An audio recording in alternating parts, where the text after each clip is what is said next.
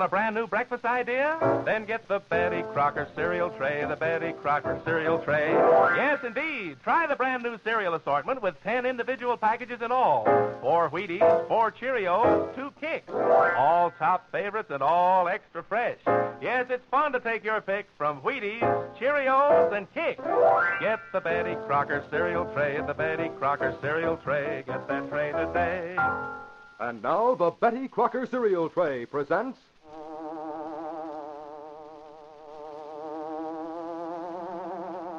the Green Hornet.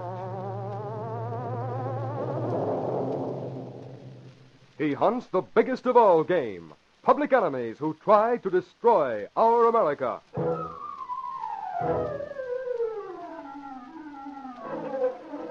With his faithful valet Kato, Britt Reed, daring young publisher, matches wits with the underworld, risking his life that criminals and racketeers within the law may feel its weight by the sting of the Green Hornet. Ride with Britt Reed in the thrilling adventure of 2 minus 2. Ace, deuce, tray. That's it, tray. The Betty Crocker cereal tray. Tray means 3, and that's what you get in the Betty Crocker cereal tray. 3 top favorite cereals, Cheerios, Wheaties, and Kicks, in 10 separate individual packages, all in the Betty Crocker cereal tray. A trio of flavors, a trio of cereals, a tray full of 3 wholesome grains. Cheerios from oats, Wheaties from wheat, Kicks from corn. All top favorites, all ready to eat. Each morning you take your choice. Each morning you open a fresh new package. Get the Betty Crocker cereal tray today with the 10 individual packages of your 3 top favorites, Cheerios, Wheaties, and Kicks.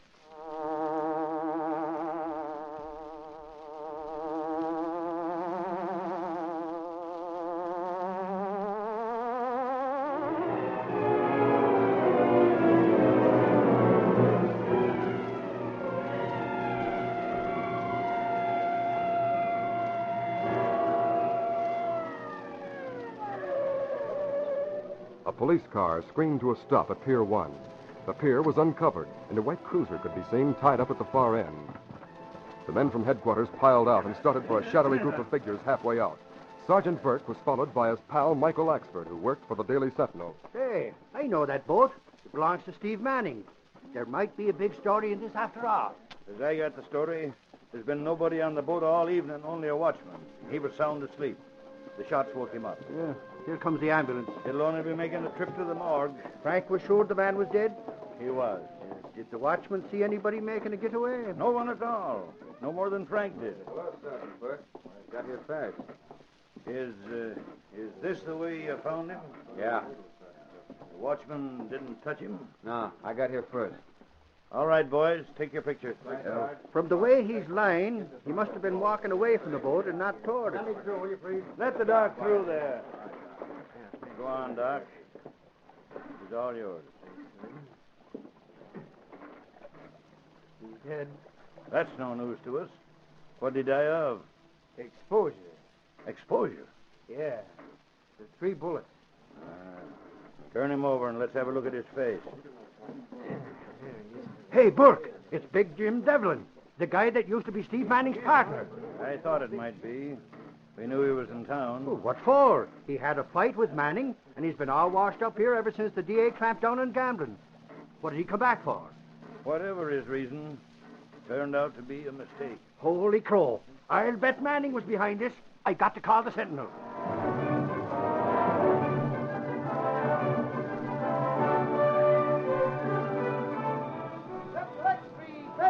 Big Jim Devlin murdered on waterfront. Hey, yes, sir. Gangster killing. Hey, yes, sir. Read all about it. Central Extra.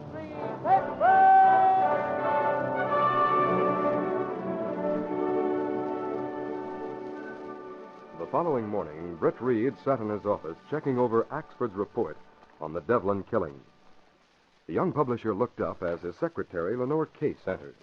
What do you think the Devlin killing, Miss Case? Well, I suppose the thing to say is that last night's episode was just another gangster killing. And so, forget about it. But you can't. No. Neither could anyone. It's simple arithmetic. 2 less 1 leaves Manning. If it were 2 from 2, the slate would be wiped clean. Manning's too powerful, Mr. Reed. A fine commentary on our government. Why call it a democracy when a single man like that can condemn others to death and get away with it? Do you want to write an editorial? No, I want to do something. And are you going to, Mr. Reed? I suppose not. It's a job for the police. Commissioner Higgins feels the way I do about it. Have you talked with him this morning? No. Well, then you'd better call him. Notice the memo on top. Oh. Well, get him for me. Yes, sir. Please get Commissioner Higgins. The memo says he called at 9-1. Well, the phone was ringing when I came in. Did he say what he wanted in this case? No, just that it was urgent. What's that? Oh, it's Britt Reed calling. Yes. Here you are, Mr. Reed. Good morning, Commissioner. Yes? Well, of course, right away, but is it the publisher of the Sentinel you want to see? Oh, I understand. Well, perhaps, Miss Case, I'll be doing something after all. I'll be back in half an hour.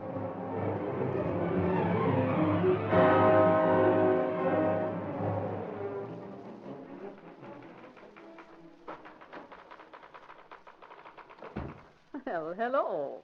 You're not due back for another 2 minutes. That's right. I've got a lot of work to do. Miss Case, what are all these files on my desk? Everything we have on the Devlin case, Mr. Reed. If you're going to work, I thought you might need them. You're wonderful, Miss Case.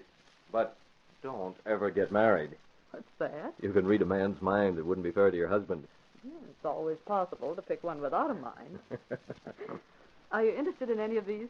Yes, indeed. This one, Belle Devlin, Big Jim's widow. Offhand, what do you know about her? Well, she's ex-chorus. Scandal of 1928, I think. She's been married to Big Jim for 10 years. And right now she's staying at the Royalton. She arrived here with her husband the day before yesterday. She's not seeing any reporters, and she has nothing to say to the police. Anything else? She's 40 and decidedly blonde. And a tough cookie. At last, in spades. Does the commissioner want you to try and see her? Not me, exactly. His idea was that a mutual friend of ours, being supposedly outside the law, might have more success with her than a detective. Mr. Reed, I don't like it. Why not? The Royalton. Our mutual friend doesn't make a habit of walking through the crowded lobbies of apartment hotels. He doesn't intend to start. The rear door of the Royalton will be unlocked at 11 o'clock tonight. There'll be no one on the freight elevator. And I have here a passkey that will open the door of Mrs. Devlin's suite. That's dangerous. So far, my part's fairly simple. I have a feeling it won't stay that way. Well, you're not suggesting I turn down the job. No, Mr. Reed, I never make useless suggestions. Is there anything I can do to help? Yes, there is. There's a magazine stand in the Royalton lobby, just around the corner from the desk. I want you to go there about 7 o'clock and browse. You'll have to do a lot of stalling, but you'll be able to hear anyone who goes to the desk to ask for Mrs. Devlin. And if someone does? Try to get a look at them. Now, if she doesn't let anyone go up, and the coast seems clear, report to me at 11:15. My apartment's in the same block, practically next door. I'll be there. You can depend on me. I always do. Now, let's see what more we can find out about Mrs. Belle Devlin.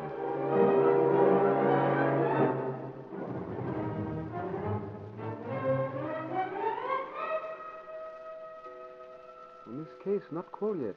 No, she hasn't, Kato. We'll wait no longer. It's 11 o'clock. Everything ready? The mask and gun are here, overcoat and hat on chair. You'll come with me just to keep a lookout. I won't put the mask on until I get in the freight elevator. We not take car? Oh, it's less than half a block. We'll go through the alley. I thought maybe we go someplace else after. There's no telling about that. But we'll come back here first. There she is now. Oh, yes, Mr. Britt. Good evening, Kato. Good evening. I had to wait, Mr. Reed. What happened? Well, nothing during the early part of the evening. Quite a few people tried to see her, but they were all turned away at the desk. But then about 10:30, a little fellow in a dark overcoat and a slouch hat came in. The shoulders on the coat were way out to here. The old look. He told the clerk to say Lefty was there. And after the clerk checked, he went right up. He didn't leave till just a few minutes ago. And then she called down and told the clerk she wouldn't see anyone more tonight. Miss Case, will you stay here until I get back? Commissioner Higgins may call. I'd love to. I was afraid I might have to control my curiosity until morning. No, we'll report to you. Let's go, Kato.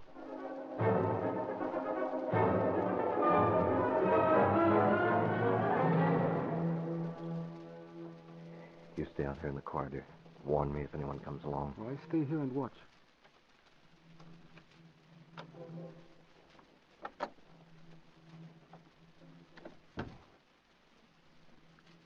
She must be in the bedroom. What? Don't make a sound, Mrs. Devlin. What is this? We're going to have a business talk. It'll be a one-sided conversation if I don't make a sound. I want to talk about your husband and Steve Manning. Yeah. Well, sit down. I've always wondered what the Green Hornet looked like. Not bad. The mask helps. Have you done any talking to the cops? I don't see how a hole in the head would help my look. You're afraid of Manning. That's right. Why not hire someone to take care of him and keep out of it yourself? You? Yes. No doubt. 2 reasons, Hornet. If Jim and I had enough money to hire you, we wouldn't have come here. The second reason? Well, I'll ask a question. Go ahead. Have they found the Merino boy yet? So, you know about him? Sure. I got some friends in town. You mean the boy that saw the shooting? Don't stall. Have they found him? I don't think so. Neither do I. But when they do, he'll be dead. You can't get Manning. He's too closely guarded. And if you try, and they connect me with it, I'll be dead, too. No thanks. You're in it too deep to play it safe. I'll give you a chance to change your mind. I won't. In 1 hour, you'll get a phone call. A woman will say, "The hour's up." If you want my help, say yes. Is this for free? No charge. Okay. I'll think it over.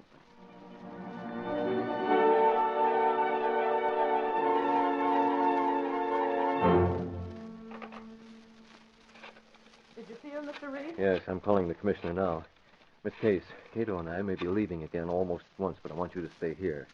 At exactly 12 o'clock, call up Mrs. Devlin and say, "The hour's up." That sounds impressive. Well, she'll say yes or no, that's all.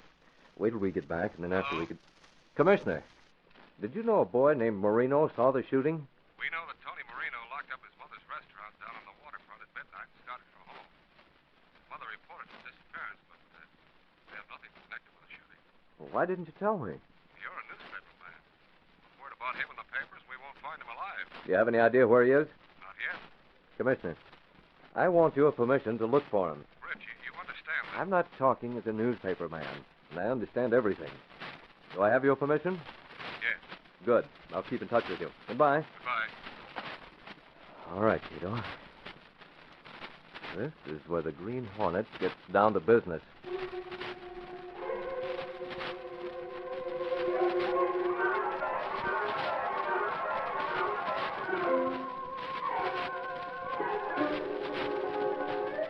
We'll continue our story in just a moment. Boys and girls, you'll think you're seeing triple when you get the Betty Crocker cereal tray and open it up. Because right there inside the carton are 3 swell-tasting cereals, Cheerios, Wheaties, and Kix. Yet all 3 of your top favorites in 10 separate individual packages, all in the Betty Crocker cereal tray. They taste extra fresh and crisp, too. Have an extra brisk edge of flavor that just seems to dance across your tongue. Know why that is? Well, one of the reasons is that the cereals come in special flavor-protecting individual packages. From tip to top, the outside of each package is bathed in wax, a treatment which helps guard against air and dampness. This flavor-saving wax coat is a special heavy one, too. In fact, if you scratch the surface of the package with your fingernail, you'll be amazed at how extra heavy this protective wax coat is. It jealously guards flavor, keeps the cereals crispier, fresher. Another reason for the cereal tray's extra keen flavor is this. Each of the individual packages holds just enough for one good-sized serving. That means your breakfast cereal remains sealed in its wax-guarded package until the very moment before you eat it. Each morning you open a fresh new package. Each morning you enjoy a breakfast cereal at its crispiest, freshest, most flavorful best. Remember, there are 10 separate individual packages of those 3 top favorites, Cheerios, Wheaties, and Kix, in every Betty Crocker cereal tray. Each member of the family has the fun of choosing the cereal he wants for breakfast. Each opens his own fresh, new package. Ask your mom to get the Betty Crocker cereal tray and enjoy extra keen flavor every single morning.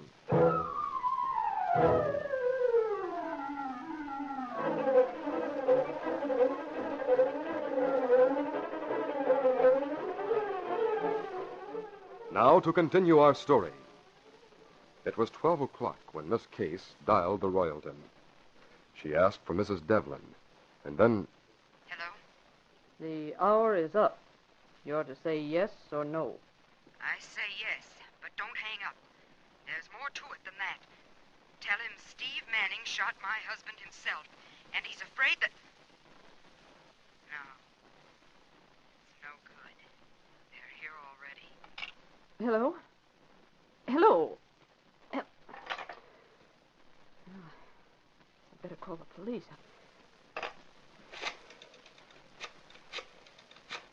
Wonder if I can see anything from this window. Yes, there's a black car out in front of the Royalton. 2 men waiting. Police headquarters. Sergeant Burke speaking. Burke, you'd better send some men over to the Royalton Hotel right away. This is Devlin's suite. Devlin, huh? Who are you? Just hurry. She's ready to talk. Steve Manning himself shot Devlin. Oh, I'd better get downstairs in case they leave. Then I can tell the police which way that... Wait a minute. Where did I see those keys to Mr. Reed's convertible?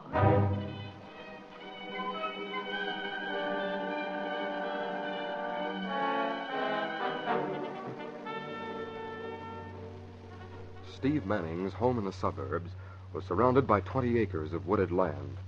Britt Reed and Kato circled the estate in the Black Beauty. There were 2 men at front gate, Mr. Britt. You see what it looks like around in back.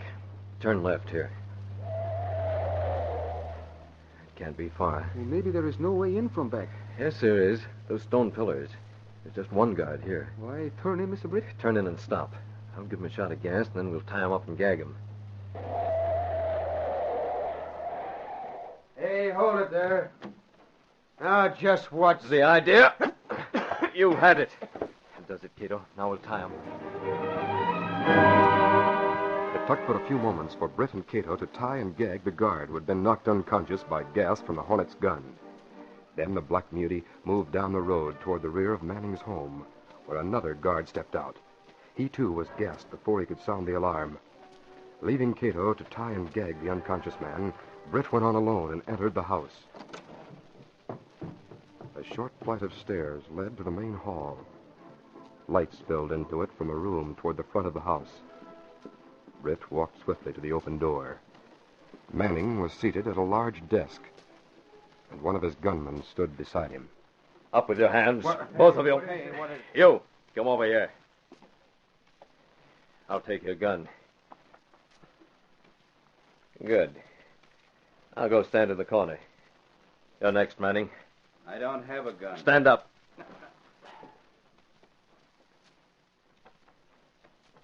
Satisfied? Not yet. Just what does the Green Hornet want with me? I want to know where Tony Marino is. Who? The name is Marino, and I don't intend to waste time. Either you tell me where he is, or I shoot. Sure, why not? I don't understand, though, why a big operator like you should be interested in a punk like Tony. You don't have to understand. Is he in this house? No. Shall I have one of the boys bring him here? You'll take me to him, Manning, right now. Anything you say. As for Jackie over in the corner, this will keep him from putting anyone on our tail. Hey! You shot him. What kind of gun is that? A good one. I mean business, Manning. Move.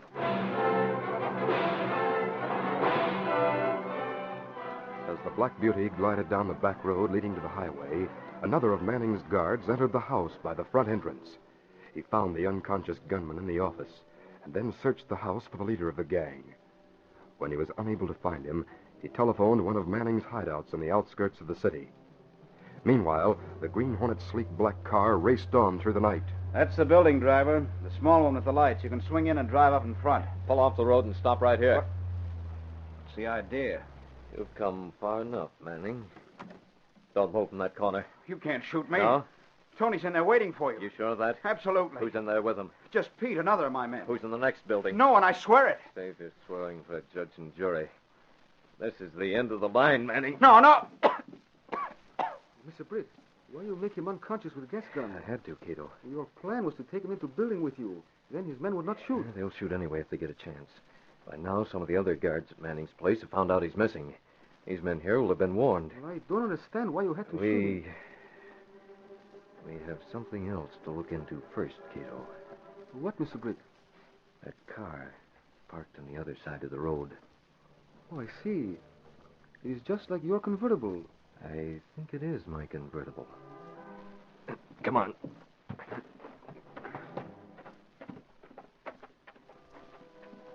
It's my car, all right.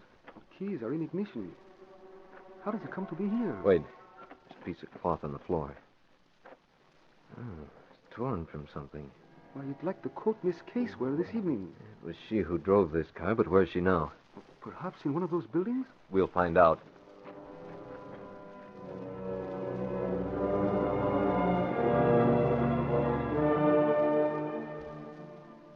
How long are you going to keep me tied up this way? You want to know too much. How many times do I have to explain that I'm a newspaper reporter? The only reason I followed you was because Mrs. Devlin was with you. That's reason enough. Can't we have some lights in here? Nope. It was warmer in that other building. Ah, shut up. You're nervous, aren't you? What gives you that idea? Each of you at a window, staring out, a gun in your hand. Are you expecting someone? Yeah, the Green Hornet. What did you say? The Green Hornet, the Devlin woman, said she was a pal of his. Oh. Is she dead? Can you hear her breathing? No. And she's dead. No, she isn't. That's too bad. Is Tony? Is who? Tony Marino, the boy over there. Hey. Just what do you know about Tony Marino? Well, I only know that's his name. I heard you talking. Sister, you know too much, but I'm going to take care of that right No, now. no, I'll keep quiet. You sure will. Help! Who's there? Boy! I'll take this right up. Careful, there's another one. I have him. Are you hurt? Oh, no, sir, he missed. Now he'll not shoot anymore. Is that all of them, Miss Case? Yes. There were others, but they left about half an hour ago. Untie those ropes. Oh, yes, sir. You all right? I never felt better in my life. I can't answer for Mrs. Devlin or for the boy. Mrs. Devlin. She's over there. The boy's in the corner. What happened? Well, I called her, and she said yes. She told me Steve Manning had shot Devlin himself. And just as she was talking to me, some men walked into her suite, and she hung up. She's been knocked out, but she'll be all right. Then I called the police and went downstairs. I saw her coming out of the hotel with a man at her side, holding a gun on her, I'm sure. They got into a sedan. Well, the police hadn't come yet, so there was nothing to do but follow them. And they saw you? They must have. No sooner stopped out here than the door was jerked open and I was pulled out. Please, Miss Case, don't ever do anything like that again. There. Rope's all off now. Thank you, Kato. That's Tony Marino. How is he? I looked him over. He's alive. He saw the shooting. If he ever takes the witness stand against Manning, he'll convict him. He'll take the stand. I'll carry him to the convertible, and you drive him to the nearest hospital. Then notify the commissioner. Well, what about you? There must be a telephone around here. In the other building. I'll call the police, and we'll wait for them. Well, you can't. Just long enough to make sure they find everything the way I describe it. We'll move Manning in here, too. Let's go. Brett Reed made the phone call, then waited until he saw Sergeant Burke and Michael Axford reach the scene in a police car. Another car with uniformed men pulled up in front of the warehouse an instant later. They'll find Mrs. Devlin as well as Manning and his hoodlums. Belle Devlin will do all the talking necessary, and Axford will get the story.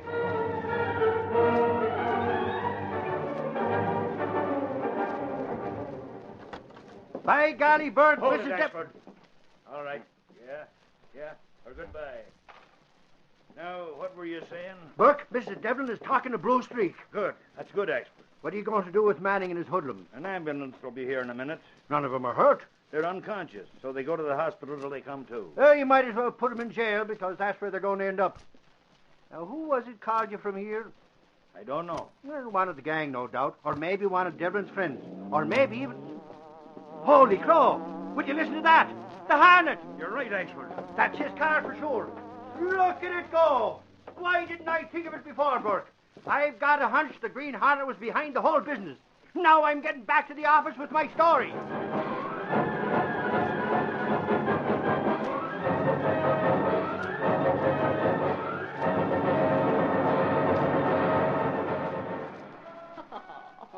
Oh, the trouble with you, Michael, is that you're groggy.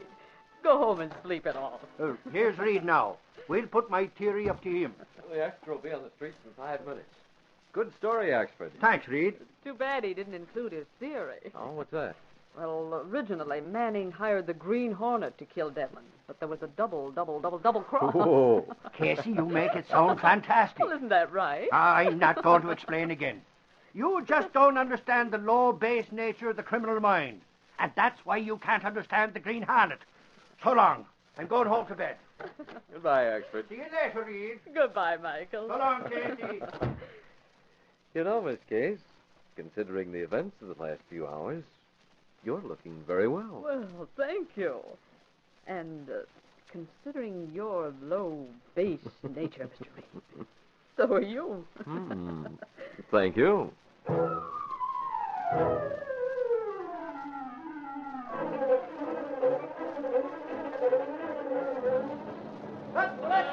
Catch fast Steve Manning, charged with murder, missing witness found. Read all about it. Gambler's widow accuses Manning, Sexual Street, Texas.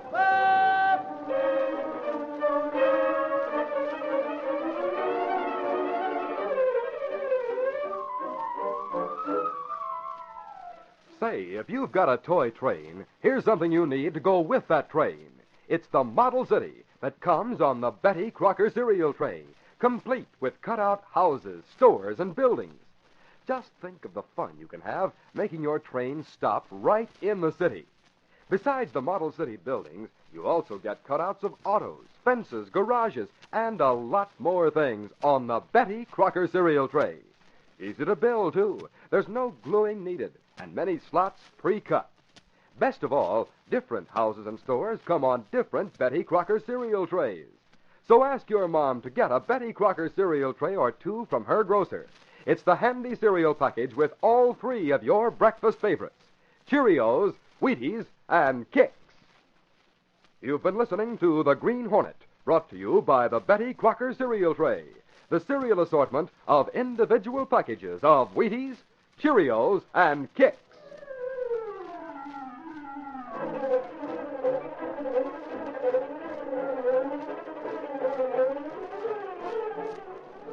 Ladies and gentlemen, presenting the greatest wild animal trainer in history. He will now enter a cage filled with lions, tigers, and leopards. He's feeling his Cheerios, that energizing breakfast cereal made from oats. Good old-fashioned, nourishing oats, all ready to eat. Remember, for a breakfast that really helps you keep in condition, always start with Cheerios, the only cereal shaped like tiny, crisp little donuts. Have Mom get Cheerios for you tomorrow.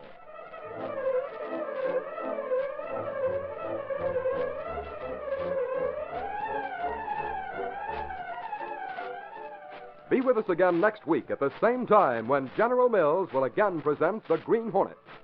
This copyrighted feature originates in Detroit, and all characters, places, and incidents used are fictitious.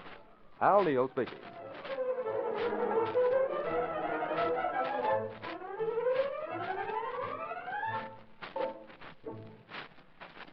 Tomorrow night at the same time over most of these same stations, another thrilling story of the Old West when the Lone Ranger rides again.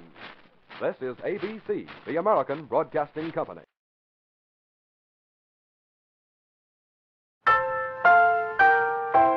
Say, want a brand new breakfast idea? Then get the Betty Crocker cereal tray, the Betty Crocker cereal tray. Yes, indeed. Try the brand new cereal assortment with 10 individual packages in all. 4 Wheaties, 4 Cheerios, 2 Kicks. All top favorites and all extra fresh. Yes, it's fun to take your pick from Wheaties, Cheerios, and Kicks. Get the Betty Crocker cereal tray, the Betty Crocker cereal tray. Get that tray today. And now the Betty Crocker cereal tray presents...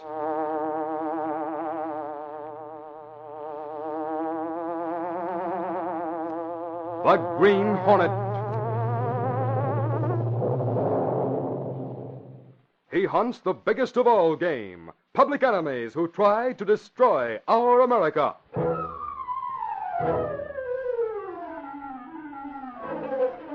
With his faithful valet Kato, Britt Reed, daring young publisher, matches wits with the underworld, risking his life that criminals and racketeers within the law may feel its weight by the sting of the Green Hornet. Ride with Britt Reed in the thrilling adventure of Pink Wonderland. You step right up and take your choice. Yep, that's what you do at breakfast every single morning when you get the Betty Crocker cereal tray. It's the swell new cereal assortment, Cheerios, Wheaties, and Kicks, in 10 separate individual packages, all in one handy carton. Every morning you open a fresh new package. Enjoy an extra edge of sharp, brisk flavor. Cereal at its crispiest, freshest, most flavorful best. Try it. Get the Betty Crocker cereal tray with your 3 top favorites, Cheerios, Wheaties, and Kicks.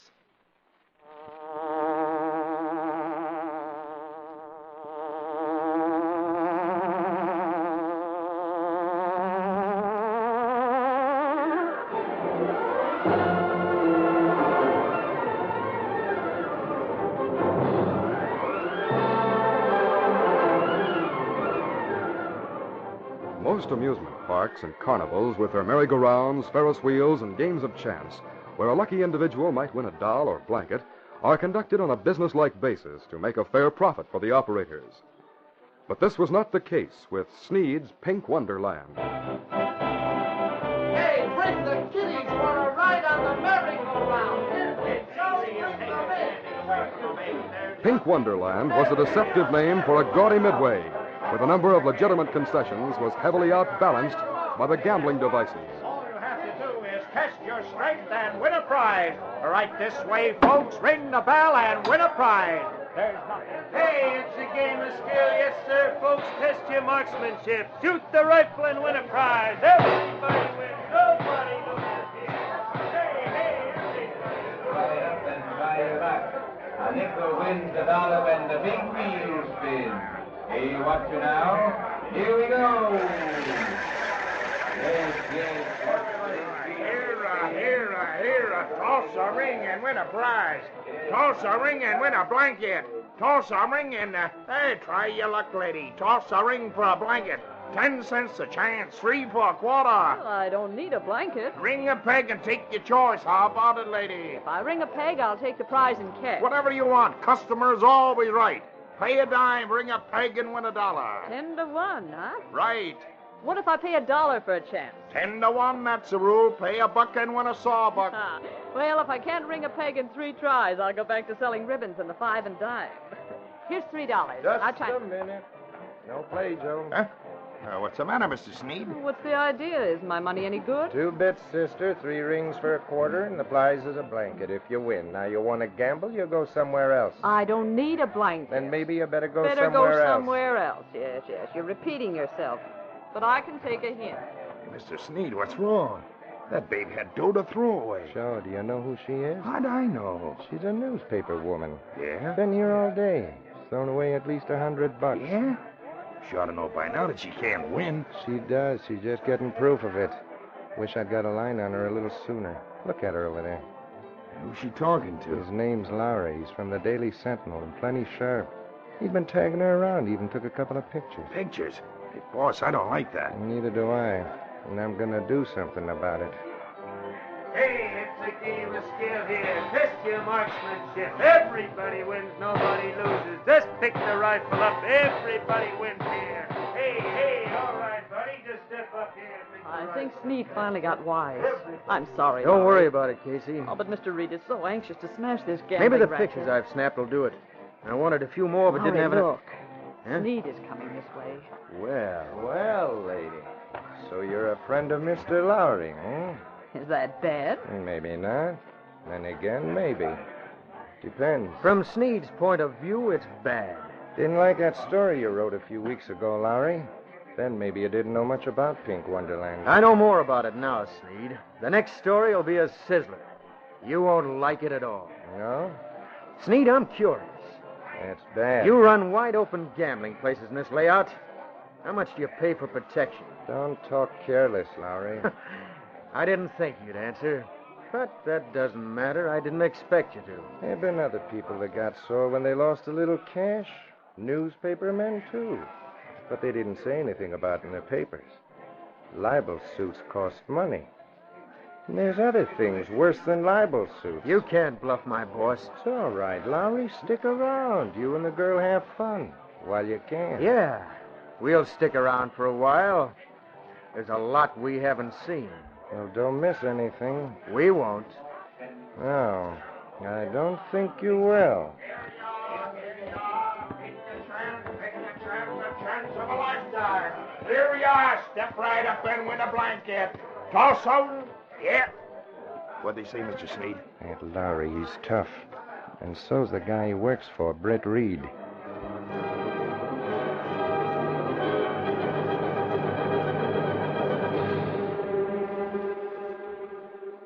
And then, Mr. Marshke, when I heard about a guy taking pictures of the girl, I went to see who he was. Well, I know him. He's Lowry of the Sentinel. What's that, Mr. Marshke? Oh, yeah, he's still in the park. I got Lefty watching his car, so I'll know when he leaves. I thought I'd better call you. Yeah. What'd you say? Well, you mean that? Well, all right, Mr. Marshke, if you say so. I'll tell Lefty right away.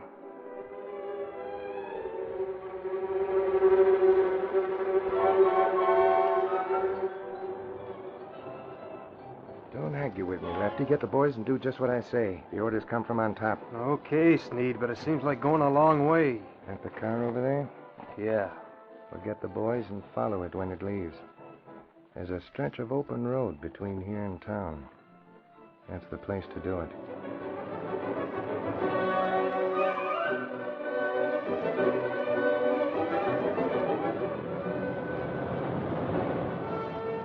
Here's the open road. Catch up to that car and crowd it. Hang on. Here we go. Hey, that Lowry's driving plenty fast. Yeah, seems he wants to race with us. Well, step on it. We're gaining. Get ready. We're set to pass. I'm ready. Give him the horn again.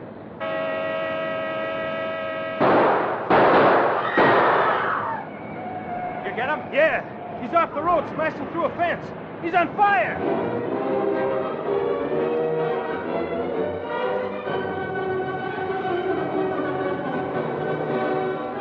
Let the lights be. Head bound to dying car. Gun killing on highway. Hey, yes, sir. Read all about it. Hey, yes, sir. Let the lights be. Let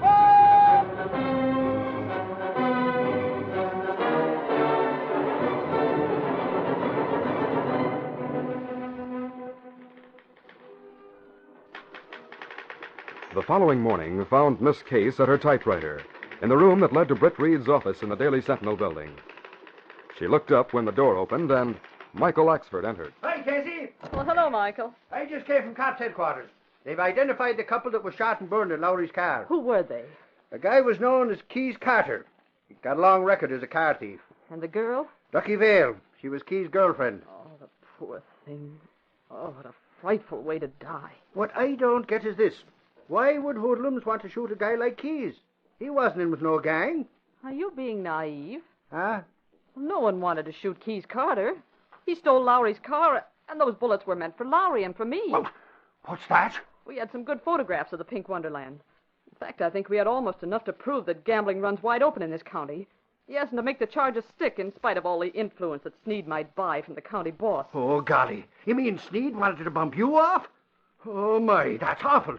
You should know better than to go out getting evidence with a guy like Lowry. He's got a way of making people want to take pot shots at him. Why, Relax, will you? Mr. Reed wanted that evidence against Sneed. And you got it.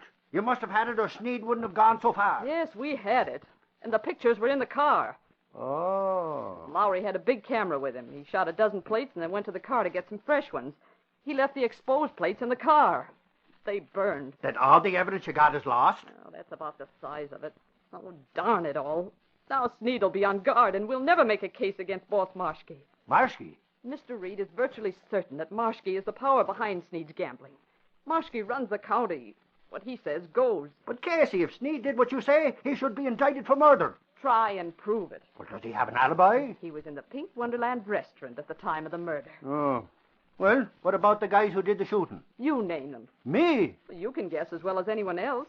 And even if your guess is correct, who'll know, and how can it be proved? Well, the boss is calling. Yes, Mr. Reed? Is Ackford there? Yes, he just returned from police headquarters. Please step into my office and bring him with you. Right. Oh, he wants to see me. My, what big ears you have, Michael. Lowry and I have been talking things over. I thought it'd be a good idea to let you in on our discussion. Lowry, I didn't know you were in Reed's office. Well, so what? Well, I just didn't, that's all. Sit down, Miss Case.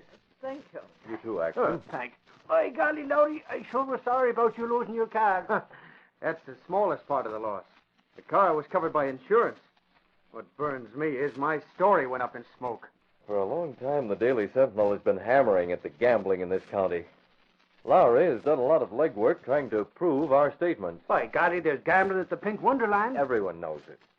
But who can prove it so conclusively that a conviction will be assured in spite of all that Marshke can do? Well, Maury and I had some pretty solid evidence. Our statements, sworn to and backed by photographs, would have packed a lot of weight. But Marshke will find a way to discredit us if we can't back our statements with pictures. Oh, I wish I were a man.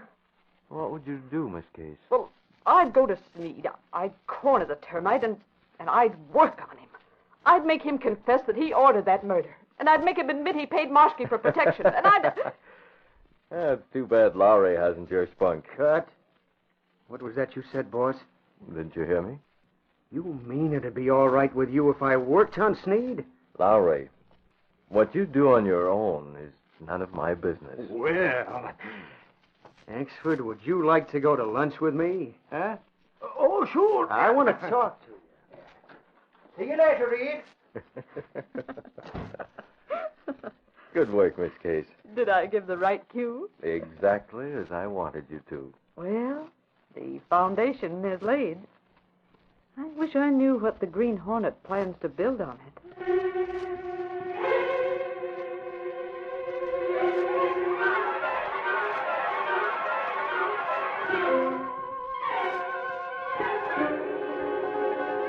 We'll continue our story in just a moment.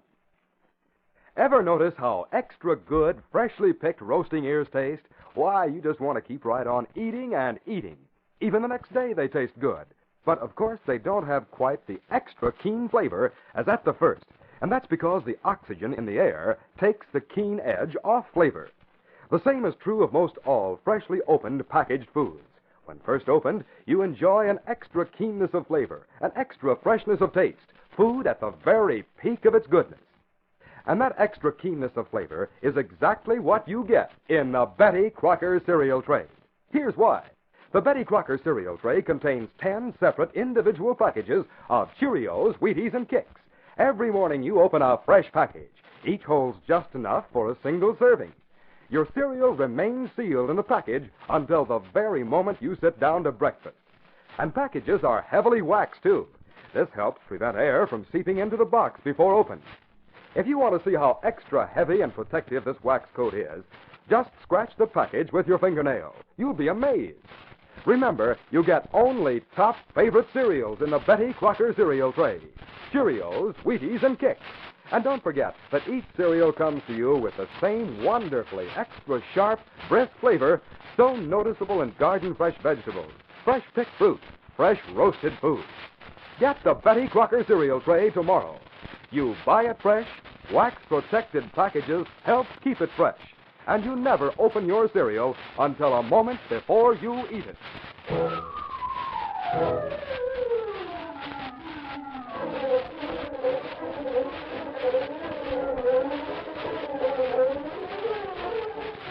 Now to continue our story. Lenore Case, Britt Reed's private secretary, was one of the few who knew that the young publisher was the Green Hornet. She had cooperated with a plan whereby Britt, hope to smash the power of County Boss Marshke and smash the widespread gambling at Pink Wonderland. As part of the Green Hornet's plan, the girl lingered in her office after hours, waiting for Michael Axford. Hi, Cassie. You still here? Well, I told you I'd wait. I'm anxious to hear what you and Lowry plan to do. We don't want to act officially as reporters, because we might get the Sentinel in a jam. So Reed mustn't know our plans. What we aim to do is none of his business. But it will be his business if you make news. Well, when you put it that way, we're going to Carla and Sneed tonight. You are? We're going to persuade him to squeal. Really? Oh, golly, I'd like to have that story as an exclusive. Now, Casey. What time are you going to call on Sneed? He gets home from Pink Wonderland about 2 o'clock in the morning. We'll be waiting in his home. Oh, gee, what a shame. Huh? Well, the story has to be filed by 3 o'clock to make the Bulldog edition. You can't possibly get the confession in less than an hour. That's so. And if it doesn't make the Bulldog, the Sentinel won't have a beat. The other papers will probably have it the same time we do. Oh, Mr. Reed will be furious if we don't scoop the others. I might call Reed and tell him. Oh, you know very well he's gone out for the evening. Michael, sit down there. I've got an idea. Huh? Let's write the story now. Now? Just as if Sneed had confessed. As if he told all he knew. We can write a couple of sticks for the first flash. They'll do for a headline. Oh, and that'll give us a beat. The second edition can carry a follow-up. But, Casey, he hasn't confessed yet. I'll hold the fort, Michael. I'll have the story all set to go. If something happens, well, that is, if you fail, you can call me in time to kill it. Well, golly, I bet Reed wouldn't like this way of doing things. Mr. Reed wants his people to use their heads. You don't know where to get in touch with him, so you're doing the Nespex thing. Think of it, Michael. A scoop on the Sneed confession.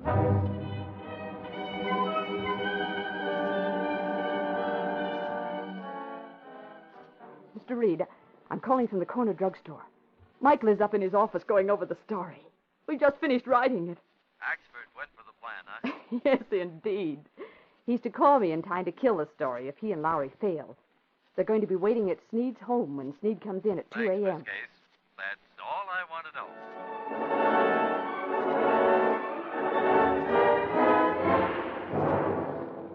It was after midnight when Britt Reed called Kato, his faithful valet, to his room. There'll be action tonight, Mr. Britt? Yes, Kato. Axford and Lowry are going to try to make Sneed talk. You think they succeed? I'm sure they won't.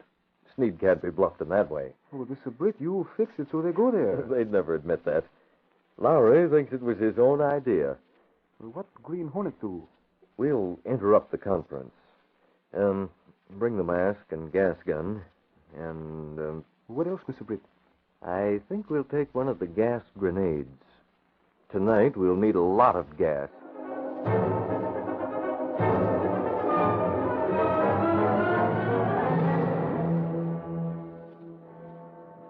It's about time for Sneed to come. Yeah, but don't try to change the subject.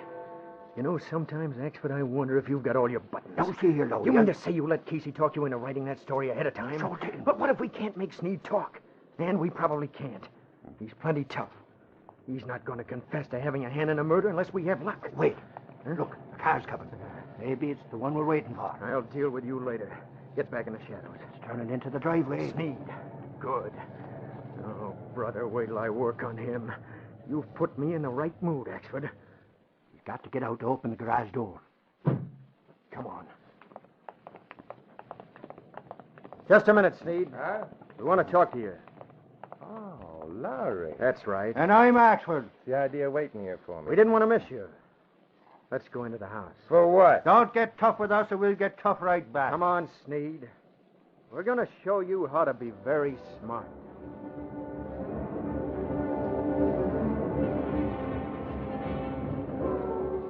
You must think I'm nuts. Why should I admit all the stuff that you've Sneed, been... we know you're kicking in a Marshke. We know he's using his weight to let you run that gambling place, but you're small fry. Yeah? Yeah. Gambling at Pink Wonderland's just a drop in the bucket. It's the big operators that our paper's after, the boys who run the gambling houses. Marshke's protecting them, too. That's why we want Marshke. I got nothing to say.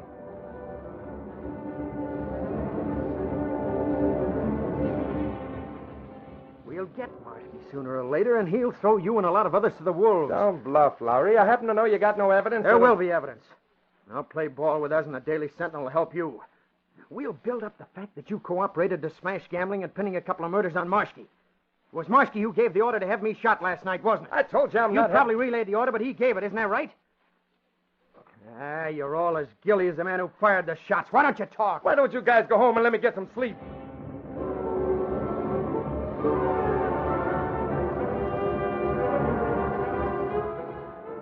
Sneed, you might even get a suspended sentence if you play on our side. We can build you up to 20... Ah, you're scared. You're scared of what'll happen if you talk. You're afraid Marshke will have you bumped off. Is that it? Well, we can get tough. I tell you, I don't know nothing. Holy crow, what's that? The window. A bomb. It's gas. Choking me.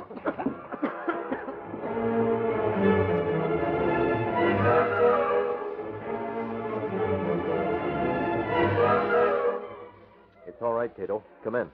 Gas is cleared out? Yes, they're all unconscious. Now we've got to play the cards close to the table. Oh, Lowry, not get far with Sneed. I didn't expect him to. What time is it? It's 3 o'clock. Axford can't calm his case. The confession will be on the streets in a few minutes. Oh, that's right. We'll wait here until the Bulldog edition is out. And then we'll give these three a shot in the arm. When Axford did not call, Lenore Case sent the story of the confession to the city room. The night editor raised his eyebrows, but didn't question a story from the publisher's own secretary. Meanwhile, Britt, Reed, and Kato waited in Sneed's house for the Bulldog edition to hit the streets.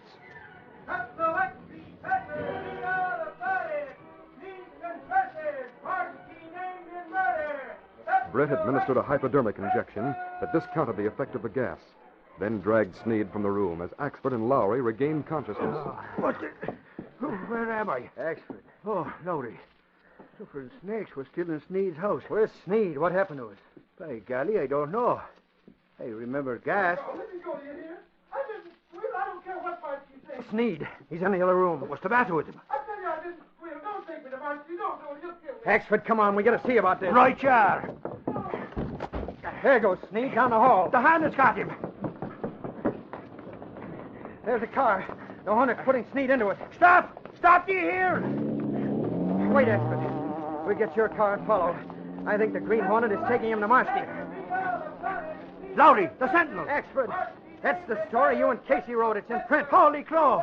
I didn't get the collar. I was unconscious. You can say that again. Come on, let's get to Marshke.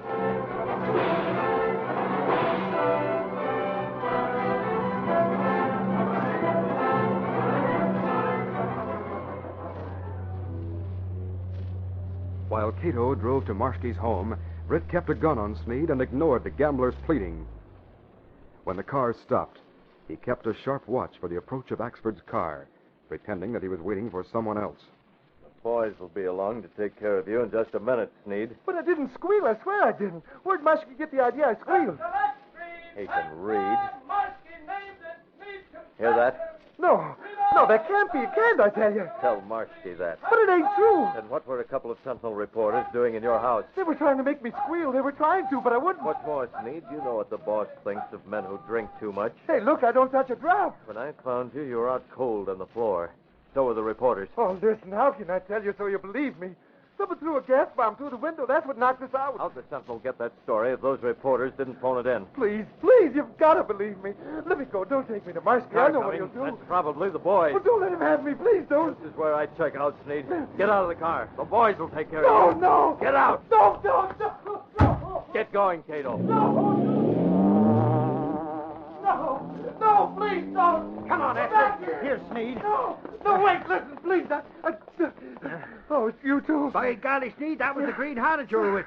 Oh, come here. Let me help you to your feet. Listen, Lowry, let me talk. The story's in the paper. Marshke thinks I squealed. Marshke won't like that. He won't give me a chance. He'll frame me for the murder last night. Lowry, you said you'd help me if I talk. Huh? Well, I'll give you the names of the guys that bumped Cheese Carter. I'll talk. I've got to talk to save my life.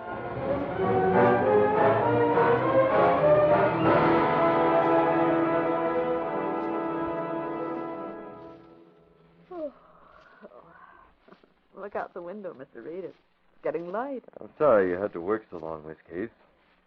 You better go home and take the day off. I wouldn't have missed this for anything. I want to see Axford when he comes in with a follow-up on the Sneed confession. You should have put your name on it. I'll let Axford and Lowry have the byline. They earned it. They're still wondering which one of the disgruntled losers at Pink Wonderland threw a gas bomb in Sneed's window. Hey, Casey, here's the story, and oh, golly, look at it. 8-column banner, and it's got pictures of me and Lowry with Sneed. Well, what about Marshke and the others who were named by Sneed? Cops have got 'em all, Reed. Here's the story on it. By golly, the Hornet dumped that crook right into our laps. Oh, you should be grateful to the Green Hornet. I gave him a plug in me story. A plug? I put in what Sneed thinks of him. When a crook like Sneed talks against a man, by golly, it's a plug.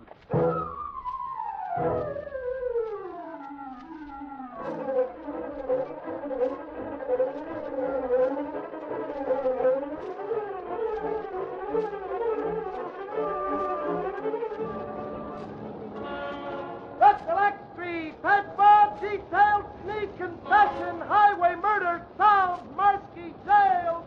Read all about it. Green Hornet named it capture such electric. That's Bob!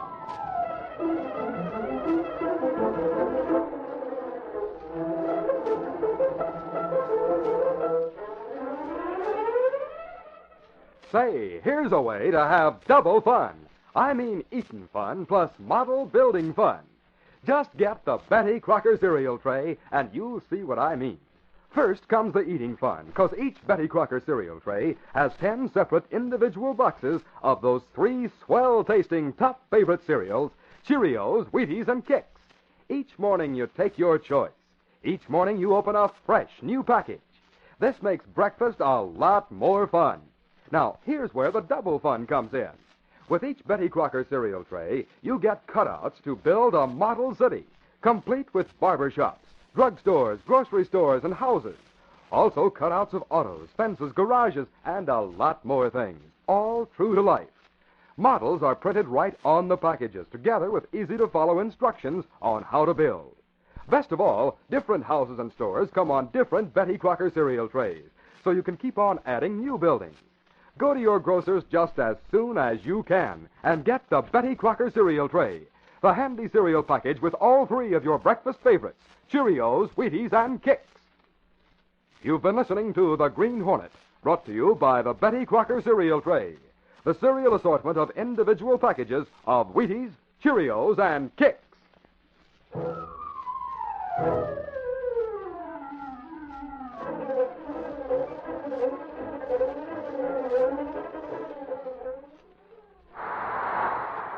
His 6th basket in a row. He's the best forward on the team. He's feeling his Cheerios. Yes, Cheerios, that energizing breakfast cereal made from oats, the richest of cereal grains in vitamin B1. Cheerios provides whole grain amounts of all known important vitamins and minerals in oats. So help yourself to Cheerios. You'll love its toasted oat flavor, and it's shaped like tiny little donuts. That's Cheerios, the oat cereal that's ready to eat.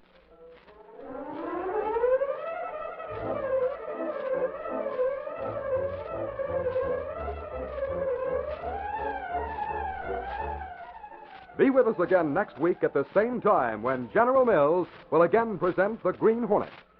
This copyrighted feature originates in Detroit, and all characters, places, and incidents used are fictitious. Hal Neal speaking.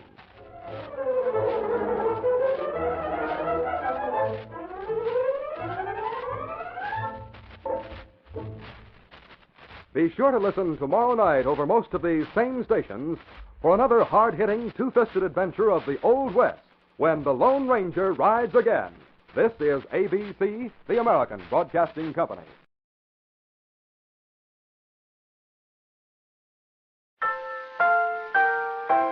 Say, want a brand new breakfast idea? Then get the Betty Crocker cereal tray, the Betty Crocker cereal tray. Yes, indeed. Try the brand new cereal assortment with 10 individual packages in all. 4 Wheaties, 4 Cheerios, 2 Kix. All top favorites and all extra fresh. Yes, it's fun to take your pick from Wheaties, Cheerios, and Kix. Get the Betty Crocker cereal tray, the Betty Crocker cereal tray. Get that tray today. And now the Betty Crocker cereal tray presents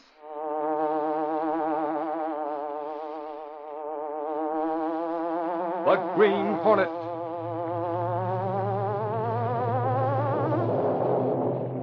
He hunts the biggest of all game, public enemies who try to destroy our America. With his faithful valet Kato, Britt Reed, daring young publisher, matches wits with the underworld, risking his life that criminals and racketeers within the law may feel its weight by the sting of the Green Hornet. Ride with Britt Reed in the thrilling adventure of Career at Stake.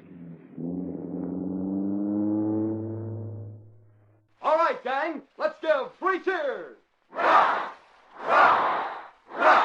Yes, sir, 3 cheers for 3 top favorites. Cheerios, Wheaties, and Kicks, each in the Betty Crocker cereal tray. 10 separate individual packages of your 3 top favorite cereals, all in one handy carton. You take your choice right at the table. Wheaties one morning, Cheerios the next, and Kicks the next. It's fun. You always open up fresh package. Try it. Get the Betty Crocker cereal tray.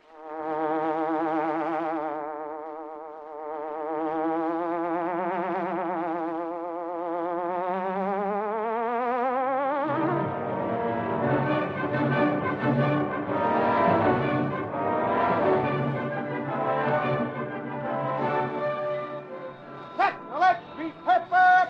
Society beauty ends life! Hear him, mister? Yeah, give me one, kid. Yeah, society beauty ends life. Hazel Paul plunges to death. Here. Read all about it. Sex electric pepper!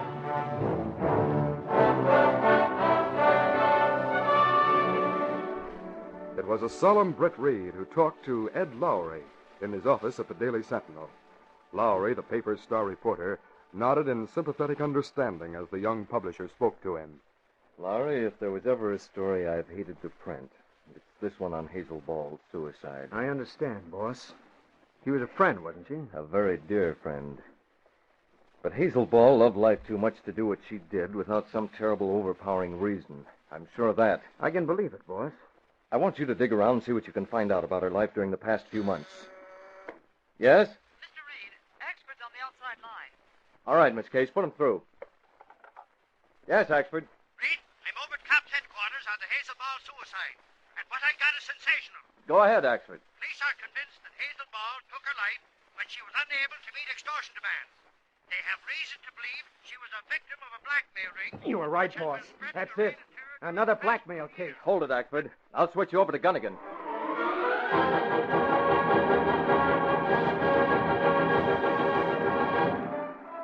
Meanwhile, 2 other men were concerned with Hazel Ball's death.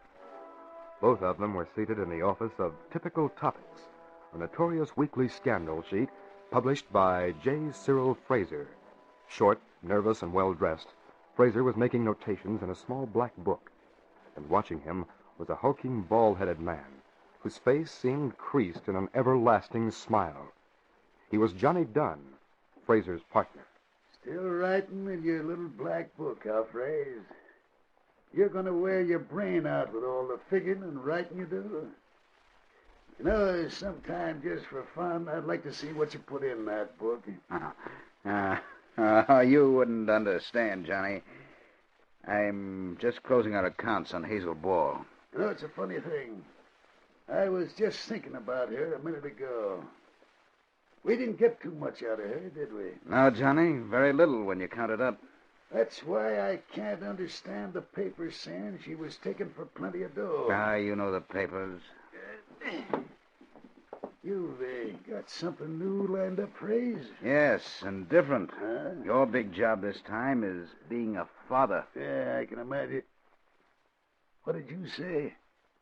A father? Me? Yes, the father of a lovely young actress.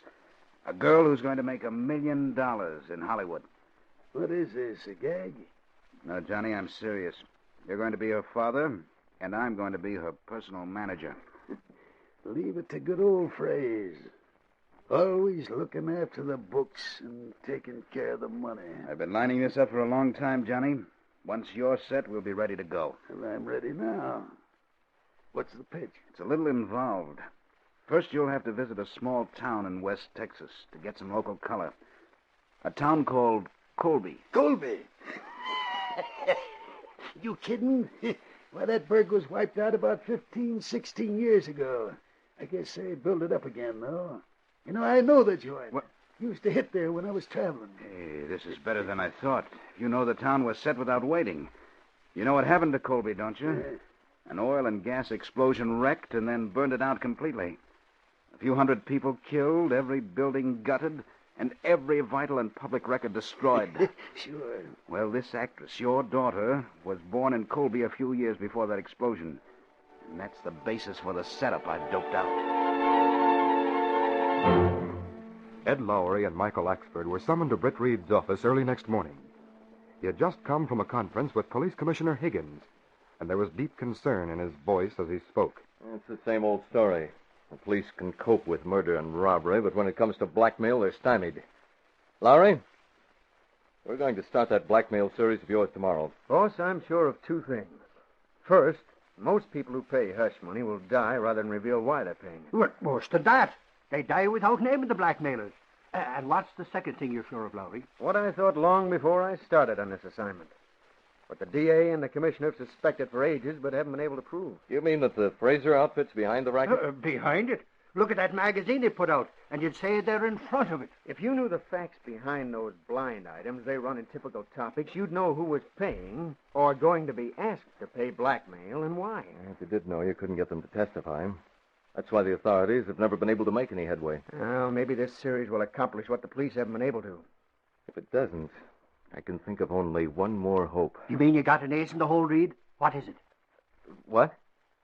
Oh, it's fate. Yes, that's what it is, Axford. Fate.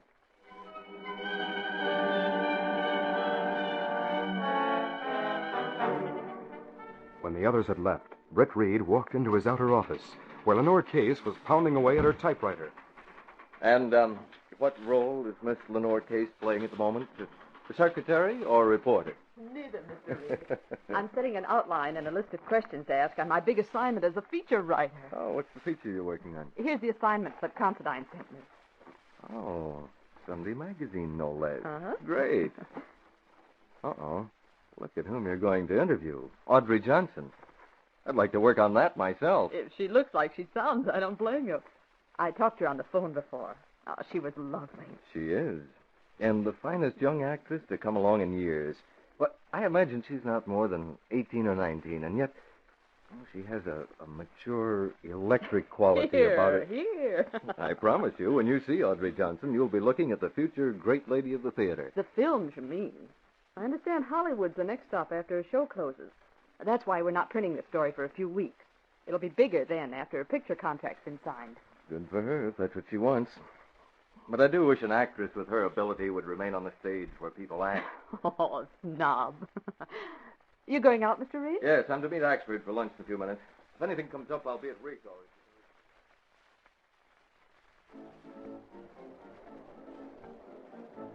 Rico's was the one spot in town where celebrities and the smart set gathered. It was there about an hour later that Reed and Axford finished their luncheon.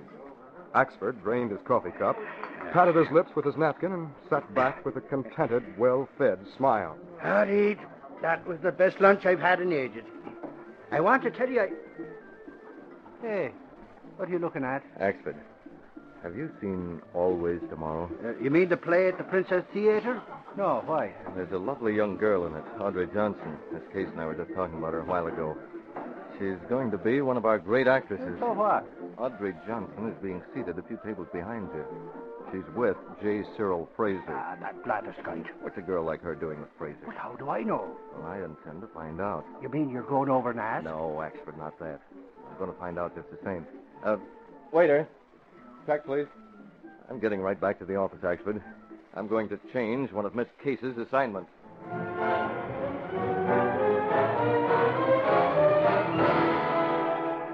While Britt Reed told Lenore Case about seeing Audrey Johnson at lunch with Fraser, the blackmailing publisher and the young actress were entering the lobby of her apartment house.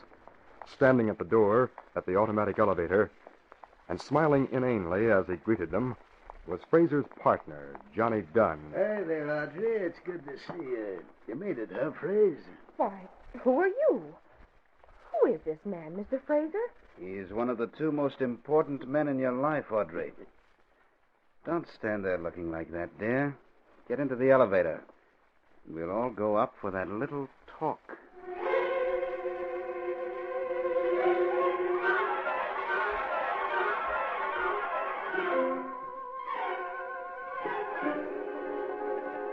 We'll continue our story in just a moment. Ever wonder why the cereals in the Betty Crocker cereal tray always taste so extra fresh and crisp? Why they seem to have an extra brisk edge of flavor? Well, there's a mighty good reason for that super fresh cereal tray flavor. 2 reasons, in fact. First, the 10 separate packages of Wheaties, Cheerios, and Kicks in the Betty Crocker cereal tray each come in special flavor-protecting packages. From tip to top, the outside of each package is bathed in wax, a treatment which helps guard against air and dampness. This flavor-saving wax coat is a special heavy one, too. In fact, if you scratch the surface of the packages with your fingernail, you'll be amazed at how extra heavy this protective wax coat is. It really does the trick. Now, the second reason for the cereal tray's extra keen flavor is this. Each of the individual packages holds just enough for one good-sized serving. That means your breakfast cereal remains sealed in its wax-gutted package until the very moment before you eat it. Each morning you open a fresh, new package. Each morning you enjoy a breakfast cereal at its crispiest, freshest, most flavorful best. Remember, there are 10 separate individual packages of those 3 top favorites, Wheaties, Cheerios, and Kicks in every Betty Crocker cereal tray. Each member of the family has the fun of choosing the cereal he wants for breakfast. Each opens his own fresh new package. Ask your mom to get the Betty Crocker cereal tray and enjoy extra keen flavor every single morning.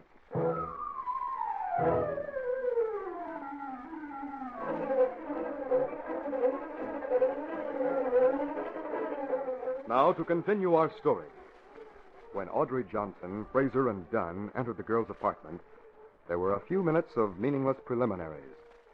This was long enough to give Audrey the opportunity to get control of herself, so that she was able and ready to talk when Fraser came to his point.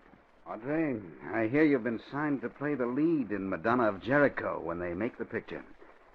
It's supposed to be a secret, I know, but you have signed. Since you're so all-knowing, I won't deny it.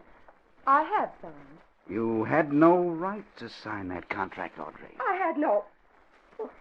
I'd like to know why not. I'm over 18. Aha, there's the rub, my dear girl. You're not 18. What are you talking about? I ought to know how old I am. I don't see why. You know very well your age is based on mere hearsay. You're leading up to something, I know it. What is it? Audrey, where were you born? Colby, Texas. Exactly. Where your father and mother were killed in the explosion that wiped out the town. And when Colby was wiped out, so was every record in that city. Not a birth record or death certificate was saved from the ruins. And as a result, you've never known who your real mother and father were. Stop it!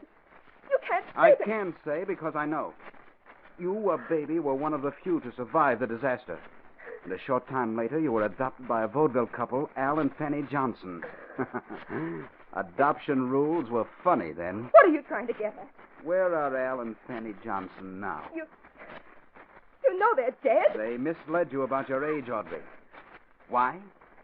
Because their act began to flop, and they needed something novel or they were washed up. Will you stop and say what you're going to say?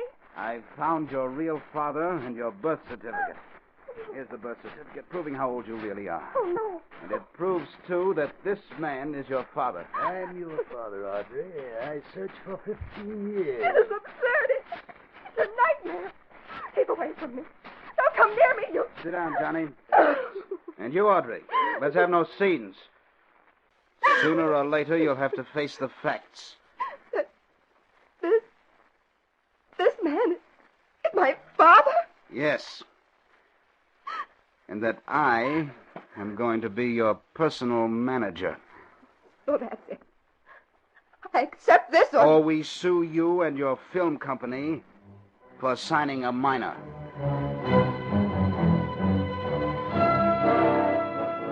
Shortly after Lenore Case left for Audrey Johnson's apartment, Axford and Ed Lowry hurried into Britt Reed's office. Boss, wait till you hear what we got. What is it, Lowry? Something live? I think so, boss. First, I've been checking with my bank sources. In the 4 years before her death, Hazel Ball withdrew more than $100,000 with not a trace of where it went. And during the same time, Fraser banked twice that. Naturally, she wasn't the only fish in his line. What else, Lowry? Fraser has a bodyguard and circulation manager named Johnny Dunn. I looked him up. Get this now, Reed. He has no criminal record, so the police let him drop. But now I find that Dunn's an almost miraculous penman. He once made a copy of the Constitution and signed every name, almost as they were on the original. A man like that in league with a blackmailer could... Yes, I see what you mean, Lowry.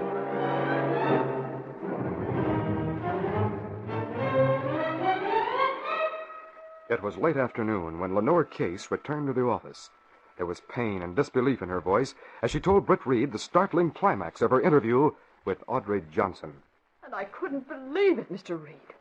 Well, she stood there in the middle of the living room, just as if it were a lighted stage. Yet she told me without the flicker of an eyelid that from now on, Fraser was handling all of her affairs.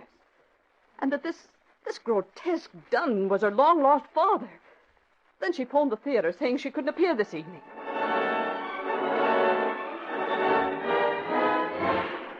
Britt Reed made an immediate decision when Miss Case told him that Audrey Johnson had phoned the theater.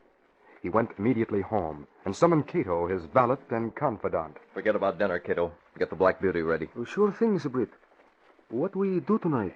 What we do tonight, Kato, depends on the cooperation we get from the very beautiful and very foolish young girl we're going to visit now. Let's get going right away.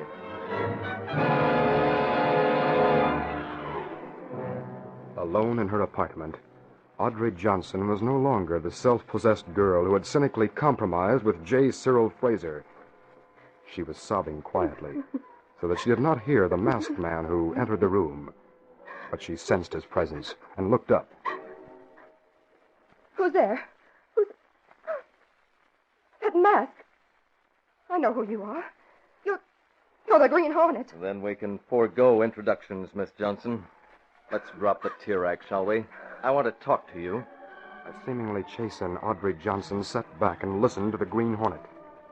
He told her the sordid background of the men who'd forced their way into her life that afternoon.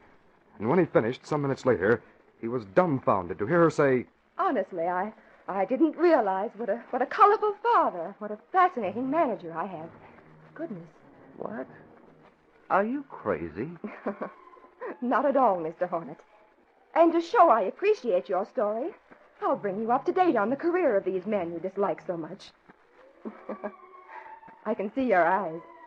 They're cute, and they look surprised. Like mine did this afternoon, I imagine.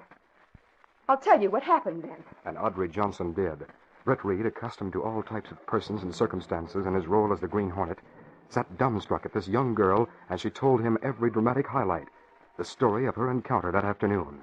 When she finished, his words were colored with amazement and indignation. Of all the preposterous, outlandish shakedowns. And you mean to say you were going to let them get away with a fantastic thing like that? Were. I am. Cut out this fooling. Call the police and tell them just what you told me. No, I won't call the police. And I won't tell them my story. And you can't tell them. Not the Green Hornet. If you did, I'd deny everything. I've accepted my situation, and it's going to stay that way. You're not as smart as you think you are. Fraser and Dunn couldn't make their story stand up in court. That birth certificate is a fake and a forgery, I'm sure of it. Maybe it is a fake. And I think it is. But it looks real enough. And their story is logical enough to get some proceedings started. Don't be an idiot. That's only a threat. They couldn't prove their case. But they can start litigation. And if I get involved in court proceedings, the movie people will drop me. I'll be finished before I start. But you can't Movie mean outfits don't want to bother with a lot of lawsuits, especially over unknowns like I am. that. You're only 18. You'll have many more chances. Not in a part like I'll have in Madonna. The only chance you get in this business is the one that's given you today. I'm taking it. Motion pictures can do without me, but I'm not going to let them. Me, I've got my chance, and I'm not going to lose it. All right. If I can't talk to you, perhaps I can talk to Fraser and Dunn.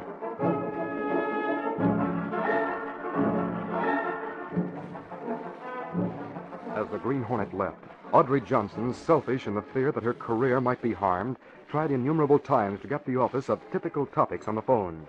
But the line continued busy. Then, with a change of mind and attitude so characteristic of her, she dialed again. This time, another number. Hello? Police? Hurry. The Green Hornet's going to make trouble. Go at once to the office of Typical Topics.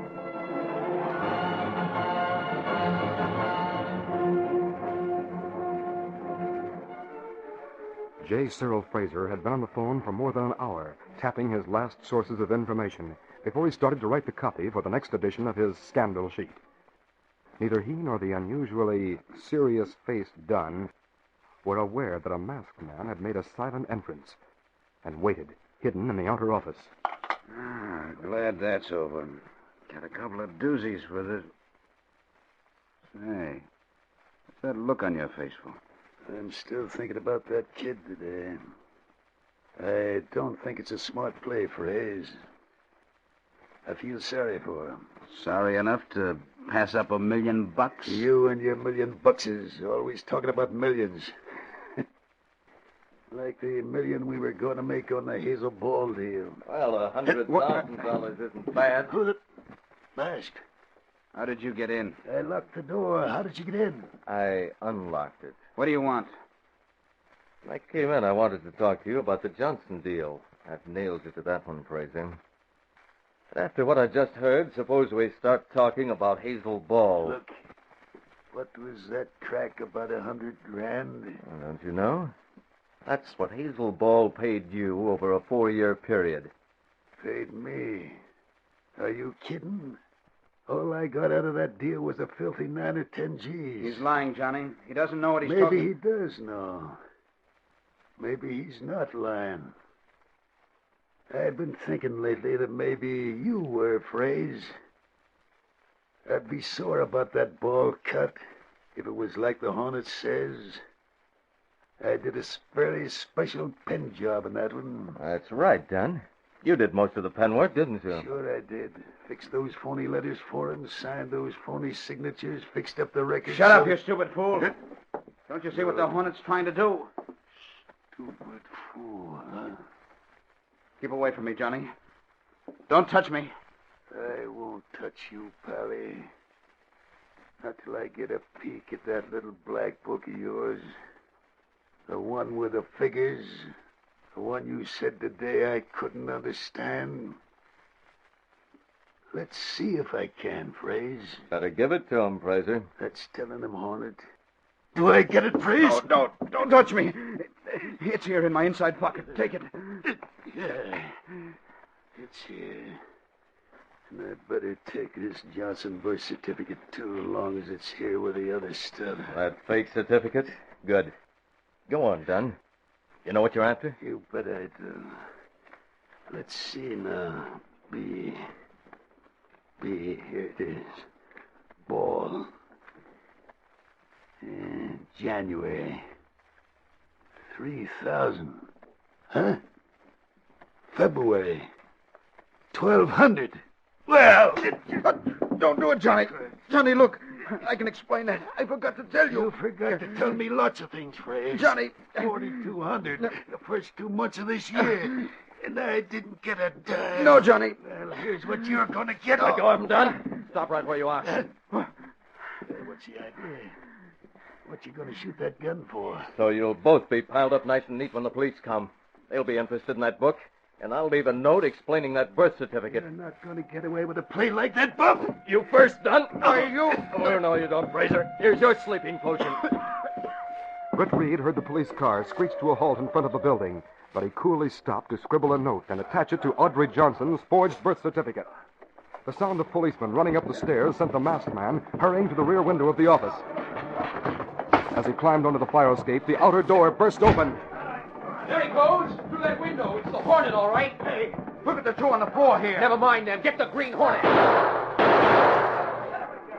after him. Don't let the Green Hornet get away this time. He is getting away down that alley.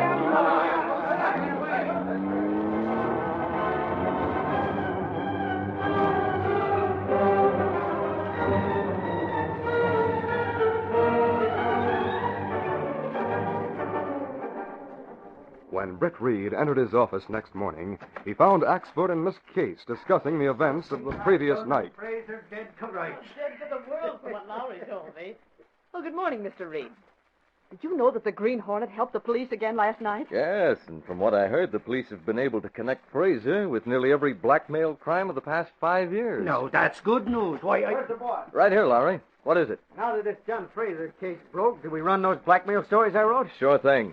They may give some people an idea of how they can protect themselves from the dangers of blackmail. And you can end with a story of how the Green Hornet did it in this case. I'm so sick and tired hearing about the Green Hornet. Sure, I bet you he didn't have any more to do with it than Reed here.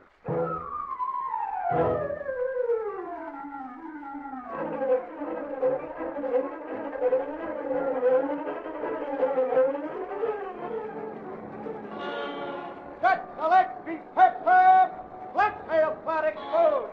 Johnny Gunn squeals on partner. Read all about it. Green Hornet leads police to blackmail ring.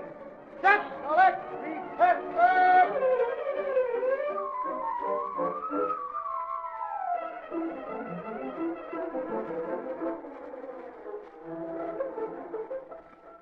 Boys and girls, listen to this. You get a swell-looking model city when you buy the Betty Crocker cereal tray. A model city that looks just like real. You cut it out and build it yourself. It has all kinds of buildings, houses, stores. In addition, there are cut-out automobiles, fences, storage sheds, awnings, and billboards. All this on just one Betty Crocker cereal tray. Still other houses, stores, and equipment come on other packages. The model city is easy to build, too. There's no pasting or gluing needed, and many slots are pre-cut. It's really easy and really fun. Just ask your grocer for the Betty Crocker cereal tray, the handy cereal package with all three of your breakfast favorites, Wheaties, Cheerios, and Kicks. Get yours now.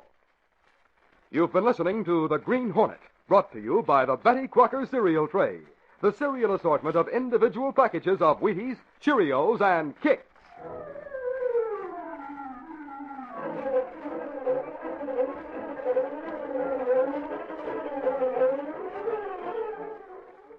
America is secure as long as Americans stick together. But America is weak, actually in danger from outside enemies, if we quarrel among ourselves about race, religious belief, or nationality. So play fair with your fellow American, whatever his race, religion, or nationality. There's more fun in life when you do. You're happier about your neighbors. They're happier about you. Most important, in these troubled times, America is secure only when all Americans stick together.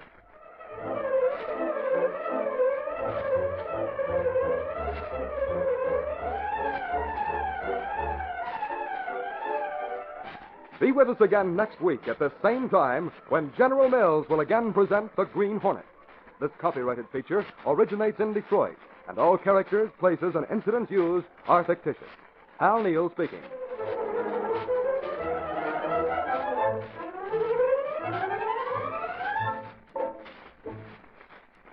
Tomorrow night at the same time, over most of these same stations, listen to another thrilling adventure of the early West, when the Lone Ranger rides again. This is ABC, the American Broadcasting Company.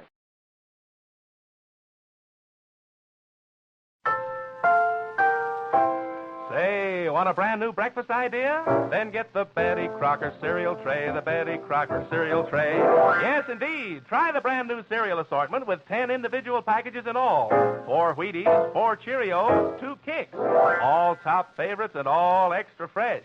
Yes, it's fun to take your pick from Wheaties, Cheerios, and Kicks. Get the Betty Crocker cereal tray, the Betty Crocker cereal tray. Get that tray today. And now the Betty Crocker cereal tray presents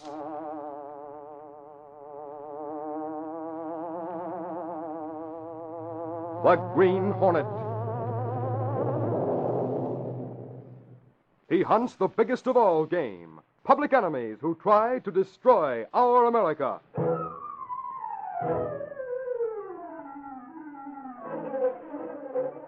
With his faithful valet Kato, Britt Reed, daring young publisher, matches wits with the underworld, risking his life that criminals and racketeers within the law may feel its weight by the sting of the Green Hornet.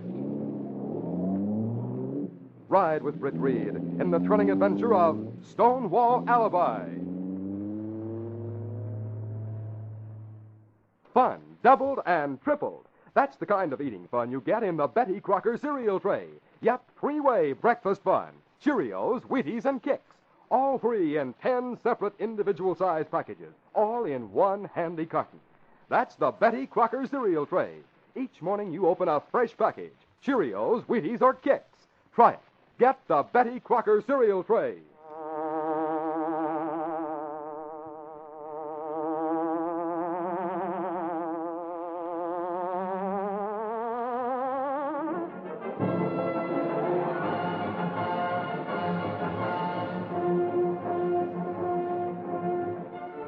The grand jury had been making progress investigating graft in state politics. But the investigation came to an abrupt halt with the murder of a key witness. 3 weeks have gone by and the police haven't gotten anywhere. Britt Reed, publisher of the Daily Sentinel, was particularly anxious to see the killer brought to justice. Andrews was one of my friends. Not only that, he was the kind of man who could have done a lot for the state and for the country. Now he's dead, Miss Case. And the killer is probably laughing at the efforts of the police. And so are Boss Barton and 2 or 3 others who would have been indicted by the grand jury if Andrews had been able to testify. Commissioner Higgins says the police haven't a lead of any sort. Maybe a reward would tempt a squealer. That's a good idea, Miss Case. Get Gunnigan. Tell him to break down page 1 and clear room for a 2-column box. The Sentinel is going to offer a reward.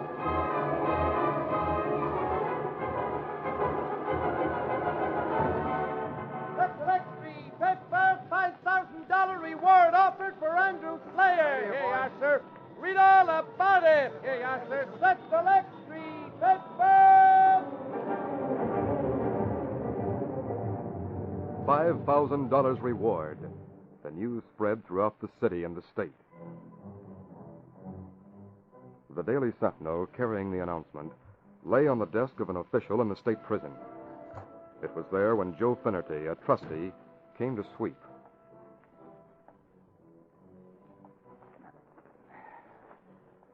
$5 grand. Oh, that'd sure help Molly. I wonder how much time I got.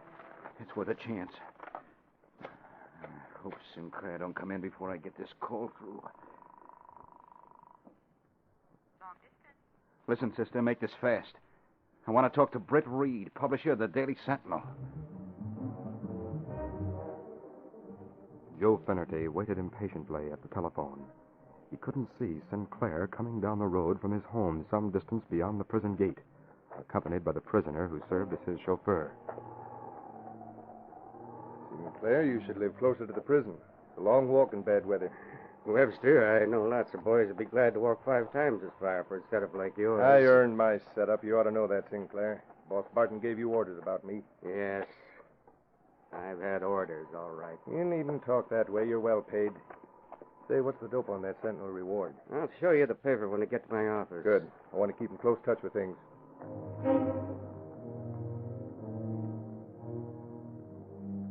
Hello. Hello, is this Mr. Reed? Yes? I've got to talk fast, so get it right the first time. My name is Finnerty. I'm talking from the state pen. It'll be curtains for me if I'm caught. You listening? Yes, go ahead. I'm calling you because I think you're on the level. You know that the warden's been away on sick leave for a long time, don't you? What about it? A guy named Sinclair's in charge. Well, there's a long-termer here, a big-shot crook. And he's the one who killed Andrews. The assistant warden let him out so he could do it. He came back right after. Does Sinclair take orders from Boss Barton? Yes. Who killed Andrews? Mr. Reed, I'll give you his name if you promise to pay the Sentinel reward to my wife. I will if your information leads to a conviction. I tell you, there's no... Oh! Hello? Hello, are you there? What happened? Close the door, Webster.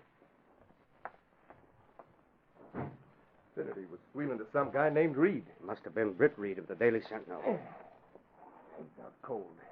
Must have given him quite a clout with your gun barrel. I did. How'd he get into your office? He comes every day to clean up the place. I'm always here, but I was a little late today. I was afraid that guy'd squeal if he got the chance. Use your private phone, too. It was smart. The other phone goes through the switchboard. You'd better think fast, Sinclair. You've got to cover this up. If I get into a jam, you're in it just as deep as I am. Don't worry, I know how to cover. I've got something here in my desk. Here it is. What's that? It's a sort of a dagger made out of a tablespoon. We took it away from a con in Tier 3. Well, what are you going to do with it? I'll put it in Finnerty's hand. Then call in a couple of boys who'll swear I had to shoot him when he tried to attack me. That'll explain Finnerty's death. But he wasn't shot. He isn't dead. He'll be both after I talk to Britt Reed. I'll try to imitate Finnerty.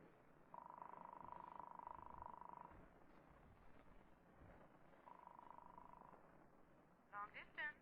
This is 3289. I was talking to Britt Reed of the Daily Sentinel when I was cut off. One moment, please. Did I sound like Finnerty? You get by, but what's the idea? Reed will wonder about the phone call. I'll give him a story that'll fix things up. I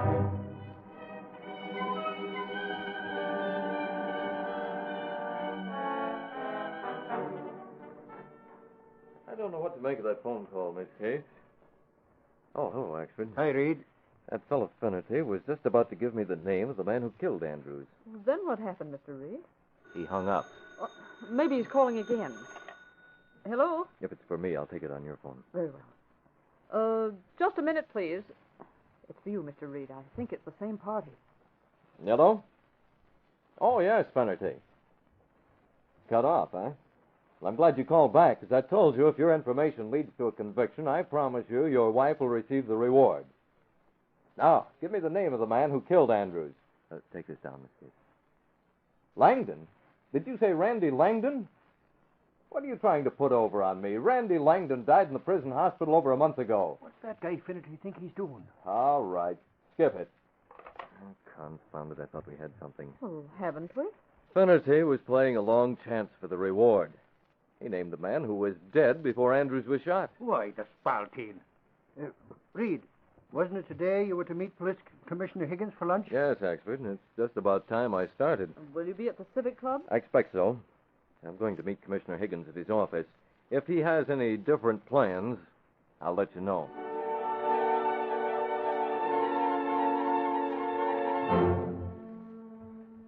Come in, Britt. Commissioner Higgins, I'd like to talk to you before we go to lunch. Sit down, Britt. Sit down and fire away. Thanks. I had a phone call that has me guessing. Hmm? A trusty named Finnerty Huh?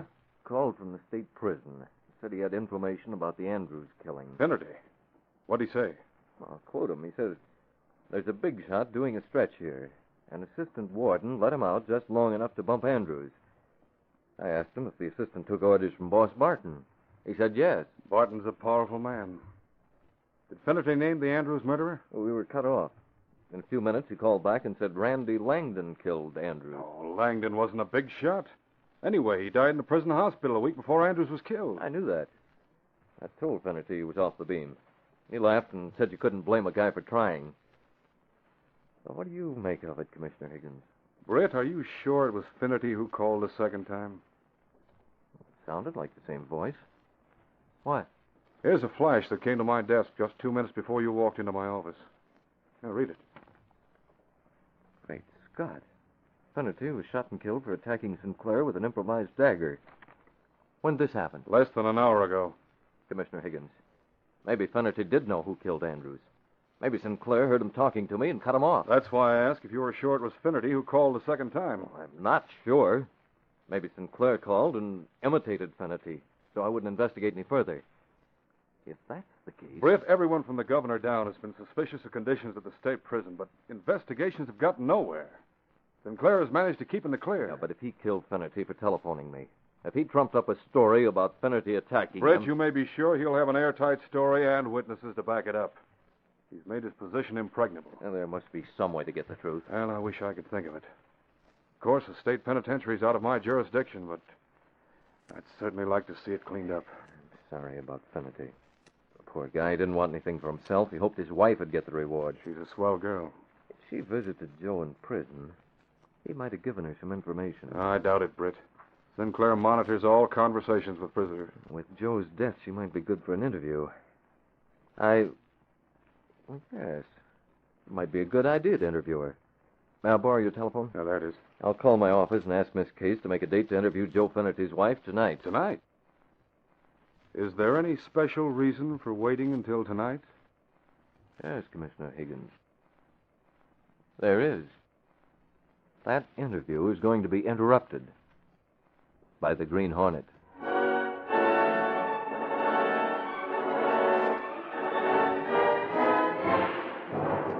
That evening, Britt Reed prepared to move as the Green Hornet, with the aid of his faithful Filipino valet, Kato. Here is gas weapon, also mask. Did you check on that old boathouse on the waterfront? The one Dad used to rent? Oh, yes, Mr. Britt. It is unoccupied. I have key to open. Well, then we're all set.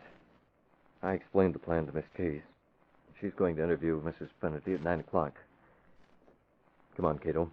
We'll make tomorrow's headlines.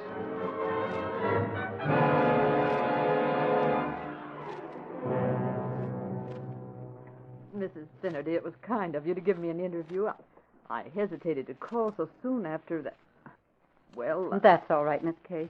I'm glad of a chance to talk. Poor Joe got a rotten deal up there in the pen. Joe wouldn't attack Sinclair. No. Take it from me, Miss Case. There was some reason why Joe was killed. Did you visit him in prison? Yeah, but he couldn't talk there. There was a guard listening all the... What's the matter? Look! There, at the door behind you. The Green Hornet.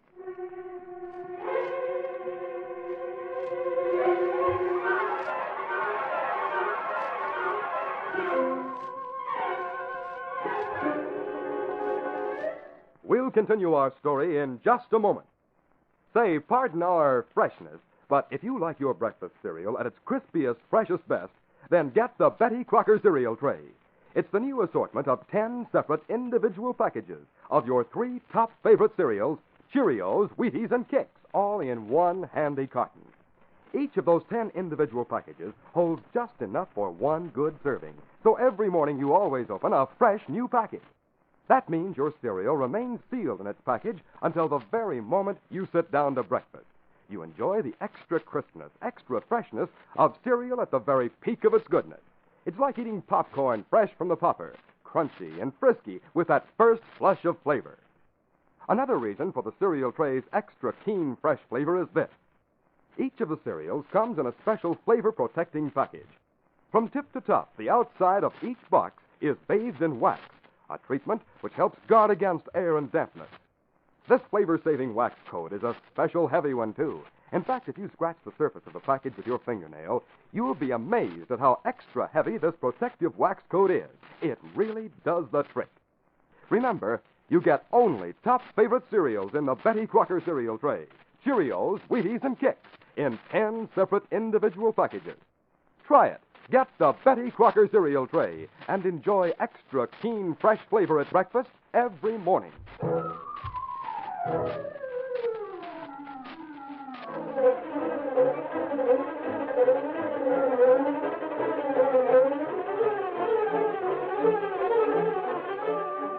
And now to continue our story. Lenore Case knew when she went to the home of Joe Finnerty's widow that the interview would be interrupted. But when the Green Hornet appeared, she acted as surprised as Mrs. Finnerty. No, please, put down that gun. Talking to the press, huh, Mrs. Finnerty? Well, what if she is? I'll put a stop to that. Wait, don't shoot! Don't. You heel. What's the idea? That girl didn't do nothing. Take it easy. I've merely put her to sleep. Why, Please listen to me, Mrs. Finnerty. No, let me go. Listen to me. I need your help. Let me help you. In a pig's eye. Let me go. Don't you want to get the man who killed your husband? Let me. What was that? I want to trap a couple of killers. You can help. How can I help you? When that reporter recovers consciousness, she'll spread the story that you've been captured by the Green Hornet. Then what? I have a place where you'll stay in hiding until Boss Barton and the men who follow his instructions stick their necks in a noose. But what if I won't go with you? You're going with me, willingly or otherwise.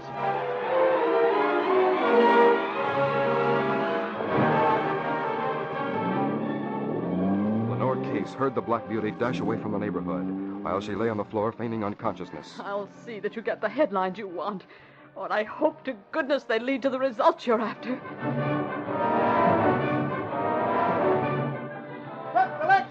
Pittsburgh convict's widow captured by Green Hornet. Hey, yes, sir. Read all about it. Hey, yes, sir. Hornet cuts in on interview. Sentinel exclusive extra. Pittsburgh.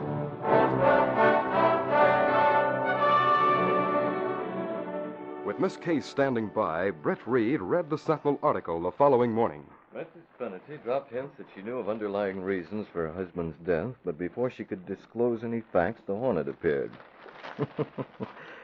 Oh, that's fine, Miss Case. That should make Boss Barton wonder how much the Finnerty woman knows. Where is she? In a boathouse on the waterfront. When I told her my plan, she was quite willing to cooperate. Do you think she'll stay there? I think so. Cato's watching. If she leaves, he'll keep me posted. What's the next move? I've got to know for sure that Sinclair is working with Boss Barton. How can you find out? Tonight at 8 o'clock, I want you to go to a pay station and call Sinclair by long distance. Tell him that the boss wants to talk to him. He's to go where it's private and call the boss at once. Will he know who's meant by the boss? If he does, my suspicions will be confirmed. Well, how will you know whether or not he phones Boss Barton? I'll be in Barton's home as the Green Hornet.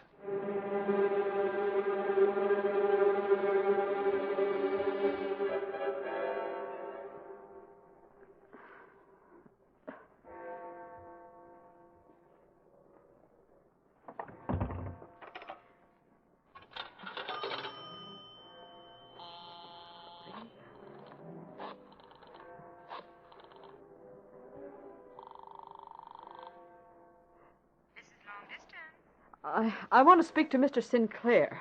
You can reach him at the state prison.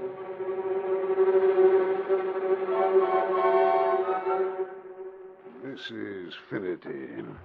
Dropped hints that she knew of underlying reasons for her husband's death. But before she could disclose any facts, the Hornet appeared. Confound! What's the matter, Barton? That's Mask. You're the... Yes. I'm known as the Green Hornet. I'm acting on behalf of Mrs. Finnerty. She's after a $5,000 reward. Moreover, she's going to get it. I don't know what you're talking about. I think you do. You're the one who wanted Andrews knocked off.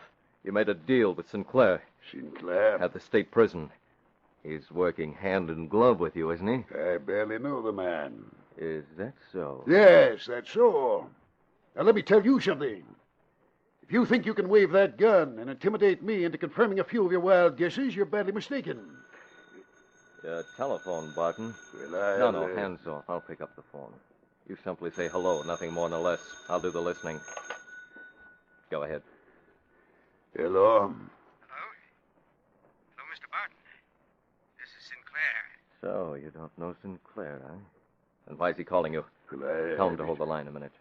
Hello, Mr. Barton. What's the matter? Just hold the line a minute. Now, listen to me, Barton. I'm going to speak for you, and if you open your mouth, I'll shut it in a hurry with gas and this gun. Well, you... Sorry to keep you waiting, Sinclair. I had to close the door to my study. Someone's in the house, so I'll speak low. You've seen the Sentinel, haven't you? Yes. I wonder if the Finnerty woman knows anything. She knows too much. She and the Hornet are out for the Sentinel reward unless I can make a higher bid. A higher bid? Now get this, Sinclair. I know where both the woman and the Green Hornet can be found. How'd you learn that? Never mind my sources of information. The hideout is a boathouse on the waterfront near Spring Street. It's called Miller's Boathouse. You got that? I have it. I don't propose to pay $10,000 to keep things quiet. You'd better send a gun to the boathouse between now and tomorrow morning. The sooner the better. You understand? Okay, Mr. Barton. I'll take charge of it. See that you do. Well, you heard what I told him, Barton. But I don't understand. What side are you on, anyway? Figure it out for yourself when you regain consciousness. Regain consciousness? No, wait. Don't shoot me. You take it. Britt Reed felt the pulse of the unconscious man, then hurriedly prepared a hypodermic needle and injected a colorless fluid into Barton's arm. I'll keep him sleeping until morning. He turned out the lights and left the house by a rear door, then ran to a dark alley where Kato was waiting in the Black Beauty. Everything all right, Mr. Britt? Yes, fine, Kato. Now we've got to give Lenore instructions, then Mrs. Finnerty. After that, we'll see what happens. Get going.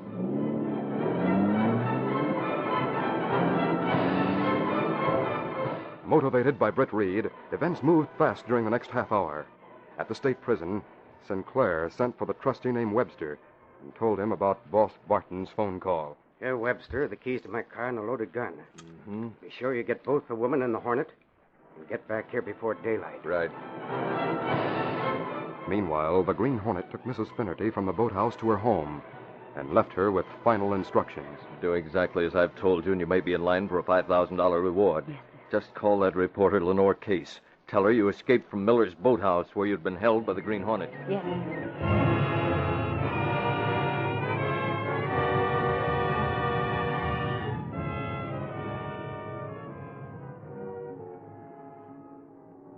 A light fog shrouded the waterfront and added to the cloak of darkness to make the Black Beauty almost indiscernible where Britt Reed had parked it after resuming his role as the Green Hornet.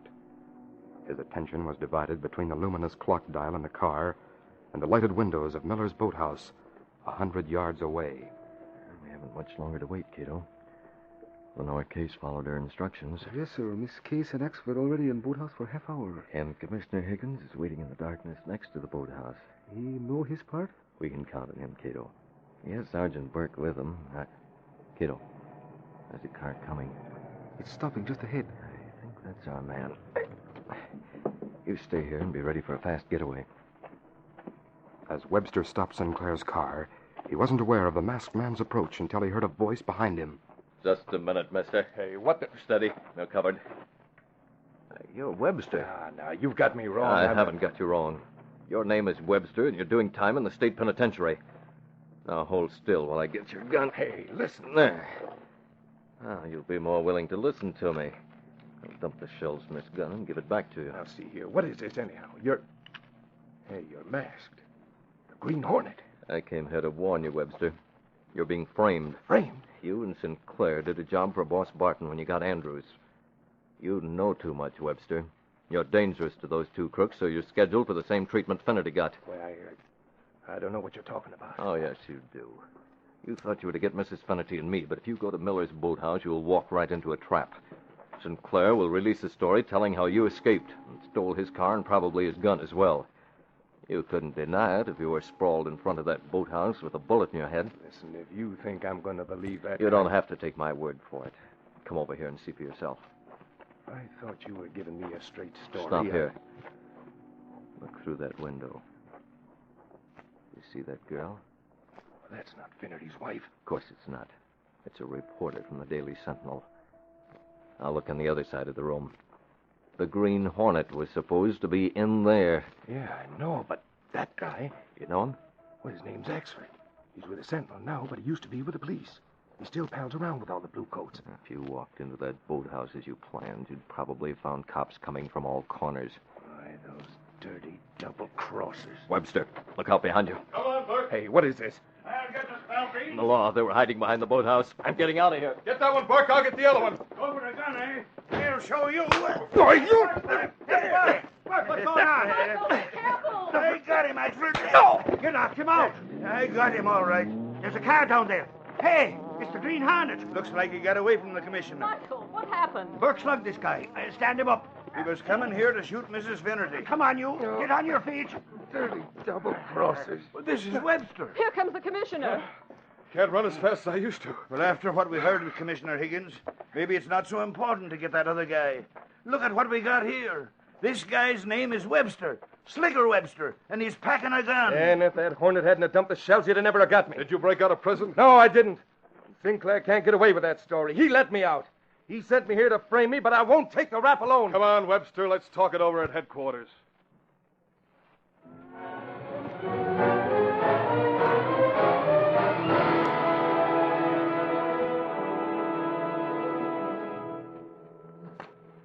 Oh, Michael.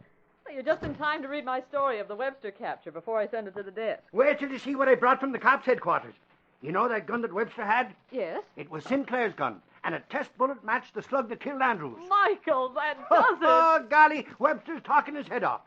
The commissioner called the governor, who'd take charge of Sinclair, and Burke has gone to pick up Boss Barton as an accessory. I'm going to call Mrs. Finnerty. After all, it was her phone call that started things moving. But, Casey, it's after midnight. Oh, do you think she'll object when I tell her that she should claim a $5,000 reward? Casey, I still can't figure out what the Hornet was doing with Webster. Did Webster implicate the Green Hornet? No, I guess he didn't. Do you have anything against the Green Hornet? Casey, I've got a hunch that tonight at least, the Hornet was on our side. If he hadn't taken the bullets out of Webster's gun, things might have turned out different.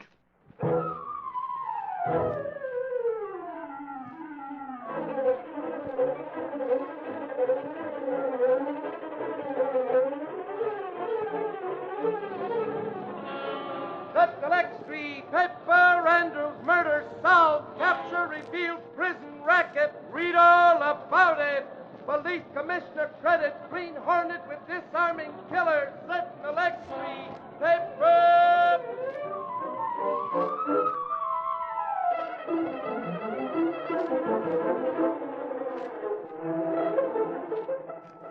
Hey, kids, no matter whether you're a husky farmer or a city slicker, you've never seen a slicker city than the model city that comes on the Betty Crocker cereal tray. It has all kinds of buildings, houses, and stores that you can cut out and build. Besides the buildings, you also get cutouts of autos, fences, garages, and a lot more things. Just on one avenue in the model city, there's a big service station, an ice cream store, a bank, and a hotel. All this plus different style houses. Easy to build, too. There's no pasting needed, and many slots are pre-cut. Best of all, different houses and stores come on different Betty Crocker cereal trays. Just ask your grocer for the Betty Crocker cereal tray, the handy cereal package with all three of your breakfast favorites, Cheerios, Wheaties, and Kix. Get yours now. You've been listening to The Green Hornet, brought to you by the Betty Crocker cereal tray, the cereal assortment of individual packages of Wheaties, Cheerios, and Kix.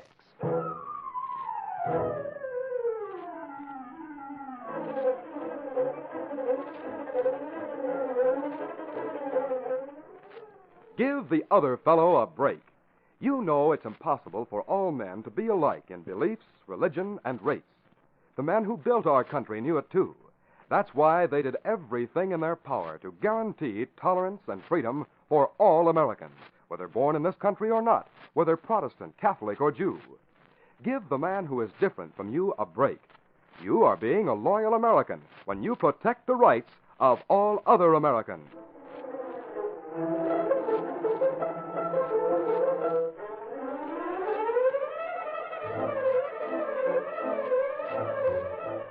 Be with us again next week at the same time when General Mills will again present The Green Hornet. This is a George W. Trendle production, directed by Charles D. Livingston and written by Fran Stryker. The part of the Green Hornet is played by Jack McCarthy.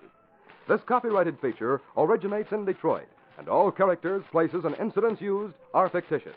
Hal Neal speaking.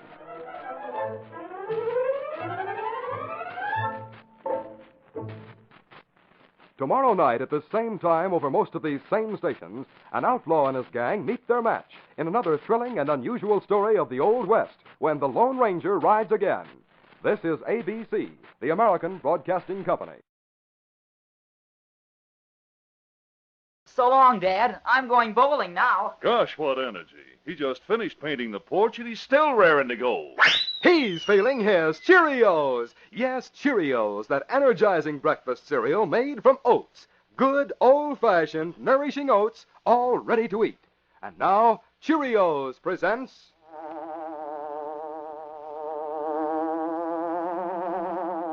The Green Hornet.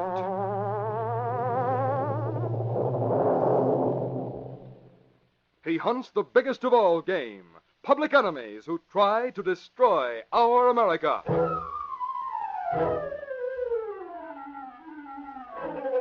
With his faithful valet Kato, Britt Reed, daring young publisher, matches wits with the underworld, risking his life that criminals and racketeers within the law may feel its weight by the sting of the Green Hornet.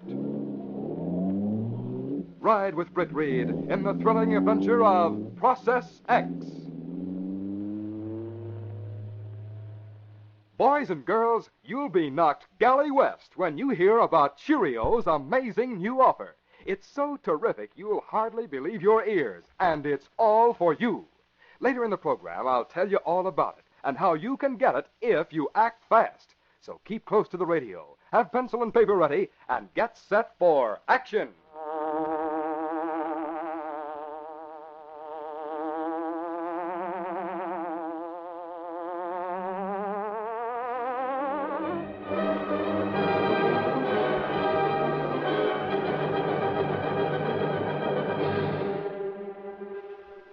Amos Jones and his wife Emily were sitting in the living room of their suburban home. Amos was reading the paper. Emily was knitting. Oh, it seems so quiet with the children gone. Well, to tell the truth, I think it's a relief. Amos, You know you like having them here. Oh, yes, my dear. And I'm just as proud a grandparent as you are. But life would be too strenuous if they were around all the time. I think it does us good to have them jolt us out of our peace and quiet now and then. Have we grown stodgy, Emily? Yes, dear. Yes. Well, I think we've earned the right. I'll answer that. I hope it isn't Mr. Channing bothering you about business. Hello? Hey, Miss Jones. Yes? You're the cashier at Channing Products? Yes? This is the Green Hornet. What? You heard me. I want you to leave the safe unlocked tomorrow night. The safe at the office? Yes. What? How dare you tell me to do such a thing? You refuse? I not only refuse, I'm going to notify the police. Now, you won't, Jones. If you don't keep quiet about this call and leave the safe unlocked, Channing will hear all about your prison record. No, I didn't. I haven't. You can't deny you served a term in California. It was so long ago. How long do you think you'll be Channing's cashier when he finds out about it? Leave that safe unlocked, or you'll be through. Hello. Hello. Amos, what's the matter? Someone knows. After 25 years, someone's found out. Who was it? He said he was the Green Hornet. I don't know. If it was anyone I knew, he disguised his voice. I couldn't recognize it. I was wrong, Emily. We haven't earned the right to peace and quiet, after all.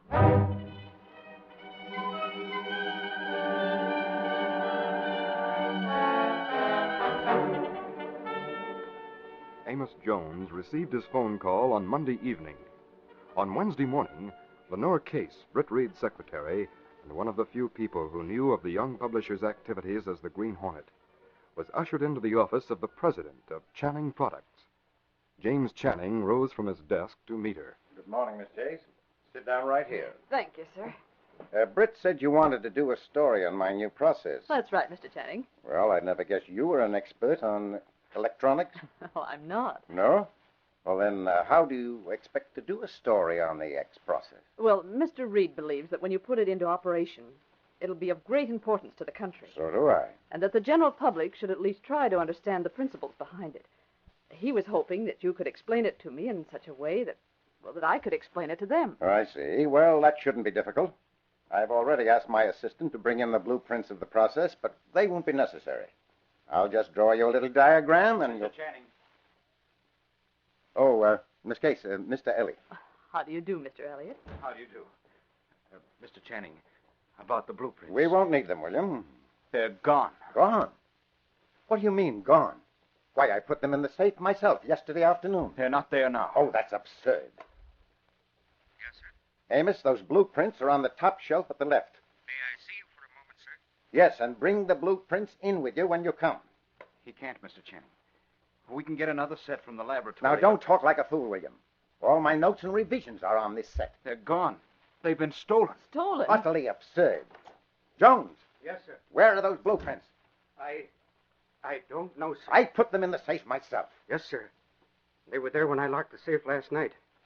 But they were gone this morning when I opened it up. I checked through all the contents and they're gone. Stolen. Impossible. Had the safe been tampered with? No, sir. But the night watchman reported finding a window open on the first floor last night. Someone might have entered that way, come down upstairs, and worked the combination. I don't believe a word of it. Are you sure you locked the safe last night, Amos? Yes, I am. It's perfectly obvious that the blueprints have been mislaid. All this is a lot of hanky-panky to cover it up. No, Mr. Channing, it isn't. I'm sure now that the Green Hornet stole them. The Green Hornet? Oh, but that's impossible. What did you say, Miss Case? Well, I mean, what would the Green Hornet want with blueprints of the X process? Exactly. He might sell them. Amos Jones, I never thought you were the kind of a man who'd let his imagination run away with him. It isn't my imagination, sir. The night before last, the Green Hornet called me up.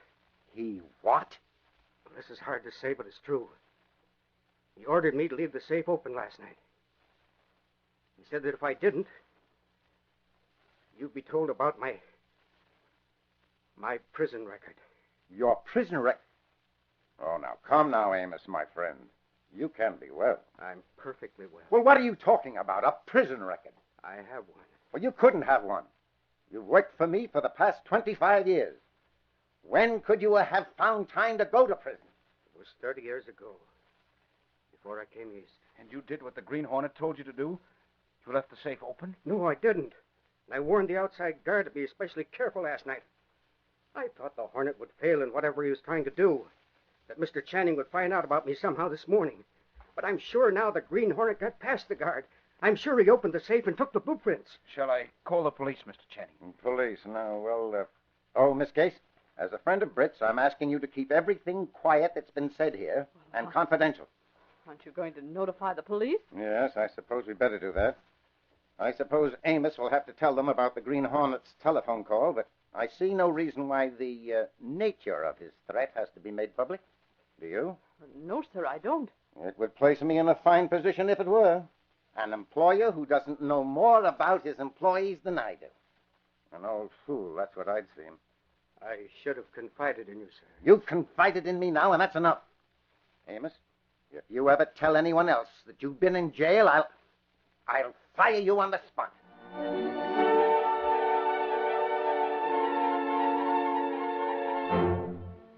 When Lenore Case returned to the Sentinel, she reported to Britt Reed in the young publisher's office. So Mr. Channing came through like a thoroughbred, Mr. Reed. He isn't going to let that early mistake ruin a reputation that Jones took 30 years to build up. He's going all out to protect him, Mr. Reed. I like Mr. Channing. So do I. He's a friend of the police commissioner's. You'll probably tell him the whole story in confidence. I think he already has. But what about the facts we can publish? Well, I've given them to Gunnigan. They'll be in the next edition. That takes care of that. From what you've told me, the police will have a job cut out for them trying to find the thief. Well, they'll be looking for the Green Hornet. As usual. I hope you'll stay close to home for a few nights, Mr. Reed. Well, I don't like the idea of someone using the Green Hornet's name like this. I was afraid you wouldn't.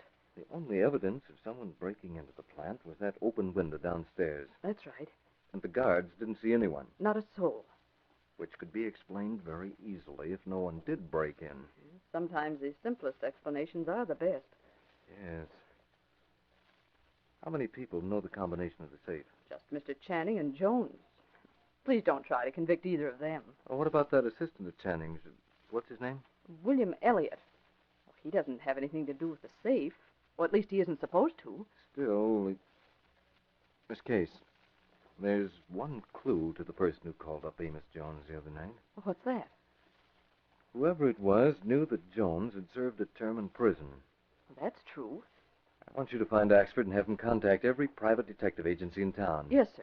He's to commission every one of them to check on Amos Jones' life before he came to this city. Well, we know that Wait. My hunch is that one of the agencies will have all the details on file. They'll be able to supply them right away. I see. And the reason for that will be that they've already looked up Jones for someone else. I want Axford to find out who that someone else was.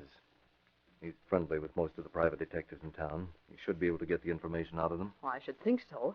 I'll find him right away.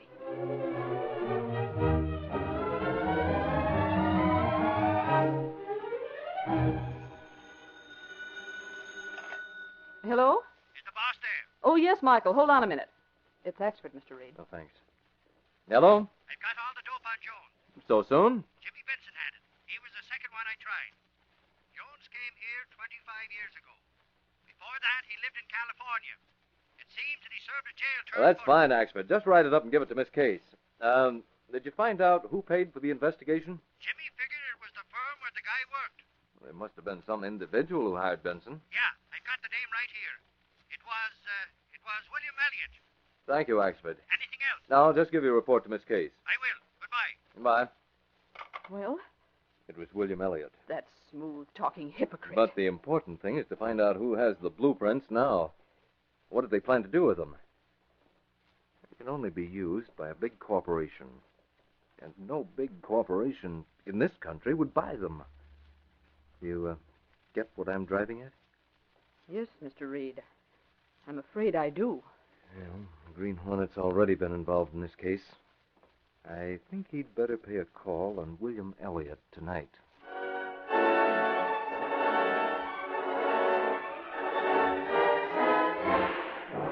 That evening, Britt Reed prepared to assume the role of the Green Hornet and pay his promised call on William Elliott. Is the gun loaded, Kato? Yes, Mr. Britt. And I've checked over Carl. I'll slip the mask on. We'll get started. There. Let's go. Stepping through a secret panel in the rear of a closet in the bedroom, Britt Reed and Kato went along a narrow passageway built within the walls of the apartment itself.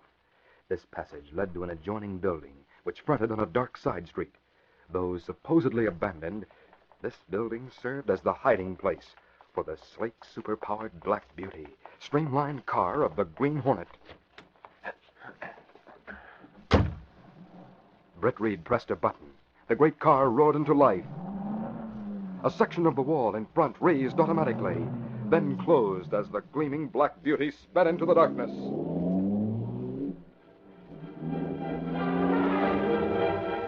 Britt and Kato raced through the sleeping city and on to Westport, the suburb that rimmed the shores of the lake. Elliott's home was a gray stone house on the waterfront. It adjoined a wooded stretch of land used during the summer as a picnic grounds. Now it was deserted, and the Black Beauty glided to a stop in the concealment of the trees.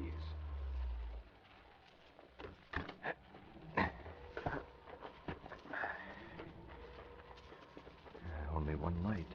Yes, Mr. Britt. In front. I'll try to get in around by the lake. Where you want me to keep watch, Mr. Britt? Right here, where you can see the front of the house and the road. Oh, I understand. Warn me if anyone stops. Yes, Mr. Britt.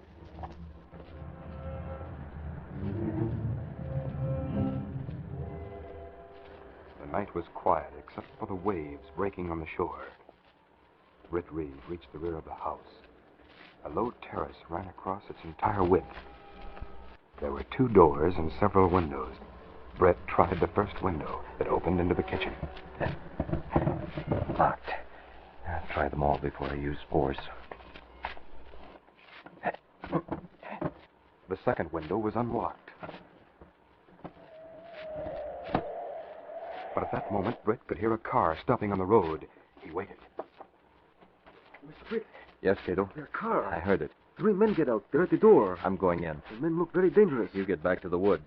I'm going inside.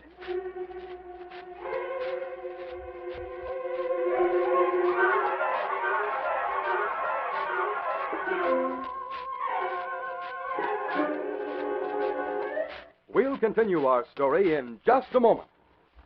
Extra, extra, read all about it. Hey, what's all the excitement? Take a look at this headline. It says, greatest offer in Cheerios history, now ready.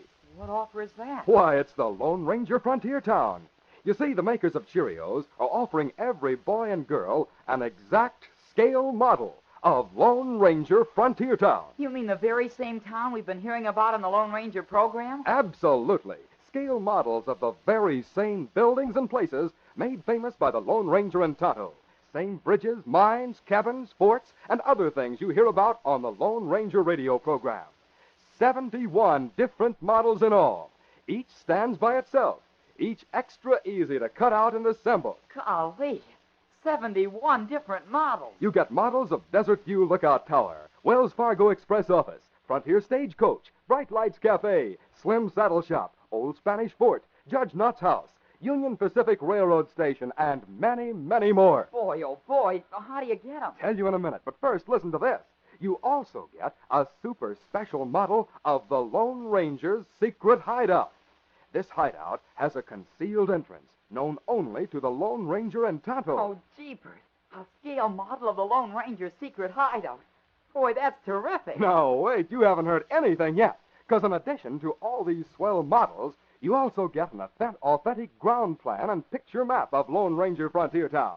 There are 4 different maps, each covering a different section of town. Maps show where to place each model and also show in full color all the different mountains, rivers, and trails. Famous places like Quicksand Gulch, Rushler's Cave, Powderhound River, Hidden Valley, and lots more. Oh, gee. With those maps, you can follow the action of the Lone Ranger program right in your own home. You bet you can. And now, here's how you get the first section of your Lone Ranger Frontier Town, complete with picture maps and buildings. Listen. Send only 10 cents together with your plainly printed name and address and 1 Cheerios box top to Green Hornet, Box 900, New York City. Boy, I want one of those Lone Ranger frontier towns, but quick. Quick is the way you'd better act, too. You and all the fellas and girls listening, because this amazing offer is going like crazy. So don't wait. Order today. Here's the address again. Send Cheerios Box Top, no matter what's printed on top, plus 10 cents, no stamps, please. Mail to Green Hornet, Box 900, New York City. Offer good in USA for a short time only. Send today.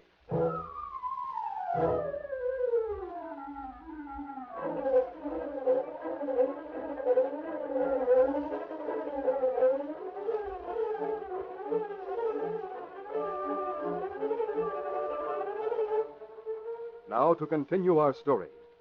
As Britt Reed, wearing the mask of the Green Hornet, entered William Elliott's home by a rear window, Elliott himself opened the front door. 3 men stood on the porch. One of them, dark, sharp-featured, had just rung the bell. The other 2, burly and menacing, stood close behind him. Good evening, Elliot. Good evening. I see you brought your bodyguard again. Always. Come in. Come. Right. Sure. You are alone? Yes. I let my housekeeper go right after dinner. In here. Sit down. I will sit down. My friends will stand. They are more comfortable standing. Always ready for action. Is that the idea? Yes. Well, did you finish checking up? As much as is possible for me. Everything seems to be in order. Of course. Did you bring the final installment? Here you are. Count it. I intend to. Yes, that's right. That cleans everything up, doesn't it? I have a suggestion to make. What? You are a courageous and competent man. Would you be interested in more permanent connection?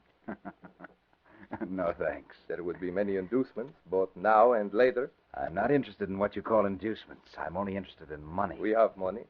If I have anything to offer again, I'll get in touch with you, and you can pay for it. I don't want any permanent connection. You're going to lose in the long run. Oh, so? We shall see, huh? You say our transaction has been completed, my friend. That is only true if what you have given us is perfectly in order. If it is not, you will receive a visit from my friends here. Your threats don't worry me. Oh. I am glad for your sake your conscience is clear. But because you have dealt with us once, it is we who will decide when you shall deal with us again. Is that understood? You try to force me to... Yes. I am sure that I am understood.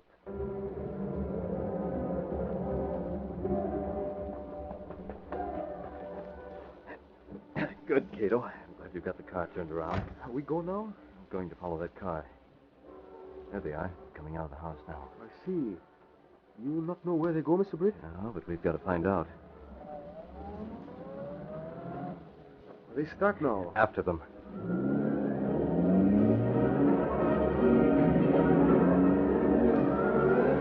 Britt Reed and Kato followed the car back to the city and finally found the end of the trail in a disreputable section downtown.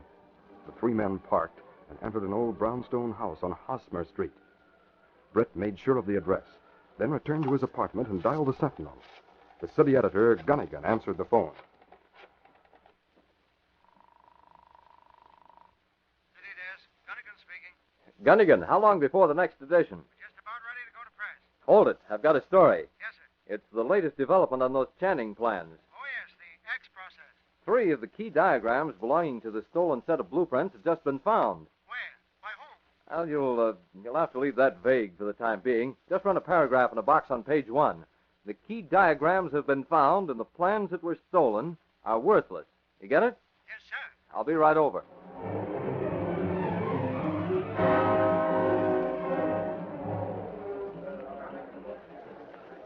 Hello, Mr. Reed. Hello, Gunnigan. Oh, Miss Case just came in. She's in your office. Good. The press is rolling? Just. Here's a paper with a new front page. Sorry, Gunnigan. What's the matter? You'll have to stop the presses and kill this story. Why, what's happened? It's a phony. It's entirely my fault. I'm sorry. Don't let any of these hit the streets. No, sir. Hello? Hello, George? Stop him. Good evening, Mr. I said Reed. stop him. Good Never evening. mind, my boss. The boss is on. Hi, boss. Yeah, but give him Hello, Joe. Evening, Ron. I can't help it. Well, Mr. Reed? I'm sorry to get you over here at this time of night. Well, that's all right. You see this story? Yes. Is it true? No, Gunnigan's killing it. Well, he said you were the one who... I was. And I'm going to use this copy of the Sentinel to put Elliot on the spot. He stole the plans? Yes, and sold them. Well, have you any proof? Are you going to notify the commissioner? This isn't a case for the local police. I hope to be getting in touch with the federal men a little later on. In the meantime, will you stay here? Well, of course. I'll call you if anything breaks. Mr. Reed, just be sure that... Just be sure it isn't you.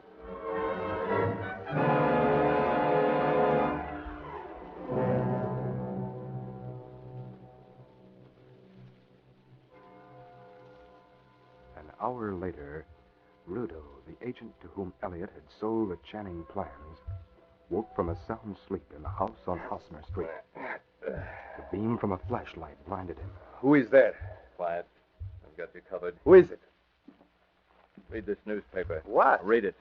That item in the box. Announcement has been made that key diagrams. Fool, why didn't he make sure? Oh, you can see my face. Masked. You are the Green Hornet. Yes. Maybe next time you won't hire an amateur. He should have checked him. He said he knew all about them.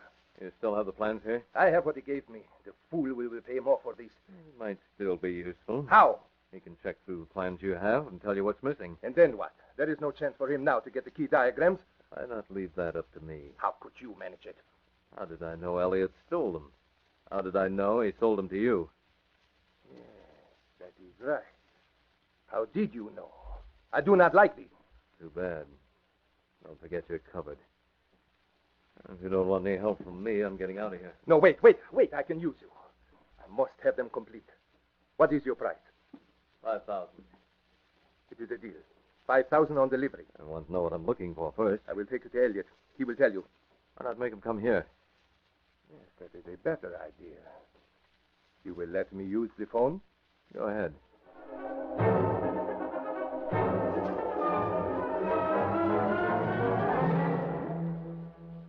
It's been over an hour since you called. Maybe he took a run-out powder when he heard the news. Huh. He would not dare. There. That is him now. Ah, at last. I still don't believe it, Rudo. Read this newspaper. Never mind the paper. Where are the blueprints? They are on the table. I checked through them before I gave them to you. You can check through them again. The Green Hornet. Good morning, Elliot. What's he doing here? He is taking over for you. And you had better hope that he succeeds where you failed. Sit down. Tell us what is missing. All right. It'll only take me a second. Well? I haven't finished. I want to make sure. Out with it. Rudo. Where are your two boyfriends? They are upstairs sleeping. You'd better get them down here fast. What for? I don't know anything about that newspaper. But this is some kind of a trick. The plans are all here. A trick? What do you say to that, Hornet? It's a trick that worked. I'm going to find you and Elliot and the plans all together. Look out, he's going to shoot. You first, Elliot. That's enough of that, Rudo.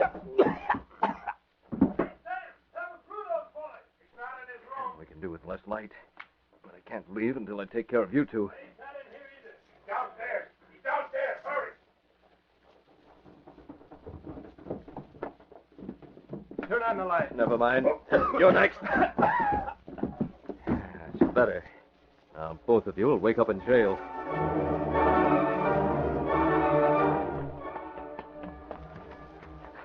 All right, Kato.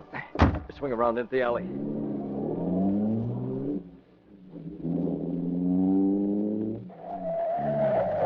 Hold it here. Everything is all finished, Mr. Britt? Almost. I called the police. They should be here in a minute. I took the time to call the Sentinel afterwards. Is it safe to wait? Just until we see them. We can cut down this alley to the next side street. Yes, Mr. Britt. There they are, stopping out in front. All right, Kato, let's go.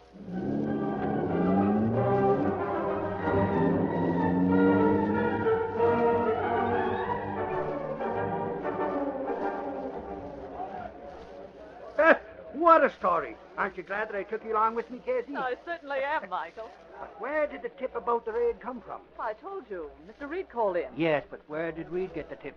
Well, I can't say. Well, I've got a theory about it. You know that information I got from him this morning? About Elliot? The same. That gave Reed an idea, Yes? and he passed it on to the federal men. So when they decided on the raid, they took him into their confidence. Yes, Axford. It could have happened that way, couldn't it?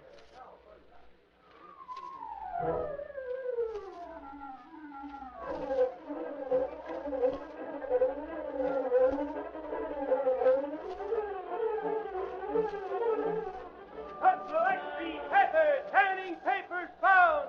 Foreign agents rounded up. Read all about it. Hosmer Street raid. Sentinel Extra paper.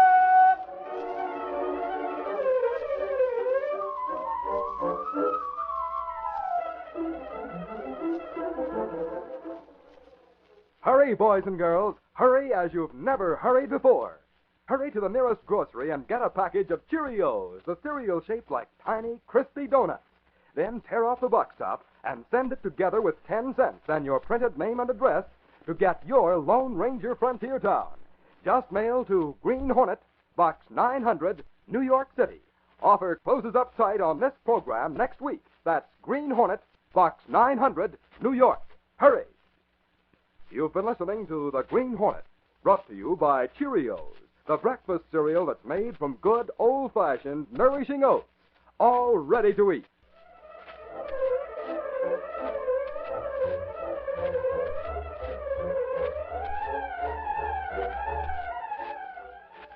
Be with us again next week at the same time when General Mills will again present The Green Hornet. This copyrighted feature originates in Detroit, and all characters, places, and incidents used are fictitious. Hal Neal speaking.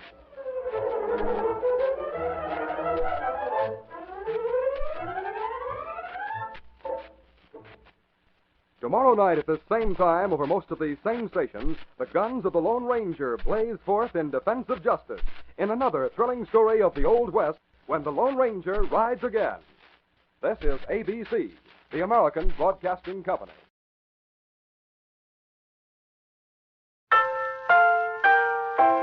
Say, want a brand new breakfast idea? Then get the Betty Crocker cereal tray, the Betty Crocker cereal tray. Yes, indeed. Try the brand new cereal assortment with 10 individual packages in all. 4 Wheaties, 4 Cheerios, 2 Kicks. All top favorites and all extra fresh. Yes, it's fun to take your pick from Wheaties, Cheerios, and Kicks.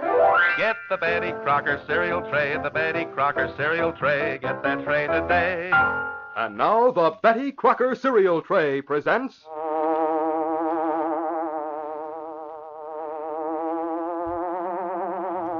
The Green Hornet. He hunts the biggest of all game, public enemies who try to destroy our America.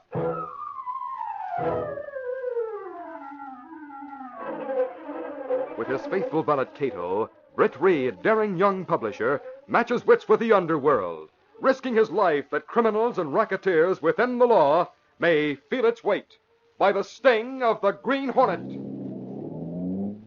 Ride with Britt Reed in the thrilling adventure of The Travis Case. Ace, deuce, tray. That's it, tray, the Betty Crocker cereal tray. Tray means 3. And that's what you get in the Betty Crocker cereal tray. 3 top favorite cereals, Cheerios, Wheaties, and Kicks, in 10 separate individual packages, all in the Betty Crocker cereal tray. A trio of flavors, a trio of cereals, a tray full of 3 wholesome grains. Cheerios from oats, Wheaties from wheat, Kicks from corn. All top favorites, all ready to eat. Each morning you take your choice. Each morning you open a fresh new package. Get the Betty Crocker cereal tray today with the 10 individual packages of your 3 top favorites, Cheerios, Wheaties, and Kicks.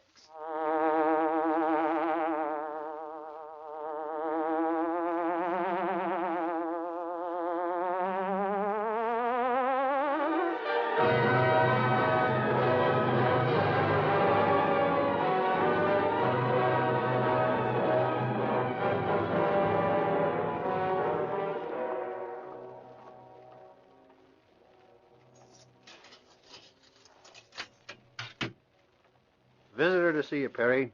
Come on. Okay, thanks. As Oliver Perry, once a prominent detective but now a convicted racketeer, walked down the corridor with the guard, the bitterness and hatred that filled his mind was momentarily overshadowed by the prospect of seeing and talking to the man for whom he had sent. Go on in. You have exactly 5 minutes. Ask the visitor over there. Thanks. There was only one person in the visiting room of the big California prison, the man who had come to see Oliver Perry. Perry walked slowly to the prisoner's side of the wire screen and sat down without taking his eyes off the hard-featured but well-dressed visitor who had come to see him, Jack Bartow, notorious racketeer. Nice of you to come, Jack. Your note said you had something to discuss that was important to both of us, Perry. What is it? I've thought of a way to get that big-shot publisher, old Dan Reed, off your neck. And to get him to help me with the parole board. That is something. Now, wait a minute. That isn't all. In spite of Dan Reed, you've managed to have rather a free hand here in Los Angeles with your rackets. Right? Well, I do all right, if that's what you mean. So far, Reed's campaign against me... Suppose the Green Hornet should move in on you out here. The Green Hornet? Well, he's back east as far as I know. Sure, he is right now. But remember, it was the Green Hornet who came out here at the time of the Rose Bowl game and pulled a fast one on Nick Marvin, Smiley Gray, and me. That's why the three of us are in this prison. Yeah, I heard about that. Did you get a tip-off that he might come out here again? No. But it can happen any time. Your fame as a smart racketeer has spread. That's the kind the Hornet likes to move in on. What's that got to do with this visit? If the identity of the Green Hornet should be exposed, he'd be through. Even though the police don't seem to want to grab him. Sure, but lots of people have tried to find out who he is and failed. That's just it. I know of a way to find out who he really is. You do? How? I have reason to believe old Dan Reed's secretary, Linda Travis, knows who the Green Hornet is. If she could be made to talk, for instance. I see what you mean. Frankly, I feel reasonably certain I know right now who the Hornet is. But I haven't been able to prove it. Yeah? Who do you think he is? I won't say. But I'll tell you this much. It'll be a big surprise to a lot of people. And if you get the girl to talk, you can hold the information she gives over old Dan Reed's head. Look, Time's up, Perry. Come on. I'm coming right away, guard. Jack, get that Linda Travis. Force her to talk, and the sooner the better. Right. So long, Perry. So long, Jack. I'll be counting on you.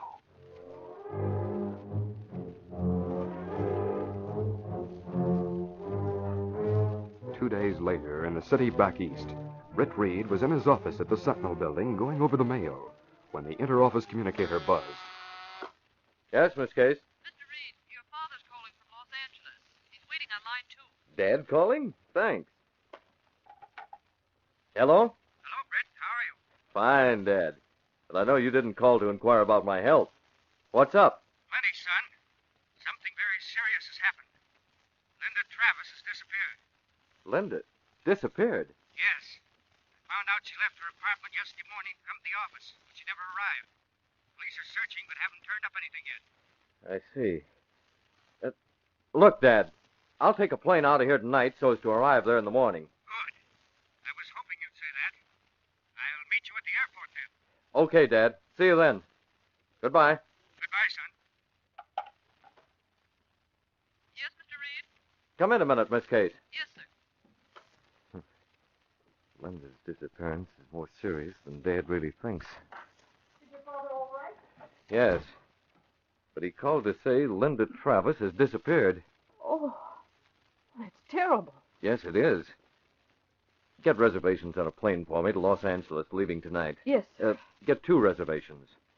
I'll need you out there since you're the only one who can be of help to me as the Green Hornet. Oh, yes, sir. Police are stumped on the case. Maybe the Green Hornet can come up with something. One way or another, we've got to find Linda Travis.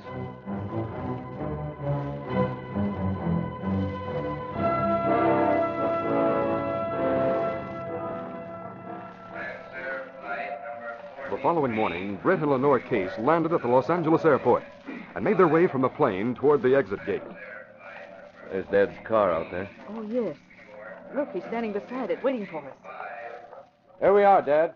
Well, son, it's sure good to see you. I'm glad you brought Miss Case along.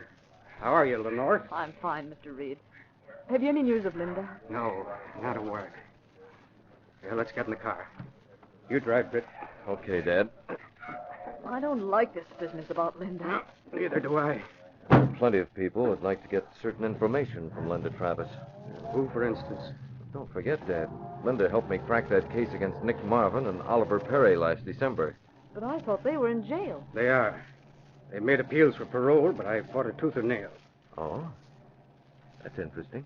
What do you mean? Some of their friends on the outside might be trying to force you to lay off. That could be one motive for Linda's disappearance, seems to me. I didn't think of that. As soon as we get to your apartment, I'll phone Connors, the Sentinel correspondent here. He may be of help. Mr. Reed, if Linda should ever be forced to tell what she knows about the Green Hornet... Don't worry about that, Miss Case. Linda Travis would never tell him anything. I'm sure of that. That's the way I feel about it, too. Well, as soon as we get to the apartment, I'll phone the police and see if there's any news. I won't rest easy until Linda Travis is found.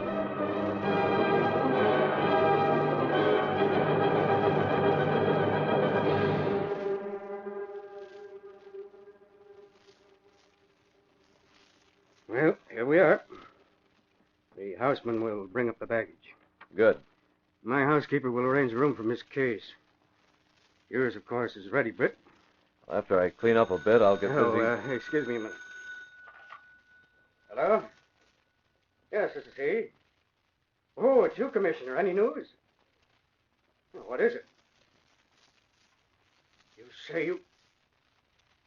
Great heavens. Yes. Yes, I'll come right down. Thanks for calling. Goodbye. What is it, Dad? They found Linda Travis. Oh, thank goodness. Say, that's good work. Linda can tell us... Hold on, Britt. What's the matter? Linda Travis won't tell us anything. As I said, the police have found her. But Linda Travis is dead.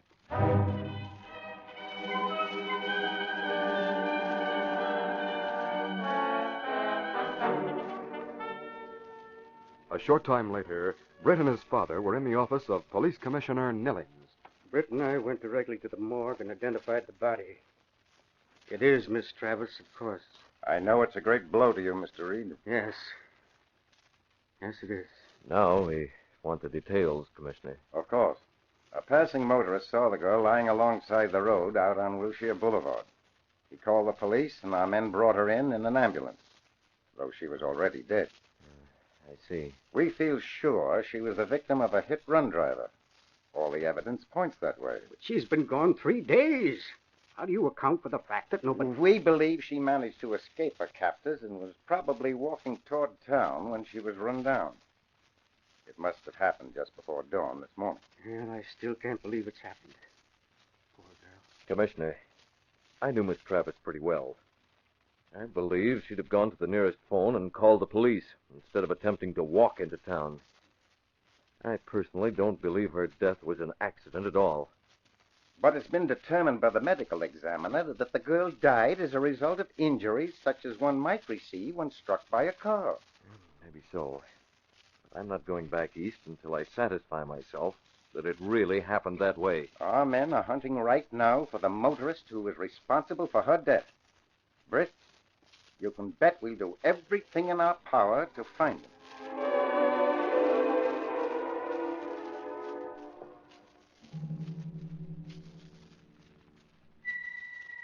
Meantime, Jack Bartow, the racketeer, looked up from a newspaper as 2 of his men entered his nightclub office.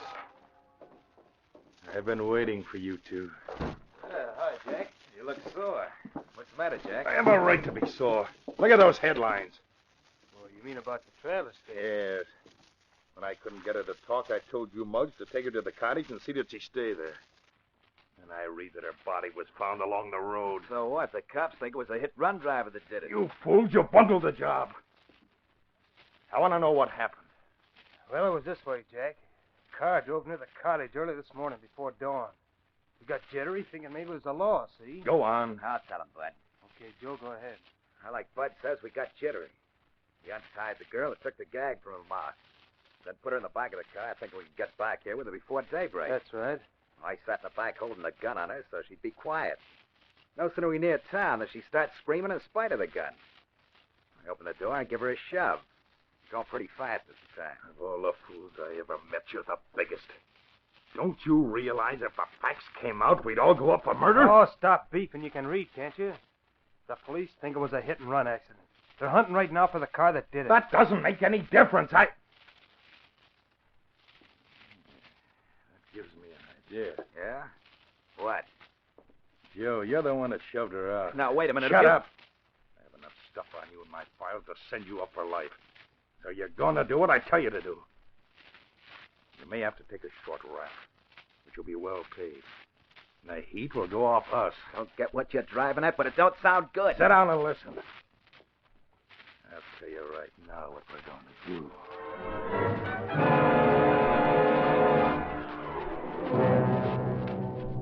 do. That afternoon, Britt Reed and Miss Case returned to police headquarters and were talking to the commissioner. Commissioner, I'm more convinced than ever that Linda Travis' death was not an accident. I feel that way about it, too.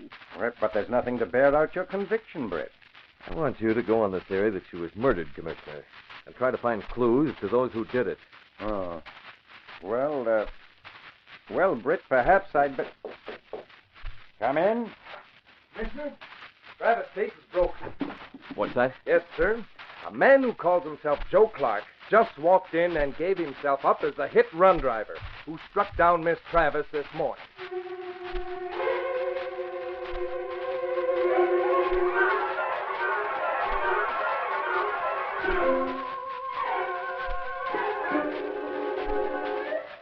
We'll continue our story in just a moment. Boys and girls, you'll think you're seeing triple when you get the Betty Crocker cereal tray and open it up. 'Cause right there inside the carton are 3 swell-tasting cereals, Cheerios, Wheaties, and Kicks. Yep, all 3 of your top favorites in 10 separate individual packages, all in the Betty Crocker cereal tray. They taste extra fresh and crisp, too. Have an extra brisk edge of flavor that just seems to dance across your tongue. Know why that is? Well, one of the reasons is that the cereals come in special flavor-protecting individual packages. From tip to top, the outside of each package is bathed in wax, a treatment which helps guard against air and dampness. This flavor-saving wax coat is a special heavy one, too. In fact, as you scratch the surface of the package with your fingernail, you'll be amazed at how extra heavy this protective wax coat is. It jealously guards flavor, keeps the cereals crispier, fresher. Another reason for the cereal tray's extra keen flavor is this. Each of the individual packages holds just enough for one good-sized serving. That means your breakfast cereal remains sealed in its wax-guarded package until the very moment before you eat it. Each morning you open a fresh, new package. Each morning you enjoy a breakfast cereal at its crispiest, freshest, most flavorful best. Remember, there are 10 separate individual packages of those 3 top favorites, Cheerios, Wheaties, and Kicks, in every Betty Crocker cereal tray. Each member of the family has the fun of choosing the cereal he wants for breakfast. Each opens his own fresh, new package. Ask your mom to get the Betty Crocker cereal tray and enjoy extra keen flavor every single morning.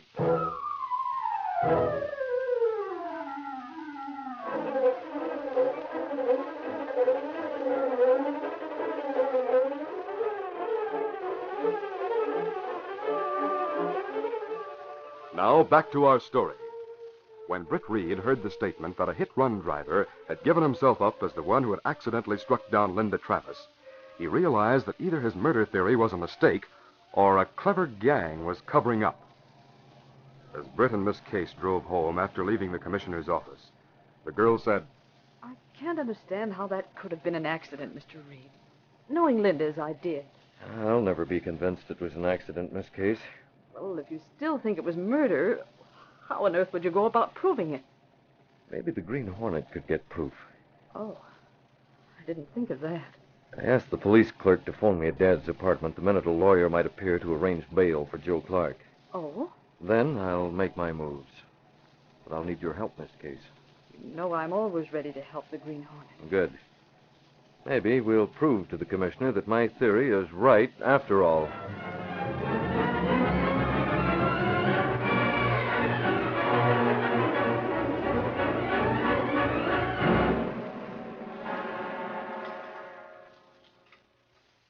You haven't eaten much dinner, Dad.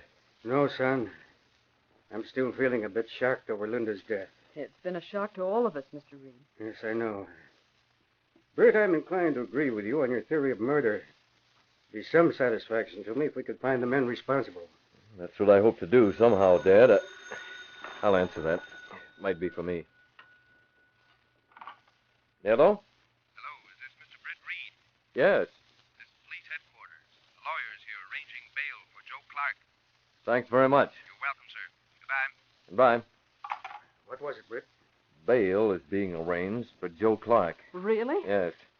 Miss Case, you can take Dad's coupe. Go down and park near police headquarters.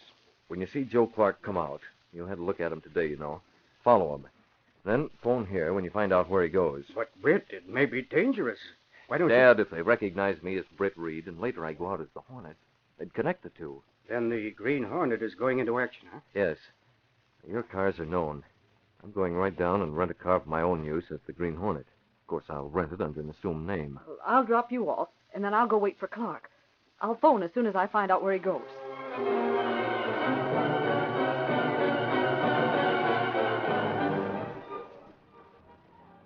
The lawyer who had arranged bail for Joe Clark left police headquarters.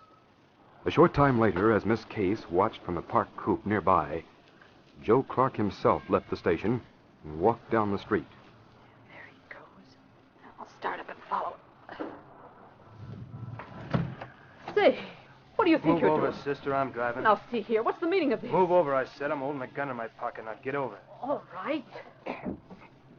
Good enough. Look here, you can't Shut get away up. with this. We saw you watching for Joe to come out, and we happen to know this coupe belongs to old man Reed, too. I don't know what you're talking about. You soon will, sister. Too bad for Joe. You tried to put the finger on him. What do you mean? See that car coming behind us? Now watch. Oh, they shot him down! Yeah, they sure did. Now we'll follow that car.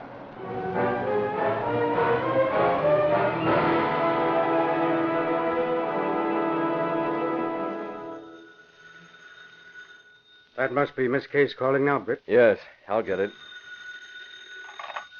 Hello? Hello, Mr. Reed. This is Connors. Oh, yes. It's Connors, our Sentinel correspondent, Dad. What's up, Connors? You know that guy who gave himself up in the Travis hit-run case? Oh, what about him? He was just murdered. Shot down by a passing car as he left the police station. I'll call you later with details. Goodbye. Bye. Britt, what's the matter? You look rather strange. Dad, somebody got wise and got rid of our one hope. Joe Clark was shot down on the street as he left police headquarters. Good heavens. I have a feeling that Miss Case is in trouble. Otherwise, she'd have phoned me long before Connors got the news. The Green Hornet sure has a job to do now, and without any idea where to start.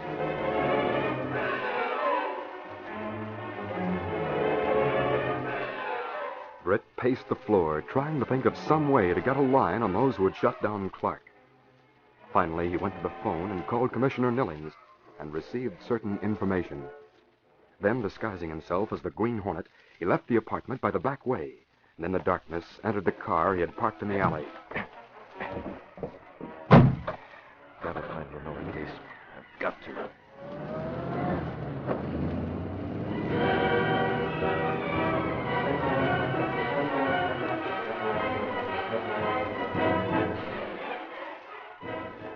Meanwhile, Bud the gangster drove Miss Case far out Wilshire Boulevard. He followed the other car up a side road to a secluded cottage.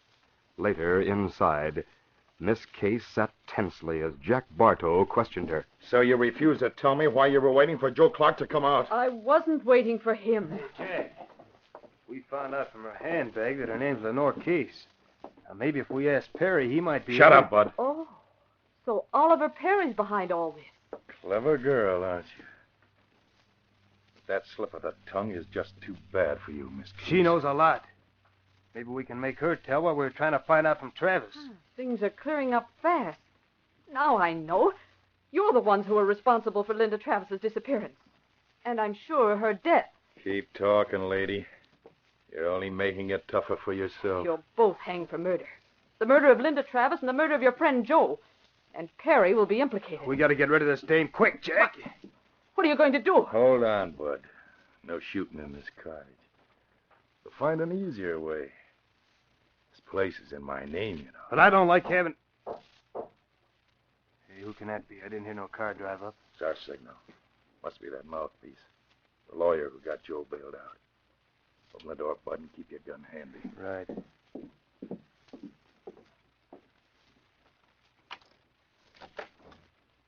Hello, Bud. I had to come here. Well, don't stand there. Come on in. Sure, but I want... Don't move, any of you. Holy smoke, look behind you. I know. He came to my house, forced me to come here. He's the Green Hornet. The Hornet, eh? Well, I'll show Don't you. shoot! You'll hit me! Squealer, you deserve a bullet. No, you don't. Oh! You can take this, Mr. Lawyer. You won't get me, you dirty crook. I'll no. show you. Drop that gun. The Green Hornet grabbed Bud's gun arm, giving it a sudden wrench. But Bud was strong and tough, and his fear and anger gave him added strength. He swung at Britt with his left fist, landing a glancing blow. Well, that's what you want, eh? Still holding Bud's gun arm, Brett landed blow after blow, for he knew both he and Miss Case would be shot down if Bud struggled loose. Once more he swung. Oh! I have another little gun here for you. Take it. Gas. He's out. There's a phone, lady. Call the police. They'll find a good haul when they get here, and you can probably tell them plenty.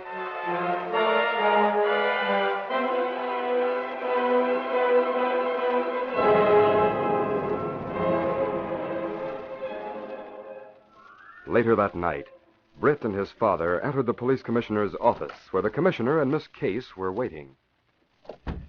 Well, Commissioner, we came as soon as we got your phone message. What's the big news you have? Oh, Miss Case, where have you been? We've been worried. Miss Case was picked up by the thugs who killed Joe Clark. Seems she was a witness, so they took her along. Yes, that's right, Mr. Reed. Great Scott. Oh, I'm all right now. Miss Case found out they were the ones who killed Linda Travis. And what's more, the real hand-by-hand, the whole scheme, was that of Oliver Perry. No. Really? Yes, it's true, Mr. Reed. Perry seemed to think that Linda could divulge the true identity of the Green Hornet. The Green Hornet? Oh, yes, that's another piece of news. The Green Hornet was responsible for the capture. Well, Britt, do you think Linda Travis really did know anything about the Green Hornet? Well, that's hard to say, Dad.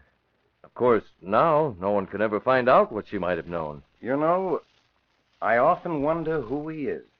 But right now it doesn't matter, since he certainly did the police a good turn. Oh, Miss Case, what did he look like? Was he good-looking? Well, yes, I think he was very good-looking. Miss Case, don't say things like that. He might hear you.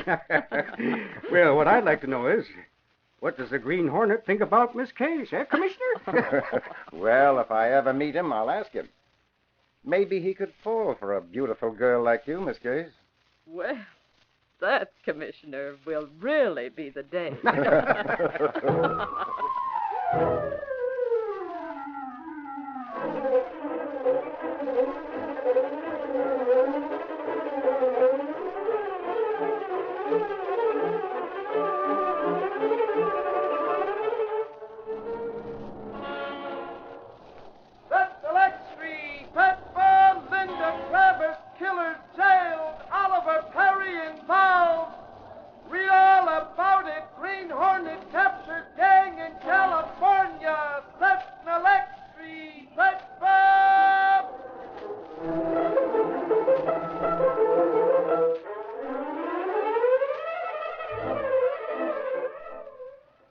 Say, if you've got a toy train, here's something you need to go with that train.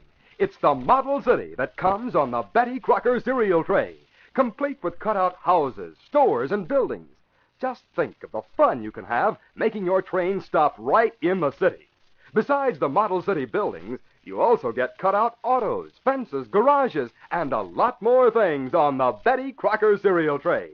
Easy to build, too. There's no gluing needed, and many slots are pre-cut. Best of all, different houses and stores come on different Betty Crocker cereal trays. So ask your mom to get a Betty Crocker cereal tray or two from her grocer. It's the handy cereal package with all three of your breakfast favorites. Cheerios, Wheaties, and Kicks. You've been listening to The Green Hornet, brought to you by the Betty Crocker cereal tray, the cereal assortment of individual packages of Wheaties, Cheerios, and Kicks.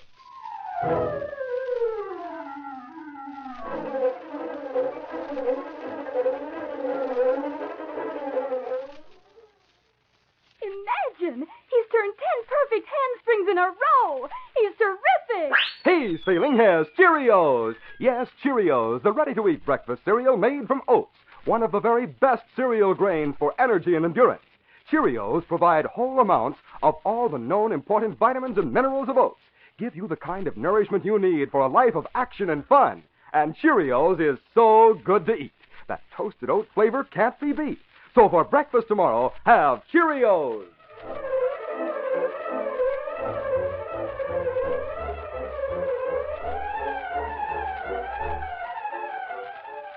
Be with us again next week at the same time when General Mills will again present The Green Hornet. This copyrighted feature originates in Detroit, and all characters, places, and incidents used are fictitious. Hal Neal speaking.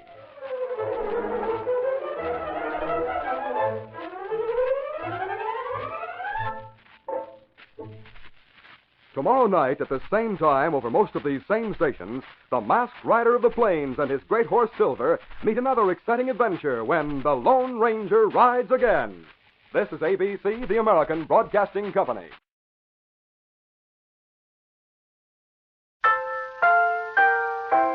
Say, want a brand new breakfast idea? Then get the Betty Crocker cereal tray, the Betty Crocker cereal tray. Yes, indeed. Try the brand new cereal assortment with 10 individual packages in all. 4 Wheaties, 4 Cheerios, 2 Kicks. All top favorites and all extra fresh. Yes, it's fun to take your pick from Wheaties, Cheerios, and Kicks. Get the Betty Crocker cereal tray, the Betty Crocker cereal tray. Get that tray today. And now the Betty Crocker cereal tray presents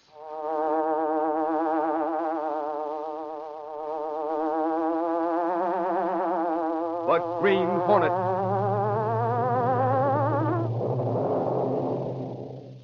He hunts the biggest of all game, public enemies who try to destroy our America.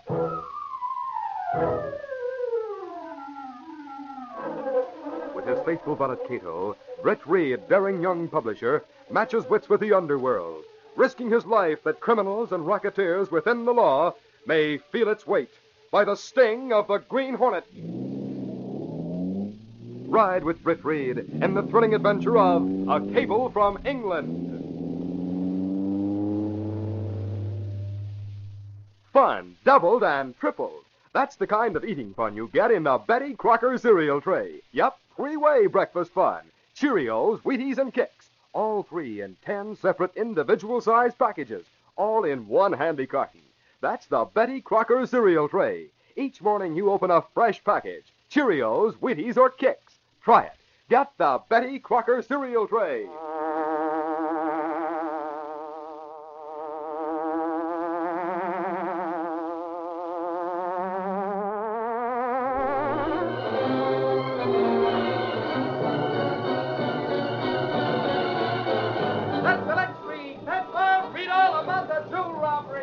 The city first heard of a new crime ring when a fortune in jewels was stolen during a ball at the DePeister estate.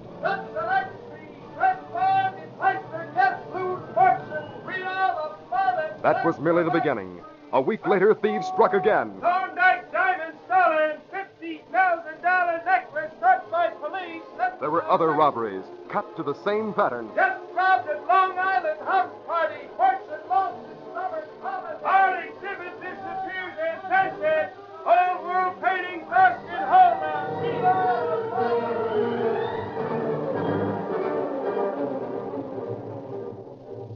In the opinion of well-advised experts in criminology, the recent series of crimes is the work of a single, well-organized group. Police Commissioner James Higgins has been in frequent conference with Colonel Ashton Burley, a retired officer in the British Army and a student of criminal psychology. Colonel Burley has recently become interested in civic affairs. That is... Colonel Burley. Oh, Mr. Reed, you put a radio in your office so you might hear the Sentinel News bulletins. The Sentinel News bulletins would be improved with less mention of Colonel Ashton Burley and his theorizing. Commissioner Higgins seems to think quite a bit of his opinion. For some reason or other, Commissioner Higgins thinks quite a bit of Ashton Burley. Well, the Colonel has progressed by leaps and bounds since he bought that old Rumsey place in Millvale. That, Miss Case, is understatement. He's wangled invitations to most of the important parties. He's met all the right people. And he's joined a number of exclusive clubs. He came well recommended, didn't he? Oh, yes. And he's applied for citizenship. I wonder what England did to him. What do you mean? Well, his family is supposed to be one of the finest families in England. The Colonel's been with the British Army in India for 20 years. His record is top-notch.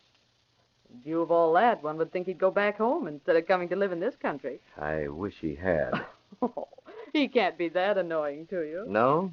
Or can he? Perhaps I didn't tell you, Miss Case. He's become a member of the Civic Club. Oh, no. Not only that, he's a member of the committee for the annual Monte Carlo night. You're on that committee, too. So is Police Commissioner Higgins.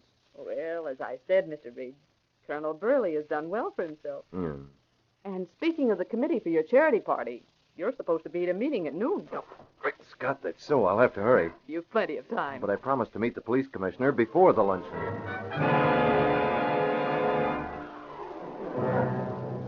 Commissioner Higgins was an old friend of Britt Reed's father, and was one of the few who knew that Britt was more than the publisher of the influential newspaper, the Daily Sentinel. He knew that Britt Reed was also the Green Hornet. Hello, Britt. Glad to see you. Any new leads on the crime wave, Commissioner Higgins? Well, no, nothing definite. That's a surprise. I thought you'd have the whole thing in wraps by this time. Huh? I heard the radio commentator this morning.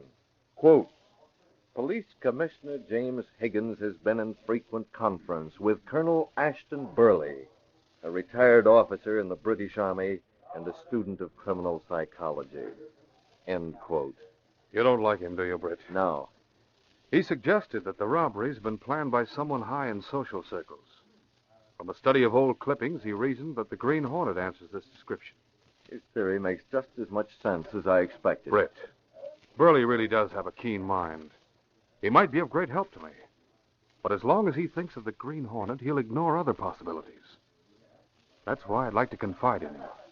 I think I know what's coming. I gave my word I'd never tell anyone you're the Green Hornet. I'd like your permission to take Colonel Burley into our confidence. Oh. Well, I'll check up on him. If he's okay, I'll think about your suggestion. Well, very well, Britt. I'm sure you'd feel differently if you were better acquainted. I'll try to become better acquainted with the Colonel. Thanks. Well, here's a chance to begin. Huh? Oh, I see. The Colonel approaches. Ah, gentlemen, cheerio, I say. Cheerio. I dare say I'm a bit ahead of time, but a good thing. Glad to see you, Colonel Burley. Glad to see you, old fellow. Mighty glad. And you too, Reed. We were just talking about you, Colonel Burley. Oh, nothing good, I dare say. I heard that you're on our Monte Carlo night committee. Yes. You know, I've been no little concerned about our charity party. What with the recent criminal activities in the city, we shall have to take extreme precautions. We'll exercise extreme precautions. There'll be at least a dozen games of chance, and every one of them will be heavily played. Our guests will throw dollars around like so much chaff before the wind, in the good old name of charity. We hope to raise over $50,000. A tidy sum, eh, what? A choice morsel for the unholy to steal. And you know, gentlemen, it occurred to me that it would be easy for thieves to mingle with the guests, the affair being a masquerade, a fancy dress. We've made plans to check every invitation, Colonel Burley. The bids will be handled as carefully as banknotes. Good. Good, I say. Splendid. You'll be on hand personally, won't you, Commissioner? Yes. Did you read? I'm planning to go late. Late? The affair will last practically all night. I decided that as long as I'd have to be there at the finish, I wouldn't go until after midnight. By Jove, fellow, it's a good idea. Go late and have a clear head. I think I'll take a page from your book, Reed. I think I'll wait until after midnight myself. Why don't you two go together? Together? Yes. You haven't really gotten to know each other. It'll give you a chance to get better acquainted. Well, I say now. How about that, Reed? Very well. Tell you what, old boy. You stop by for me. I'd like to show you around the old Rumsey house. Show you what I've done with it since I took over. Well, you live several miles outside the city. Well, that's all right. I don't mind. Good, good. I'll pick you up, Colonel Burley. I'll call for you around midnight.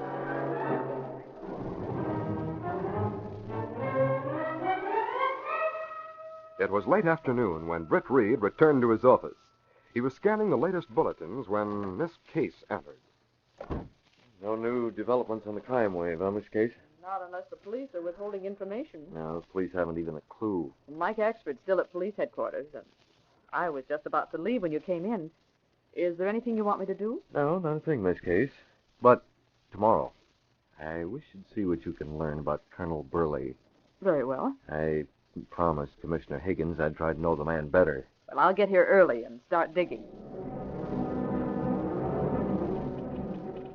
Lenore Case found it necessary to go beyond the Sentinel files for information concerning Colonel Burley.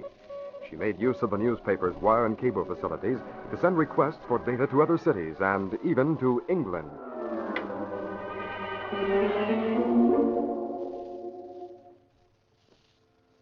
That evening, the men responsible for the recent series of crimes met at the home of their leader.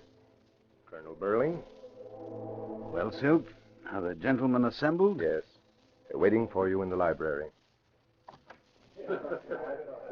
Quiet down, boys. Here's the chief. Gentlemen, you've all received invitations to the Civic Club party tomorrow night. You've qualified all of us as men of social standing, boss. The party will feature a Monte Carlo theme with all kinds of gambling games. At least $50,000 is to be raised for the club's charity program. And with the proceeds going to charity, the guests will throw money around like grass seeds. It will all be held in the cashier's wicket. Very convenient for us. Now, pay attention to the plan of campaign. This is the most important... Colonel Burley went into painstaking detail as he outlined every step of the strategy with the precision of a field marshal briefing an army on the eve of attack. As a member of the committee, I've been able to get a complete layout of the club. I'll show you lantern slides of the floor plan. He left nothing to chance. Using a pointer, he followed the pattern of the robbery on lantern slides, then spoke of the costumes the thieves would wear. You'll wear those costumes through the evening as you mingle with the crowd. At each hour, you'll go to room D. Cover your costume with loose clown suits, which I have provided. Burley spoke for over 2 hours. And when he had finished, his men realized that their leader was indeed a master plotter of crime.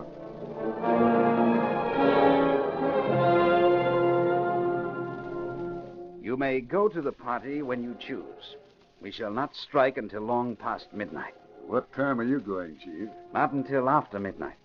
It may amuse you to know that I shall go with Britt Reed, publisher of the Sentinel. Interesting, eh? He's calling for me, here. I'll be in company that is beyond reproach. I'll have the best alibi in the world. Will we know you? What kind of a costume will you wear? My costume will be ironically appropriate. I shall wear a dark green hat, a dark loose coat, and a green mask. I shall appear as the Green Hornet.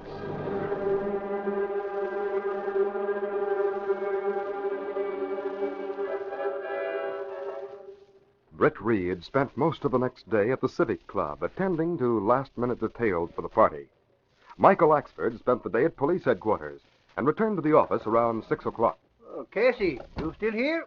Oh, Michael, what a question. Yeah, what's all the telegrams? Oh, come around to this side of my desk and you can read them without twisting your neck. Is Reed in?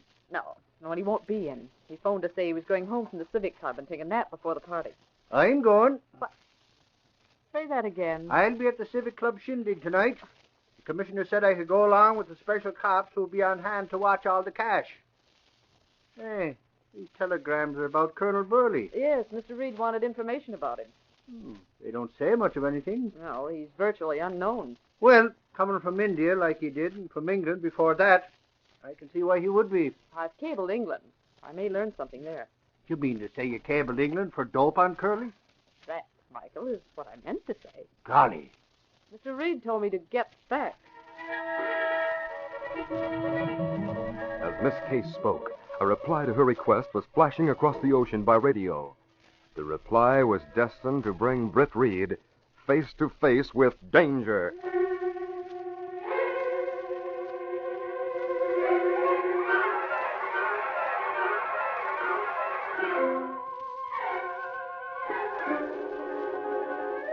We'll continue our story in just a moment.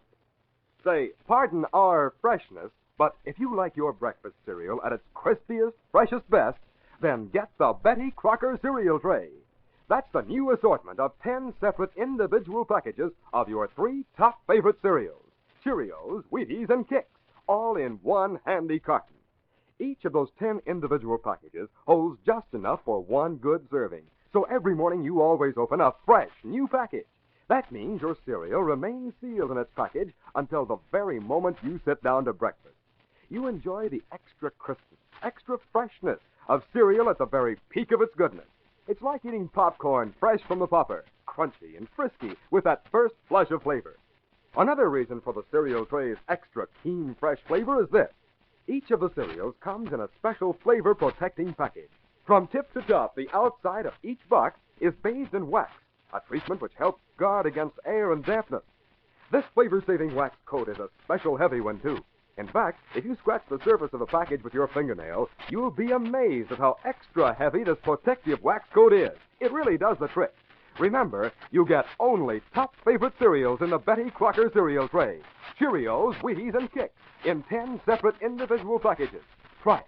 Get the Betty Crocker cereal tray and enjoy extra keen, fresh flavor at breakfast every morning.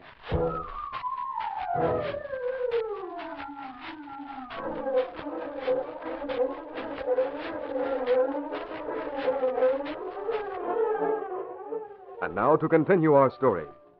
Lenore Case had sent a query to England. It was nearly 11 o'clock when the reply with information concerning Colonel Burley was delivered to her at the Daily Sentinel. She read it, and her eyes went wide in surprise. Oh, golly. She put the message into an envelope, sealed it, and called for a copy boy. Hey, Miss Case, aren't you working overtime? Skip that. Listen, Joe, do you have a car? Well, yeah, sure thing. Oh, good. I want you to take this envelope to Mr. Reed. It's very important, Joe. Give it to him personally, and then come back here. I'll wait until I know if it's been delivered or not.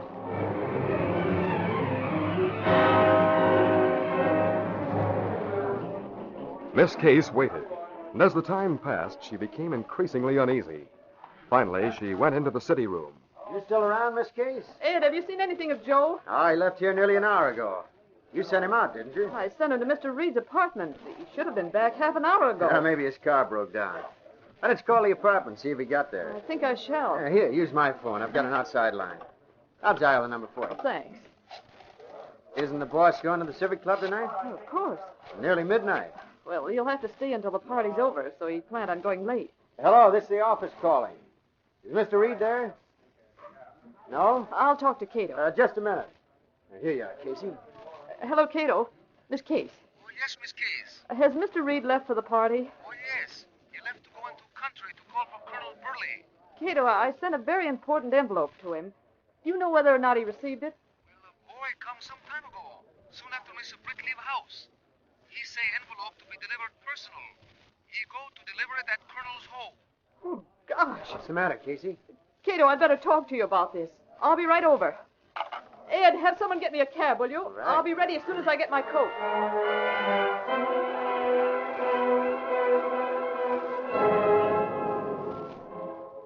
Britt Reed had been at the suburban estate of Colonel Burley for less than 10 minutes when he was summoned to the door and handed an envelope. Miss Case said I should give it to you personally, Mr. Reed. I see. Needn't have bothered Mr. Reed. I'd have handed it to my man. I got my orders. Well, thanks a lot, Joe. I'm sorry you had to drive way out here. Oh, that's okay. I hope you have a good time at the party, Mr. Reed. Thanks. So long. Goodbye, Joe. And will you excuse me while I see what this is? Cable from England. Replying query about Colonel Burley. Beg to advise Colonel died in India. August 1946. As brother similar in appearance. Discredited after forgery attempt in London. Believed in the United States for past 10 years. Further details in later message. Burley. How impolite to read over your shoulder. Oh, you're not Colonel Burley. I'm his brother. Disinherited and cut off some years ago. Nasty mess, that. I suppose, Burley, you know what this means. Too bad you secured that information, Reed. I shall have to take steps. Burley, put that gun down. Duke! I heard it, boss. I was just beyond the door. Duke serves as a bodyguard. The rest of the boys have already gone to the Civic Club. The rest of the boys? You may as well know it, Reed. They're waiting for me to come and give them the signal. Signal? Oh, I get it. The robberies. You were at the DePeister ball when their jewels were stolen. You were out in the island during that house party that was robbed. Oh, yes. And I shall be at the Civic Club tonight. You're one of the gang the police have been looking for. Reed, at the stroke of 3, I'll meet the rest of the gang in a small lounge at the club. The lounge where you and I met for the first time. There we shall change into different costumes. I plan to appear as the Green Hornet. Ah, too bad you won't be there to see it. Hey, boss, you're telling him all our plans. It doesn't matter, Duke. This is our last job around here. After tonight, we'll move to a new location and take our proceeds with us. Will I use the gun on Reed? No. But he knows everything. Yes, and so will others in his office, and so will the police. We've got to clear out while we have the chance. And I don't want a murder charge against me. Just chloroform him, and we'll leave him here. Oh, no, you don't. Look out! Grab him! As strong as an ox. Get him, Duke. Hit him with your gun. Fix him.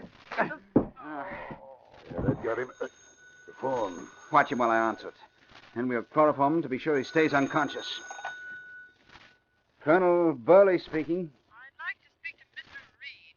Is he there? Mr. Reed? He's out cold. I'm sorry. He's not here.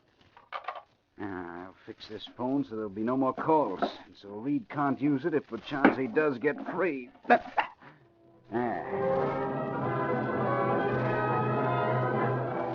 Lenore Case had telephoned from Britt's apartment. She waited a few moments, then called again while Kato stood by. Out of order? Thank you. Kato, I'm going to call the office. Perhaps I can talk to Joe. All right, Joe, thanks. Joe said he left Burley's home just a few minutes after 12. Kato, that was just before I called and talked to Colonel Burley. The colonel say he not there. Kato, something's wrong, I'm sure of it. So perhaps I call police? Well, I'm not that sure, but...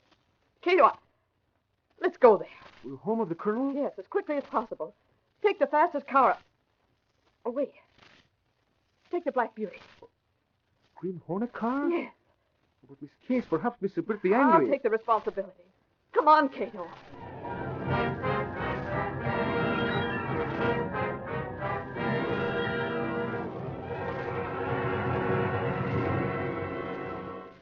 Britt Reed regained consciousness in the library of the Burley home.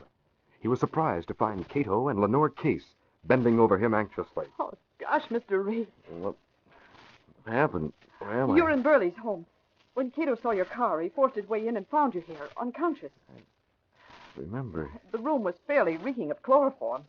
Well, not only that, but you were tied. I use special medicine, Mr. Britt. Special medicine? The same stuff you use when you want to counteract the effect of the gas from the Hornet's weapon. Burley, the Civic Club. Miss Case, what time is it? It's after 2:30 in the morning. The police commissioner. I've got to call the Civic Club. You can't, Mr. Reed. The telephone's out of order. It's been pulled from the wall. That's why we came here. Burley lied about you being here, Save and then... the explanations. Kato, what car did you bring? Oh, Mr. Britt, Miss Case, she say, well, that is, perhaps you'll be angry. Answer me. I bring Black Beauty. You were inspired. I've got to get to the Civic Club before 3 o'clock. Seconds count. For your mask, weapon, and coat in Black Beauty. I never wanted that disguise more than now. But, Mr. Reed... You two follow in the convertible. You'll find the Black Beauty in the alley next to the Civic Club. Park there. I'll see you later.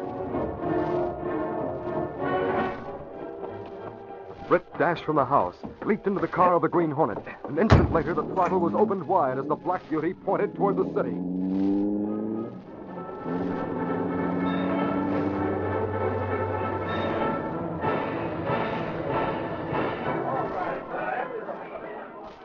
The Civic Club party was a huge success. The cashier's money drawer was fairly bulging. As the hour of 3 approached, a man wearing a mask and wrap like that of the Green Hornet noticed several of the guests move toward a small private lounge.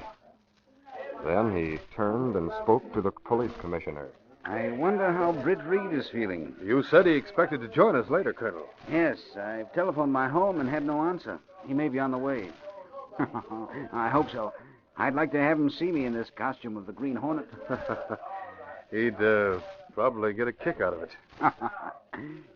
I think I'll go to the lounge and relax for a few minutes. See you later, Commissioner. Right. By golly, Commissioner, this sure is a party. Yes, Axford, it sure is. Every time I see that guy with the Hornet costume, I feel like I should be collaring him. By golly, you know, it's a slick get-up, even to the black hat. The black hat? Burley's wearing a green hat. Huh? Green? Well, by golly, look over there at the door. Tell me if that's black or green. Huh? Why, I thought the Don't colonel... anyone move. Huh? Hey, is this a gag? I'm taking over. It's a robbery. Give me that tag. Expert. Suffering snakes, it is a stick-up. Hey! Before the startled spectators could recover from their surprise, the Green Hornet had seized a tin cash box from behind the cashier's wicket, gassed the cashier, and raced across the floor. Get him! Stop him! He threw his weight against the door to a small private parlor. Hey, what is this? You, the Hornet. It's the real Hornet. They're after me. Take the cash. Wait, get him! Stop him! Hang on to it! Try it. Leaving the cash box in the parlor with Burley and his henchmen, Britt Reed went through a window and hit the ground running.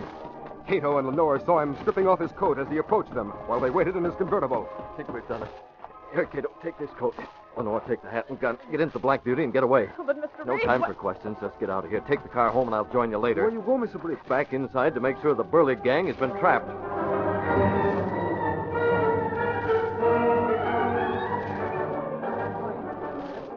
Axford, looks as if something happened here. Oh, Reed, you're just too late for the excitement.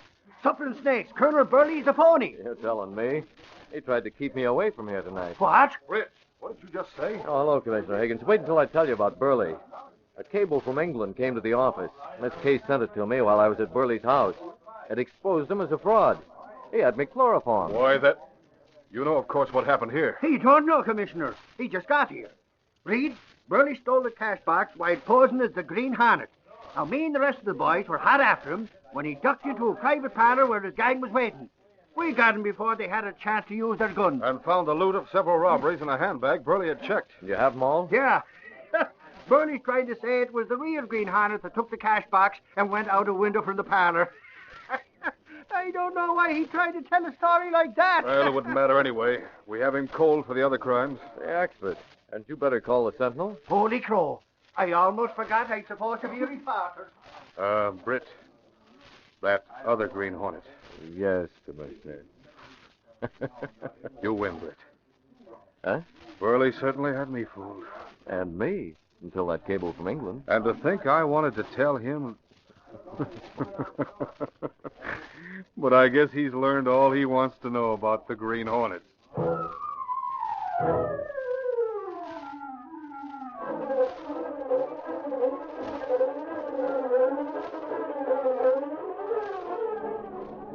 Let's select the Pepper Crime Ring Smash when Green Hornet appears at Civic Club. Read all about it. Colonel Burley exposes fraud. Let's select the Pepper.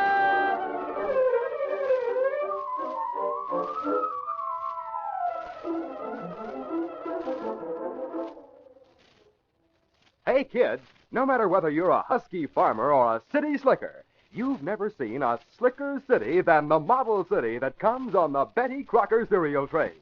It has all kinds of buildings, houses, and stores that you can cut out and build. Besides the buildings, you also get cutouts of autos, fences, garages, and a lot more things. Just on one avenue in the model city, there's a big service station, an ice cream store, a bank, and a hotel. All this plus different style houses. Easy to build, too. There's no pasting or gluing needed, and many slots are pre-cut. Best of all, different houses and stores come on different Betty Crocker cereal trays. Just ask your grocer for the Betty Crocker cereal tray, the handy cereal package with all three of your breakfast favorites, Cheerios, Wheaties, and Kicks. Get yours now. You've been listening to The Green Hornet, brought to you by the Betty Crocker cereal tray, the cereal assortment of individual packages of Wheaties, Cheerios, and Kicks.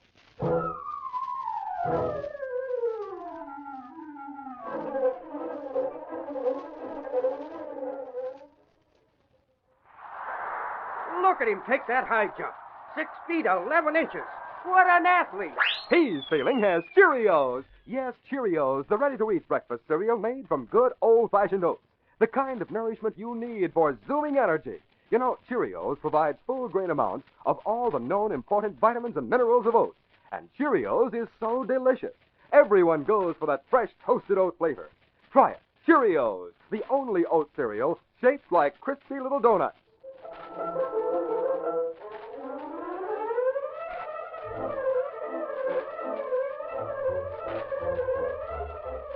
Be with us again next week at the same time when General Mills will again present The Green Hornet. These are George W. Trendle productions, directed by Charles D. Livingstone. The story was written by Fran Stryker, and the part of the Green Hornet is played by Jack McCarthy. This copyrighted feature originates in Detroit, and all characters, places, and incidents used are fictitious. Hal Neal speaking. Tomorrow night at the same time, over most of these same stations, the great Stallion Silver and the Masked Rider of the Plains meet another thrilling adventure when the Lone Ranger rides again. This is ABC, the American Broadcasting Company.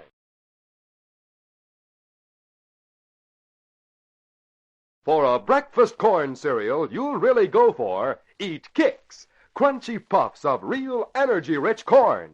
And now, Kix, that winning American corn cereal, presents...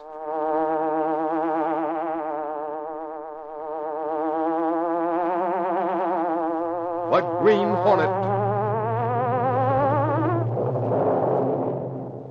He hunts the biggest of all game, public enemies who try to destroy our America.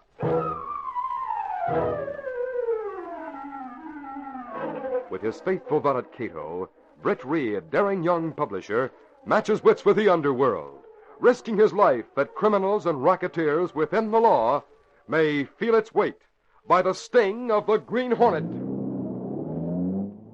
Ride with Britt Reed in the thrilling adventure of Murder at Lighthouse Mary's. To keep going, to keep winning, you need plenty of that good old American energy. Corn helps give you the energy that makes you the pacemaker, the front runner in the day's race.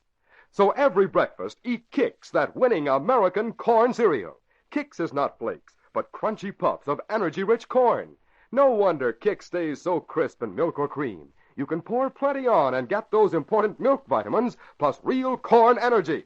Yes, for that head start you want on a power-packed day, try an accelerating, Kixalating breakfast. Enjoy super delicious, nourishing corn Kix. Kix is a winner.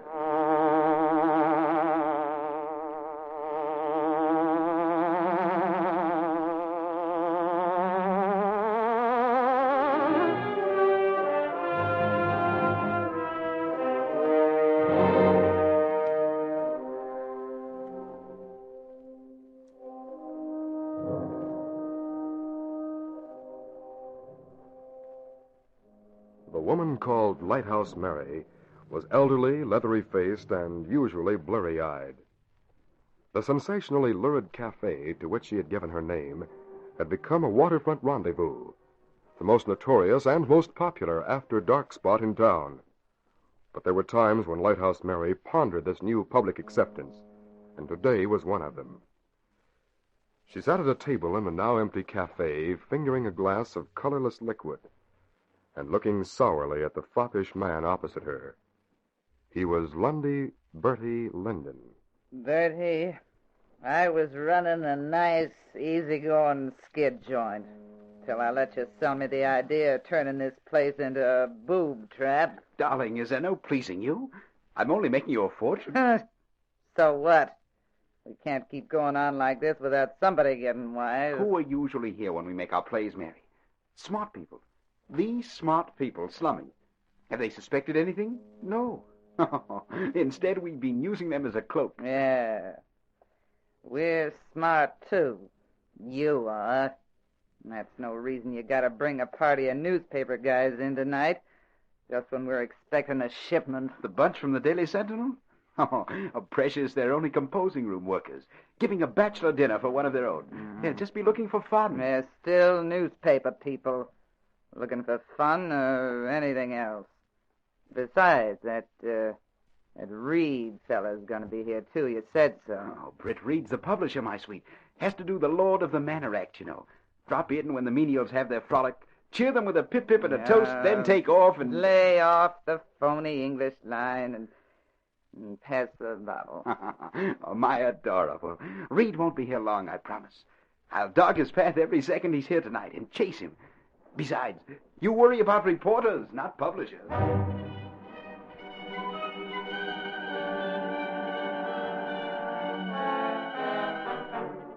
In his office at the Sentinel, Britt Reed was preparing to leave for the day. There, Miss Case, that does it. No more letters? No, sir. Oh, look at Axford over there, asleep. That's a lie, Cassie. I was just resting a spell. I'm going to the composing room party tonight, and I'm storing up me strength. You're going to that party, aren't you, Mr. Reed? Yes, and with no pleasure. At Lighthouse Mary's. Why couldn't they hold it at one of the hotels? Because Lighthouse Mary's the most popular place in town, that's why. It's got color. So is a black widow spider or poison ivy. I've been told it's a real exciting place. It is. Excitement from the time you come in till you leave. When the customers don't fight, Mary and her bouncer gorilla start things ripping and then... Oh, maybe I've seen too many gangster movies, but I'd love to visit a place like that. You'd really like to go, Miss Case? I hope you don't think I'm silly, but I would, sometime. Well, then we'll make it tonight. What? Don't say no. The boys will feel honored to have you drop in on their party. So, what do you say? The three of us go together? Sounds great to me. Okay, Casey? Oh, yes. I'm speechless. Thank you, Mr. Reed. I'll call for you at home about 9, Miss Case. You be ready before then, Axford? If I button me vest, I'll be ready now. Better wear your storm clothes, Casey. It looks like a bad night tonight. 10 miles from the city and a few miles offshore, a motor-driven lobster boat tossed fitfully on the crest of the towering, fog-capped waves. Its ghost-like outline could scarcely be seen in the fog that poured over it. 2 men, in charge of the small crew, stood at the stern of the vessel, peering intently. Not at an object, but at something expected. John, this trip is no good. Augie, all I know is we got orders. We're off the right part of the channel. We stay here till the Rexonia passes. But the Coast Guard... Forget about the Coast Guard. They got other fish to... Hear that? The giant ocean liner, Rexonia, plowed through the mountains of water in a field of fog, slowly but relentlessly. Searchlights stabbed the murky grayness. Suddenly, they picked up a lobster boat to the starboard.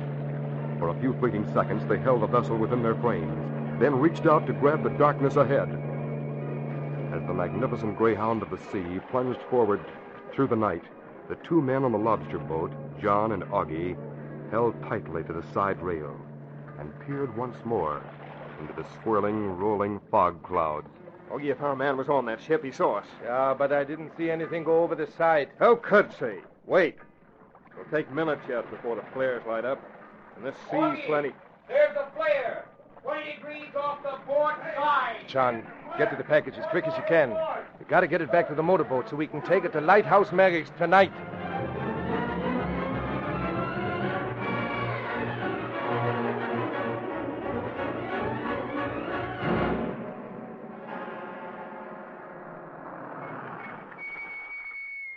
Here we are. That's Lighthouse Mary's over there. Why, you are... Oh, what's happening over there? Here, Miss Case. Stand beside me. Don't get excited, Casey. Stand to the side. And I'm telling you for the last time. If you come back, I'll beat your head in with a blame pin. I won't be back. No! Now get out of here. Gorilla! Hey, Gorilla! Yeah, Mary? I'm throwing you another dime motion barnacle. Swab his whiskers and send them sailing. Get your handouts at some other port, matey. And stay away from here. Oh, how awful. Oh, that brute. That's Gorilla the bouncer. And don't give it a thought, Casey. That act goes on every hour. They're making atmosphere for the uptown people. You'll see. Don't look like Mary's at the door. The Lighthouse Mary, after the frenzy of words and fists outside, had come back into the cafe and was standing near the bar when Reed, Axford, and Miss Case entered. Bertie Lyden hurried over to her. Mary, that's Britt Reed coming in the door with a girl and another man. And Axford. I know him. I thought you said there'd be no reporters. I didn't expect any. I'll get rid of him, too. But, Mary, that fellow over by the window. There's something funny about him. Tell Gorilla to watch him. Gorilla is. I've been watching that guy myself. Bertie, you see that Reed gets out of here in a hurry. If the Rexonia is on time, John and Augie ought to be due here any minute now. John and Augie had changed from the lobster boat to an outboard. And at that minute, they were leaving the bay and heading into the mouth of the river. John, you sure you know where we're heading? Forget the fog, will you? I made this trip 100 times. Where are we now? At the foot of the river. I'm going to slow the motor now on account of the police boat. You suppose Mary and the gang will put on a big riot tonight for a cover-up? Yeah, I guess so. They most always do.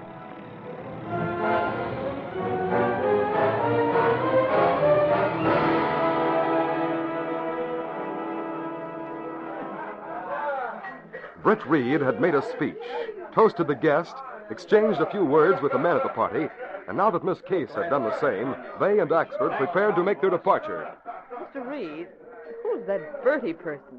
He's been on our necks all evening. I can't make out who he is. Oh, Oh, what's the matter, Miss Case? that man over there. The one Grilla's pushing. He was trying to... Oh, that brute Grilla. Hey, I told you to get out of here. Now get and stay away from the window. That man was on his way over here to us. I know. Go stay with the rest of There's the something in his freaks. eyes and manners that made it... Oh, I say, more fun, huh? It looks like another set to, what? Grilla's cracking another skull. Oh, strong, quaint Grilla. Oh, say, Reed, must you be leaving? Very happily. You ready, Miss Case? Oh, yes. Please, let's go before anything... Hey, that motorboat. Yes? You don't expect the sound of one on a night like tonight. Look, there's a fight starting back by the window. What? Another? I don't see any fight. But there is. Fight! Mary! Grilla! Fight! I love this. Hit him, Grilla. Hit that one and don't let him... I think that Bertie man is crazy. I don't like Miss Axford. This is a free-for-all. Come along, Miss Case. Please get me out of here. Stop the flame! The lights! Stop them! I can't see with the lights out. Mr. Reed, where are you? Here I am, Miss Case. I'll lead you out. Axford, you there? Back here, Reed. I'm going to put on my pocket flashlight. Follow me and keep close to the wall. There's a side exit. Can you see? Yes, Mr. Reed. Just keep the light played on the floor. This way, Miss Case. Here's the side door. You all right, Axford? So far I am. Casey, I take back what I said about an act. Axford! Axford! Oh, there you are. We better get around the front. I think we better hurry. Mr. Reed! What? That's Casey. I thought she was right behind you. Mr. Reed! Back there! Oh, Miss Case, what's the matter? Easy now. That man, the one I told you about. I must have turned the wrong way and I tripped over him. He was dead. Dead? The man Grilla was just pushing around? Yes. He's back there. Back by the door. Give me that light, Reed. Here. Thanks. I'll take a look and see what happened to him. The knife is sticking. Oh, that poor man. Steady, Miss Case. In his eye. Oh, you should have seen his eyes. How's Casey getting along, Reed? I'm all right. Did you find it? I mean, him. You must have been imagining things, Casey. There's no sign of a body back there.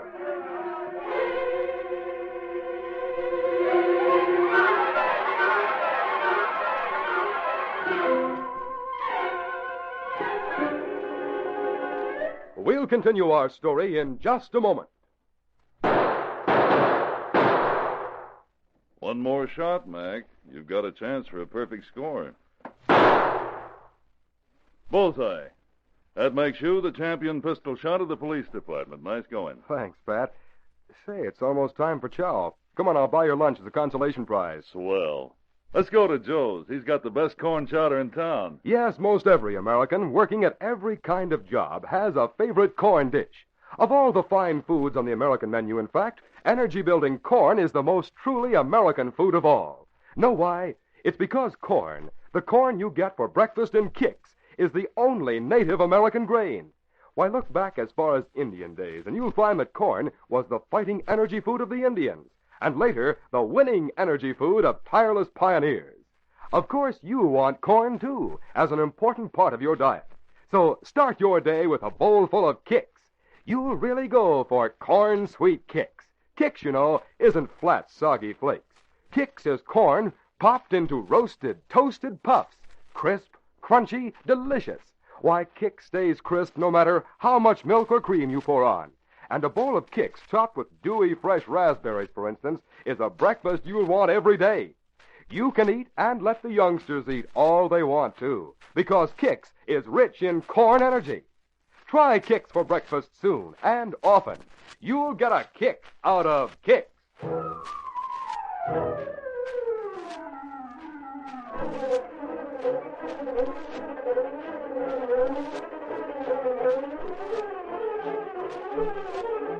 Now to continue our story.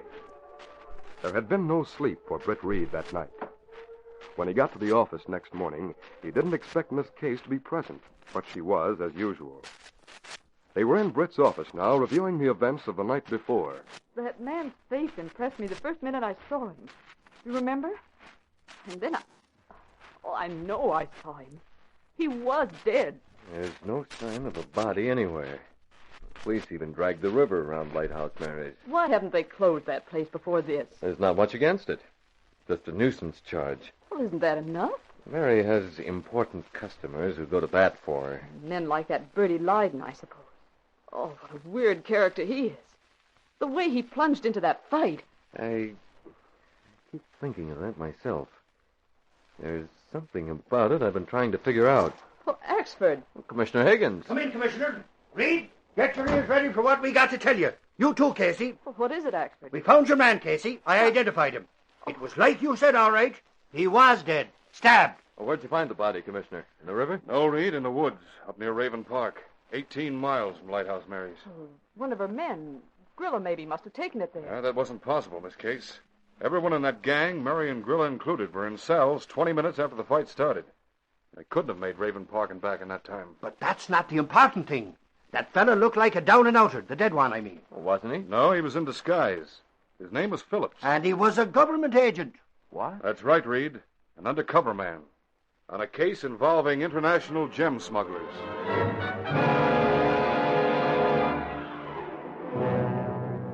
When Commissioner Higgins had left and Axford had gone to the city room, Lenore Case turned immediately to Britt Reed. I was right, Mr. Reed. That man Phillips was coming over to us when Grilla got hold of him. You know, he might have known you by sight, or maybe realized that we were from a newspaper. And Grilla or Mary must have known or sensed who he was. So that's why they grabbed him. That makes sense. But it was Bertie who took us over while that happened. That's right. Just before the fight started. But in this case, there was no fight before Bertie began to yell. What? You mean that was a cue to start one? A yell? Yes.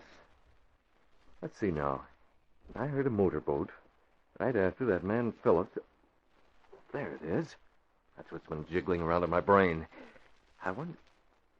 I'm going to discuss this with Commissioner Higgins. Commissioner, Bertie Lyden's the man you're looking for. Question those prisoners about last night's riot, but meanwhile get out a warrant for Lyden and have him picked up. It's too late, Reed. He just put up bail for Lighthouse Mary and Grilla. They walked out. Bertie Lyden, he went directly to the ship. To the ship? What ship? The Rexonia. It arrived last night and sails again at midnight tonight. Bertie Lyden has passage on it. Well, we've got to keep him from sailing. I wish we could, but we can't. The Rexonia is not an American ship, Reed, nor is Lyden American. Well, can't we phone the State Department to do something? On what concrete evidence? No, Reed. Maybe if you get the evidence, extradition will be possible. Later. But what about now? Reed, at this point, the police are handcuffed. When that happens, I know only one person who might help them. I was thinking the same thing. That person might know Bertie Lyden was on the Rexonia. He might like to know that our men trailed Lighthouse Mary after she was bailed out. If he did, he'd learn she's back at her cafe. The building is closed to the public. But she's there. Thank you, Commissioner.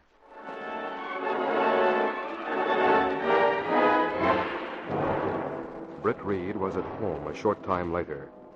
When he came out of his room, attired in a black suit, Kato handed him a slip of paper. Kato, his valet, and co-worker with the Green Hornet. Well, here are the telephone numbers you want, Mr. Reed. Oh, thanks, Kato. Let's see. Lighthouse Mary's and the shore-to-ship number of the Rexonia. I say, Kato, old thing, Would it tickle you if I were to speak like this? Oh, say, well, that's good, Mr. Britt. Like an Englishman on stage. That, I hope, is like Archie sounds. But, what if I was to change my voice and beat your ears with a delivery like this? Why you do this, Mr. Britt? Rehearsing for 2 telephone calls, Kato. Here goes the first. It's to Lighthouse Mary.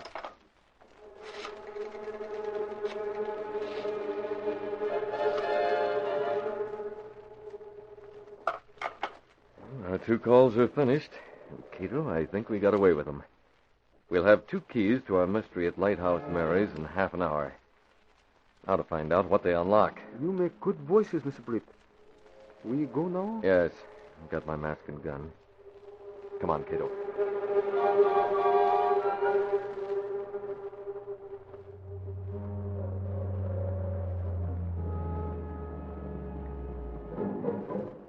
Remember, Kato, put your call in exactly 10 minutes after you hear the motorboat. Yes, Mr. Britt. Patrolman Ed Kelly, standing in front of Lighthouse Mary's, heard the faintest sound near the door behind him. The fog was thick, but he walked unerringly to the spot where a voice, seemingly from nowhere, spoke as a gun pressed against his ribs. Stand right where you are, copper. Don't move. Let's take your gun. Now step inside this door. Mask. You're wearing it. You're the Green Hornet. Right. And believe me when I say I'm on your side. Oh, sure you are. Pulling a caper like this. I'm going to tell you what I plan to do. You'll get your gun back after you promise your cooperation. The Green Hornet told Patrolman Kelly exactly what he planned. His sincerity and the promise of a good arrest convinced the policeman. Okay, Hornet. I'll go along with you. You say you'll prove your story in 10 minutes. We'll do that. But when the 10 minutes are up, I'll be after you, too. That's fair enough. It's a deal. Here's your gun.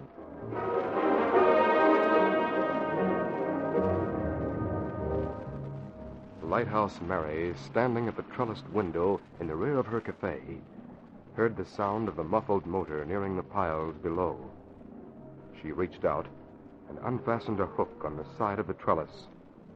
As the trellis unlatched, the extension slid from behind it and descended sharply towards the water to stop short of the crest. It formed a perfect ladder. A few seconds later, Bertie Leiden climbed up and entered the room through the window. I feel like a deuced monkey climbing that. It's better than a trap door, like the cops always look for. Oh, don't I know? I laughed so last night during that fight.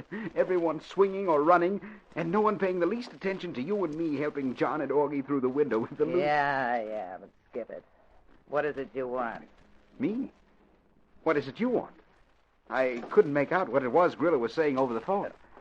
Grilla? Why, the big ape's afraid of a phone. What is this? When you called me, you said something... I didn't call you tonight. Huh? What are you up to? You got me off the ship. What for? You expect more money? Or do you have an idea? Oh, cut it, Bertie. I got no ideas, and I don't want more dough. You're the suspicious guy. Think I'm gonna cop the ice they brought in last night? You don't know where it's stashed. I wouldn't have to guess twice. Leaving that body up in Raven Park was a giveaway, Bertie. And it's right near that cottage of yours. Then what is this balderdash about my calling you? Mary, you think perhaps someone's pulling a fast one? Yeah, who could? I could, for one. What? Masked man. Who are you? I'd say it was the Green Hornet. You're right, Mary. Oh, Leiden, you're the guy who bumped Phillips last night, eh? And dragged his body away up where they found it? You're only half right, Hornet. I took the body away, certainly. But the killer's behind you. Right, Grilla? Tell him, Bertie. Here's a mug I killed. Oh, that's it, Grilla. Hold the Hornet, Grilla, so Grilla can stick his knife into him. That's it. Hold him. I've got him, Grilla. Knife him. Now, tell me, shoulder. You shot. Thanks, Copper. Nice shot. Flatfoot. No Flatfoot's gonna get me. Come on, Bertie. We can get out of this place. I just made that close.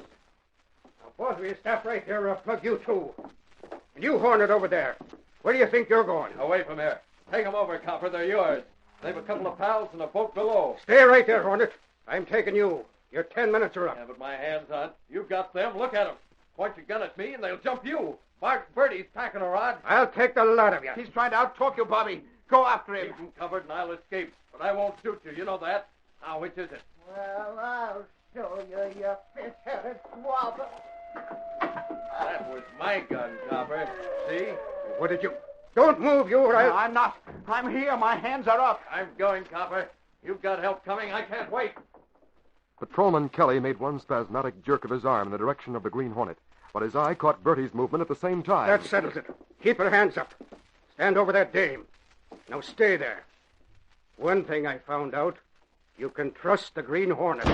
All right, inside, boys. Hey, look, Kelly's got a pinch. Hey, who's that running out the side door? Look, it's the Green Hornet. Get down to Kelly, you two. Rest you after the Green Hornet.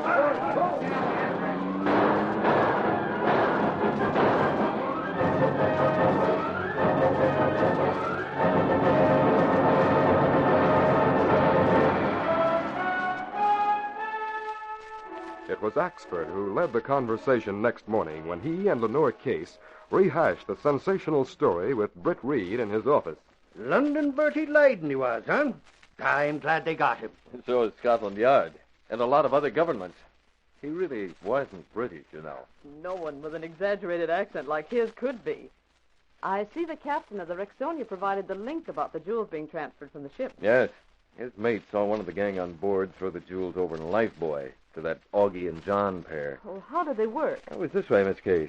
Augie and John and their crew would pick up a floating package dropped by a Confederate on an incoming ship. Then they'd run it in under cover of darkness to Lighthouse Mary's place. And as soon as they were due there, Mary and Grill'd get a fight started to cover up the pair's entrance through the window. That's when the lights would go out. Phillips had gotten wise to that and showed it that night. That's why they killed him. Oh, what's this about the customers helping? They wouldn't know they were helping. You see, the best way they had of getting the stuff out was in the pockets of those tramps and derelicts that hung around the place. Oh, you mean those men who provide the atmosphere, whatever it is? Like the ones who were getting out when we went in? Exactly, Miss Case. Axford was right. It was an act. The police were so used to their being put out, they'd send them along instead of arresting them. So when the jewels came in, a fight would start again. The gems would go into the pockets of the tramps who were kicked out. I see. And the police would shoo the men away with the smuggled jewelry. That's the idea. They'd go away, leave the jewels at a nearby hideout. Bertie'd pick them up later. And about using the customers. That brazen Bertie do that when he was with the most important people. He'd just walk out with them, carrying the stuff, and no cop would go near them, even if he suspected. Which the police didn't. And to think we had the story right there in front of us the other night, but didn't realize it. I wonder how the Green Hornet did. That's quite a story Patrolman Kelly tells about him, isn't it? I'm ashamed of that Kelly. Him letting the Hornet slip away. Reed, it's a bad day for the Irish when one of their own gets so close to the Green Hornet and does nothing about it.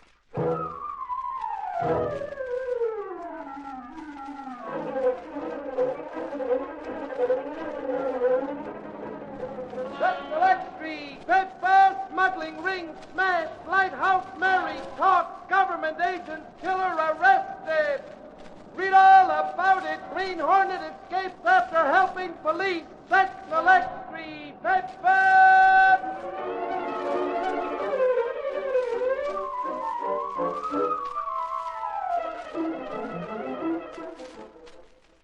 You've seen pictures of the sick, hungry people in Europe, I know. People who barely get enough food to live on. You've often wished you could help them, I'm sure, and you can, through an organization called CARE. For $10, CARE will send a generous package of food to any one of 15 countries in Europe. You can specify to whom it is to be sent, or CARE will choose a needy family for you. Simply send $10 to CARE, C-A-R-E, in New York, with your name and address. You'll receive a signed receipt showing the food has been delivered. Send $10 to CARE today. You've been listening to The Green Hornet, brought to you by Kix, the ready-to-eat roasted corn cereal. Try it. Kix is a winner.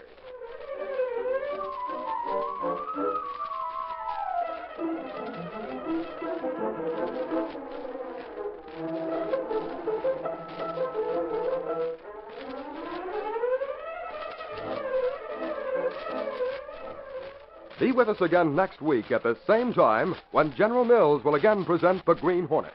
These are George W. Trendle productions, directed by Charles D. Livingston and edited by Franz Streicher. The part of the Green Hornet is played by Jack McCarthy. This copyrighted feature originates in Detroit, and all characters, places, and incidents used are fictitious. Hal Neal speaking.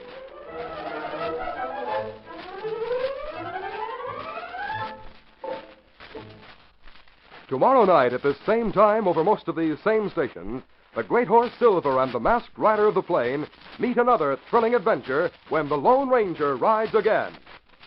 This is ABC, the American Broadcasting Company. For a breakfast corn cereal you'll really go for, eat Kix, crunchy pops of real energy-rich corn. And now, Kix, that winning American corn cereal, presents...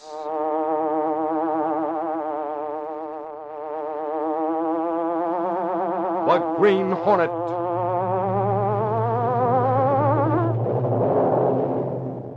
He hunts the biggest of all game, public enemies who try to destroy our America.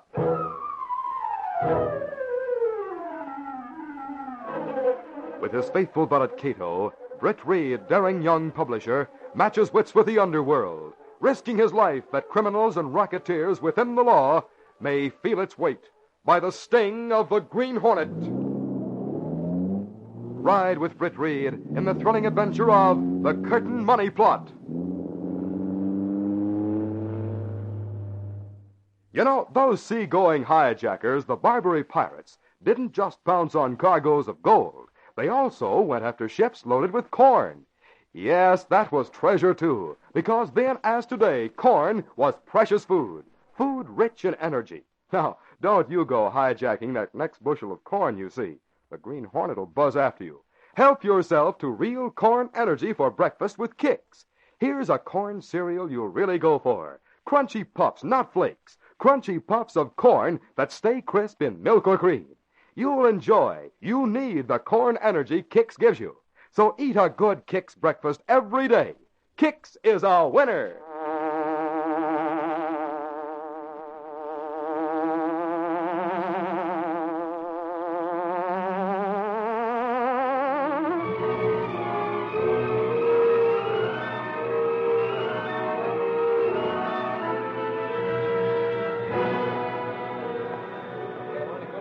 The man who walked toward the Daily Sentinel building might have been a former prize fighter, judging by his face and ears. But otherwise, his appearance was nondescript. No one paid him the slightest attention until, just as he was about to enter the building, another equally nondescript man leaped from the doorway and fired 3 shots. As the gunman pushed through the startled onlookers and fled from the scene unmolested, the man who looked like a prize fighter slumped to the ground, blood pouring from his wounds, and the glaze of death filtering into his eyes.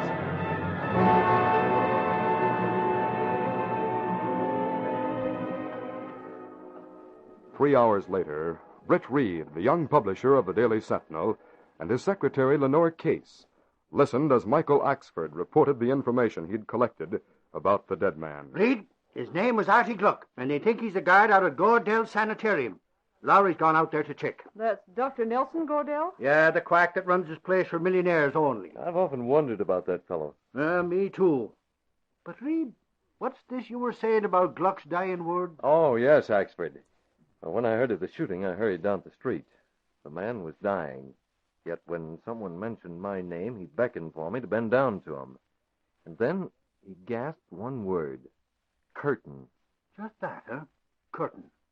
Now, what do you think he meant? We can't figure it out, Axford. We've been trying ever since that... Oh, here's Ed Lowry now. Hi, boss. Just got back from Gordell's place. Gordell wasn't there, and his staff gave me a runaround. But I learned Gluck was a guard there, and they say he was fired yesterday. I thought I'd learn why when who should walk in but that society babe, Deidre Curtin. What was that name? Deidre. D-E-I-D-R-E. You know her. She's the one that... What's the matter, boss? That could be it. That must be it. Curtain. What is this? Gluck's dying word. But what connection I asked myself the same thing, boss. What's a dame like Deidre Curtin doing out at Gordell's? I didn't pick up anything on Gluck. They gave me a quick brush. But then I stopped downstairs in the morgue and got out these clips on the Curtin family. Oh, good. Good. Let's have a look at them. Here you are, boss. Curtin. Deidre Curtin. 25. Rich in her own right. Sole living relative of Galen Curtin. Oh, those people. Well, he's the millionaire. Sure, I know him. He went away for his health last year, and For then his health.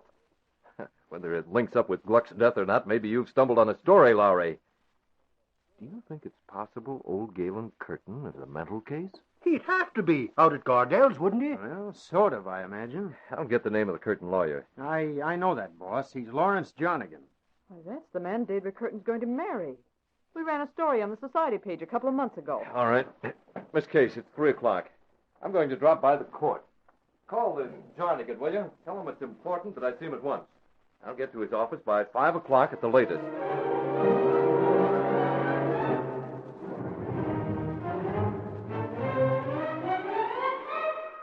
Brett Reed arrived at Lawrence Jonigan's office in little more than an hour. Have a seat, Mr. Reed. It's a rare privilege to have the publisher of the Sentinel drop in.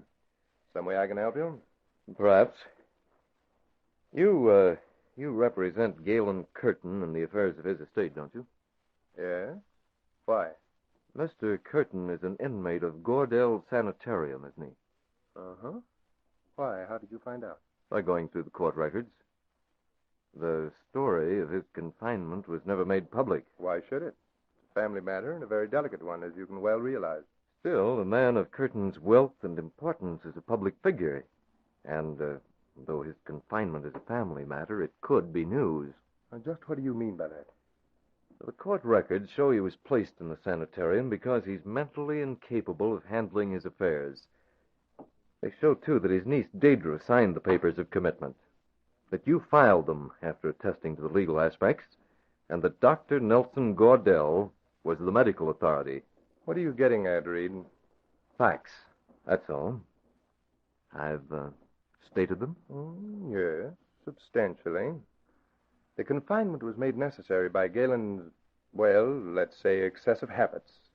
They were well known, and there's no reason why the public should know all this. Up to a certain point, you're right. What point is that? Other court records show new papers have been filed to declare Deidre Curtin administratrix of her uncle's affairs.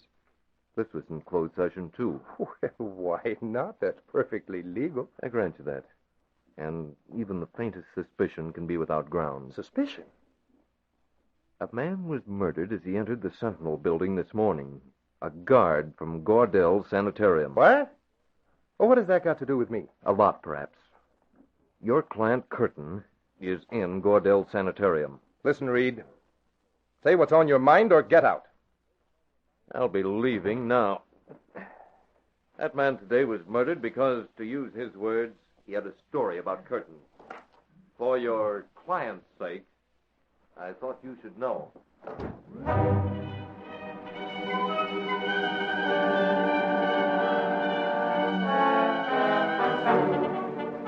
Brett Reed had a strong hunch, and he headed once more for the Sentinel office after leaving Jonigan. Jonigan, baffled by the interview, made a telephone call to Nelson Gordell. An hour later, they were in secret session at a secluded cabin near the grounds of Gordell Sanitarium. Gordell, short, dark, and bewhiskered, was curious. Look, Jonigan, what makes you think this fellow Reed knows more than he told you? I don't know. It was the way he asked and said the things that he did. As if he were holding back a lot in order to hear what I had to say. He hasn't seen Deidre? Oh, no. Not when I called her 15 minutes ago. I warned her against him. A warning I trust she'll heed.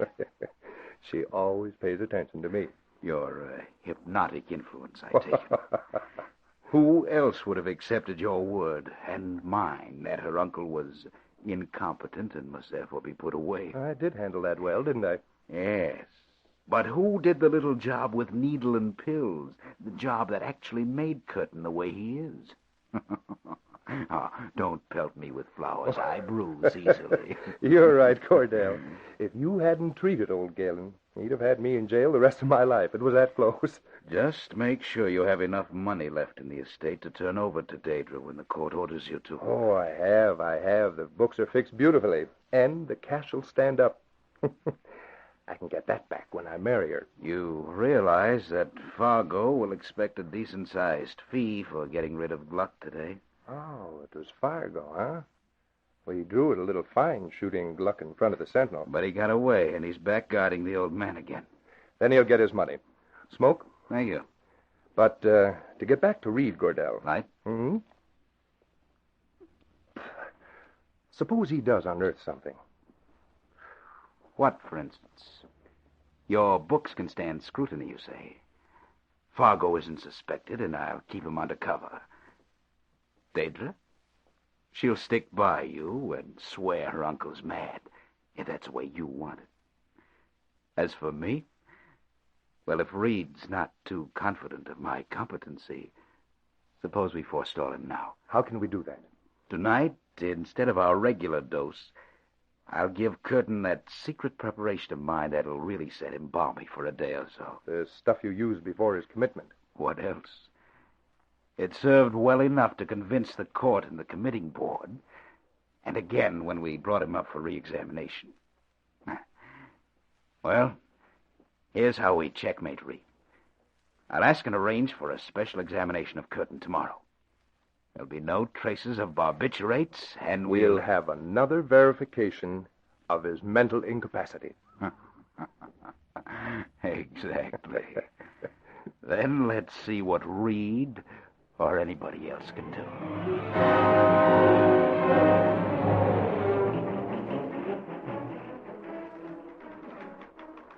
Meanwhile, back at the Sentinel office, Lenore Case was just finishing the rewrite that Britt Reed had done on the early edition stories of Artie Gluck's killing.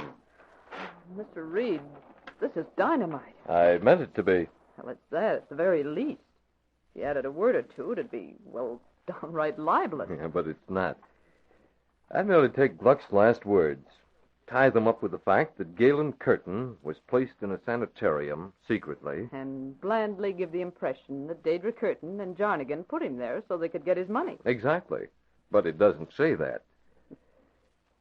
I've been wondering whether any or all of the facts I put in that story will add up to the real truth. Well, they could, but still... Let's see what happens.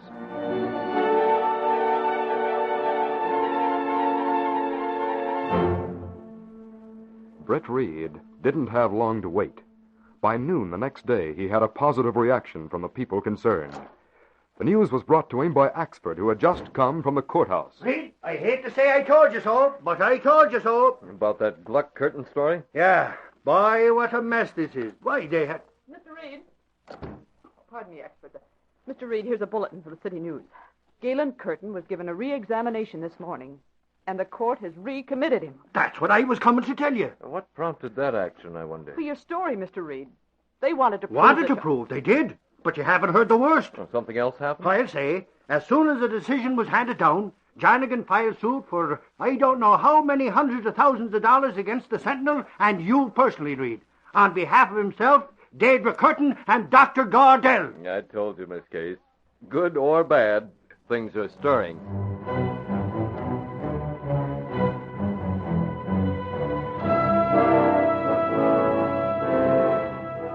Daedra Curtin was troubled as she talked with Jarnigan that evening after dinner. I hate to see you show any sympathy towards this Reed fellow. If that poor Gluck man came to him with a story about Uncle Gay and was killed for doing it, I don't That didn't happen, Daedra. Reed's lying. Gluck was probably killed for some stupid or tawdry reason. Well, he's dead, and I feel sorry for him. You should feel sorrier for your Uncle Galen. Oh, Lawrence, he is more dead than living, isn't he? I can't get over his condition today. I know, dear. But you saw how far he's gone. Yes. Yet when I saw him yesterday, he was different, more alive. There were so many things about him that made me remember what he was like. And I don't think Uncle Gay has long to live, Lawrence. I think maybe you're right.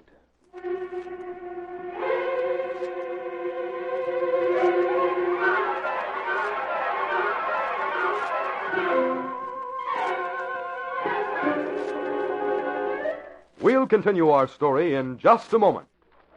Got that story ready, Tom? Yeah.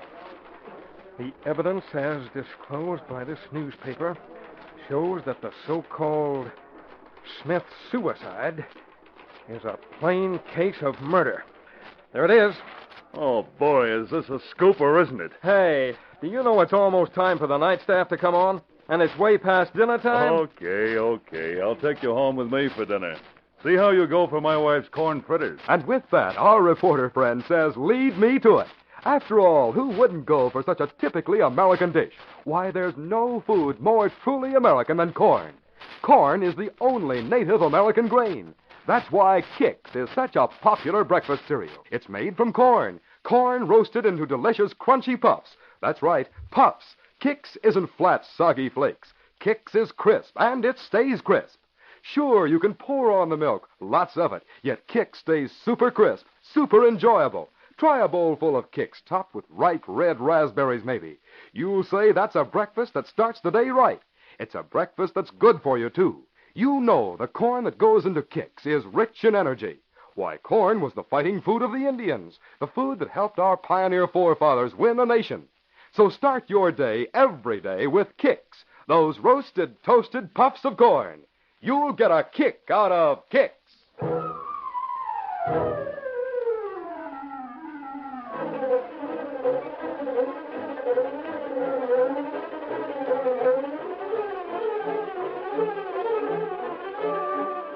Now to continue our story.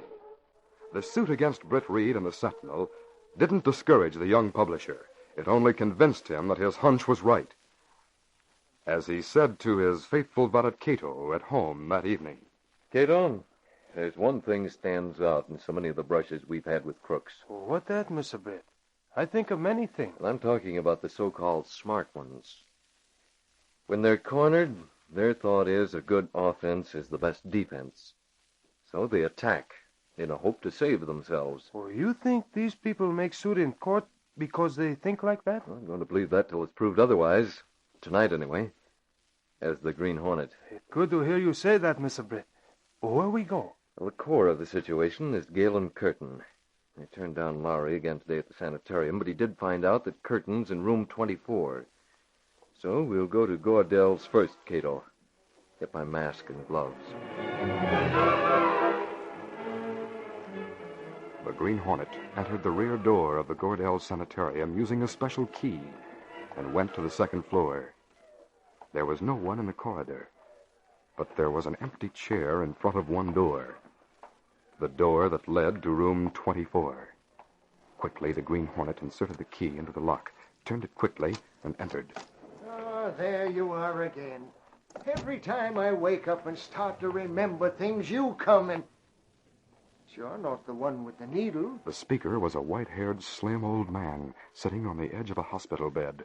No, I'm a friend. You're Galen Curtin? Certainly I am. But it's been a long time since... Oh, I don't know. Am I Galen Curtin? You say that you're a friend, and yet you wear a mask. Never mind that. There's a reason for it. A friend? Then I have two friends. One I met long ago when I remembered. He used the needle on me, too, but he was a friend. He's going away and tell people who put me here. Is that Gluck, the guard? I don't know. I just remember. But I'll go to sleep again, I suppose, and I'll never know. Who did put you here? You said you know. Jonathan, of course, he had to. He stole almost $1 million from me, back when I could remember. He did. I'm going to take you out of here. Quiet. Someone's coming in. I'm your friend, believe me. I'll take you away. I'll stay behind this screen. Don't say I'm here. You're talking to yourself, you old goat, or what's I hearing things? I like to talk to myself in these moments when I can remember. You're going to give me the needle, so I'll forget again? Yeah, gonna give you the needle. Good old Fargo likes to give you the needle. So what's the matter? You don't look scared like always. But I am scared. Sure you are. If you wanted to see a scared guy, you should have seen Artie Gluck when I gave him the works yesterday. Gluck? I've heard that name. He was my friend. Was is right. I give him the business. Boom, boom, right in the middle. Boom, boom. Little old Fargo gives him... Ah, but I'm a dope to be telling you this. I'll tell you what, I Clement, but I'm glad you did. That mask, the Green Hornet. What a strange gun. Kills him without bullets. It didn't kill him. The state'll do that. Here, get into your bathrobe. We got to get out of here. But in a bathrobe. We haven't time for anything else. Get it on while I leave a note on top of this fellow for his boss, Gordell. I think he'll come after us when he sees the seal of the Green Hornet. You ready? I'll have someone call the police, too, after we get you to your home.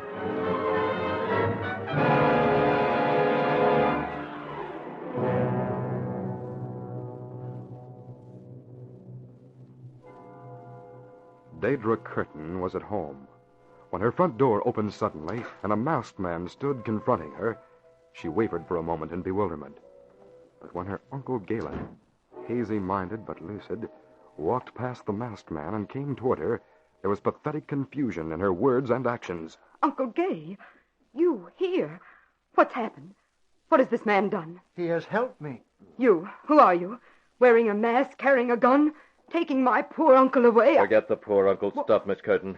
If he's poor, it's you and Jarnigan who've made him that. It's you who've held him captive, so you could loot his estate and squander his money. You rotten, contemptible beast. To say a thing like that. I've told you Daedra isn't responsible. It's Jarnigan and that doctor friend of his.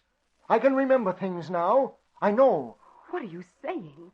Uncle Gay, Lawrence has been kind to you. No, he hasn't, Daedra. You don't know. Lawrence is a thief. He stole money from me, a fortune. He's put me away so I couldn't prosecute. He'll steal your money, too. Poor Uncle Gay. Your mind is bad, isn't it? Miss Curtin, you're stupid. If you're not in on this plot and you haven't realized what those men have been doing to your uncle, it's time you found out. Get over to that telephone and have Jarnigan come here. I will not. You'll do as I tell you. Don't come near me. All right. I'll call him. Oh, what is this? And unless I'm mistaken, we'll have Gordell as a visitor before long, too. Daedra Curtin placed a shaky finger into the dial and began calling Lawrence Jarnigan. Hello? Lawrence? Lawrence, get over here to the house as quickly as you can.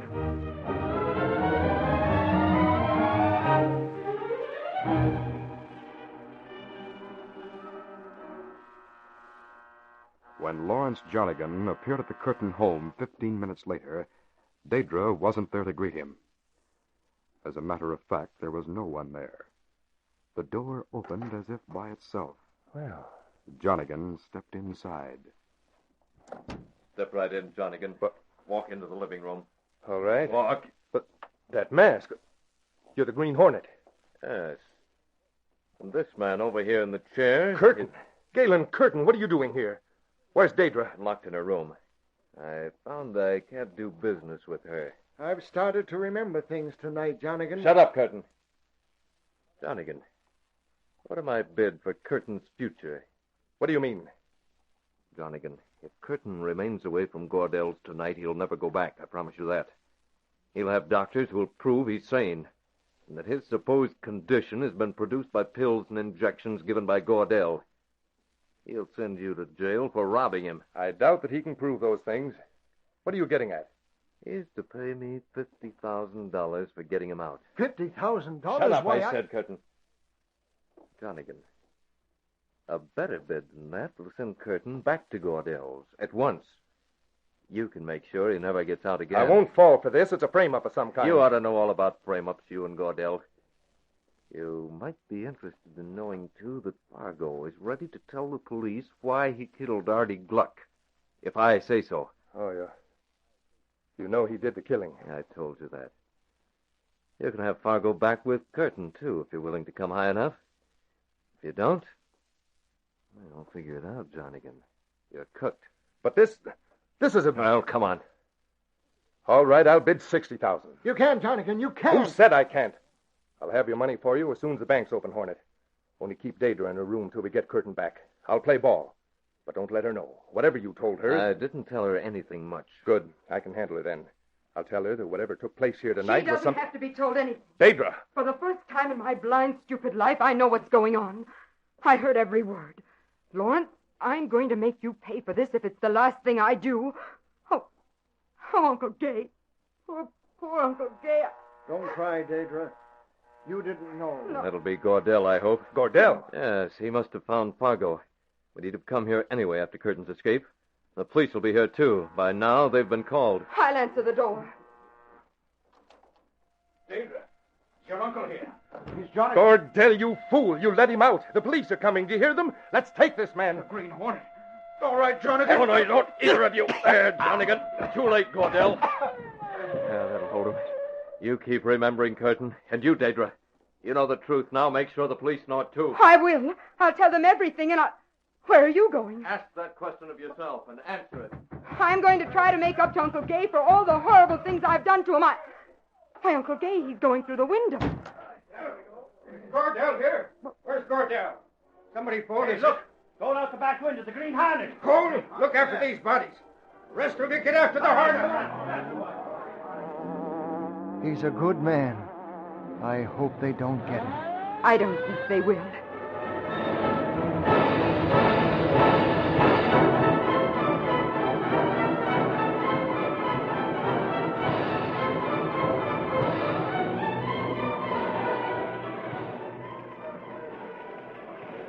Lenore Case, Michael Axford, and Ed Lowry were all in the city room next morning, waiting for the special edition of the Sentinel to come off the presses. So we solved that little murder we had in front of the building the other day, don't we? Little murder? Did you ever hear of a conspiracy like the one Jarnigan and Gordell are involved in? Sure I have, but not lately. That Gordell. What a quack he turned out to be. What is it, Lowry? Here's Reed now. Hi, boss. You hear they indicted Jarnigan and Gordell in that Fargo? Yes, I've got all that. They say Gordell's been involved in a lot of shady cases at the sanitarium, and that he'll turn state's evidence so he can get off with 1,000 years. He'll be getting off simple if that's all he gets. Can you imagine the brazenness of that bunch? Suing the Sentinel. And killing people in front of our doorway. We don't have to worry about the suit. Jarnigan's and Gordell's cases are out the window already. As for Miss Curtin, she not only withdrew hers, she sent a note apologizing and, get this, congratulating us on our story. Boss, I sure thought you were setting us up for a libel loss, no matter how cleverly you arranged that story. Oh, you don't appreciate what a good newspaper man Mr. Reed is. But what's this about the Curtins offering to give the Green Hornet $50,000 if he'll appear and claim it? Well, it seems he mentioned that amount as a sort of fee for helping Galen Curtin escape.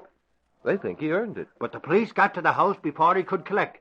Imagine him wanting money to free an innocent man. It might have cost him at least that much if he went through honest legal and medical channels. Oh, he'd never had that chance without the Hornet. But where did the Hornet get wise to what was going on? From Reed's story, I bet you. And who dug up the facts for the story? Me and Lowry. Why, if he collected 50,000, I could claim a commission. Imagine him. Why, it was me that found out about Fargo. And that left everything.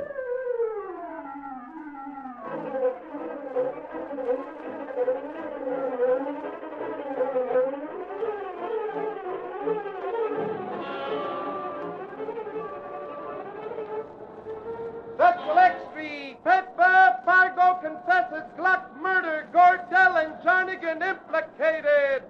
Read all about it. Green Hornet refuses reward. Money goes to charity. Sentinel Extra, Pepper!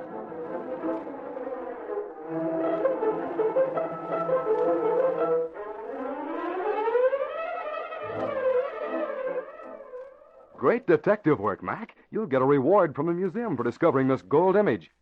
Odd little thing. Wonder what it's for. An Indian good luck piece. They were buried in the cornfields to ensure a good crop. Yes, corn was a precious grain to the Indians, just as it is to modern Americans. For corn is rich in winning American energy. Want energy-rich corn for breakfast in a cereal form you'll really go for? Try Kix. It's not flakes, but crunchy puffs of corn that stay crisp in milk or cream. You need corn vitamins and energy. So every day, eat a good breakfast, a Kix breakfast. You've been listening to The Green Hornet, brought to you by Kix, the ready-to-eat roasted corn cereal. Try it. Kix is a winner.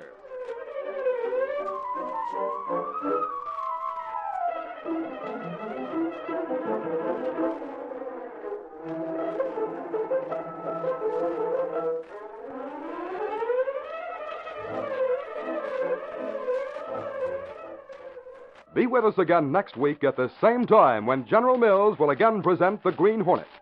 These are George W. Trendle productions, directed by Charles D. Livingston and edited by Fran Stryker. The part of the Green Hornet is played by Jack McCarthy. This copyrighted feature originates in Detroit, and all characters, places, and incidents used are fictitious. Hal Neal speaking.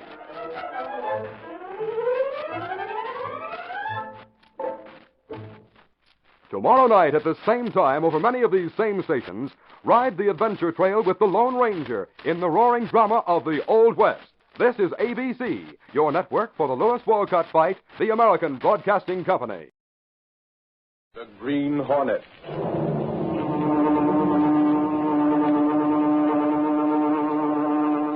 He hunts the biggest of all game, public enemies that even the G-men cannot reach. The Green Hornet.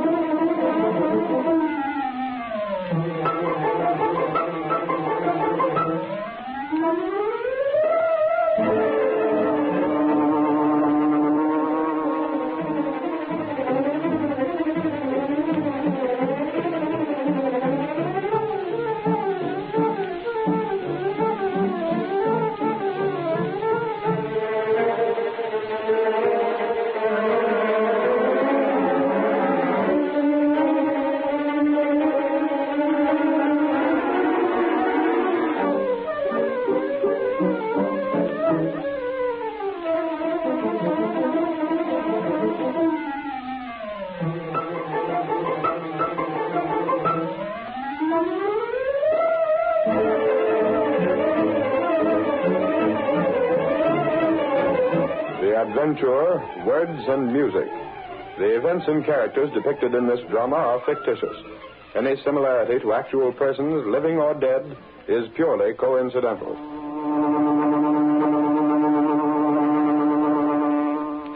Let successful radio, talking, and recording artists show you the glamorous road to fame and fortune.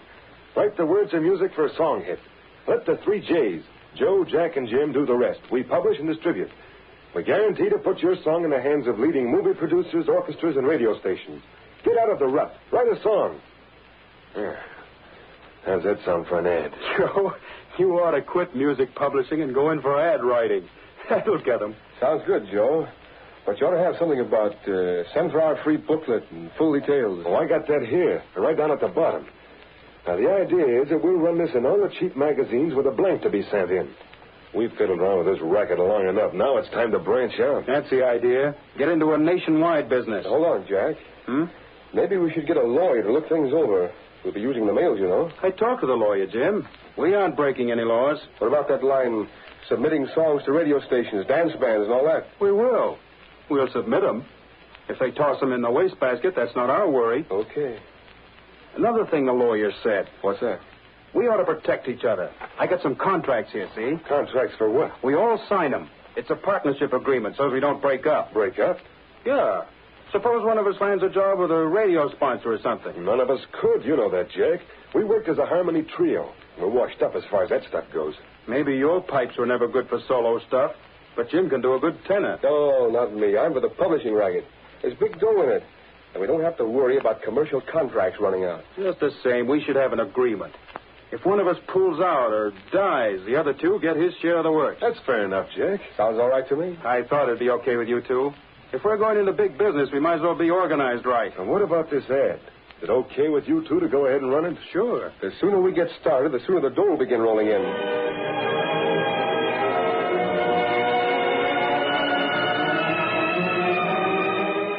The advertising for the 3 J's was widely circulated throughout the country. And a few weeks later, cash came pouring into the publisher's office with every mail delivery.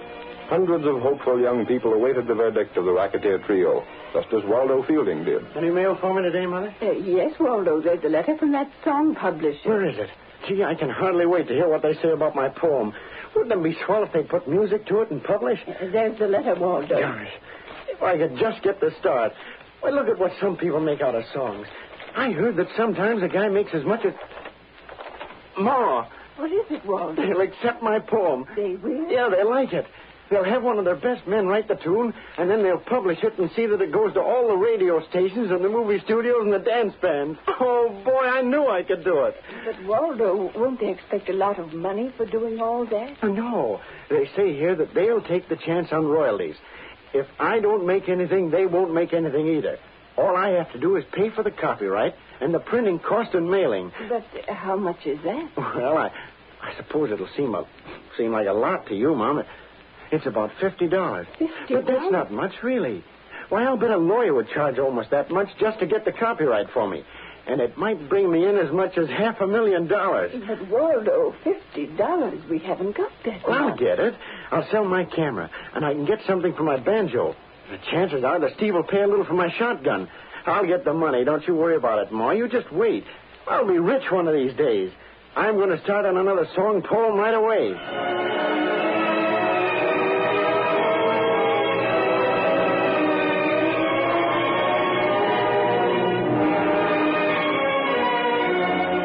Several more weeks elapsed, and Joe, Jack, and Jim found a veritable gold mine in their venture. They expanded in their advertising, moved into larger offices, and then one day... Hey, Joe. Jack. Yeah, Jim?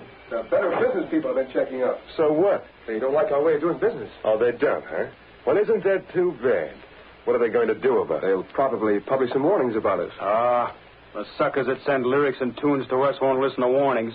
They're so convinced that their stuff is good, they'll believe whatever they want to believe. That's the psychology of this business. Well, just passing on what that bird from the Business Bureau told me. He claims we're running a racket. It isn't a racket at all. We take a certain fee for publishing a song, agree to secure copyright, furnish a tune or lyric, whichever is required, and have a certain number of copies printed and distributed. And we do all those things. Certainly. We fulfill our part of the contract to the letter. There isn't a law in the country that can touch us. But it won't do us any good to have newspaper ads calling attention to our way of doing business. Well, we can't stop it, can we? Well, I thought if it was agreeable to you two, I'd make a few promises and stall things off for a while. We're really just getting a foothold. An ad in a paper in one city isn't going to hurt us much. Our business is nationwide. Let them advertise. Can't hurt us. Okay, Jack, it's up to you. And Joe? I agree with Jack. Now, what about the tunes for this batch of stuff that came in today? You got it all sorted according to meter, haven't you? Yeah. Okay, then let's have it. I'll rap out a few little jingles and give them some music. Seems to me it's kind of risky using the same tune for half a dozen different songs. Nah, the stuff never amounts to anything. Nobody will ever hear it. What's the difference? I can't think of 150 new tunes every day. You keep the stuff pretty well scattered, though, don't you, Jim? Sure. For example, I'll use that tune, Moonlight Love, on the poem of a guy in New York, one in St. Louis, maybe one in Omaha, one on the West Coast. That saved me writing 4 different tunes, see? It'd be kind of tough if the fellas ever got together and found they had the same tune. Fat chance of that. Now, what would happen if one of the songs became a hit? A hit? That's a good one, Joe. How can any of this stuff ever be a hit? We'll see to it that it isn't. I wanted to speak to you. We're in conference. What do you want here? My name is Fielding. Waldo Fielding. I sent you a song a few weeks ago. Remember the name? Sorry, Fielding. We're in conference now. We can't be disturbed. I've been trying for 4 days to see you. I spent all my money. What do you want to see us about, kid? My song. Did you get your copies of it? Yes, sir, but I wondered if there hadn't been some sales made. Where are you from? Simmons Corners. Well, what are you doing here in the big city? Well, I thought my song would be selling, so I came here. I thought I might be able to do better if I was working closer with you. You see the girl in the outer office and ask her to check up on the sales of your song. But I doubt if it's had any sales yet. You know, it takes time to put the new things over. Well, I thought I might make a personal appearance with an orchestra or something. Well, we'll send for you when we want you for that, kid. I did speak to the girl. What'd she tell you? She said that there hadn't been any sales yet. Well, that's the answer then. Why don't you go back to Simmons Corners or wherever your home is and stay there till we send for you? Well, look, there must be some sales. If you sent that song out to all the people you claim you did, I haven't eaten in 2 days. I gotta have some money. Well, what do you want us to do? Dish it out of our pockets? We're running a publishing house, not a traveler's aid. Yes, sir. We sent you 50 copies of the song. Why don't you go out in the street corner and try to peddle them or something? That's one way to drum up business. Yes, sir. You want to buy a song? Say, mister, do you want to buy a copy of my song? Not today. Buy a copy of my song, lady. Get out of my way, please. Look, mister, do you want to take a copy of the newest song hit home? Hey, you. What are you doing there blocking the traffic? Oh, officer, I didn't mean anything. What's this you're trying to peddle? Music? Yes, sir. I'm trying to sell a song. Maybe you'd better find out something about the laws of this town. You can't stand on street corners interfering with pedestrians, peddling music. Got a license? License? No, sir, I haven't. You'd better come down to the station house with me, I guess. No, please, I didn't know. Come on, kid. You can't get away with this sort of thing. Hey, suffering catfish, the kid's passed out. What have you got there, Doyle? Lowry, why is it that you're every place I am? I learned when I first started in as reporter for the Sentinel, Doyle, that if I keep close enough to you, I see things happen. Yeah, what's the matter with the kid? You crown him with your nightstick? No.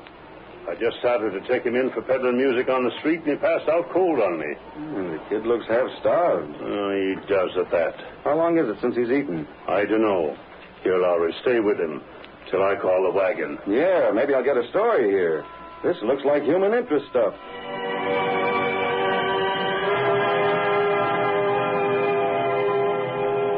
Ed Lowry, the star reporter of the Daily Sentinel, came into the office of the young publisher Britt Reed a couple of hours later. Miss Case, Reed's secretary, said, Mr. Reed's not in now, Lowry. But I gotta see him about a special story. He's still out. Where? How the dickens do I know where he goes? I'm the last one he tells. It's discouraging. Discouraging? Hey, now listen, Casey. Don't get ideas that the boss is interested in you. He travels with the 400. Don't be idiotic. As far as Britt Reed is concerned, you're just part of the office furniture. But I do wish he'd settled down long enough so I could write to his father with some feeling of confidence. What's the trouble? Oh, just as soon as I write Mr. Reed and tell him that Britt's taking an interest in the Daily Sentinel, he disappears.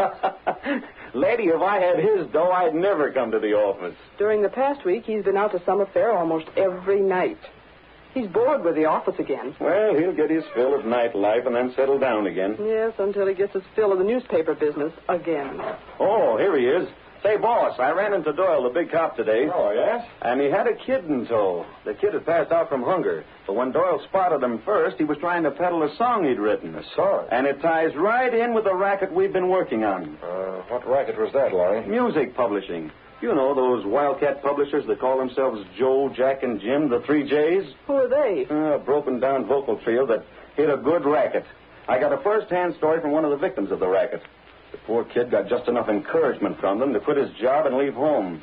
Here's the song he wrote. I brought a copy for you. Well, leave it with Miss Case. I'll take it with me when I get home. Well, what about my story? I got pictures of the kid. I'll speak to the city editor about it. He's paid to handle that sort of thing. But maybe there's editorial meat in it. Gunnigan's the best judge for that. Oh, hang it all. What's the matter, Larry? Well, look here, boss. Take it to Gunnigan, Larry. Okay. I'll take it to Gunnigan. There's the words and music. Mr. Reed. Yes, Miss Case? I'm going to stick my neck out again. Isn't there something we can do to make the office more attractive for you? Oh, no, it's quite all right, Miss Case. Then why can't... Why won't you... Oh, I understand, Miss Case. You're concerned again because I'm spending too little time around here. Frankly, I am, Mr. Reed. I hate to keep writing your father that you... I'm sorry. But you'll have to admit that newspaper work hasn't a great deal of adventure. It might have. Oh, yes, Miss Case, it might have. There was plenty of excitement while the Green Hornet was so active. There was, wasn't there? I wonder if the Hornet has been killed. Killed? Well, why, Miss Case? We haven't had a story about a Hornet adventure in quite a while. That's true. He may have been killed, or he may have, retired. I doubt if the Green Hornet would retire, Miss Case. Well, perhaps then the police and public have been so greatly aroused that the Hornet doesn't risk making another appearance. That's quite possible. I never saw you more interested in the newspaper than while the Green Hornet was running wild. Well, you must admit the Green Hornet furnished news. He certainly did. Mr. Reed, there's just as much excitement in everyday life if you could only realize it. For example? For example, that lad that Lowry tried to tell you about. Waldo Fielding. Well, there's human interest. Poor chap that falls for racketeers, quits his job in the little home community, comes to the big city, goes hungry, is misled and victimized by these fake music publishers. Isn't there something the law can do about publishers of that sort? If there were, the law would be doing it. But they stay inside the law, Mr. Reed. According to Lowry, they have a contract, and they fulfill the terms of the contract. So the law is helpless. I've heard about the racket, Miss Case. Aren't you going into your office? No, I think I'll leave for the day. It's after 4. But, Mr. I'll take Reed... the song along with me just to satisfy Lowry. Very well. See you sometime tomorrow. You will stop in then tomorrow. Oh, yes, I'll probably stop in. If the Green Hornet would only start up again, and perhaps Britt Reed would become interested in the publication of news.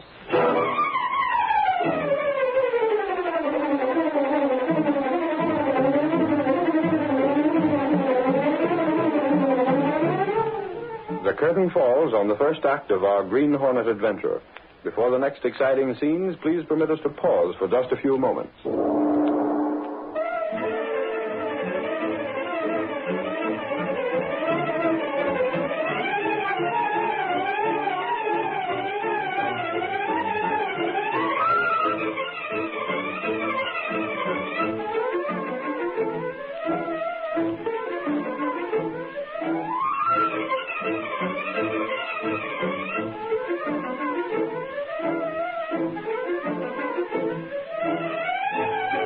Now to continue our story.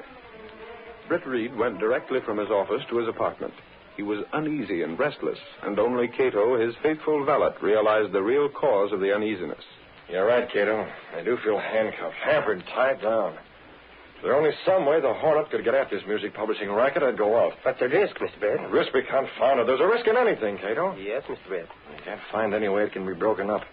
Not even if we do use the role of the Green Hornet to get at them. Is it big? It's nationwide. Those 3 crooks, Joe, Jack, and Jim, have thousands of people all over the country sending money to them. Money that won't bring a thing except false encouragement and heartbreak. Yes, sir. Yeah, look at tonight's Sentinel. Look at that warning from the Better Business Bureau. They wanted to buy a few inches. I gave them a quarter of a page. But do you think that'll stop people from being made victims? Not on your life. I even ran one of the songs, a typical song, copyrighted and published by Joe, Jack, and Jim, to show the stuff they called good. Kato, why haven't it just occurred to me? What is it? I have an idea, Kato. Life's going to be exciting after all. This may be the entering wedge. Maybe this is what the Green Hornet's been waiting for. The ad for the business bureau, Kato. It shows a typical song published by that firm of Joe, Jack, and Jim. Yes, Mr. And the music for this is the same tune that was used by that young chap Lowry brought in a story about. It is. It definitely is. I don't know a great deal about music, but I do know that much. Did I have an engagement for tonight? May I call, Mr. Britt? Cancel it then. We're going to make other plans. What are they? This may give me the lead I need to smash that publishing firm. Joe, Jack, and Jim. Well, we'll see if they're staying within the law. Well, what can you do? Go to the office. I want to look around there for a while. And if my suspicions are correct, we'll hold a meeting of the firm. The firm? Joe, Jack, and Jim. Come on. We're taking out the Black Beauty.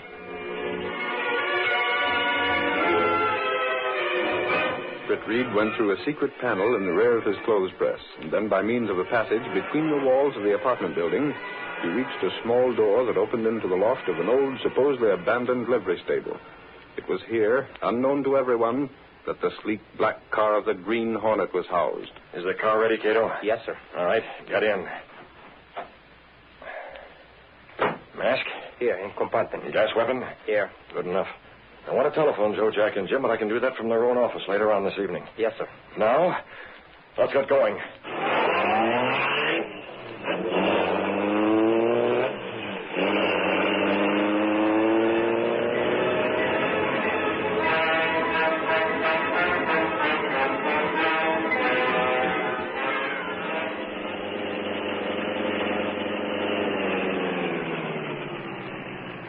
There's the night watchman, Kato.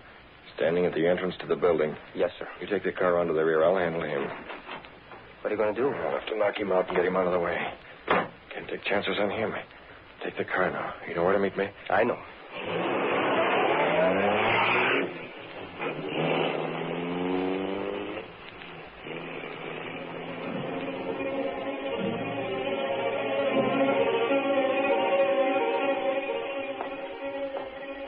Hat brim pulled low over his eyes, almost hiding the mask, the Green Hornet approached the entrance of the office building where a man stood smoking a pipe. Offices are all closed now, mister. I don't want to hurt you. What have you done, Hornet? That'll hold you for an hour. If I need more time, I'll give you some more gas.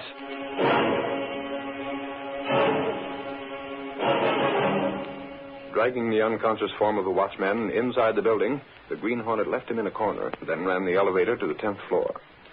Half an hour later, the three Jays had a phone call at their apartment. I suppose that's just another one of these would-be writers calling for information on his song hit. Answer, Jack. Hello? I wish we'd given that Fielding kid a little dough. Oh, stop harping about him, Jim. But passing out in the street like he did, hunger, that won't do us any good. Well, it won't hurt us any. Yeah? For the love of Pete, forget him. He just won. Yeah. He should have come to the city in the first place. Maybe you're right, Joe. That'll be swell. Who's he got on the phone? I don't know. Looks as if it's something pretty good. Yes, sir. Right away.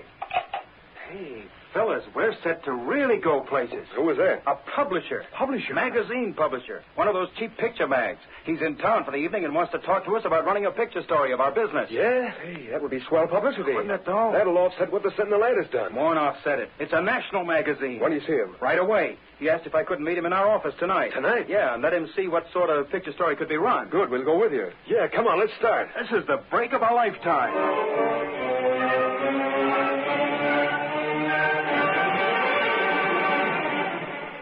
Joe, Jack, and Jim rushed in a cab to their office building and found the front door open.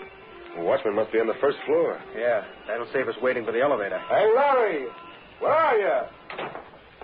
He isn't on the first floor. The elevator just coming down now. Shouldn't leave the front door open like that. Don't worry about it. Well, Larry, I covered. What in place? Mass, the Green Hornet. One of you can run this elevator. Get in there or I'll fold you up where the night watchman is. You killed him. Murder. Get aboard. Don't shoot. Don't shoot. Well, what are you after? Up to your office. Get going now. Your 10th floor, you know. Stop waving that gun around. I'll stop by letting you have it at the first sign of any rough stuff. I'll shoot it. Oh, Jim. Let that warn you two. Oh, shot him in cold blood. Yeah. How do you like it? Leave him right where he is. You open that door and get to your office. What are you going to do? You'll find out. Step along there. There's a light there. I left it.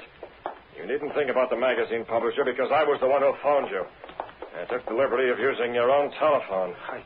I have keys. You won't need them. I've unlocked the door and everything else that needs unlocking. Now what? Sit down in there. What's all this stuff? Your so-called song hit. Yeah, I see. A couple of them have possibilities, haven't they, Jack? Why, sure they have. Suppose the Green Hornet were to steal one of them.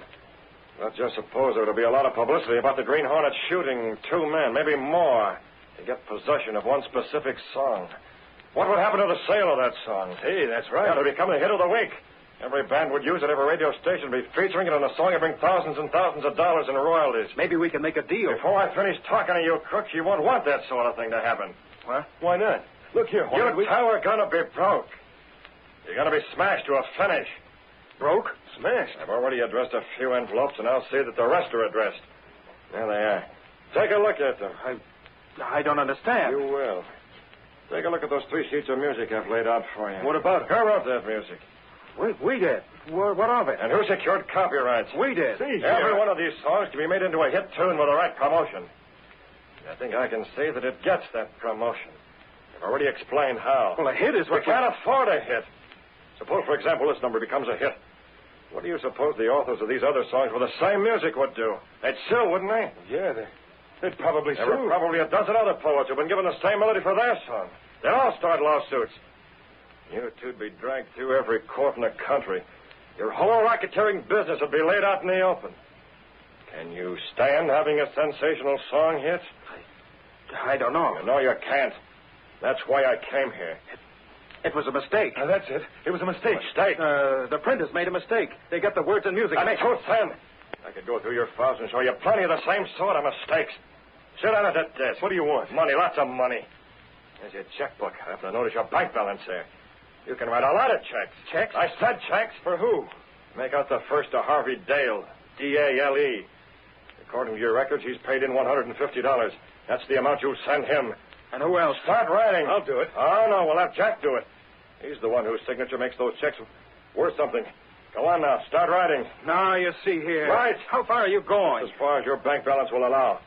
There's 200 to go to Mrs. Hacknew, 100 to each of the people on this list, 75 to these people. And there's a list of those who'll get $50 each. I'll be broke. I can't afford all You can't that. afford not to pay up.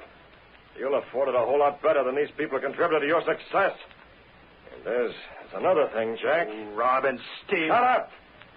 They said there was another thing.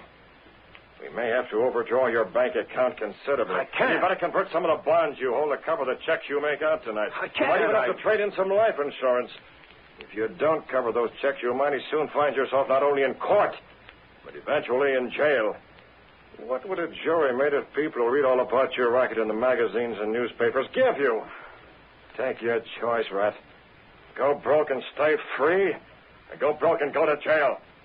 And make out checks until you get the writer's cramp. And see that those checks clear the bank.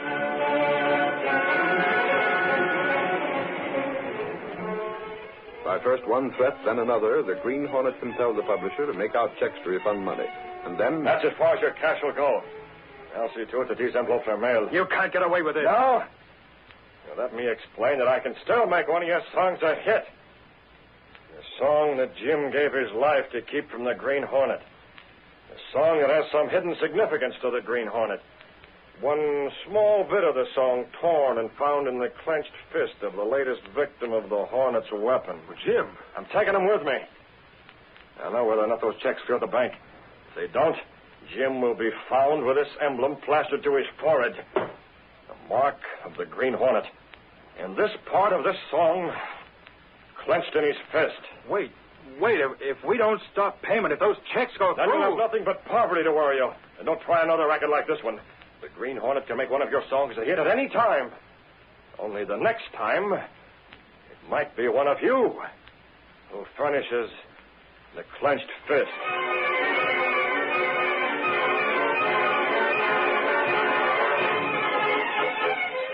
Leaving the two racketeers in their office, the Hornet took the elevator to the first floor, dragged the still unconscious man to the rear door of the building, and put him into the car. That'll do, Kato. What do we do with him? We'll have to keep him under cover until these checks clear the bank. And then, Kato, we can let him go.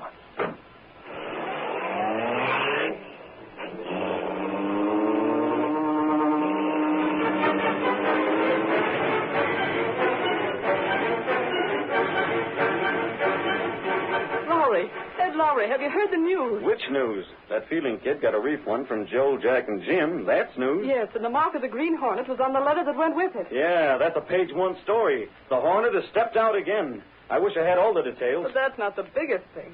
Mr. Reed was in bright and early this morning. He's a newspaper man again. He's been working like a Trojan all day, trying to run down some leads on the Hornet from what information he gathered. He is? Yeah, but it won't last. I'm certain that he'll lose interest again if the Green Hornet goes back into seclusion. But what if the Green Hornet was to be captured? I'm afraid Britt Reed would lose interest in the Sentinel in that case, too.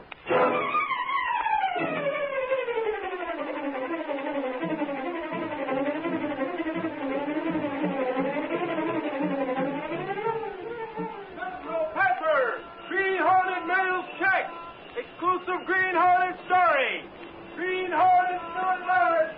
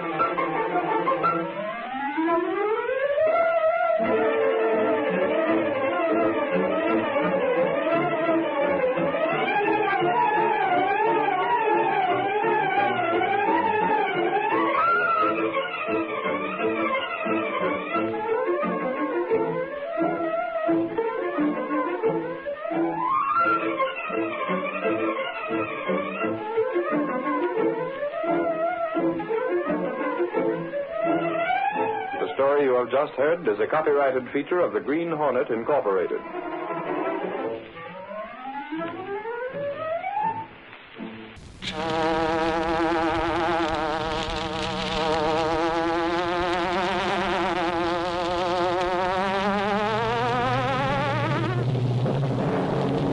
He hunts the biggest of all game, public enemies who try to destroy our America. With his faithful valet Kato, Britt Reed, daring young publisher, matches wits with the underworld, risking his life that criminals and racketeers within the law may feel its weight by the sting of the Green Hornet. Ride with Britt Reed in the thrilling adventure of Road to Ruin. The Green Hornet strikes again.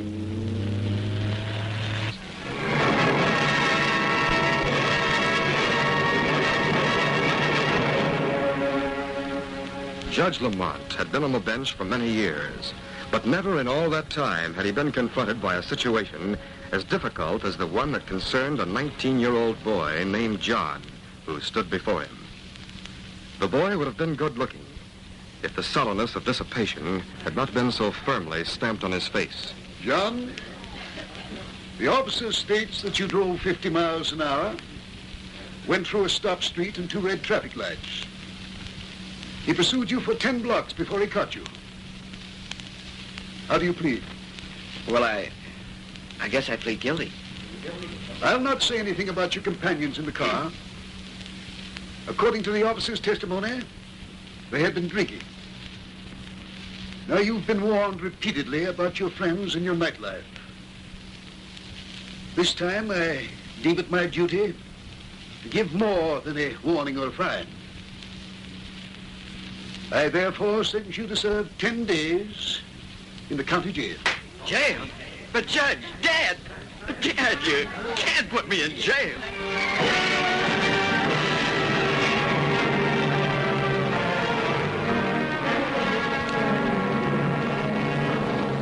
Michael Axford was bubbling over with excitement when he came into the office of Miss Cates, secretary to Britt Reed, the young millionaire publisher of the Daily Sentinel. Something snakes, Casey. Did you hear the news? Oh, what's the latest, Michael? I was just over to the court, to Judge Lamont's court. His own son was on the docket for reckless driving. You mean to say John Lamont came to trial in his father's court? I guess the judge asked for the case to give the kid a lesson. But anyhow, he handed out 10 days in jail. Oh. Well, what's the matter? That all you can say? I'm awfully sorry for the judge. He's one of the finest men I've ever known. Well, the kid had it coming to him. He's been in one jam after another since he busted out of college. You should hear what the cops at headquarters have to say about him. About John? Yeah. That lad is traveling with a bad crowd. He's been seen at half a dozen gambling places. I wonder if Mr. Reed knows that. Well, maybe not. All the lads at the cops' headquarters have been trying to soft-pedal John Lamont's activities because of the judge. Well, Judge Lamont has had a lot to say about organized crime in the city. He's been leading a crusade against gambling. Well, that I know. As a matter of fact, Mr. Reed's working on an editorial right now that has... And he's in his office. Maybe I better tell him about what happened. Mr. Reed. But, hey, Reed. I thought I heard your voice, Axford. I was just telling Casey the news. Judge Lamont has sentenced his son to 10 days. Yes, I know. Gunnigan just phoned me from the city room. By golly, impartiality like that ought to go a long way toward re-electing the judge. He's not going to run for re-election. He's not? But he's been on the bench for years. He feels there's a more important job for him. He wants to devote full time to his fight against the gambling syndicate. But can't he work on that and still be judge? Apparently he thinks not.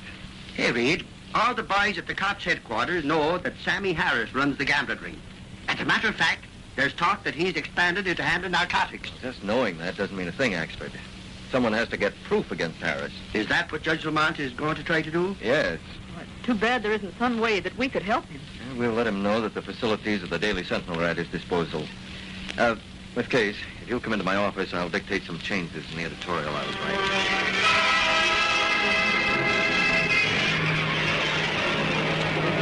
writing. John Lamont served his 10-day stretch, and on the day he was to be released, Britt Reed called a meeting of several members of his staff. Lowry, sir. Hawks, Benny, Axford, Yes, sir. all of you. You're to get new assignments. A secret one. That's right up my alley. You've all seen our editorials about Judge Lamont. Sure have, boss. Now, his son is to be released after a 10-day term in the county jail. That kid ought to be spanked for hurting the judge like he is. I want to know what he's doing in the future. Come again, boss. Keep an eye on John Lamont. Find out where he spends his time in the evening. Get a line on his acquaintances. Bring me all the facts you can gather. What's he going to do with them facts, Reed? Axford, you said the police knew quite a bit about young Lamont. That they do, Reed. I want to know more about him than they do. Feature story, boss? No, Lowry. Judge Lamont is a good friend of mine. I'd like to prevent trouble if possible. Okay, boss. That's all for now. See you all later. All right. Lenore Case and Britt Reed had exchanged significant glances. The girl was the only one in the room who knew that Britt was also the mysterious Green Hornet. She had rightly guessed that he was using the facilities of his newspaper in the hope of getting information on which the Green Hornet might act to smash the gambling syndicate.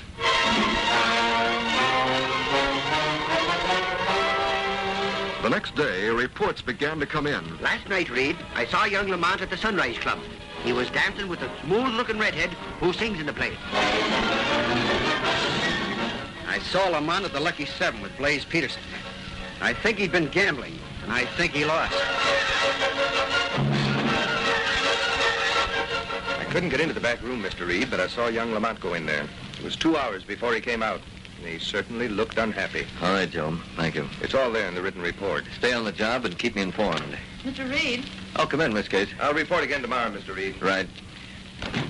Well, John Lamont is right back in the groove, isn't he? He certainly is, Miss Case. I've seen the report since he finished his 10-day jail term. He's either losing a lot of cash or using up a lot of credit. Mr. Reed, Yes? well, I guess it was too much to expect. What are you talking about? Oh, it's just that I rather hope the Green Hornet might do something about John Lamont. Don't give up hope, Miss Case. And you're planning something? No, I'm trying to think of something that might be done. But so far, I have no plan. Miss Case, call Judge Lamont. Get him on the phone for me. I'm going to ask him if he'll see me this evening. An interview? No. The judge and Dad have been friends for many years. This is just a social call.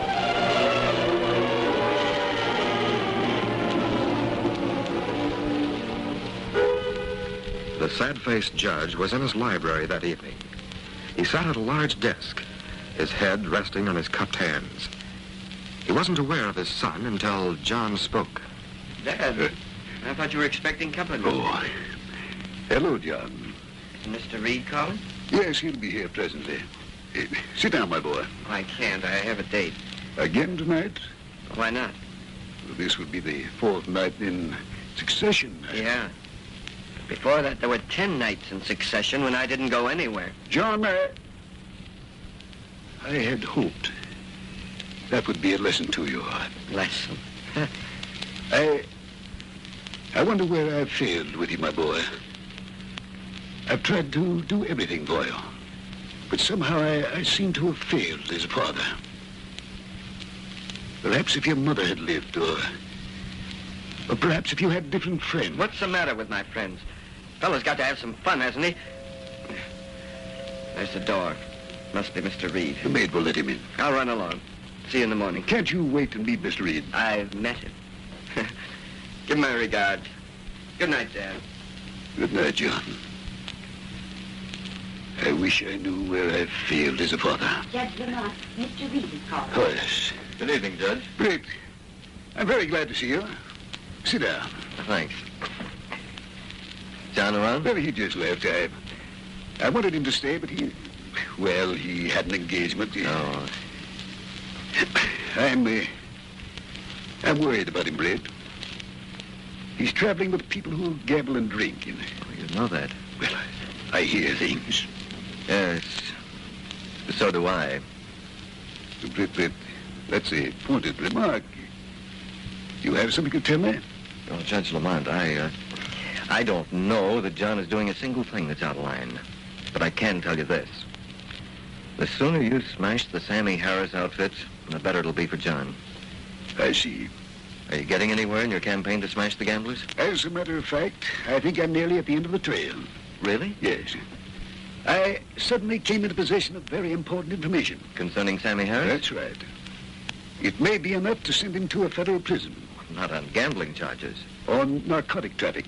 Well, does Harris suspect you? Have any information? I hope not. If he suspected it, he'd do anything to get it away from me. Anything up to and including murder.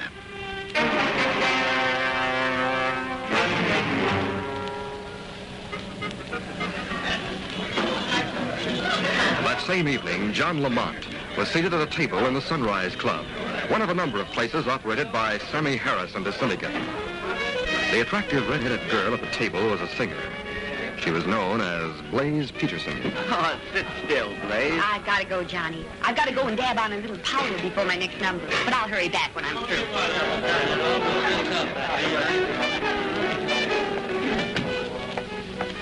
Hey, Blaze. Better hurry to your dressing room. The big boss is waiting for you. Sammy Harris? Who else? Thanks. Must be something important if Sammy comes here at this hour. Now, listen, Blaze.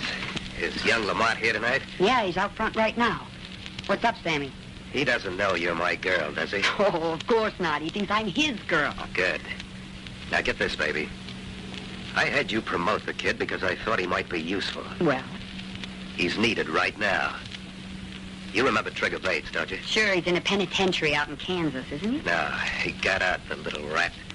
He squealed his way out, signed affidavits, and told everything he knew. Gave names and dates and places. Why, that little... I got the tip-off from a pal of mine who has an in with one of the guards. Trigger could tell plenty about you. He did. And everything he told was sent to Judge Lamont. But, Sammy, how did you learn that? It cost plenty to find that out. Did you give young Lamont the story I told you to? Oh, sure. I told him my father was an important man in town, and for that reason I used an assumed name. He's been trying to figure out who my father is. Good going, baby. We've got to use that kid tonight. He doesn't know it, but he's in for a tough time.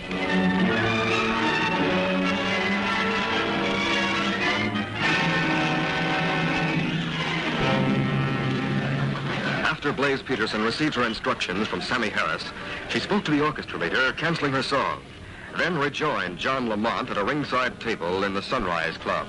Intermission, Blaze? Yes, Johnny, and I'm glad. But I thought you were going to sing. No, not tonight. I'm too worried. Worried? Oh, I can't tell you that there's no use worrying you with my personal problems. What's a friend for if not to help? Well, you see, Johnny, I might as well tell you everything. You know that place where we bet on horses? Yes. Well, I lost some money there. And I gave them a check for $500, and the check wasn't good. Oh, I didn't mean to pass a bad check. I knew I could get the money and put it into the bank the very next morning, and I got the money. I sold some of my stock. Then I didn't get a chance to go to the bank. I put the money in Father's safe at home. Is it there now? Yes, but the trouble is, Johnny, the man who has the bad check is here. He's watching me, and I just know it. Well, he's very angry. I can't leave here to go and get the cash. He wouldn't let me. He'd think I was trying to run out on him. Can't you phone your father? Oh, there's no one at home. Father and Mother went away for a few days and closed up the house. Oh, if there were only some way I could get that money. I should think someone could go and get it for you. But who could I trust with $500? Johnny, you. I trust you, of course. Would you go there and get the money for me? Well, yes, but... well, I don't know where you live. You've kept that a secret. Oh, I guess I'll have to give you the address. And I'll give you the combination to the safe and the key to the house. You can be back here in an hour or less. Then everything will be all right.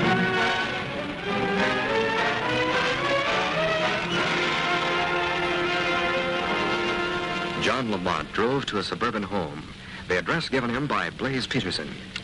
He fitted a key into the lock, opened a door, and stepped inside, without suspecting that instead of being the home of Blaze's father, it was the home of Sammy Harris, head man of the gambling syndicate. Following the directions given him by the girl, John found a small den, and in one corner a safe. He crouched, pressed the button of a flashlight, and began operations on the dial. 22, back to 35, twice In his concentration, young Lamont was unaware that two others had entered the house. They stood behind him at the doorway to the den. Open. He gripped the handle to open the safe, but at that moment a switch clicked, and the room was flooded with light. What? Hey, fella, hoist him. What? What you with the goods, huh? Cracking my safe. No, you... Blaze, you here, I don't understand. The acting's ended, Johnny. Acting? Is this your father? Our father. I'm her boyfriend. The name is Sammy Harris. Sammy Harris? You're the man, the head man. That is the man, Dad. Yeah, the man your father'd like to get. This is my home. And that's my safe. Please, you told me. I thought... Skip it, Johnny. But you sent me here. You gave me a key. Let me tell you something, Johnny. If anyone checks, they'll find that was a brand new key. Made from a wax impression by Joe the keymaker on 10th Avenue. It was ordered by a guy named Lamont. And Joe will identify your father as the man who bought it. What is this, a frame-up? Oh, you guessed it, Johnny. Now, let me tell you some more about it. An investigation will show that the judge talked to Mike Miller and paid him to tell you the combination of my safe. That's an outright lie. My father'd never do a thing like that. Well, Mike's testimony would stand up in court, Johnny. He'd swear to anything for me. On top of everything else, your fingerprints are on that box. Besides that, you're up to your ears in gambling debts. If I call the cops, you and your father will get 10 years. You leave Dad out of this. All I want from you is a little favor. You go home and open your father's strongbox. Bring me the papers that are in it. What? I can't do it. Well, you'd better, Johnny. Because if you don't, I'll put you and maybe your father behind bars. You must be afraid of the documents my father has. Well, maybe. Maybe not. The point is, he has documents that I want. Now get going. And I'll wait here until 2 a.m. If you're not back by that time, I'll call the cops. When they get here, they'll find the safe empty. I'll report a robbery. The law can take it from there, starting with your fingerprints. I guess you win, Harris. Shove off, kid. But be sure you're back by 2 a.m. Britt Reed had enjoyed the evening with his father's friend, old Judge Lamont. It was around 11 o'clock when the servant notified him that his office was calling. The judge showed Britt to a telephone. Take it on that phone, Britt. I'll close the door for you. Thanks, Judge Lamont. Hello? Mr. Reed, I thought I should notify you. Oh, yes, Miss Case. What's happened? Well, Ed Lowry called in about John Lamont. He saw John at the Sunrise Club with Blaze Peterson. Well, that's no news. But Blaze wrote something down and gave it to John with a key. John left alone and Lowry followed him. Where'd young Lamont go? To the suburban home of Sammy Harris. Sammy Harris? Yes. Lowry said the house was dark, and Lamont unlocked the door and went inside. And then a couple of minutes later, Sammy himself drove up with Blaze Peterson. They entered the house through the side door. And that's when Lowry went to a drugstore nearby to call the office. He said he'd call back. Well, I don't know what to make of it, Miss Case, but it doesn't look good to me. You see, Judge Lamont has possession of evidence to smash Sam Harris and his gang. If Harris knows it, there's no telling what he might do. Any orders, Mr. Reed? When Lowry calls back, tell him I said he should give me a report as usual in the morning. I'll take over from here. Goodbye.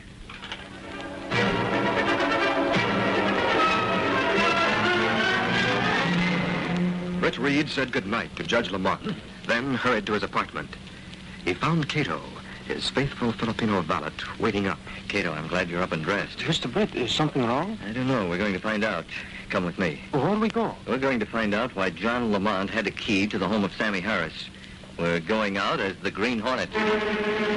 Britt secured the mask and weapon, as well as the hat and coat that he used in his role as the Green Hornet. Then, in the Black Beauty, Britt circled the block around the Harris home and saw nothing of Ed Lowry's car. So he decided that the reporter had left the neighborhood. He parked the Black Beauty and left Kato at the wheel.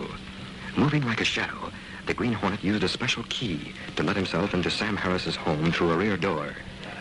As he crept through a corridor toward the front, he heard two people in the reception hall.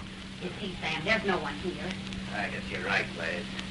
But I was sure I heard a door squeak. Lamont couldn't get in. You took the key away from him. Sam, is it necessary to kill him? Yes. Even if he has the evidence from his father's safe? I've got to do it, Blaze. I've opened my own safe without disturbing Lamont's fingerprints. I'm going to shoot him and tell the cops I caught him in the act of looting the box. But you've got him in an airtight frame. I'm taking no chances. Oh, there he is now. I'll let him in.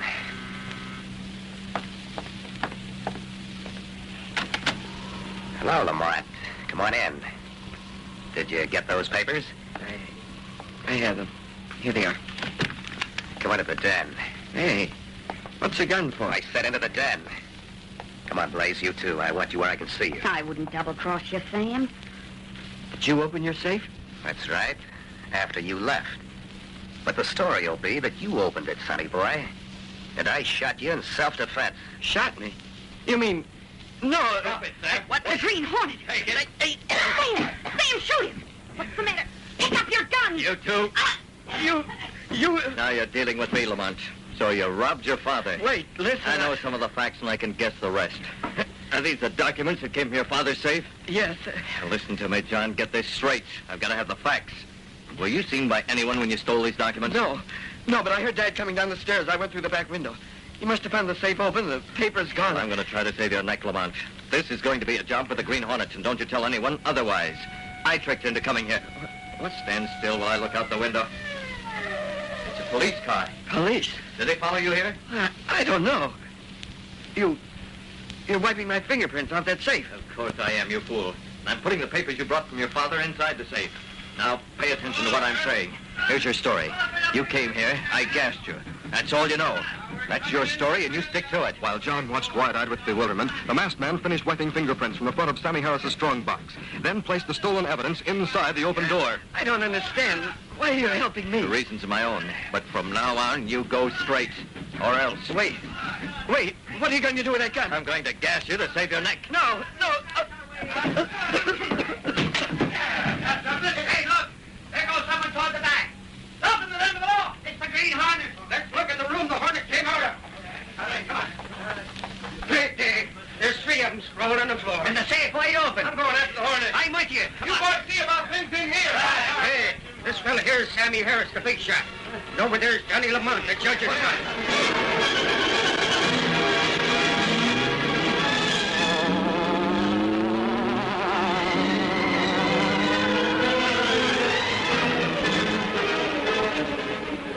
There is no use of chasing the Green Hornet, Reed. His car was waiting for the getaway the same as usual. But, Axford, you said something about John Lamont. No, his story don't make no sense. He says he was tricked into going to the Harris place by the Green Hornet and gassed when he got there. Well, what about Sam Harris's story? Oh, golly, is he talking in circles?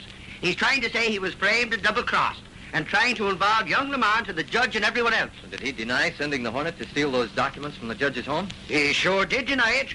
But what's his denial mean when we found the stolen documents in Harris' safe, together with a lot of other stuff to make a case against the gambling syndicate? Rick. Oh, Judge Lamont, good morning. Rick, I want you to be the first to know it. My case against Sam Harris is complete. Oh, that's fine. I'm glad to hear it. There's a lot I don't understand, most of it pertaining to the Green Hornet, but I'm not going to try to understand it. I think my son had a scare he'll never forget. I think he'll be different from now on. Hey, Judge, did you say the case against Sammy Harris was complete? He and his whole gang are headed for the federal penitentiary. Suffering snakes! That's a story for the Sentinel.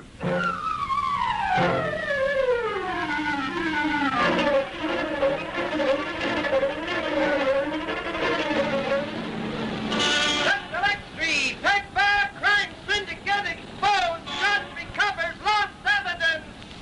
Read all about it, daring Green Hornet escape. That's electricity, take back.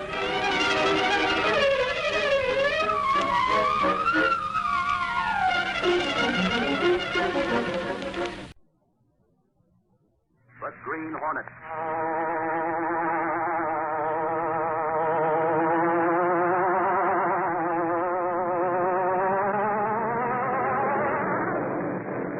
He hunts the biggest of all game, public enemies who try to destroy our America.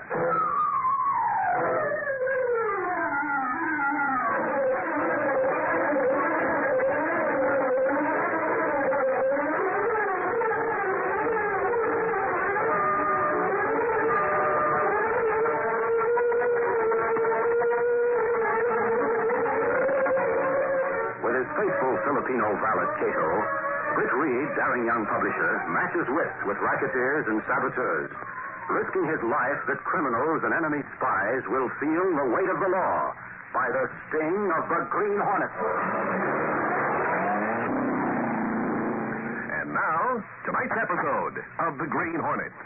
Lenore Case, secretary to Britt Reed, publisher of the Daily Sentinel, looked up as Michael Axford warily entered the office and sank with a sigh of relief into a chair.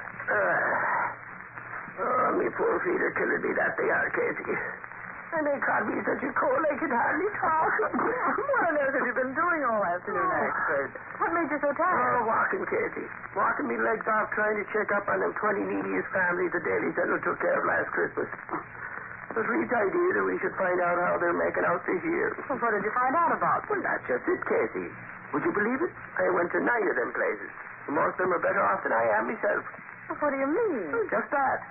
6 of the families I visited were living in solid comfort, with the houses fixed up, plenty of food and stuff like that. Really? Well, it's strange. As I remember, each of those 20 families was in dire need a year ago. Most of them have been on our list for several years. You're sure you're not telling me a thing I don't know, Casey? But someone seemed to have struck it lucky somehow during the past year. So they won't be needing our help any longer. Well, I'm glad they've been so fortunate, even if I can't understand how it happened. Yes. And go down to the city room. If Reed wants me, he can let me know. Oh, wait a minute, Axford. What do you want? Do you have a list of the families you visited? Oh, sure. They got it right here. There you are. Oh, thanks. The ones with the little crosses beside them were the families that seem to have plenty of dough to get along on. Oh, good. I'll give this list to Mr. Reed. Do what you like with it, but I'm through trapping around. If he can't take it. Oh, that's too bad. They're such nice big ones, too. You and your corny jokes. Get that, Casey. Big teeth, corny jokes. That's a snappy comeback for you. You get out of here. Oh, what a guy. Well, I'll take this list into Mr. Reed. Mr. Reed. What is it, Kate? Ashford came in and brought this list with him. A list? Yes. Mr. Gunnigan sent him out to investigate the 20 neediest families. The ones from the Sentinel helped last year. Oh, yes. And this is a list of the families that Ashford visited this afternoon. 9 of them. There's something about that list that was peculiar. Well, what do you mean? Well, those names marked with little crosses seem to have struck it rich, according to Ashford. At least they're all living in solid comfort. Really? Let's see. Oh, yeah. There's 6 names marked that way. That's right. Now, tell me, do you still have the case histories on these families? Yes, sir. I have them in my files. Well, leave them on my desk in the morning. I'll go over them when I get a chance. Oh, by the way, you might as well read out those Axford found in good condition. They won't be needing our help this Christmas. All right. You know, it seems strange to me that 6 of the neediest families a year ago managed to come out so well this year. Well, personally, I'm glad to know they could do it. Oh, I am, too. I was just surprised, that's all. Well, they probably had more gumption than the rest. Some of those families have been on our list for several years. I know. And I'll be interested to find out if any of the fortunate 6 have been on our list for any length of time. Well, so will I. Well, I'm going to call it a day in this case. I'll see you in the morning. Yes, sir. Good night. Good night.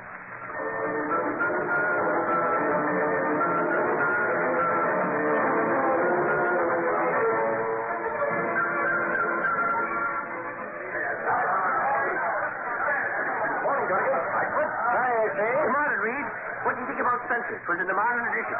Ray Spencer, the big shot racketeer? Now, what about him? Well, you know, the cops picked him up for questioning about that payroll holdup. Yeah, I know. For a while there, it looked like they had the goods on Spencer.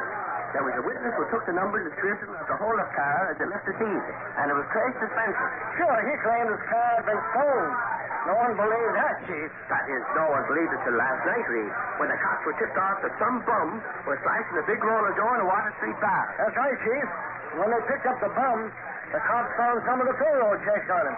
He confessed to the holdup. Sure, and that let Spencer in the clear. After all, if Spencer was innocent... Innocent ain't the word to use for that guy, Reed. Maybe he didn't pull the holdup job, but to my way of thinking, he's done a lot he's managed to get out of. He's a smooth one, that Spencer. He sure is, Mike. He came out of prison with nothing. Yet within a year he buys a big nightclub and seems to have money to burn. Where it all came from is a mystery. The city could do well without men like Spencer. There doesn't seem to be anything that we can do with him. Seems to keep within the law. Well, he'll make a slip someday, mark my words. Well, I'm going on down to cops' headquarters. Later. So long.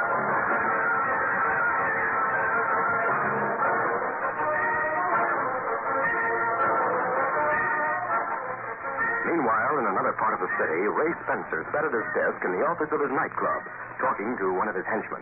Well, Virgil, we put it over again. I must admit you're smart enough at times, even though you do talk like a dope. Oh, Chief, boss, thanks for the compliment. Don't mention it. No, I won't tell nobody if you say so. I never tell nothing you don't want me to. Give it, Virgil. Give it. Here. Take this over to Maggie Hooker. Yeah, sure. Tell her she'll get the same amount this time next week. Okay. How about the others? You get their dough to them all right? Yeah. They all meet me like I was Santa Claus or something every time I go with the dough. Hey, do you have to pay out all that moolah every week, boss? Absolutely, Virgil. If I don't keep my bargain with them, they might squeal, and that would be the end. Both of us. Yeah. Yeah, I see what you mean. That wouldn't be so good, would it? What do you think? You already did a stretch in the pen, so you ought to know. Yeah. You know, somehow I didn't like it. I couldn't do what I wanted to. And they wouldn't let me go no place either. That happens to be the policy of prisons, Virgil. Get going before Maggie Hooker thinks we're giving her husband the double cross. I don't trust dames nohow. I ain't never had no luck with them. Really? Yeah. I just can't imagine why, Virgil. Go on, get started. Sure, okay, boss. Hurry back. I have other things for you to do. I'll be right back, boss.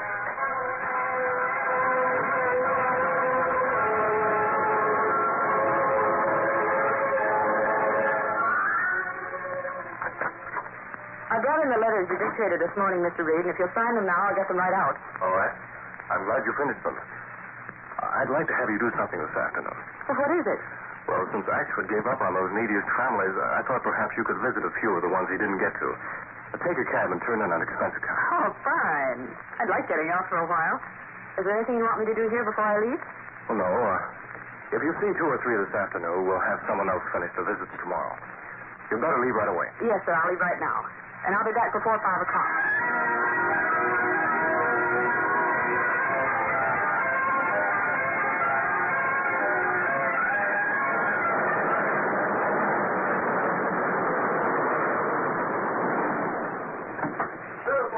Wait for me, please. Okay, lady. Looking for somebody, lady? Yes. Mr. and Mrs. Marty Hooker live in this building? Yeah, right down them steps. They live in the basement flat. Oh, you won't find Marty there. No? No, he got picked up for pulling that big payroll hold-up. Put in all the papers. Confessed he done it. I'll get this old lady's home, though. Right down them steps like I told you. Thank you. Yeah. Hey, shoot it, ball, yeah.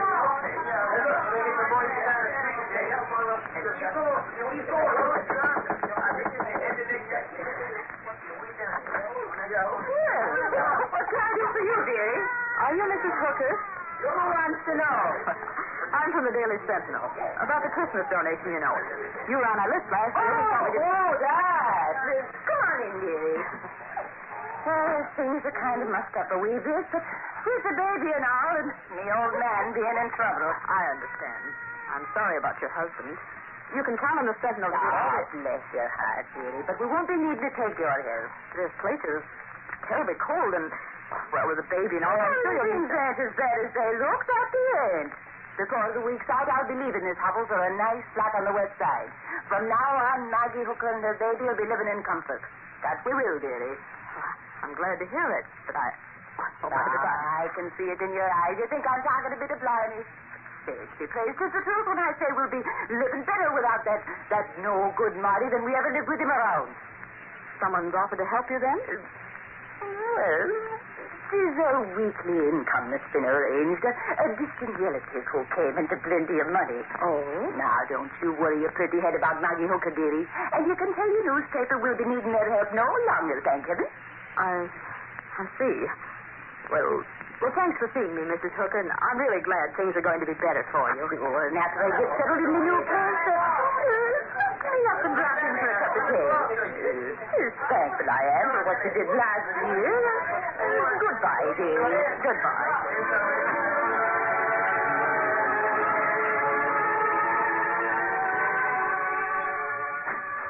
It's Casey now, Reed. Hello, Axford. I guess I'm later than I intended to be, Mr. Reed. We were just beginning to worry about you, Miss Case. It's almost 6 o'clock. How did you make out? All right. I went to 4 places. 3 of them are in just as bad condition as they were last year.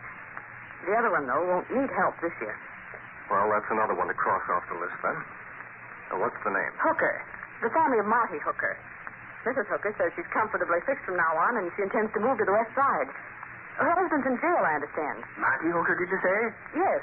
Say, Reed, come to think of it, 'twas Marty Hooker who confessed to that payroll holdup they tried to pin on Ray Spencer and his gang. Really? Marty Hooker's his name, sure as I'm sitting here. In this case, did Mrs. Hooker say where she was getting the money? Well, she was rather cagey about it. She said a distant relative decided to arrange a weekly income for her and the baby. Well, let's see that list. Well, according to this, Hookers have been among the neediest families for the past 3 years. This windfall from that distant relative is rather sudden, it seems to me. It is that. Moreover, I've been checking this afternoon on those whom Axford reported as being in comfortable circumstances. Well, what did you find out, Mr. Reed?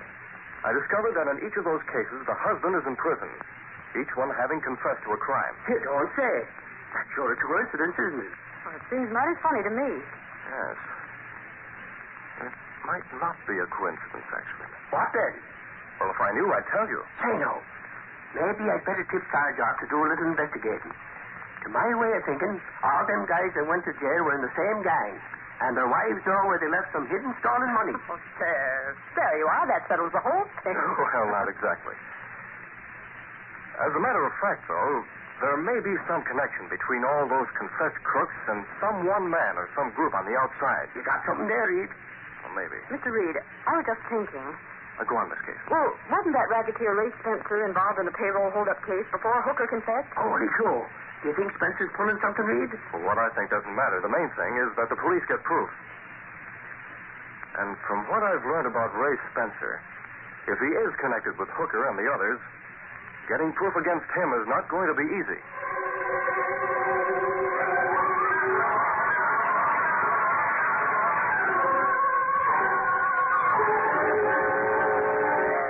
We'll continue our Green Hornet adventure in just a moment. After finding out that several men from the neediest families in the city had confessed to crimes and gone to prison, with the result that their families began receiving money, Britt Reed, young publisher of the Daily Sentinel, waited patiently for the result of the police investigation. It was several days later when Axford phoned from police headquarters. Hello? This is Axford. Well, what's up? I'm down at Shop's headquarters. I was just talking to Sarge about that investigation. What's the result? Reed, I can't get anything out of any of those people. And Ray Spencer is laughing in their faces when they question him. Well, Spencer may not be involved, but if he is, as I said before, getting proof will not be easy. Sarge says he thinks there's something funny about the whole setup, too. But it's all so tight they can't break it. I see. Well, if they do get any sort of a lead, let me know. Sure, Reed, that I will. See you later. So long. Goodbye, Axford.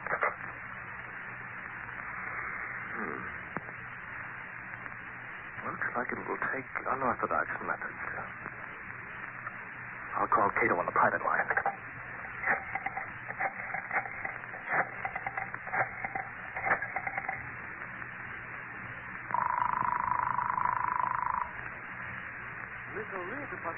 Kato, I have a job for you to do. It's you, Mr. Bridges. What I to do?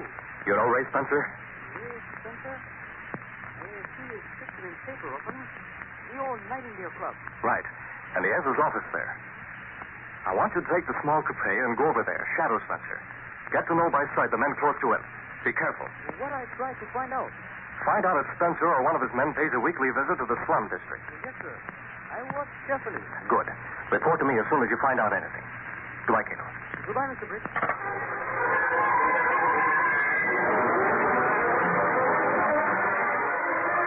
It was almost 6 o'clock the following afternoon when Britt Reed returned to his office from a board meeting at the Civic Club. Any messages for me, Miss Case? Yes, sir. Kato phoned and said to tell you that he had a very special dinner waiting for you tonight and wants you to be sure and come home. Oh, fine. Anything else? These letters are to be answered.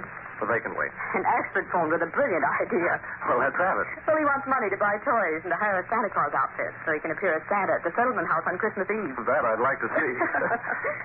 His way with children will make up for the Irish brogue, though. Tell him to go to it. And last but not least, Gunnigan's been asking for you. He wants to discuss a new setup for the city page. Well, tell Gunnigan to work it out to suit himself. I'm tired. I'm going home. I'll see you in the morning, Miss Case. Yes, sir. Good night. Good night.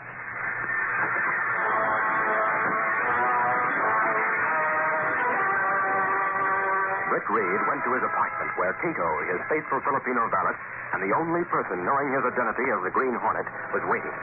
All right, Kato, let's have it. What did you find out? I find out big man who have flat nose and big ears always with Spencer. Bodyguard, perhaps? That's what I think. This afternoon, this man, whom I learn go by name of Virgil, leave office and go to slum area. I follow. Good. Where did he stop? He go two places. I have names and addresses here. The last place he go is out on west side of city. Let's see those names. Mrs. Tony Coretta, Water Street. And Mrs. Marty Hooker, West End Avenue. Kato, you really did get something. You recognize names, Mr. Britt? Yes. Both of these names were on our neediest families list last year. Both Tony Coretta and Marty Hooker are in prison. And both their families are living comfortably. What all that means? It means Ray Spencer is involved in a deal somewhere. And I have a pretty good idea about the part he plays. The police can't go around the law to force the issue, but the Green Hornet can. Let's go. Stepping horrific with paddle in the rear of the closet in his bedroom, Britt Reed and Kato went along a narrow passageway built within the walls of the apartment itself. This building led to an adjoining building, which fronted on a dark side street. Though supposedly abandoned, this building served as a hiding place for the sleek, superpowered Black Beauty, streamlined car of the Green Hornet. Britt Reed pressed a button. The great car roared into life. A section of the wall in front raised automatically, then closed as the gleaming Black Beauty sped into the darkness.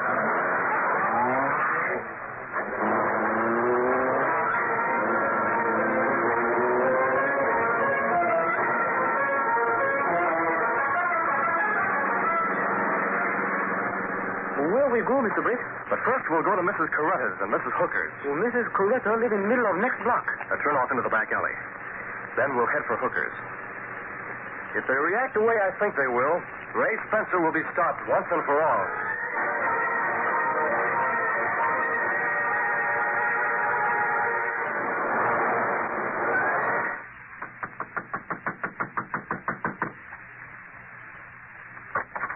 Mrs. Coretta? Maria Coretta, that's me. It's dark in the hall, but why you ask for me? I'll come inside. No. You'll not come in like that. That mask keeps you not good. Please, you're not I won't hurt to you me. if you do what I say. Give me the money you received this afternoon. Oh, you're making a mistake. I know to get the money. Give it to me. Oh, sure, I give it. It's in our bag. You just not good money. I get it. All right, give it here. Maria, she not having the money for us to live. If you have any complaints, tell them to the man who sent me. Mr. Ray Spencer. Spencer? He sent you here? You heard me. I'll leave now. That's a big Spencer. He pulled the double cross. Double on my Tony. I make him sorry. I'll go tell him I put it tonight.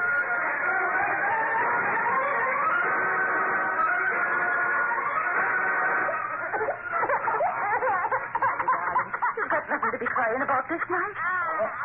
Hush. Sure now. Just that you understand every word I've been saying, I'll be thinking. Glory be. Now, who can be calling at a time like this? Be praised to the devil himself. Not the clothing, but will you be sitting in the house? I'm already inside. Close the door. Sure, and I know you're that Green Hornet, but there's Maggie Hooky you're backing up against it. Give me the money you received a while ago. So that's it, is it? Well, not a penny will I be given to the likes of you, so you can be taking yourself out of here right now. I'd hate to use this gun on a woman. But if you don't... Merciful heavens, I believe you would. I'm waiting. All right. I'll be giving it to you. Hurry. Quiet, you foul team. You can have the money. But if you're scared that innocent little babe, I'll be tearing you apart, gun or no gun. Here's the money, you thieving devil. Thanks. Spencer said it would be easy to get. Hold on. Did I hear you speak of Mr. Spencer? Yes, you heard me. So he sent you here. Oh, 'tis a filthy game to be playing on me poor husband. But to St. Pat will bear me witness, I'll turn that Spencer into the law. And you're with him, that I will. I'll call me St. Pat to your headquarters right now. Georgia will. Time for me to go. Good night, Mrs. Hooker.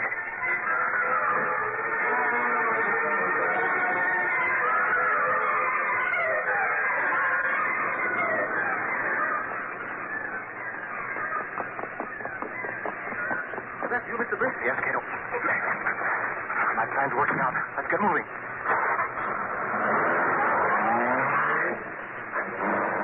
Where do we go next? I have a few more places to visit. Tomorrow, Kato, after things quiet down, you can mail the money I'm taking back to each of those women.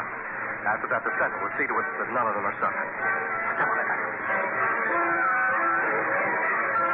Through one dark back street of the city after another, the sleek car of the Green Hornet moved like a great purring shadow. Frequent stops were made until finally, each of the places listed on a paper in Britt Reed's pocket had been visited. Then Britt and Kato returned to the apartment to await results.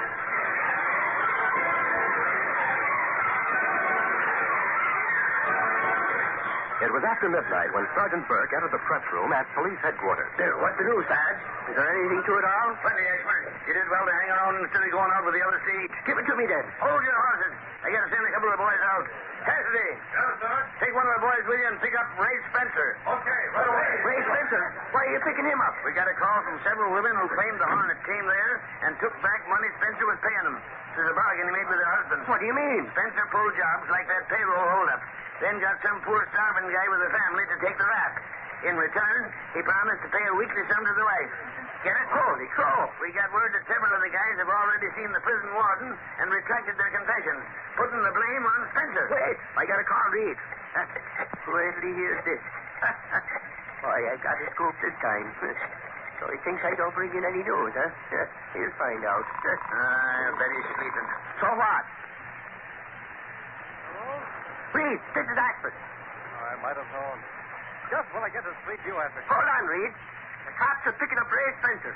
He paid a lot of guys to go to jail for him. You know, those poor guys whose families were on our list. Well, what do you know? It was the Green Hornet working with Spencer who broke things open. He went to take back the dough from the families, the women squawked, and then the cops found out that the guys were... story to rewrite. Well, not yet, but I'm going... Santa Claus, you're wasting time. Get the story in. Sure, Reed, but I'm trying to... Did they pick up the Hornet yet? The Hornet? Now, hold on, Reed. Don't you know it's a tough fight? Call me when they do. Good night. Reed, I want to... Hang up on you. Did they pick up the Hornet yet, he says. Then call me when they do. Phooey.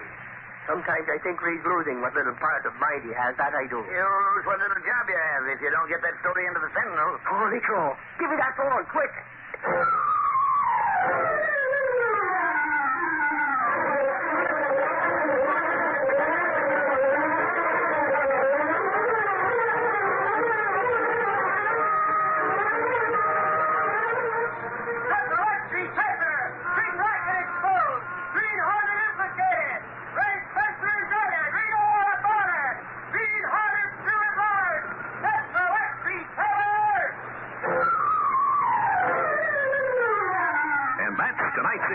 Story of the Green Hornet. X3, Sentinel X3. Now the most refreshing drink in the world, Orange Crush, presents the Green Hornet. ORANGECRUSH. Ice cold Orange Crush. It sparkles, it tingles. It makes you feel fresh again. It's the most refreshing drink in the world. Try it and see. Next time and all the time, ask for and be sure you get Orange Crush. And now, the Green Hornet.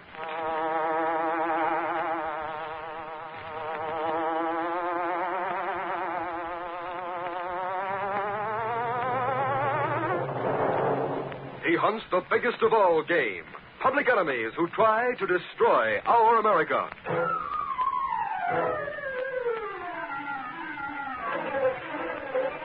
With his faithful valet Kato, Britt Reed, daring young publisher, matches wits with the underworld, risking his life that criminals and racketeers within the law may feel its weight by the sting of the Green Hornet. Ride with Britt Reed in the thrilling adventure of Face in the Television. The Green Hornet strikes again. The adventures of the Green Hornet are brought to you recorded by the most refreshing drink in the world, Orange Crush.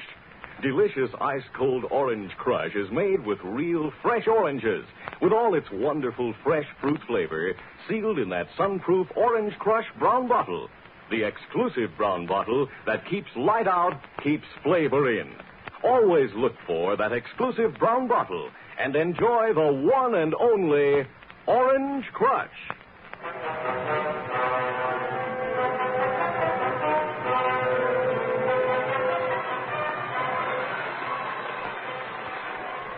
The seedy-looking man whose armband bore the word usher could hear the fight crowd cheering inside the arena.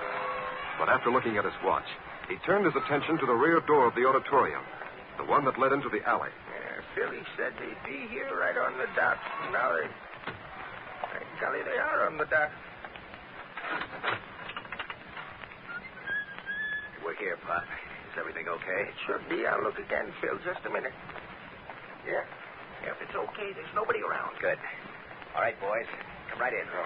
The man called Phil stepped inside, followed by three figures, well-dressed, yet fitted in their movement. The collars of their expensive overcoats were turned up, half covering their faces, and their hats were pulled down over their eyes. You're sure everything's set, Pop? As far as I know, all the dicks are in the front of the house. Nobody's around the entrance to your box. Which entrance do we use? Go right past the dressing room there. The next one marked N, section 43. You can relax, boys. Everything's okay. Here you are, Pop. Now, let's go, Pop. $50. Golly. Thanks, Phil. You better wait for the next round to start before you go in.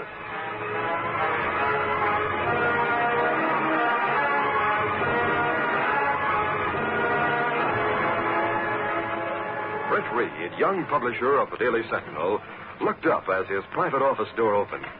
His secretary, Lenore Case, entered. Mr. Reed, there's a woman outside with Axford who says she's the wife of Mickey Madigan. You know, the old rum runner and racketeer? Well, Axford says you might be interested in hearing her story. Oh? Well, I thought Madigan wasn't allowed in this town. He's supposed to quit the rackets and settle down at some resort out west? Yes, but you see, he and his wife have been separated for years.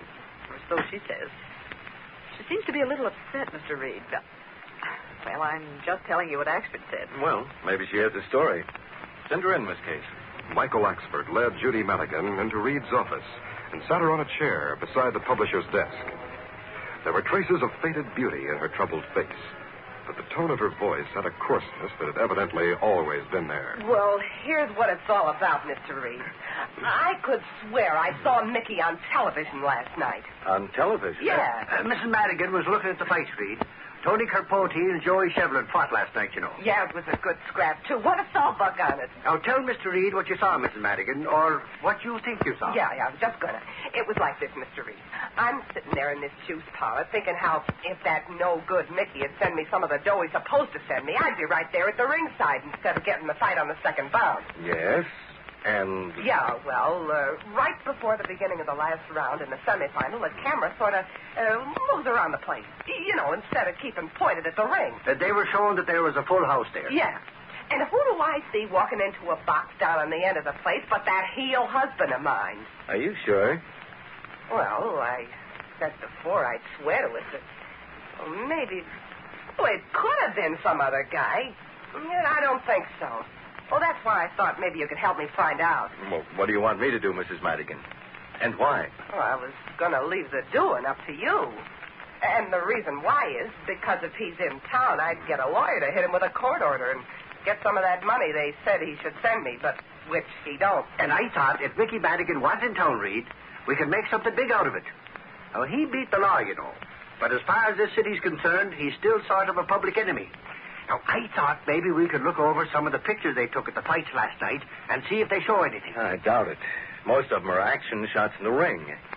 I think if Madigan were there, the police on duty in the lobby would have seen him enter or leave the place. That heel could disguise himself as a snake and crawl in. And he likes his fights so much, he'd chance a brush with the law to see a step two like last night. I can take her over to the photo morgue if you say so, Reed. Well, let's all three of us go. Maybe we can find something.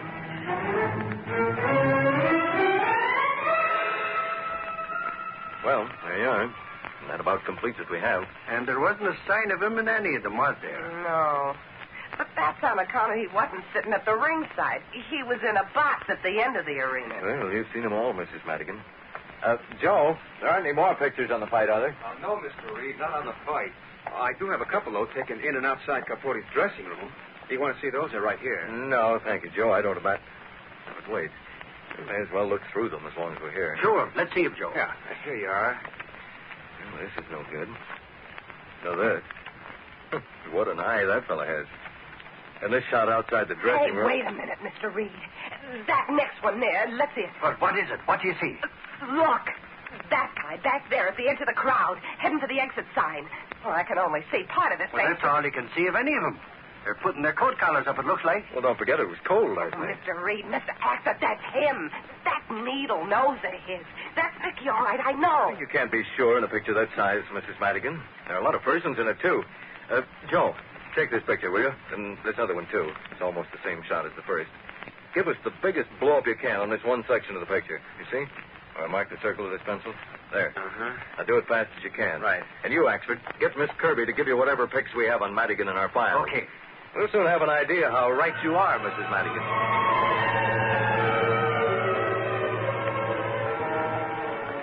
Well, there you are, Mr. Reed. They come out very clear. Let's see then. Yeah, there you are, Mrs. Madigan. Yeah, that's him. That's him, all right. See in this other picture right by the door. That's him, all right, believe me. Hey, you know, she's right, Reed. Look at this one old shot here in profile. He's a little Hey, fatter, Mr. Reed. That guy right behind him. Believe me, that guy is Yaya Lazuli. Did you say Yaya Lazuli? Glory be, let me get a look. Oh, but he was deported. He's somewhere over on the Riviera. I know these lugs better than you, Mr. Reed. I was married to one of them. That's Yaya, for sure. A short time later, Britt Reed and Axford, bearing the blown-up pictures, were at police headquarters in Commissioner Higgins' office. What's the answer, Commissioner? You agree they're Madigan and Lazuli, don't you? Yes. This is more than a surprise, Reed. It's in the nature of a shock. Because I can see you're more than right. More than right? Because that third man, the one a little behind Lazuli, that, Reed, is Darrell Brisson. You mean Pretty Boy? Yes, Pretty Boy Brisson. I had the pleasure of seeing him go to prison, and of seeing him put on a plane for Mexico when he got out a few years back. But there he is. Oh, foodly-oodly-dee. The three greatest racketeers of our time back in town here. And the police have never been aware of it. Reed, don't break anything on this story, will you? Let's see what we can find out first.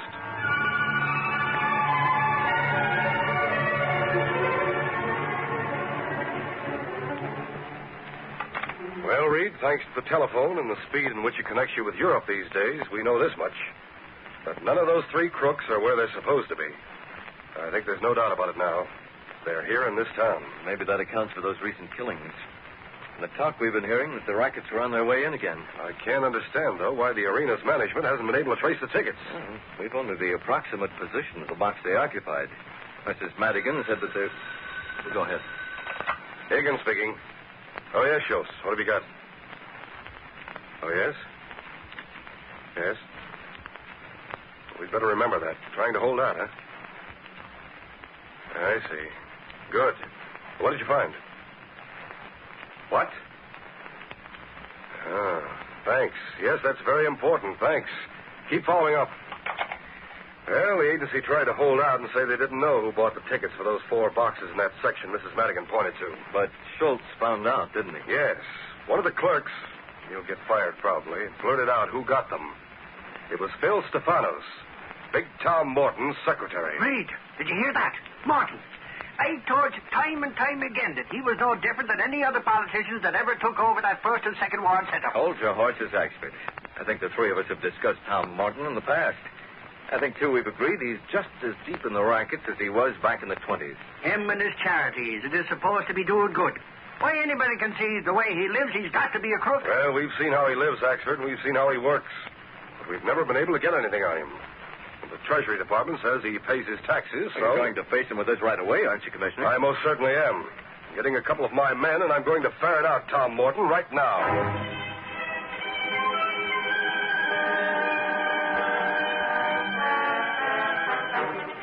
The police interrogation of Tom Morton was handled by the big political boss with an air of outraged dignity. I told you about them.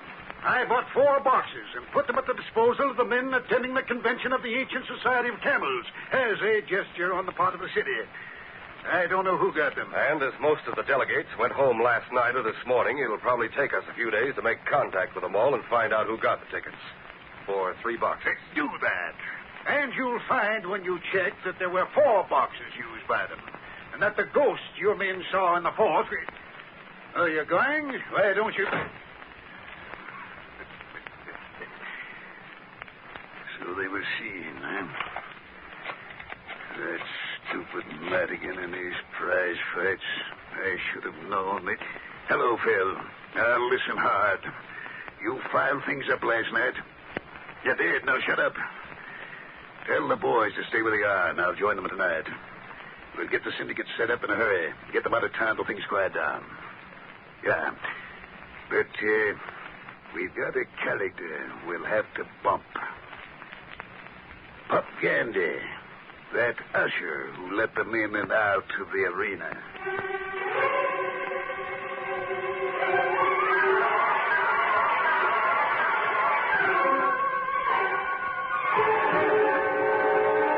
We'll continue our story in just a moment. Partners, I can't think of anything I'd rather do right now than open up a refreshing ice-cold bottle of Orange Crush. Cooling, refreshing Orange Crush. It sparkles, it tingles. It makes you feel fresh again. Say, have you tried it yet? If you haven't, you're missing the most cooling, the most refreshing, the most delicious drink in the world. And listen, do you know why it's the most refreshing drink in the world? Do you know why Orange Crush is one drink that's actually good for you? It's because Orange Crush is one drink that's actually made with fresh oranges. Fresh, juicy, tree-ripened oranges.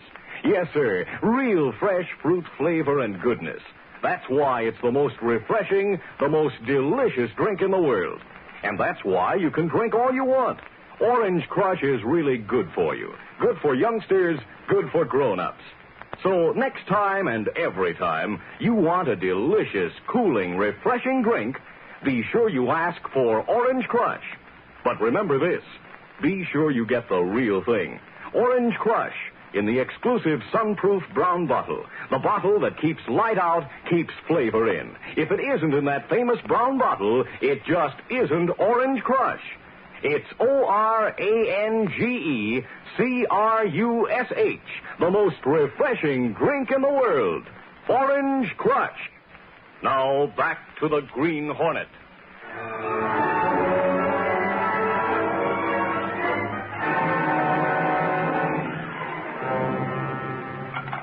Brett Reed turned to his secretary, Lenore Case. That was Commissioner Higgins. Judging by your end of the conversation, he didn't do so well. No. Morton won't admit to anything, not even distribution of the tickets. There's some story about sending them to the Camel Convention for distribution to delegates on the last day. And no other information about those 3 gangsters? Not a thing. They questioned all the attendants at the arena, too. Nobody admits even the trio come in or go out. The usher in charge of the section said they weren't in the box when the semifinals started. And that he got so interested in that and the big fight that he never did look to see if the box was filled later. I think I'll call Higgins again and find out who that usher was. Just in case we want to follow up later. At home that evening, Brett Reed was walking into his room, followed by Kato, his faithful valet. These men didn't come to this city just to see that fight last night. There's the odor of brackets in the air of late, Kato. And it comes to you by way of your newspapers if you read what's been happening lately. And you think these men are behind what goes on? If they're not, they're the kind who'd take over from any newcomers. I don't know what the answers are at all.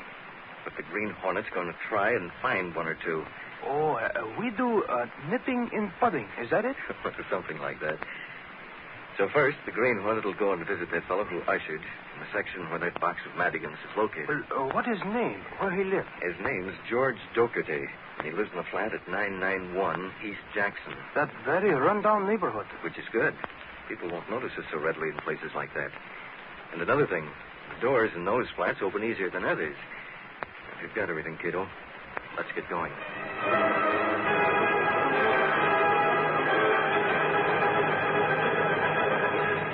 George Docherty was frightened into a panic by the sudden dramatic appearance of the Green Hornet. Within a few minutes, cowed by the Hornet's threats, he was gibbering his tale of the previous evening. I didn't want to lose my job, because I would if the boss knew I went out before the fights were over. I took the $10 pot gave me and went out like he said. He come down from the gallery where he works and he covered for me. I told the cops what I did because both me and Pop would have been canned if the boss knew. So this fellow Pop gave you $10 to leave your post. Why? Why'd he do it? I tell you, I don't know. $10 is $10, and I just ankled out like he asked. Come back after the fights to get my salary. Yeah, you would. Now come clean. Where does this Pop live? Don't touch me. I'll tell you. His name's Pop Gandy. That's all I know him by. He lives a few blocks from here, at 1031 Fair. The Green Hornet had left Kato and the Black Beauty on the corner of the street in which Pop Gandy's house was located. What's the bread? What happened? Let's get out of here in a hurry. Pop Gandy is dead. What? His body is still warm. And I saw the man who murdered him running out just as I came in. Golly, I see that man run out just as you go through alley before. Was he man who wore a check cap? Yes, but neighbors came in and saw me looking at the old man's body when I found it. I had to go through the window and down the fire escape. Where'd the man in the check cap go, did you see? Oh, sure thing, Mr. Brett. He jump in car. Car stop at corner for traffic light. Then turn right under viaduct. We follow him? If you can, certainly. Car can't be too far away. I know it if I see it. We catch it, don't worry.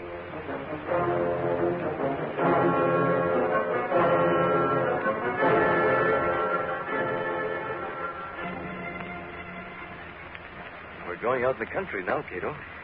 Evidently, they don't suspect we're behind them. No, sir. The way they slow down prove that. Maybe we call police now and tell them? Not till we know where they're leading us, Kato. If Pop Gandy was killed because he might say he saw Madigan in his crowd last night... That's why he's killed, I think. So do I. If that's the case, the killer may be leading us to them. And if they ordered his death, we can't take the time to stop and call Higgins now, Kato. Not till we're sure of what's taking place and where they're going. Well, yes, I know that. Besides, people see Green Hornet run away from place where Pop is killed. Maybe Hornet get blamed. That's the other and selfish reason for my not wanting to lose him, Kato. We'll have to clear the Green Hornet in case he is blamed. And he will be. They pick up speed again. We must too, Mr. Brett. Wherever it is they lead us, I'll handle the situation at that point. While I do, you call the police, direct them to the place, and then come back for me.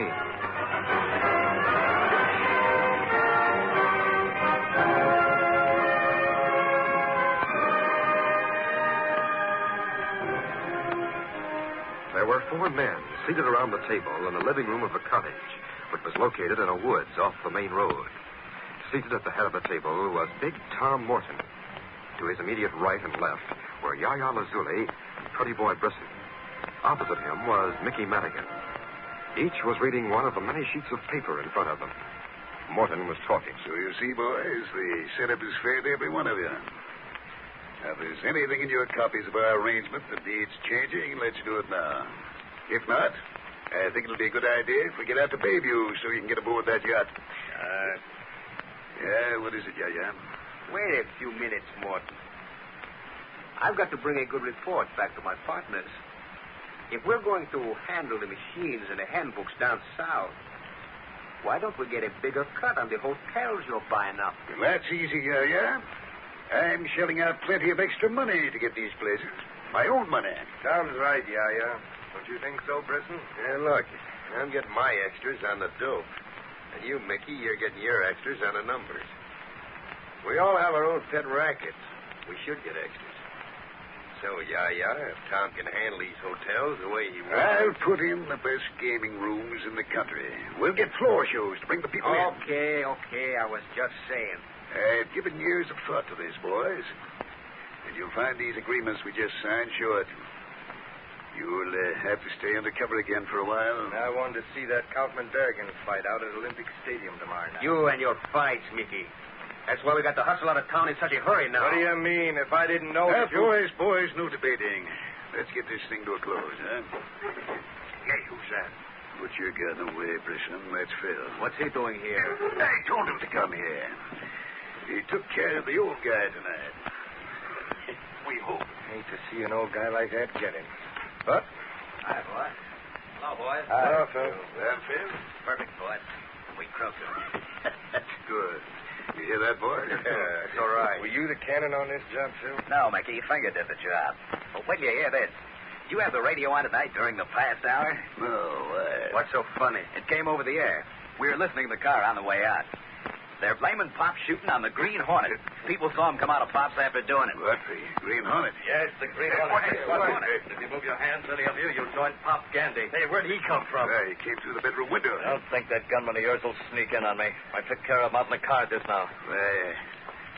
Why have you come here, Hornet? To show you up for what you are, Morton, and to round up these public enemy friends of yours. What do you mean, Hornet? You want to muscle in? Shut up, Yaya. Oh, don't, Yaya. Tell me more. I do want to muscle in. I want to take over. What are these papers here? Oh, that's the setup we got.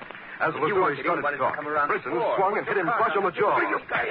You talk too much, you When won't. Brisson's arm came back, the Green Hornet's gas gun had gone off in Pretty Boy's face. That's for you, Brisson. The gas will keep you quiet. As the Green Hornet spoke, the three men suddenly fanned out and converged on the Hornet. Madigan was first. Only gas, no bullets. I'll take that gun, Hornet. Take it. Madigan went down. Big Tom Morton closed in on the Green Hornet, ducking beneath the gun and grabbing him about the waist with his arms. Got him, Phil. Take his gun. But the Green Hornet's arms and hands were still free. As Phil Stefanos rushed from the side, the Hornet's fingers closed on the gun trigger, sending a spray of gas into the gangster's face. Why, I got him. Now I can concentrate on you, Morton. I'll welcome the chance to knock you around a bit before the police come for you. The Green Hornet's knees bent, and with a judo trick, he brought his arms up beneath those of Tom Morton and sent the giant of the man crawling backwards. I'm going to use my fist, not gas, to put you to sleep. Now stand up and fight. That's it. You dirty... And here. How do you like that? And there. This one is for killing an old man, Pop Gandy. Oh, my jaw's broken. Your writing hand better not be. Get up again. I said get up. Yes, I am. Now walk over to that table. That's it. Now sit down. I'll start writing a confession. One that includes the story of how Pop Gandy was killed. If you don't... Don't hit me again, all right. I'll tell everything. About the boys, too, only... Go ahead. We've only a minute. While you're doing that, I'll go through these papers here on that table.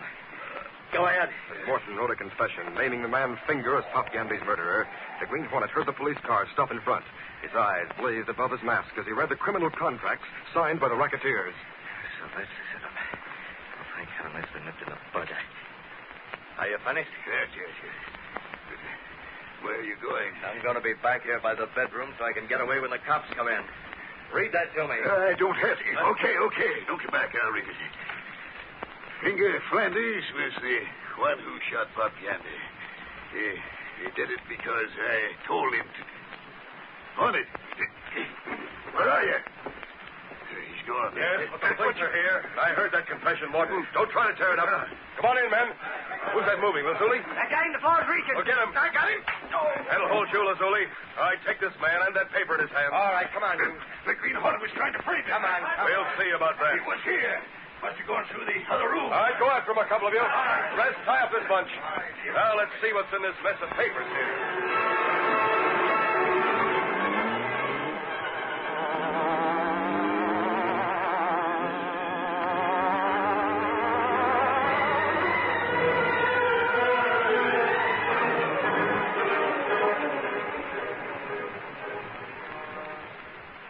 Judy Madigan was in Britt Reed's office shortly after the Sentinel Extra hit the street next morning. You see, I was right. I did see him on the television. And a good thing you did, Mrs. Madigan. You got the police started on something that prevented this country from being taken over by the biggest crime syndicate ever assembled. Those contracts they signed have never been equaled for criminal audacity. Yeah, maybe so, but I don't care about that. What I want to know is how do I get some dough from that heel husband of mine now that he's in the clink? I think you'll wait a long time, my dear woman. Well, Mr. Reed, Yes, Miss Case. Commissioner Higgins just called. There's no doubt now about Finger Flanders shooting Pop Gandy. When he was shown Morton's confession, he thought they were trying to railroad him. So he told the truth. And with the hope of leniency, he told of a lot of other killings that have taken place lately. It was all Big Tom Morton's doing. So he could take over the small gangs and have them ready for the syndicate. Well, that should send Morton to a warmer place than the cell he's in now. And it clears the Green Hornet, too, doesn't it? Of Pop Gandy's death, I mean. Oh, yes. He must have gotten there right after Pop was killed. He must have, must he? I have me grave doubts about that. I'll bet he was the one that thought of getting those racketeers back into this country and into the driver's seat again. He was too smart to put his name on paper, that's all. He don't sign anything. Which reminds me, Reed. Will you sign this expense voucher for me? It's for taxi fare out to the country looking for the Green Hornet.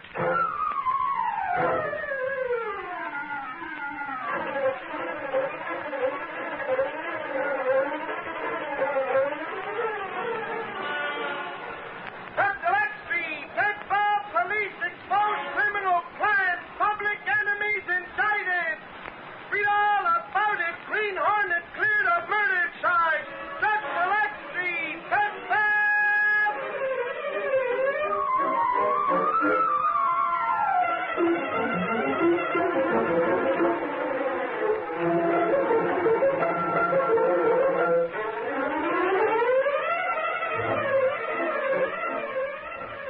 That's the Green Hornet story for today. Another exciting story brought to you by the most refreshing drink in the world, ice-cold Orange Crush. It sparkles, it tingles, it makes you feel fresh again. Now, a special announcement. Please listen carefully. Beginning next Sunday, June 29th, the Green Hornet will come to you on a new day and a new time. The new day will be Sunday. So remember, beginning next Sunday, June 29th, tune in the exciting adventures of the Green Hornet each Sunday afternoon. For the time when it will be heard in your locality, consult the radio columns of your local newspaper. This program is a recorded feature of the Green Hornet Incorporated, created by George W. Trendle, produced by Trendle Campbell Muir Incorporated. This copyrighted feature originated in Detroit, and all characters and incidents used are fictitious. The Green Hornet is brought to you by the most refreshing drink in the world, ice-cold Orange Crush. Remember, listen for the Green Hornet again next Sunday afternoon, when you will hear the story of danger entitled Diamonds and Murder. And now, till next Sunday afternoon, so long from Orange Crush.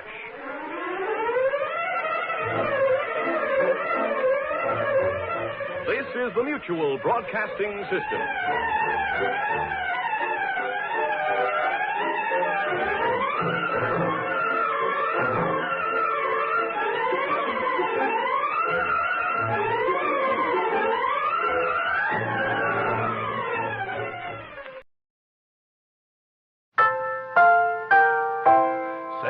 Want a brand new breakfast idea? Then get the Betty Crocker cereal tray, the Betty Crocker cereal tray. Yes, indeed. Try the brand new cereal assortment with 10 individual packages in all.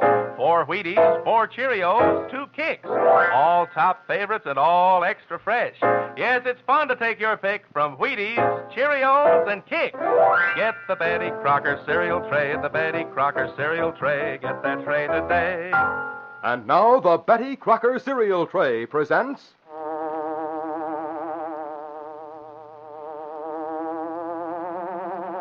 The Green Hornet.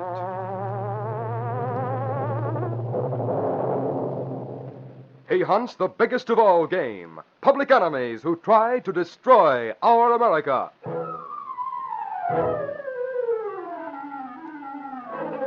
With his faithful bud Kato, Britt Reed, daring young publisher, matches wits with the underworld, risking his life that criminals and racketeers within the law may feel its weight by the sting of the Green Hornet. Ride with Britt Reed in the thrilling adventure of The Funeral Spray. All right, gang, let's give 3 cheers. Rah! Rah! Rah! Yes, sir, 3 cheers for 3 top favorites, Cheerios, Wheaties, and Kicks, each in the Betty Crocker cereal tray. 10 separate individual packages of your 3 top favorite cereals, all in one handy carton. You can take your choice right at the table. Cheerios one morning, Wheaties the next, and Kicks the next. It's fun. You always open a fresh package. Try it. Get the Betty Crocker cereal tray.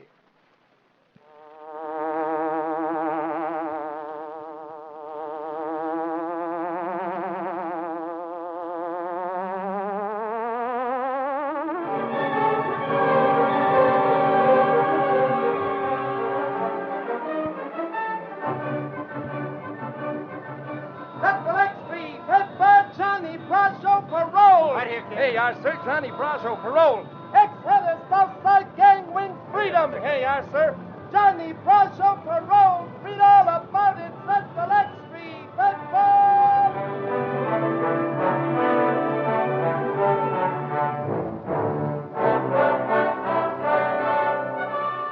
Lenore Case, Britt Reed's private secretary, and one of the few people to know that the young publisher was also the Green Hornet, pointed an accusing finger at Michael Axford in the city room of the Daily Sentinel.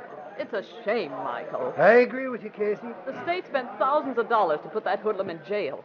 He was sentenced to 20 years, and in less than 3, he's out. It's just a little more than 3. Well, it doesn't matter. It's disgraceful. Oh, well, there's nothing to be done now. That isn't the right attitude. And what course of action would you suggest? Well, for one thing, the Sentinel can keep public opinion stirred up. Well, for how long? If Raggio lays low, the people forget about it. We shouldn't let them. Oh, that is. Some of the people will forget about him. There's some who can't. There's some who won't have a minute of peace now that Braggio's free. I don't care about his gangster enemies. I'm not talking about them. There's others. For instance, there was a little woman who came into police headquarters just after the news of his release hit the headlines. Who was she? Her name was Roberts, Amy Roberts. A nice little thing. It was her husband, Ted Roberts, who was the key witness for the state when Braggio was sent up. Was he a member of the gang? He was not, and he is not. He's a decent young architect that only got involved by accident. But he had the nerve to do his duty as a citizen and testify against Braggio. And now his wife is afraid that Braggio will try and get even. She is that. And she was asking the police for protection. Well, they'll give it to her, won't they, Michael? They will. Though there's probably no need for it. How can you say that? I'm thinking that Ted Roberts is no real danger. Braggio's mean, but he's smart, too. He'll get even just by destroying the young people's peace of mind. How? Well, different ways. Now, Mrs. Roberts had an anonymous phone call. There was some mug at the other end who said, "We want you to be the first to know that Johnny's out." That's all. But it put Mrs. Roberts in a dither. Well, I should think it would. I felt sorry for her. So do I.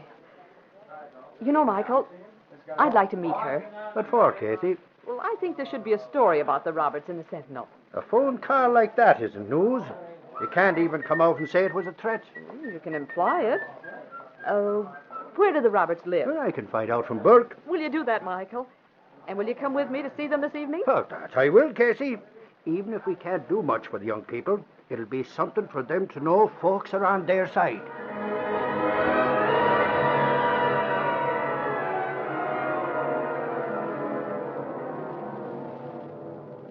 Miss Case, I appreciate your interest in us, but I don't know whether I like the idea of anything about us appearing in the Sentinel. There's nothing wrong with it, honey. Ted, we're quiet, ordinary people. Why can't we live quiet, ordinary lives? We can and we will. Just the same, there's no sense in hiding our heads in the sand. I agree with your husband, Mrs. Roberts. He tells me not to worry, and then he says something like that. Ted, you practically admit Braggio's only trying to get your goat. Do you honestly believe that? I do?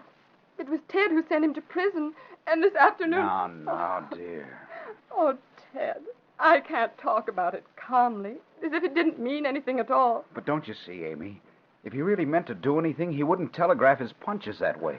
What happened this afternoon? Some flowers were sent here. That's all. That isn't all. Flowers? Well, I don't understand. I'll tell you exactly how it happened. I'll show you how it happened. I still have them out in the kitchen. We kept them to show to the police. Excuse me. Mr. Roberts, does your wife mean that Braggio sent some flowers here? There's no way of telling who sent them. There was no name on the box, and there was nothing inside. Special messenger brought them. He'd gone before Amy realized what it was. Here's the box. This is just the way it was handed to me. It's a big one, isn't it? Yes. Go on, Miss Case. You open it. Very well. Why, Suffering snakes. This is the funeral spray.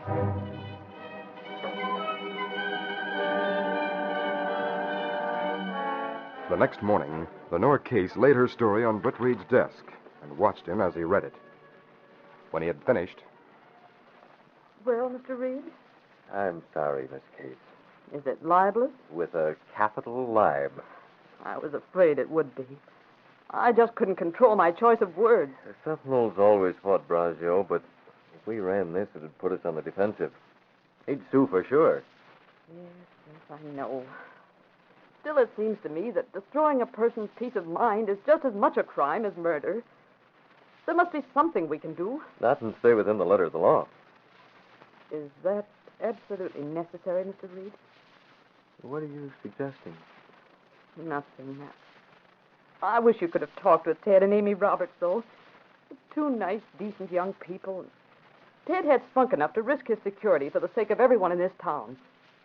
He hasn't lost any of his courage, but his wife's frightened, and he's worried for her sake. It isn't fair. No, it isn't. Well? Lenore, the commissioner's burned up about this parole, too. Off the record, he's called Dean a crook.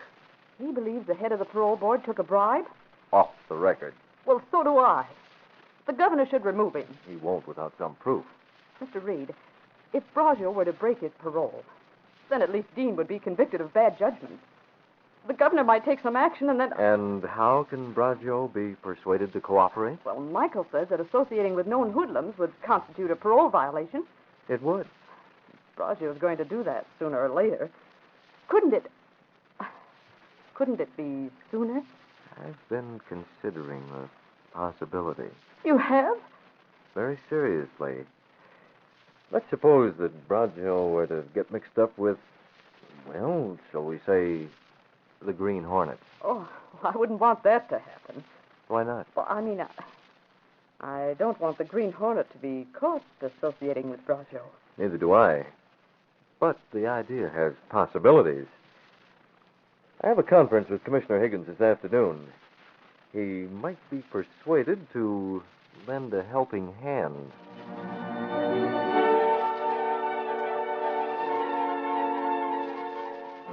At 3 o'clock that afternoon, Britt Reed was seated in Commissioner Higgins' soundproof office at police headquarters. The commissioner had given orders that he was not to be disturbed. Now, what's on your mind, Brett? Sonny Edgar. Sonny Edgar? I thought it was something to do with Brogio. Edgar's a member of his gang, isn't he? He's in jail. Comes up for trial next week, and we're certain of a conviction. What's the use of convicting him, Commissioner Higgins? He'll only be paroled. We have to keep trying, Britt. We may be able to get rid of Dean before he has a chance to do any more dirty work. Wouldn't it be a good idea for Dean and Edgar to meet? What are you talking about? Well, they'll meet eventually. Why not arrange for it tonight? That type of humor doesn't appeal to me, Britt. I'm not saying you haven't a right to be bitter, but you must realize that what's happened isn't our fault. Commissioner Higgins, Dean is at his home here in town. Is he? I've checked. Came down from the capital yesterday. Well, what of it? Suppose he paid a call on Brogio this evening. He wouldn't. And suppose Edgar paid a call on him at the same time. Edgar's in jail. What would the police do if they walked in and found the three of them together? The police can't simply walk in any place they care to, and... the three of them together. Yes. You like the idea? Oh, it's impossible. It might be arranged. I don't see how. Shall I explain? Definitely no. Dean go to see Brogio? That's only a possibility. But if you were to have Edgar brought over from the jail to this office at 10 o'clock tonight, well, let's see, that's about a block and a half along a dark side street, something might happen.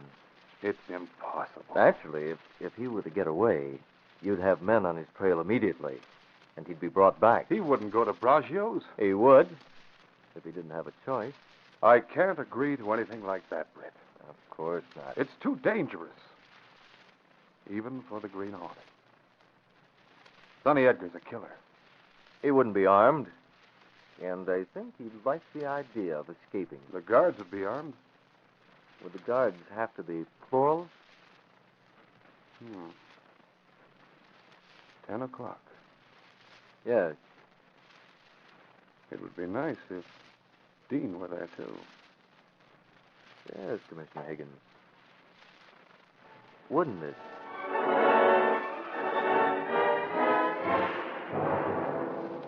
At 9 o'clock that evening, Britt Reed telephoned Miss Case.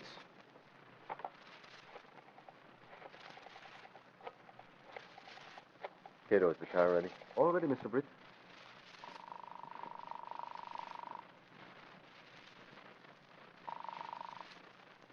Hello? It's all set, Miss Case, for 10 o'clock. Good. But you'll go to Dean's place first? We're leaving for there right away. Well, Axford and I'll be out in front in 15 minutes. He's on his way from the Sentinel now to pick me up. I hope I'll be leaving by the back way in 15 minutes. You haven't told Axford anything? Just that I want to try and get an interview with Dean. That's fine. But how can you hope to trap him? If he accepted a bribe from Brogio, it must have been given to him in cash. He wouldn't take a chance on depositing the money, so he may either have it on him or in the house. You'll take it? Temporarily. I want to give him the idea that Brogio has double-crossed him. And if Dean leaves the house, we follow him. That's right. Goodbye, Miss Case. Good luck. Let's go, Kato.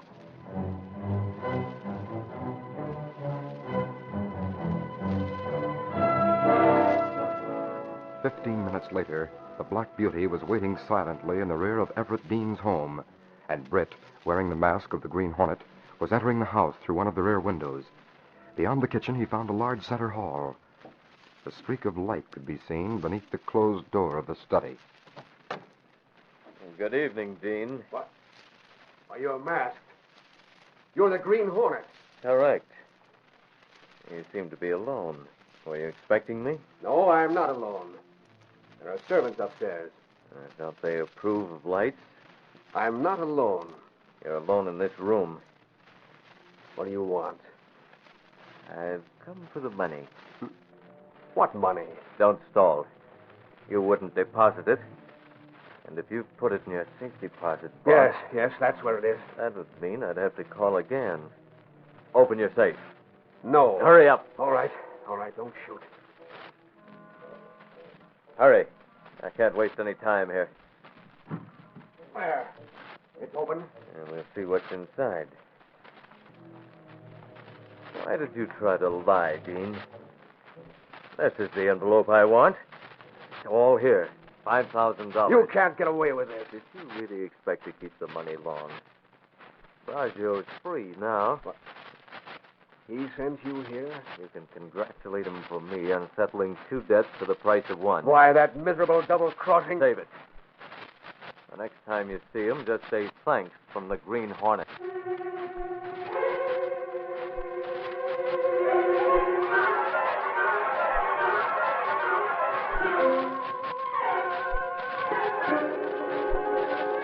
We'll continue our story in just a moment. Ever wonder why the cereals in the Betty Crocker cereal tray always taste so extra fresh and crisp? Why they seem to have an extra brisk edge of flavor? Well, there's a mighty good reason for that super fresh cereal tray flavor. 2 reasons, in fact. First, the 10 separate packages of Cheerios, Wheaties, and Kicks in the Betty Crocker cereal tray each come in special flavor-protecting packages. From tip to top, the outside of each package is bathed in wax, a treatment which helps guard against air and dampness.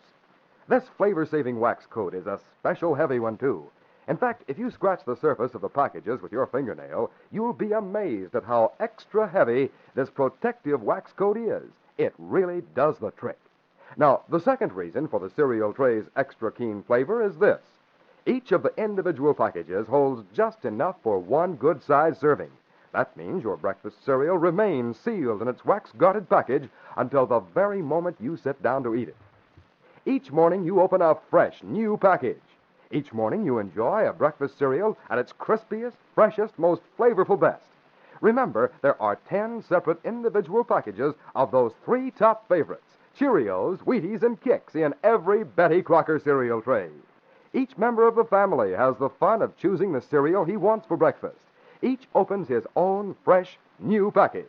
Ask your mom to get the Betty Crocker cereal tray and enjoy extra keen flavor every single morning.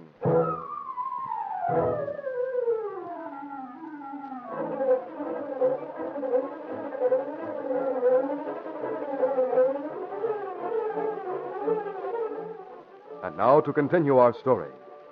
Michael Axford picked Lenore Case up in front of her apartment house. Together they started for Everett Dean's home. It was 9:15 when they turned into his street. This is going to be a wild goose chase, Casey. You think so, Michael? He won't make any statement to you. He may. You're sort of new at this reporting game. When you get to be an old hand like me, you'll realize that sometimes politicians like to talk, and that sometimes they make a clam seem talkative by comparison. It's one of those times for Dean. I suppose so. You have any campaign mapped out? Well, I want to tell him about the Roberts. What good will that do?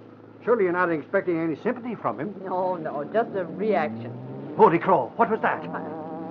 What did you hear? I thought I heard that Hornet's car. Really? I guess not. That's Dean's house on the corner. Okay, Casey. You want me to come in with you? Of course, but, well, let's wait here for a minute. I want to figure out exactly what I'm going to say. Hey. Oh, what's the matter? Somebody's coming out of that house. Isn't that Dean himself? That it is. Too bad, Casey. Your bird has flown. Well, he's getting into his car. Can't we follow him, Michael? Well, what for? Well, we think he might have taken a bribe. It'd be interesting to find out where it goes and what he does. There's no telling where it might lead. Let's go. Follow him.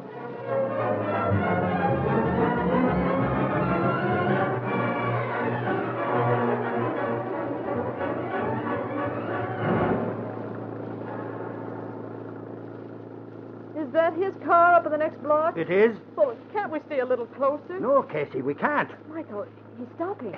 We keep out to the corner and stop in front of the drugstore, as if we were going in for some cigarettes. He's going into that house with all the shrubbery around it.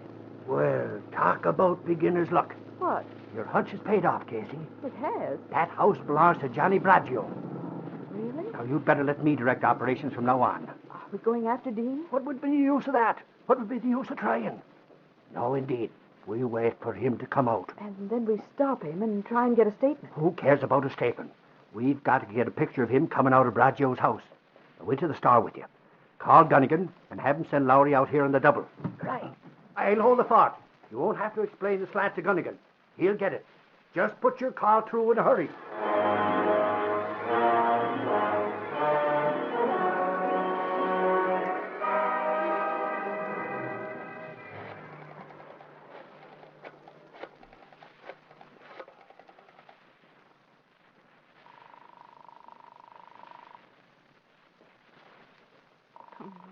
Come on. Gunnigan speaking. Gunnigan, this is Lenore Case. Yes? Expert and I followed Dean to Johnny Braggio's house. Roger's house? That's right. We want a picture of him coming out. Will you send a man right away? It's the corner of 4th and Vineland. I can't send a man. Well, you must. I haven't got one. But Gunnigan. Now listen. Just a few minutes ago, we got a flash from headquarters that the Green Hornet was captured trying to help Sonny Edgar make a getaway. Oh, no. What? I said, is that so? No, it isn't so. The report was a phony. Both the Hornet and Edgar got away. Oh. The dragnet's out, and we've got every man in the story. Well, this story's important, too. There are no photographers here, Casey. Oh, send Curly. The copy boy? He has a good camera. He'll do. Send him and tell him to make it as fast as he can. All right, all right. But you and Axford report back here as soon as you're finished. We will.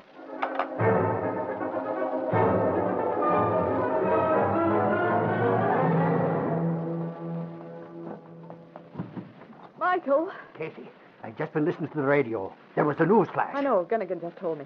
Sonny Edgar's escaped. With the Green Hornet. That's the important part. Yes, it Now, is. I can't stay here. I've got to get down to headquarters. I'll shut the doors. I've got to get in on this manhunt. But, Michael. Please, Casey. Oh, all right.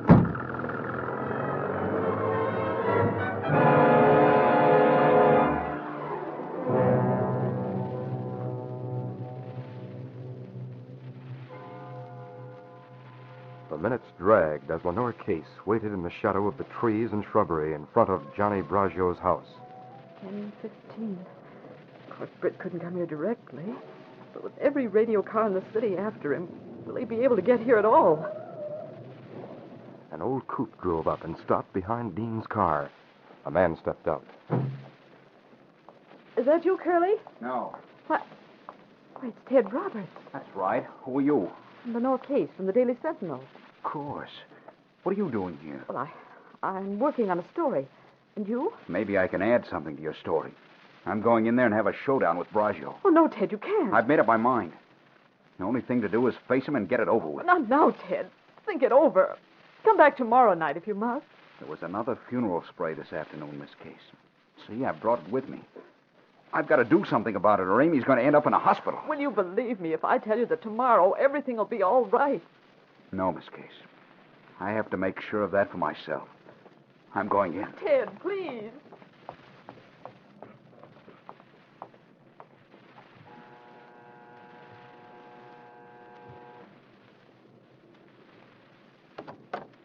Braggio? Yeah. Got a package for you. Okay, hand it over. Mind if I come in? Hey, what's the idea? Here. This box is for you. Listen, punk. Take it. Why? Go on, open it up. They're flowers. You sent them to me this afternoon, but I haven't any use for them, so I'm giving them back. I haven't any use for them either. You must be Robert.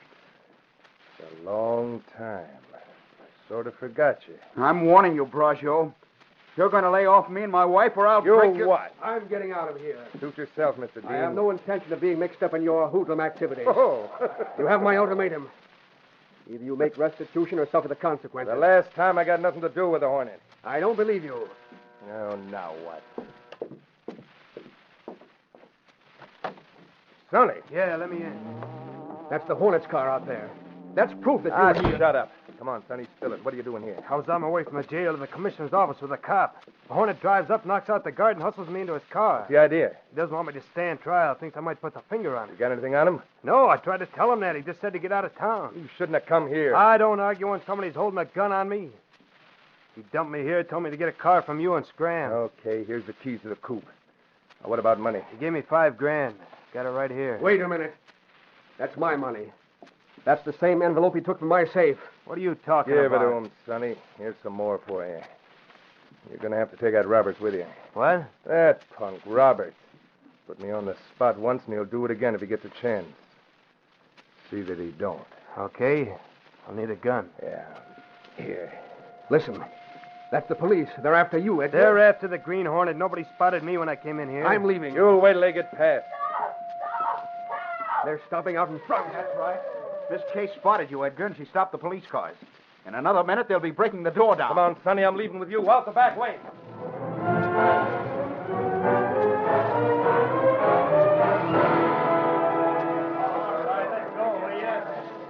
We got him, Commissioner. Both Braccio and Edgar. We got him climbing into a car out in the back. Here they are. Let's go. Well, Braccio, helping a prisoner escape breaks your parole wide open. You'll have a few years added to your stretch when you go back. This was a frame. You were here, Roberts. How about that? He gave Edgar money and the keys of his car. I saw him. Is that true, Mr. Dean? Why, well, yes, it is. I made a great mistake. I should never have paroled him. You make me laugh. I paid him $5,000 to parole me, and he's got the money on him right now. That's an outrageous lie. And what's more, I got the serial numbers of those bills. If I go back, you're going to keep me company. Commissioner, I can explain everything. You'll get your chance, Dean, before a grand jury. Let's go, men. All right.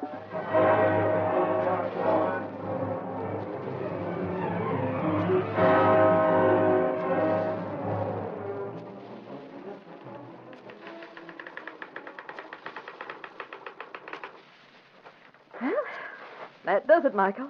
Sonny Edgar captured, Johnny Braccio on his way back to prison, and Everett Dean accused of taking a bribe. Oh, Casey, think of an old hand like me walking out on the payoff. Oh, don't feel too badly. After all, I wouldn't have been there if it hadn't been for you, would I? No, that's right. But talk about beginner's luck. Hello? Oh, Mr. Reed, where are you calling from? Are you... Home, of course. Oh, good. I always say that when the police are looking for the Green Hornet, there's no place like home. How right you are. I've just finished the follow-up story. The first extra is already on the streets. Have you heard the headlines? Of course, and congratulations. They make a nice ending to your story about the funeral spray. Yes, Mr. Reed. A nice ending for two nice people. Ted and Amy Roberts will live happily ever after.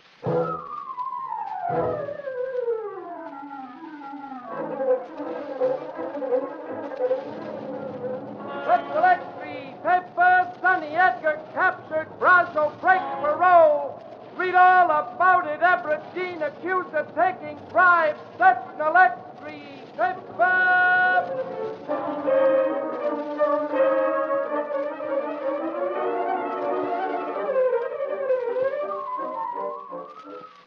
Boys and girls, listen to this. You get a swell-looking model city when you buy the Betty Crocker cereal tray. A model city that looks just like real. You can cut it out and build it yourself. It has all kinds of buildings, houses, stores. In addition, there are cut-out automobiles, fences, storage sheds, awnings, and billboards. All this on just one Betty Crocker cereal tray. Still other houses, stores, and equipment come on other packages. The model city is easy to build, too. There's no pasting or gluing needed, and many slots are pre-cut. It's really easy and really fun. Just ask your grocer for the Betty Crocker cereal tray, the handy cereal package with all three of your breakfast favorites, Cheerios, Wheaties, and Kix. Get yours now. You've been listening to The Green Hornet, brought to you by the Betty Crocker cereal tray, the cereal assortment of individual packages of Wheaties, Cheerios, and Kix.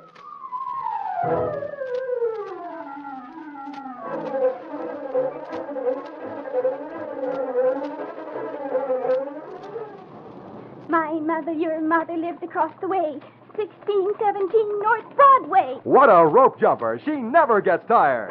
She's feeling her Cheerios. Yes, Cheerios, the ready-to-eat breakfast cereal made from oats, richest of all cereal grains in vitamin B1. For energy-building nourishment that really helps to keep you going, start your breakfast every morning with Cheerios. They're so crisp, so tender, have such a grand toasted oat flavor, and they're shaped like tiny little donuts. That's Cheerios.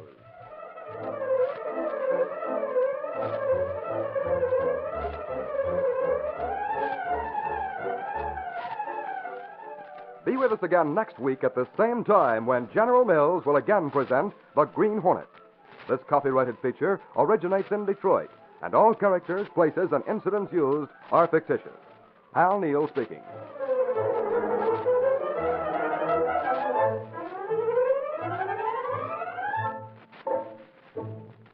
Tomorrow night at the same time over most of these same stations, the Lone Ranger fights for justice in Frontier Town in another thrilling adventure of the early West. This is ABC, the American Broadcasting Company.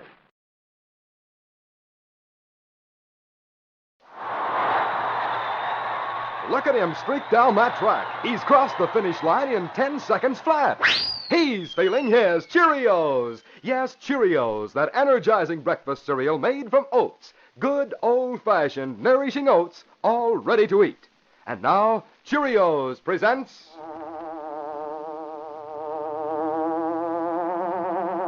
The Green Hornet.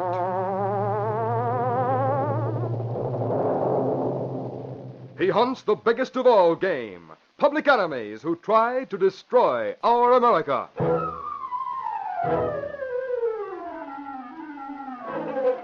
With his faithful valet Kato, Britt Reed, daring young publisher, matches wits with the underworld, risking his life that criminals and racketeers within the law may feel its weight by the sting of the Green Hornet. Ride with Britt Reed in the thrilling adventure of Double Play. Boys and girls, don't you be a put-it-off, or you may miss out on getting your Lone Ranger Frontier Town. Orders are pouring in by the thousands, and tonight is definitely and positively the last time we can tell you about this amazing Cheerios offer. So have pencil and paper ready, and I'll tell you all about it in just a few minutes.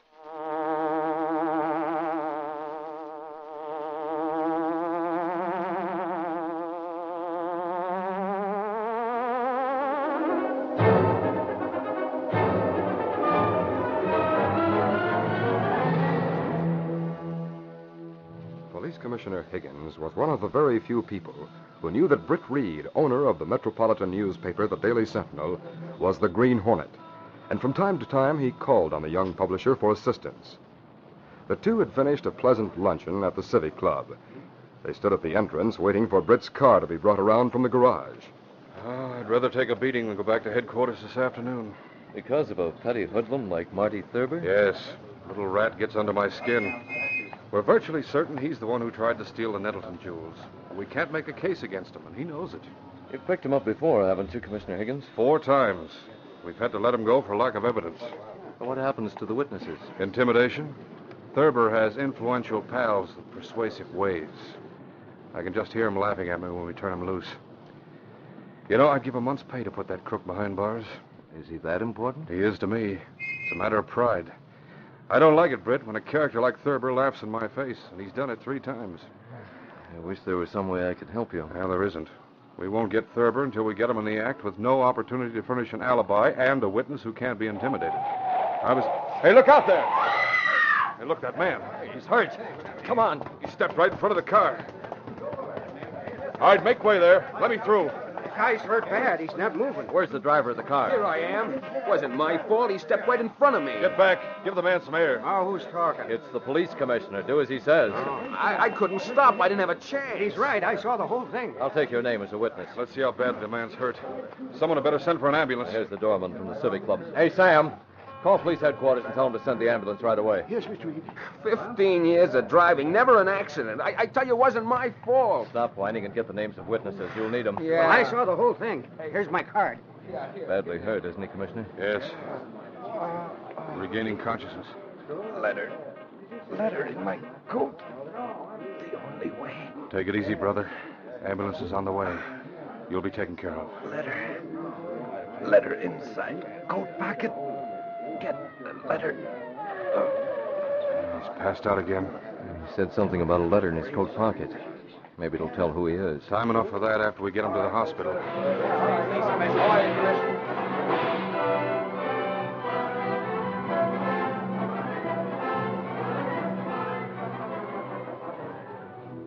It was late afternoon of the same day when Britt Reed told his secretary, Lenore Case, and Michael Axford about the accident. It was obviously suicide, Miss Case. The name is Andrew Clark. Here are my notes. Hang on to them. Shall I do a follow-up on the first edition story? Not just yet. Wait till I hear from Lowry. I've asked him to get some information on a man named Edward Bixby. Bixby? What's he got to do with Clark's committing suicide? Clark had a letter in his pocket. A suicide note in which he blames Bixby for everything that happened to him. Well, here's Lowry now. How about it, Lowry? Did you get the facts I wanted? Yeah, boss. Bixby deals in real estate. He offers loans on property, buys up land contracts, and so forth. Is the firm legitimate? It is on the surface. What's under the surface? Well, in the first place, if a man wants to borrow money on his property, he goes to Bixby and fills out an application, which is also an order for an appraisal. Bixby charges far in excess of the usual appraisal fee, then tacks on a lot of extra service charges. I see. The victim pays that whether he gets the loan or not. Even if Bixby's charges are excessive, there's a limit to how far he can go. I don't see how he can make much of a racket out of that. But wait, boss. That's only the beginning. What's the rest? The ones who pay through the nose are the ones who actually borrow cash from Bixby. Oh, how? Interest. Outrageous interest discounted in advance. Oh. Some fellow who's badly in need of a certain amount of cash goes to Bixby, says he wants to borrow $3,000 or $4,000. After he's paid the appraisal fee and all the other charges, he signs notes for, let's say $4,000. But he'll only get about $3,200. Well, how does Bixby get away with that? Just shows interest figures and charges and tells them to take it or leave it. In most cases, they have to take it. But golly, Lowry, don't they squawk? Sure they squawk. Better Business Bureau has a file of complaints, but nothing can be proved. Bixby's too smart to show any illegal dealings in writing. Well, what's the connection between Bixby and Andrew Clark? In his letter, Clark confesses to taking cash from his employers. He lost it gambling. He went to Bixby hoping to borrow $6,000 to replace the money before the theft was discovered. He stole a little more to get the appraisal fee and signed notes to Bixby for $6,000. Then he found out he was getting only $5,000 in cash. Gosh, what a shame. $5,000 wasn't enough to keep Clark from being exposed as a thief. And he was about to be exposed? Right. So Clark jumped in front of that car. Yes, he did that rather than go to jail. Poor man. I'm sorry for him. Bixby does that all the time. The real estate board and everyone else has been trying to put him out of business. And perhaps we can't put him out of business, but we can at least warn the people. Lowry, write this story up and give it both barrels. Here's a copy of Clark's suicide note. Right, boss. Miss Case, tell Gunnigan I want a new lead on the Clark death. I want to keep the story on page 1 for several editions. I'll tell Gunnigan. Lowry, that suicide note will take care of the next edition. Get a story from Clark's widow for the final. Okay, boss. And, Miss Case, as soon as you've called the city desk, come into my office and I'll give you an editorial. Very well, Mr. Reed. Hello, Sally. Give me the desk, will you, please? I wonder if there isn't some way to get a crook like Edward Bixby. Given your message to Gunnigan, Mr. Reed. Oh, all right, Miss Case. You said you wanted to dictate an editorial about Bixby. I've been thinking about it. I don't know what approach to use. It's another one of those situations of a crook who stays within the law. Well, it doesn't seem to matter. Huh? It doesn't seem to matter whether a man breaks the law or not. The police can't do anything about it. What do you mean, Miss Case? Oh, I guess I'm just reflecting Mike Axford's mood. He was talking about Marty Thurber. Oh, yes. Police Commissioner Higgins was talking about him. Apparently he breaks the law all to pieces and gets away with it. Yes, I know. Lying witnesses and faked alibis. Gosh, Mr. Reed, what chance do decent, honest people have? If there were only some way to short-circuit all the red tape and throw men like Bixby and Thurber into jail and keep them there. They throw Thurber into jail, but they can't keep him there. That's what I mean. Are you ready to dictate? Just a minute, Miss Case. What are you thinking about? I have the beginning of an idea. You have? Yes. Oh, do you want me to make the call for you? No, I'll do it. If I can just get Police Commissioner Higgins on his private wire.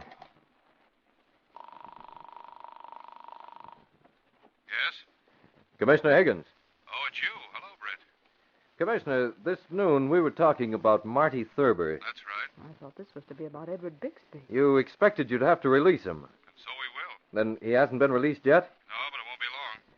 Commissioner Higgins, you said you'd give a month's pay to put him behind bars and keep him there. I said it, and it still goes. Well, I don't want a month's pay, but I do want a concession. Let's hear it. Can you hold him until 9 o'clock tonight? Yes, but not much longer. That'll be long enough. Let him go at 9 o'clock on the nose. 9 o'clock sharp. You can count on it. But, Britt, what's the angle? I can't tell you any more right now, but I have an idea. Maybe it'll work, and maybe it won't. Britt, I had a hunch you'd think of something. Is there any way I can help? There might be. Will you wait in your office until 10 o'clock tonight? Glad to. Good. You may hear from me, directly or indirectly. Goodbye. Well, this is a surprising turn of events. It sounds like an active evening. It may be. What can I do? Well, now, let me see. According to this report, Edward Bixby's office is on the top floor of the Gramercy building. Yes, Mr. Reed. It's the top floor. As I remember that old building, the only elevator is operated after hours by the night watchman. That's right. Telephone Edward Bixby and make an appointment for tonight. Very well. I want to be sure he's in his office. Give some phony name. It won't matter because you're not going to keep the appointment anyway. Oh? Who is going to keep it? A man who wears a dark topcoat, a dark hat, and a mask. Uh-oh. The Green Hornet. Well, Mr. Reed, it's a little confusing. Just who's the enemy? Edward Bixby or Marty Thurber? Both. I'm hoping to turn one against the other.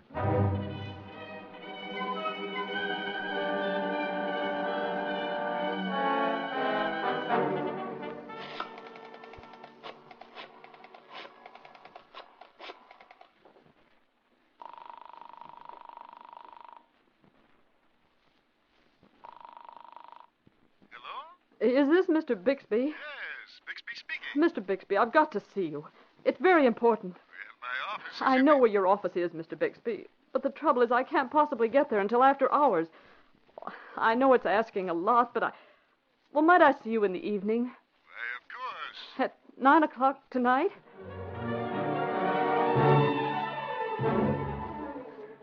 But, Reed, I can tell you right now that Marty Thurber will be turned loose. I don't have to go to the cops' headquarters to find that out. Of course you don't, Axford. But I want to know what's said when he walks out of there. I want the dialogue. All right, then, Reed. I'll go to the cops. And stick until that crook is let go.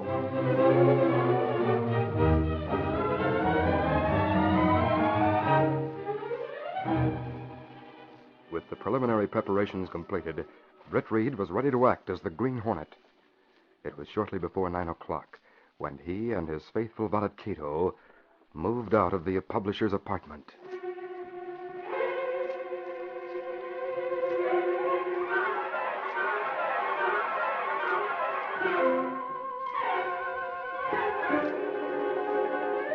We'll continue our story in just a moment.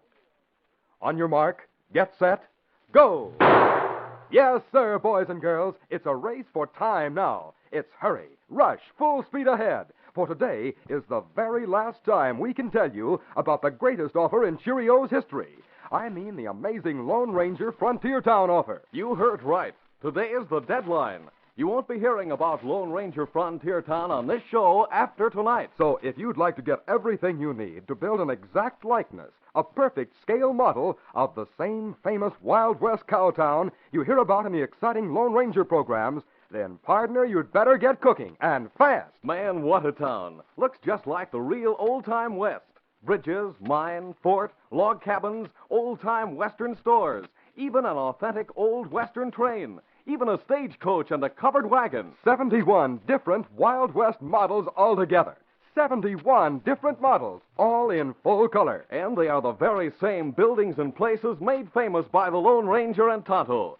Powderhorn Courthouse, Grubstake Outfitting Store, Town Meeting House, Two-Gun Tailor's House, County Jail, they're all here. Including a special model of the Lone Ranger's secret hideout. And get this, besides all these models, you also get official ground plan picture maps of the town.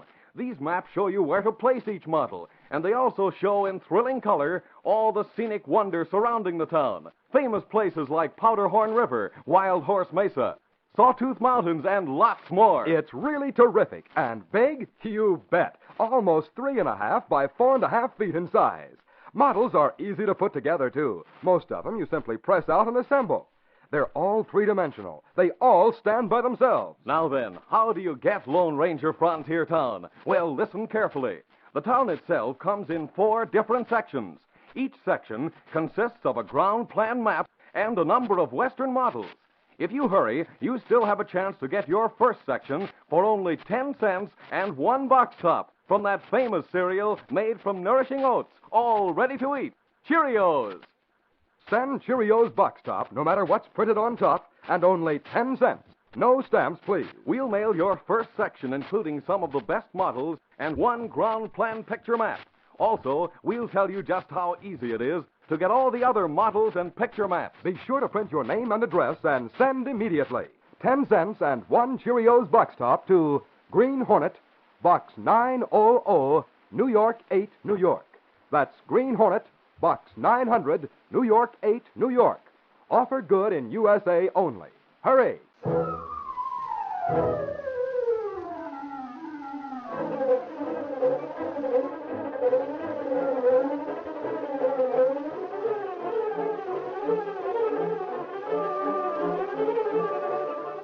Now to continue our story.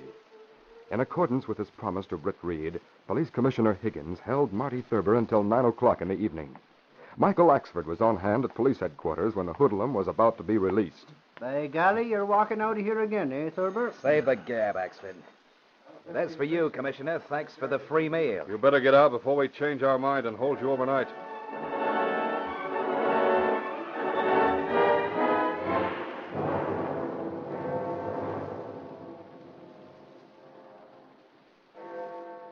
Britt Reed and Kato were parked in the shadows across the street from police headquarters. It's 9 o'clock, Mr. Britt.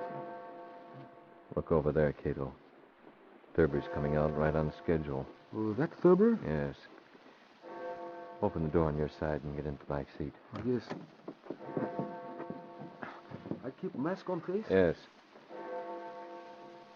Thurber, come over here.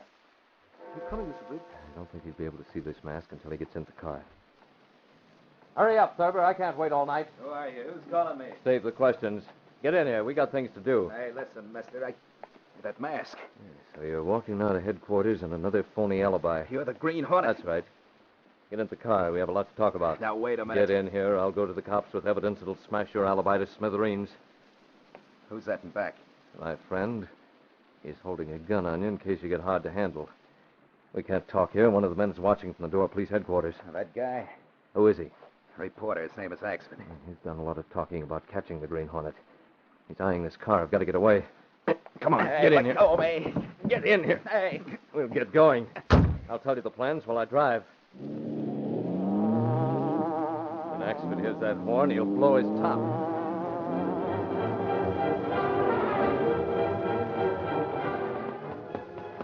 Hey, Commissioner! Commissioner Higgins! Suffer a snake. What do you think? Axford, what's the matter with you? Thurber got into a car across the street, and I recognized the horn. He's gone with the Green Hornet.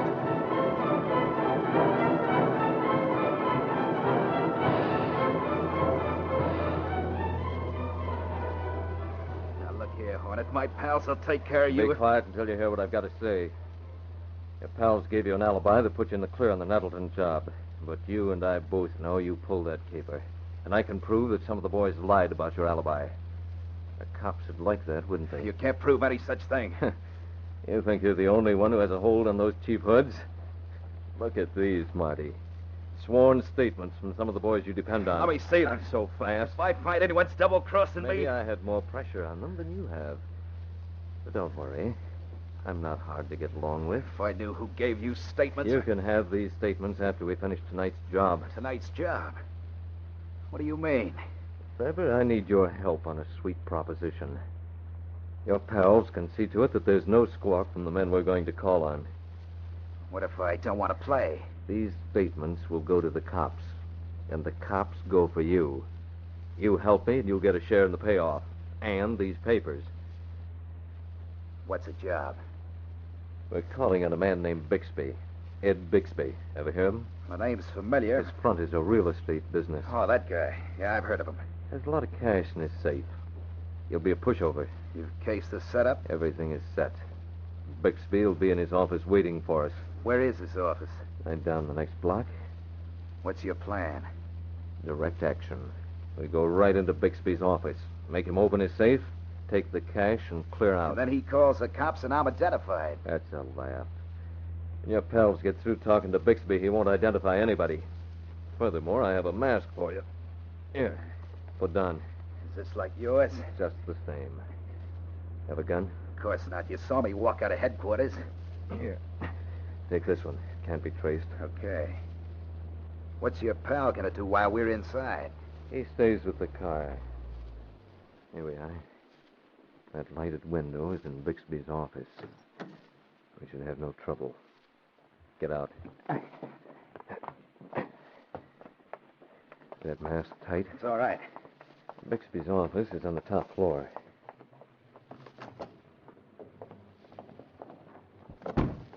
Do we walk up? I'll ring for the elevator. There. The night watchman handles it. So he sees us. Don't worry, I'll take care of him. Look here, I don't like this. You don't have to like it. Just play it along and see what the payoff amounts to. And here's the elevator.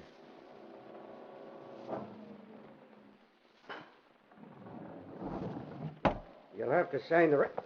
Hey, what's this? Sorry, mister. You, that mask. Take this and go to sleep. When you come to, we'll be out of your way. Hang on to him. I'll run the elevator up. Up we go. Hey, the watchman's passing out. Of course he is. That's why I gave him a shot of gas from this weapon. We'll leave him in the fourth floor corridor. Yeah, okay. What kind of stuff did you use in that gun? Gas. I know that, but what It's kind... effective. That's all you need to know. Look here on the register. Bixby's upstairs waiting for us. Yeah. Been there for over half an hour. Fourth floor. Put the watchman down there. We'll leave the elevator right here so we can get down in a hurry. Bixby's office is down this way. Now, look here, fella. Get this straight. Don't try any funny tricks on this deal. Funny tricks? What are you talking about? Just remember, I've got plenty of friends, and they do as I say. I know all about your friends. Yeah, here we are. You have that gun ready? Yeah. Then we'll go right in. Good evening, gentlemen. Masked, both of you. And armed. Get him up, Bixby. You see here, if this is a robbery... That's just what it is. You're going to open that safe for us, Bixby. No. Oh, yes, you are. Because if you don't, we'll use these guns. Yes. Then open it our way.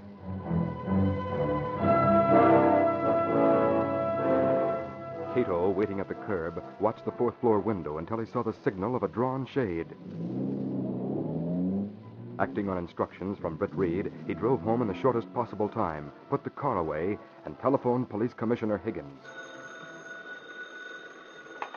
Hello, Commissioner Higgins speaking. I have a message for you, Mr. Commissioner. Yes? You call me Mr. Bixby. Bixby? Thief with Hornet mask in Gramercy Billing office. Send police at once. Right. The first time Edward Bixby's voice has sounded like a Filipino. Hey, Sergeant.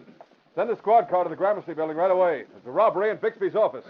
Something, Snake. Something about the Green Hornet. Come on, Patrol. Let's get going.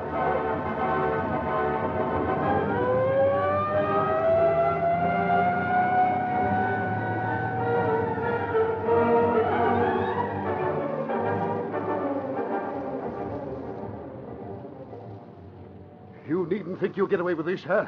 I'll have the law on you, both of you. Bixby, keep still while we see what you have in this safe. I won't keep still. I've heard enough from you. Take this. No. Hey, you gave him the works. He'll sleep until we're finished. There's a lot of dough in that safe. Clean it out. Here, put it in this bag while I keep an eye on the street below.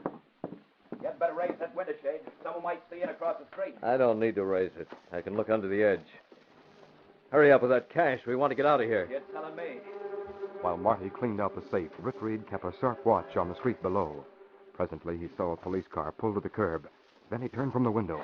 Snap into it, Marty. What's taking you so long? Got all the cash. I was just looking through some of these record books. Maybe there's some stuff we can use. Never mind them. Take the cash and let's get out of here. Come on. I'm ready. What about his nibs? You don't want him to testify against us, do you? How can he? We both wore masks. I don't take any chances. What are you going to do with him? If you don't know what happens to him, you can't answer any questions. Now listen, Marty. Take the cash and go downstairs. Tell my pal in the car to come up here on the double. Then what? I'll give him instructions about Bixby, then I'll join you in the car. I'll get going.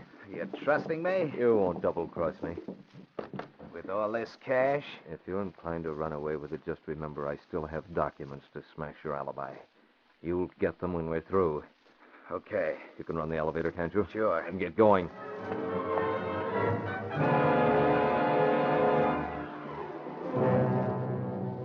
On the ground floor, Michael Axford was with the men in uniform who entered the building and approached the elevator. Don't ring the bell, Axford. The elevator's coming down.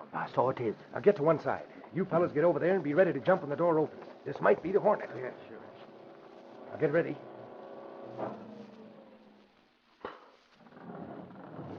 Take him! Holy crow. Cops! He's mad! Nail him. Why, you... Go look gun on us, sir? It's dirty. I've been double-crossed. No, you don't! I'll fix the spalpeen. By golly, I've been waiting a long time for this. Good work, Axford. Holy crow, I got him. Hold him up, Cassidy, while I pull off that mask. Right. Now we'll see who this lug is.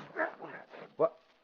Why, it's Marty Thurber. He's not the Hornet. You're telling me. But he was with the Hornet. I saw him pull away from the cops' headquarters. Maybe the Hornet is still upstairs. Let's go find out. Come on. You guys keep an eye on Thurber.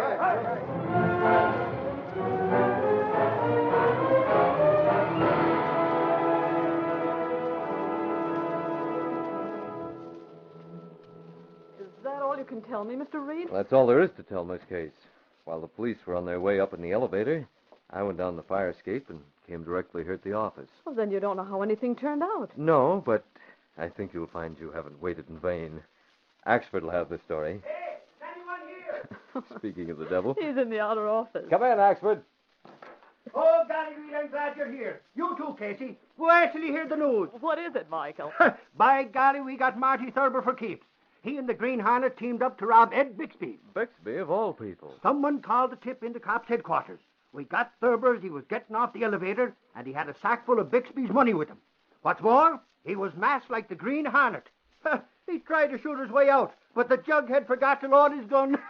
Well, what about the Green Hornet? He got away again, leaving the night watchman unconscious in the fourth-floor corridor and Bixby unconscious in his office. I wonder if Thurber's gang will intimidate Bixby and make him leave town rather than testify against Thurber. It wouldn't surprise me if they did. But even so, it won't matter. The cops have got Thurber this time. They got him good. And as for Bixby, his records were spread all over the office. When they're made public, he'll be washed up even if he don't leave town. What does Thurber have to say, Michael? Oh, golly, is he mad? He's raving he was framed, but no one's paying any attention to him. I see. But by golly, Reed, on the other hand, I'm wondering. Someone called the cops' headquarters, and it wasn't Bixby, and it wasn't the night watchman. Maybe the Green Hornet did put Thurber behind the 8-ball. If he did, by golly, he sure done a swell job of it.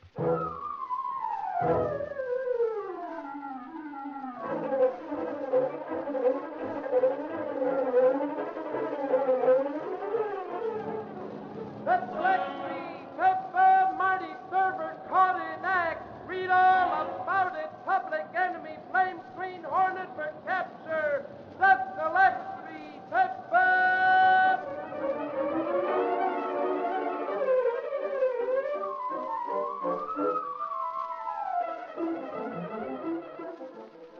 Hurry, boys and girls. Hurry as you've never hurried before. Hurry to the nearest grocery and get a package of Cheerios, the cereal shaped like tiny, crispy donuts. Then tear off the box top and send it with 10 cents and your printed name and address to get your Lone Ranger Frontier Town. Mail to Green Hornet, Box 900, New York, 8, New York. Offer now closing on this program. Send for yours today or tomorrow, sure. That's Green Hornet, Box 900, New York, 8, New York. Hurry!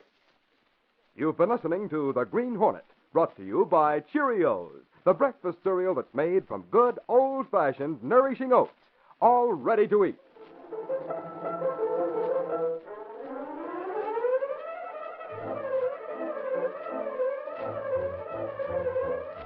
Be with us again next week at the same time when General Mills will again present The Green Hornet. These are George W. Trundle productions, directed by Charles D. Livingston. This story was written by Fran Stryker, and the part of the Green Hornet is played by Jack McCarthy. This copyrighted feature originates in Detroit, and all characters, places, and incidents used are fictitious. Hal Neal speaking.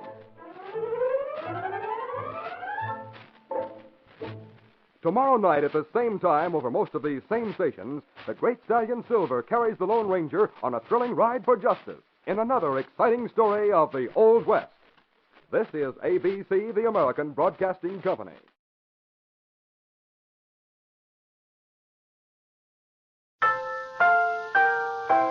Say, want a brand new breakfast idea? Then get the Betty Crocker cereal tray, the Betty Crocker cereal tray. Yes, indeed. Try the brand new cereal assortment with 10 individual packages in all.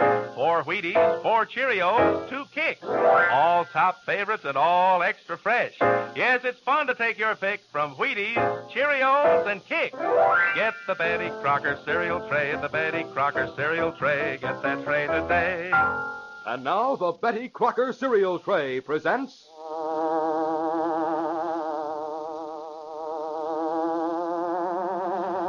The Green Hornet. He hunts the biggest of all game, public enemies who try to destroy our America.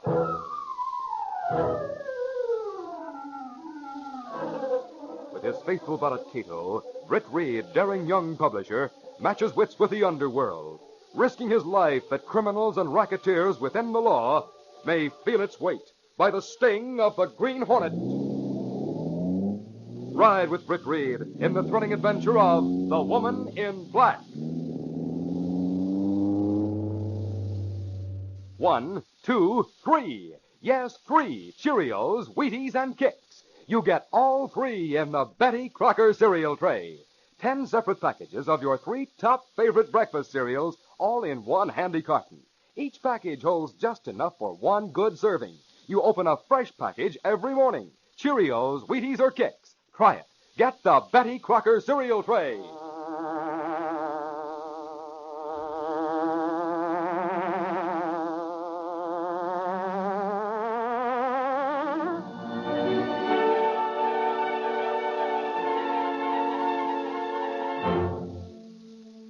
Britt Reed, the youthful publisher of the influential paper, the Daily Sentinel, had reached his office earlier than usual to dictate another in a special series of articles opposing a man named Rupert.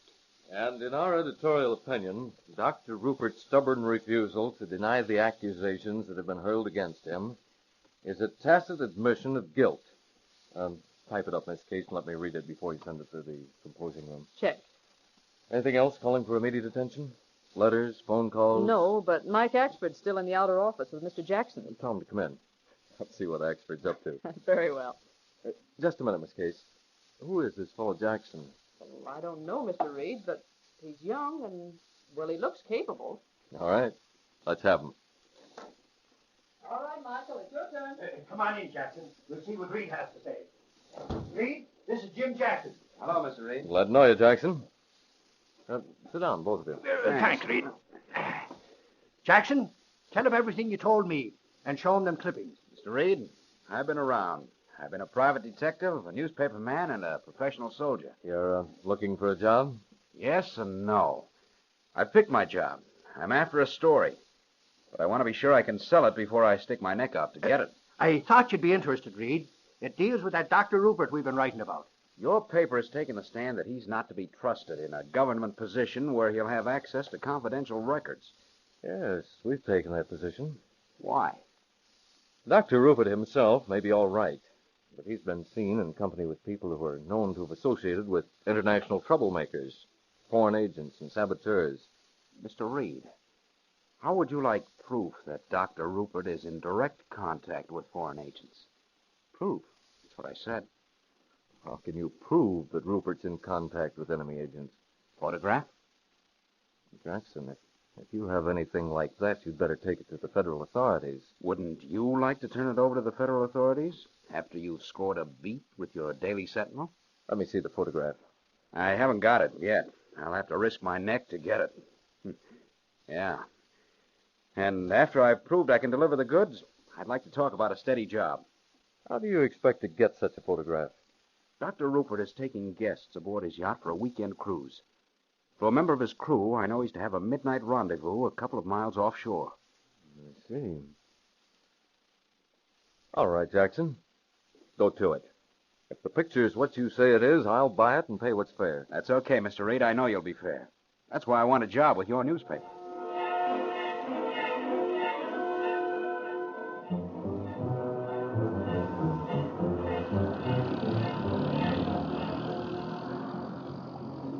That night, Jackson guided a small outboard toward a large white yacht that lay at anchor. When he was still some distance away, he cut the motor, fitted oars into locks, and proceeded as silently as possible.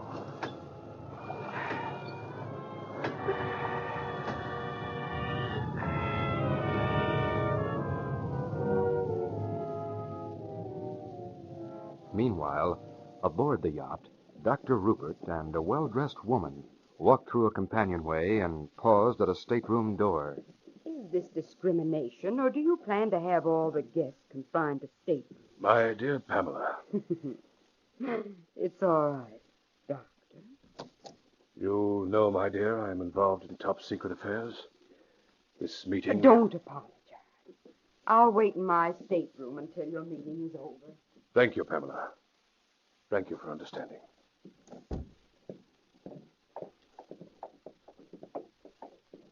There you are, Rupert. I was just telling Miss Gordon she would have to remain in her stateroom for a few minutes. I wish you wouldn't mix business and pleasure.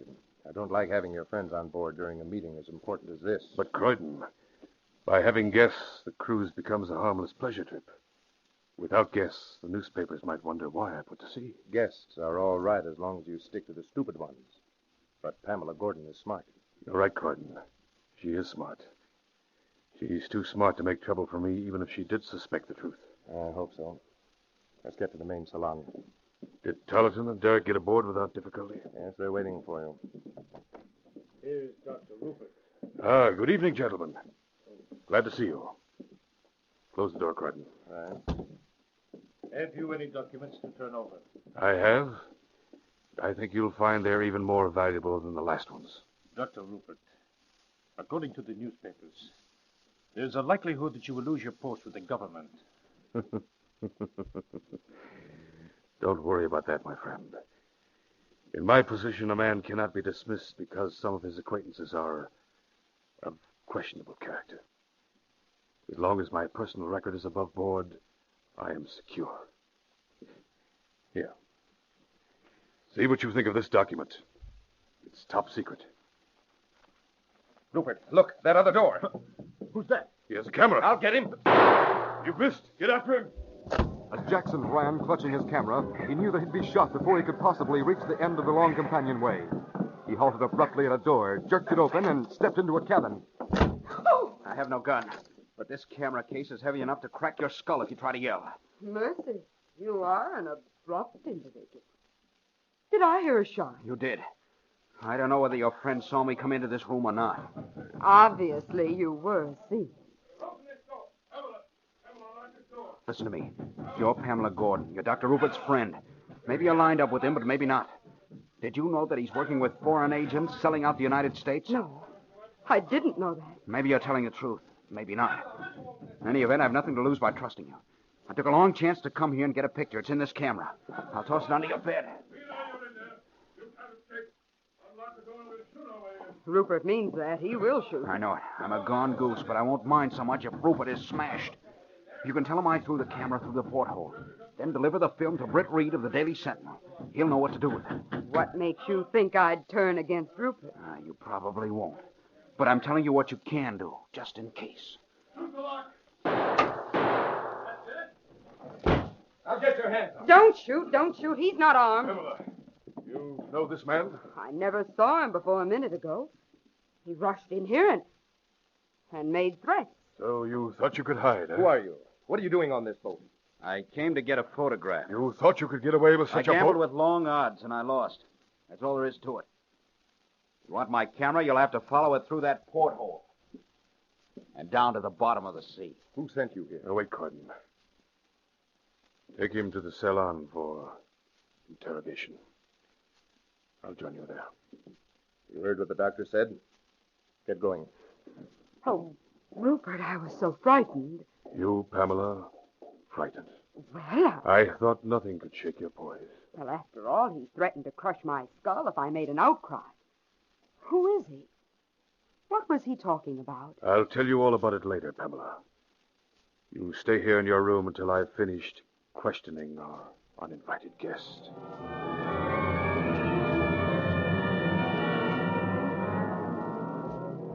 Later, in her stateroom, Pamela Gordon took the camera from beneath the bed. She removed the exposed film and concealed it. Then, in the case, she found an unused film and tossed the wrapping through the porthole. She placed the unused film in the camera. And then, without warning, the door opened. Oh, Rupert, I'm glad you're here. What is that? A camera. His camera.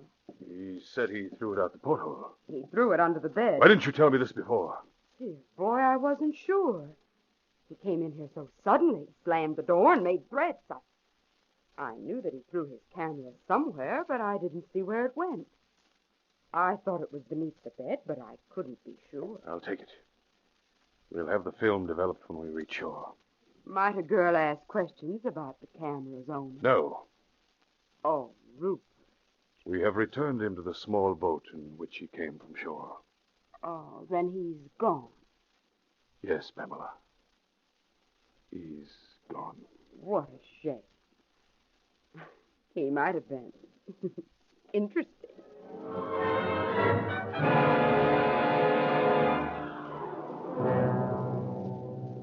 It was the following Monday afternoon when Lenore Case entered Britt Reed's private office with a copy of the Daily Sentinel in her hand and a curious expression on her face. Yes, Miss Case? Mr. Reed, in this edition, there's an obscure item on page 2. Right here. Oh, that. I saw it. An unidentified dead man found drifting in a rented outboard motorboat. Oh, what about it, Miss Case? Michael just came in with a follow-up. Yes? The man had been killed by a heavy blow with a blunt instrument. Mr. Reed, he was working for you. What? It's the man who called himself Jackson. He was going to get evidence against Dr. Rupert. That's right. Murdered, huh? Well, someone's going to pay for that. Dr. Rupert's yacht came into port this morning, and one of the weekend guests is waiting to talk to you. Oh, is that so? Who is he? It's a she. Her name is Pamela Gordon. All right. Send her in.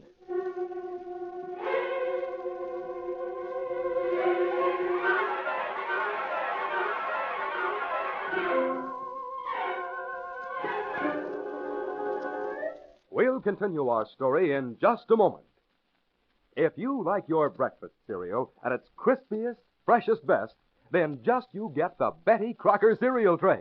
That's the swell new cereal assortment, Cheerios, Wheaties, and Kicks, in 10 separate individual packages, all in one handy carton.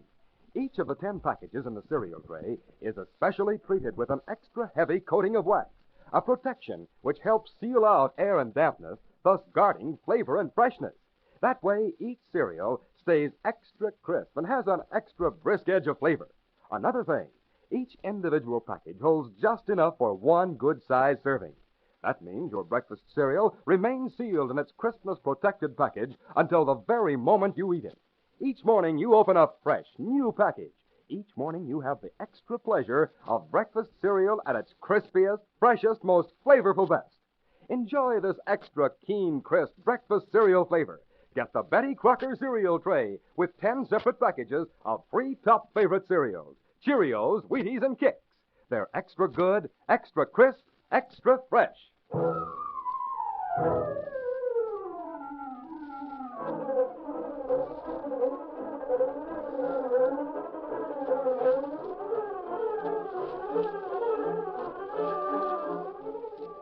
Now to continue our story. Britt Reed leaned back in his chair and faced the sophisticated woman in black, who had recently been one of the weekend guests on Dr. Rupert's yacht. While I was aboard the Rupert boat, Dr. Rupert had a meeting at sea. Yes? The guests were given the impression that the meeting was in connection with Dr. Rupert's confidential work for the federal government. We were asked to remain in our cabins. During the meeting, I heard a shot. Then a man burst into my room, locked the door, and threw his camera and case under the bed. Then what? He told me that Dr. Rupert was working with enemy agents and said something about a film that was in his camera and asked me to deliver it to you. Where is it? While your friend was being questioned, I had a chance to substitute an unexposed film which Dr. Rupert got. Where is the film? In a safe place. I'll give it to you for a price. Miss Gordon, a man gave his life to get that evidence to prove that Rupert is working with foreign agents. What do you think my life would be worth if Rupert learns I double-crossed him? With the film and your testimony, he can be put where he'll hurt no one. I'll testify if you'll promise to get Rupert picked up. It's a promise. With my testimony, there'll be a murder charge against him. And, Mr. Reed, I shall expect $5,000 for the film. How soon can you deliver it? Within an hour. I'll be at my apartment. The address is... I know the address. Also the phone number.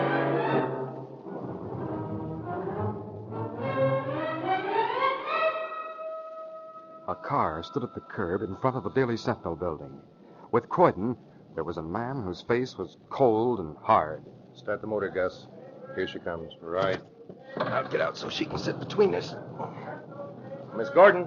Why, Mr. Croydon. Fancy meeting you here. What a coincidence.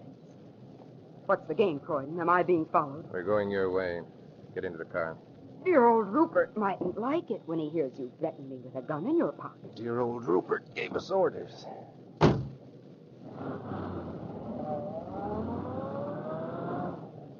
Might I ask where we're going? Your apartment? What fun. Get this, Pamela. There's nothing funny about it. The doc had Gus watch you from the time that you left the cruiser. Meanwhile, he had that film developed. Oh, yes, the film. How were the pictures? The film was blank. Oh. When Gus called to report that you'd gone into the Daily Sentinel building, Rupert sent me to meet Gus and wait for you. With instructions. What kind of instructions? Where to get the film that you took out of that camera. Film I took out? Don't be evasive, Pamela. It's out of character. You removed the exposed film, put in a new one. You made two mistakes. You didn't put the film in right, and you left some of the tinfoil wrapping in the stateroom. Now, Rupert wants that film. He'll pay for it. He'll top any deal that you've made with the Daily Sentinel. How do you know I've made a deal? Because I know you. With you, money talks louder than anything else. You've never missed a chance to cash in, and you wouldn't miss this chance. Rupert must be desperate. He'll pay to get the film. You don't give it to him, well, you'll never enjoy the cash you hope to get from the Daily Sentinel. You and Rupert win. I'd like to give it to you, but... But what? I haven't. You've already given it to the newspaper? Not exactly. You see, I checked the film in the railroad station where it would be safe. And give me the claim check. I can't do that. My friend has it. Your friend? Britt Reed of the Daily Sentinel. Why, you Calm down, Croydon. I'll phone and ask him to bring the check to my apartment.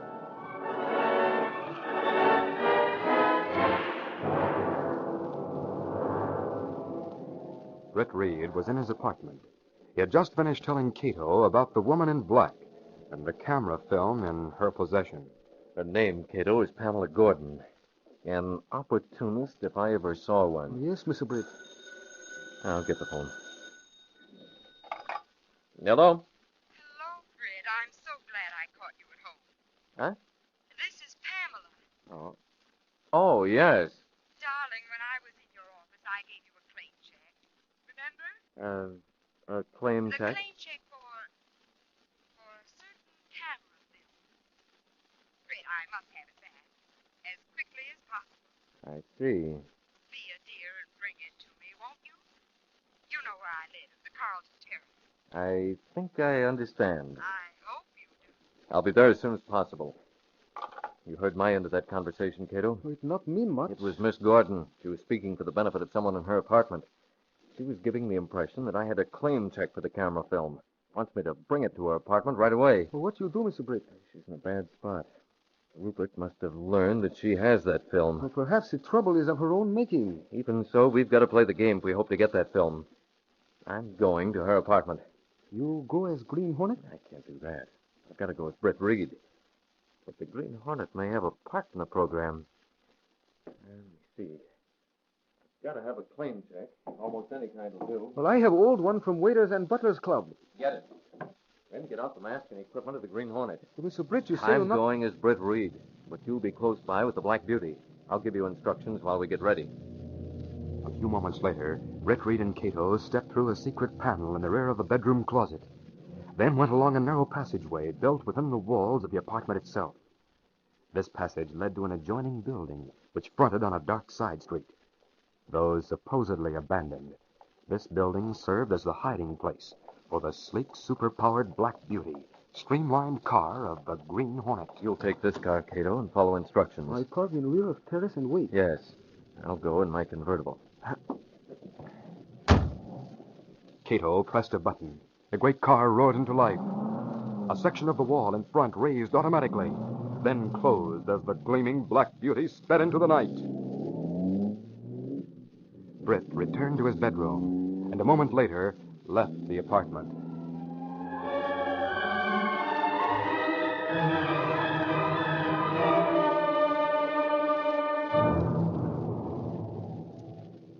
I'm tired of waiting. Pamela, if you're stalling... Britt Reed will be here, Croydon. Give him time.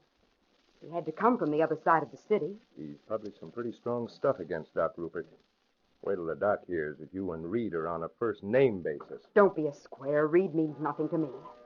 Oh, Maybe that's him. I'll see. Now, wait. Gus, you stand over there. I'll stand here. We'll both cover him when he steps through the door. You give a tip off Pamela, and you will regret it. Now open the door. Britt, hello. I came as quickly as possible. Oh, you're a dear. Step in. Stand still. What's this? Just what it looks like. Keep him covered, Gus. I'll search him. A double cross, huh? Mr. Reed, you stepped right into it. I came as you asked me to. Yes, but I Keep thought their you... hands up. If it's the claim check you want, it's in my vest pocket. I have it. What? You needn't have had gunmen here, Pamela. I'd have given you the claim check. After all, it is yours, you know. Has he got a gun? Nope. Why should I carry a gun? There's nothing but a number on this. Where's it for? Pamela can tell you. But Give out, Pamela, and be quick or I'll... It's the railroad station, the West End. Thanks. Look, that window. Watch him, Gus. He's trying an old... That mask. It's the Green Hornet. What the... Hey, Croydon! The light! Look out! Kato wore the mask of the Green Hornet as he fired through the window to smash the light. An instant later, there was wild confusion in the darkness. Britt Reed went into action with his fists swinging like a sledgehammer. Kato came through the broken window and brought the Hornet's gas gun into play. Pamela fell unconscious. Then Croydon and a man called Gus. That does it. I'll give you the mask and coat. He's right here. I threw it through the window. Keep an eye on those two. Better give them another shot of gas to keep them out for a time. Yes, sir. I'll carry Pamela into the next room. When she wakens, I'll talk to her as the Green Hornet.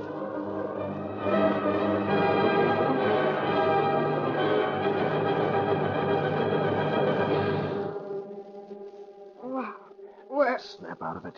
That mask. The Green Hornet. I'm after a film, and you know where it is. But I... The boyfriends are out cold in the next room. You'll not kid me as you did them. How did you Rupert talked in the wrong places. The film, where is it? Well, shall I get rough? You win. It's here, beneath this mattress. Here you are. Thanks. You may go back to sleep. No, don't shoot me again. Sorry, I can't have you interfering with my escape.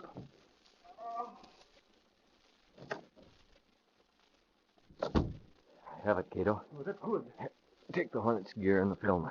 Put the film in an envelope and send it to me at the office. Would you... I'm staying here until Pamela regains consciousness. You get going.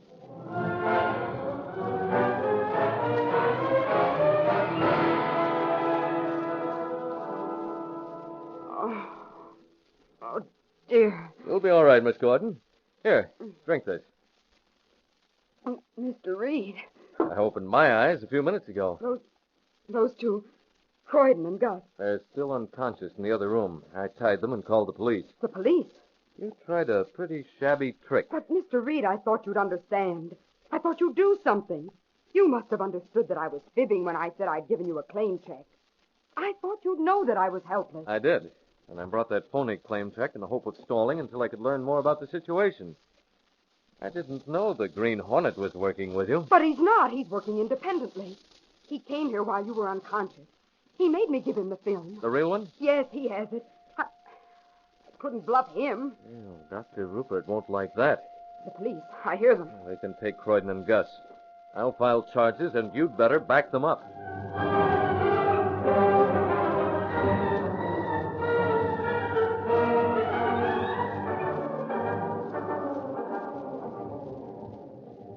It was the following day when Lenore Case came into Britt Reed's office with a photograph in her hand. Here it is, Mr. Reed. And it's a Lulu. The picture that came by mail, Miss Case? Uh-huh, by mail. Those two who are talking to Rupert in the ship's cabin are rather notorious. Oh, Derek and Tarleton. They were deported a year ago. This will cook Rupert's goose. Hey, Reed, the woman in black is here. Mr. Reed, I received a letter this morning. It said the film was being sent to you. It came, and here's the picture that was on it. Oh. Now, I suppose you expect the cash we agreed upon. No, I don't. Mr. Reed, my letter came from the Green Hornet. He's the one who sent you the film, even though he might have collected thousands of dollars by selling it to Dr. Rupert. He sent it to you because the welfare of this country was at stake. Rupert will be picked up within an hour. I'll keep my word. I'll testify against him. I'm pretty mercenary, but if the Hornet can work for free, I guess I can. I can be as big as the Green Hornet. That's what you think. Here, Miss Case. You know where to send this picture. Then send another copy to the composing room. We'll be ready to smash the story when the Federal Bureau gives us the go-ahead.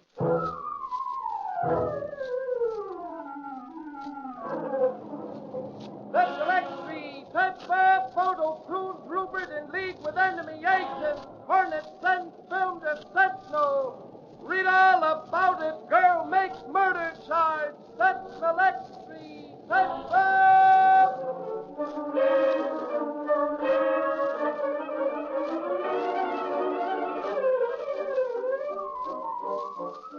Boys and girls, your eyes will really pop when you see the swell-looking model city that comes with the Betty Crocker cereal tray. It has all kinds of buildings, houses, and stores that you cut out and build. There are many different style houses, one-story, two-story, old-fashioned, modern, brick, all kinds. Some houses even have separate garages with automobiles. All this on just one Betty Crocker cereal tray. Still other houses, stores, and equipment come on other cereal trays. The model city is easy to build, too. There's no pasting or gluing needed, and many slots are pre-cut. Just ask your grocer for the Betty Crocker cereal tray, the handy cereal package with all three of your breakfast favorites, Cheerios, Wheaties, and Kix. Get yours now. You've been listening to The Green Hornet, brought to you by the Betty Crocker cereal tray, the cereal assortment of individual packages of Wheaties, Cheerios, and Kix.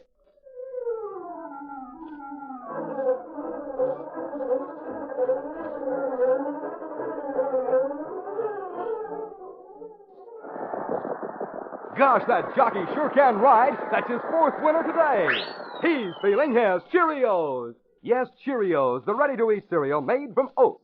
Cheerios provides full grain amounts of all the known important vitamins and minerals of oats.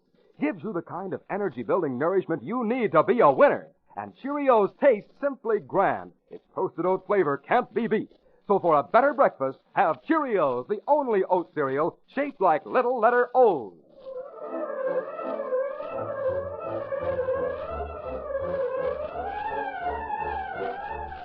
Be with us again next week at the same time when General Mills will again present The Green Hornet. This is a George W. Trendle production, directed by Charles D. Livingstone. The story was written by Fran Stryker, and the part of the Green Hornet is played by Jack McCarthy. This copyrighted feature originates in Detroit, and all characters, places, and incidents used are fictitious. Hal Neal speaking. Tomorrow night at the same time over most of these same stations, the Great Horse Silver helps the Lone Ranger solve a mystery in another thrill-packed adventure of the Old West. This is ABC, the American Broadcasting Company. For a breakfast corn cereal you'll really go for, eat Kix, crunchy puffs of real energy-rich corn. And now, Kix, that winning American corn cereal, presents...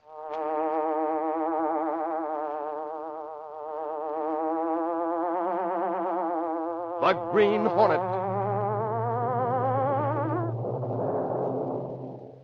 He hunts the biggest of all game, public enemies who try to destroy our America.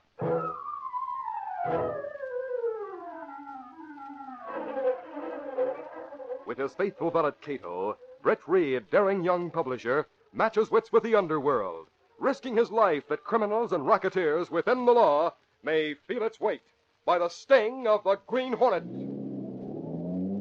Ride with Britt Reed in the thrilling adventure of The Hornet Bats for a Pitcher. And now, let's slip back to the days of an earlier America, when the fight for law and order was made in the wilderness.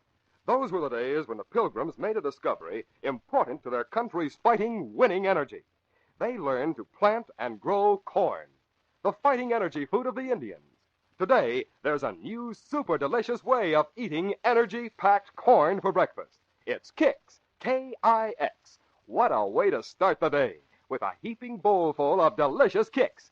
You can pour on twice as much milk as you would with ordinary cooked cereal, because those crunchy puffs of corn Kix stay crisp as a nut. Think of the vitamins, minerals, and corn energy you'll get with a winning Kix breakfast. You'll get a kick out of Kix.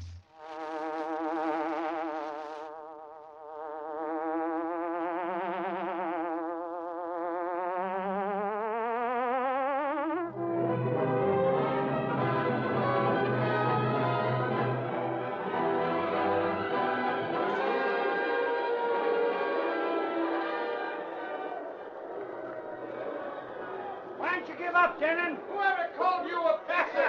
That's in that bush is a big lion. Attention, please. Ransom, number 6 speed. Now pitching for the Eagles in place of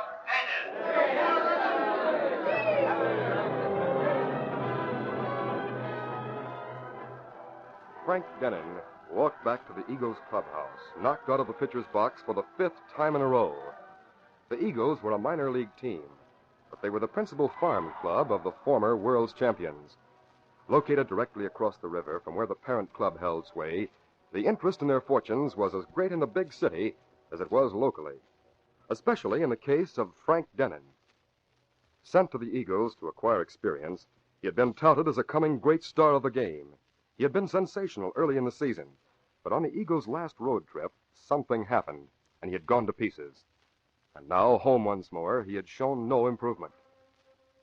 It was the aftermath of this last game that brought Vince Cooney, sports writer of the Sentinel, into Britt Reed's office next morning. Mr. Reed, you hear the news? The Eagles suspended Frank Denon. I heard it, Cooney. I'm surprised and disappointed. I don't blame you. I'm disappointed myself. You saw him lose those 4 on the road, didn't you? What's the matter with him, Cooney? That's what I've come to tell you. I know you got him started in baseball, and that you're a friend of his family and that Waring girl he's going to marry. What's that got to do with it? Mr. Reed, Denon's suspension may be only the start. His manager and the guys on the team are sore at him, plenty sore. Not because he's lost some games. That happens to the best. It's the way he lost them. So when one of the players said yesterday he thought Denon was letting down, I started digging around. Oh? What'd you find? Mr. Reed, did you ever hear of Louis Gordon? The gambler? That's the guy. Has a string of gambling houses all over. Controls most of the baseball pools, too. And he runs that Gordon Associates outfit. They set the odds on most of the sports contests, don't they? All of them. But besides these, Gordon has agents in every state and big city, handling bets and laying them. So what has all this got to do with Frank Denon? Too much, I'm afraid. The day he lost his first game, one he figured to win easily, Gordon's men cleaned up. And on each of the nights preceding the games he lost, Denon received long-distance calls from this city. Does anyone know from whom? I don't know if anyone else does, but I do. I traced them. The calls he received came direct from Louis Gordon's office at Gordon Associates.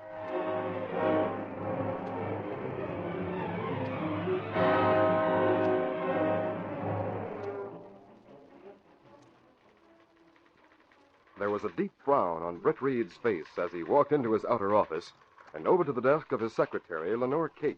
That's Case. Cooney saw a pitcher lose a few ball games, heard one ball player say something, and has apparently stumbled on what might well be a sports scandal. Do we have a beat on it? It looks that way. And yet I'm holding back. Well, if you are, then I'm sure there's a good reason, Mr. Reed. I don't know whether there is or not. The reason, Miss Case, is Frank Denon. Oh, no. Don't say he's done something else. Something else? How do you... Say, what else has he done? Truthfully, I don't know. Except that he broke Phyllis Waring's heart. Alice Curlin told me. Phyllis is living with her now, you know, at the Greystone. No, I didn't know. You didn't tell me this before, Miss Case. Well, I didn't learn it until yesterday. That's when Phyllis sent back her engagement ring to Frank Denon.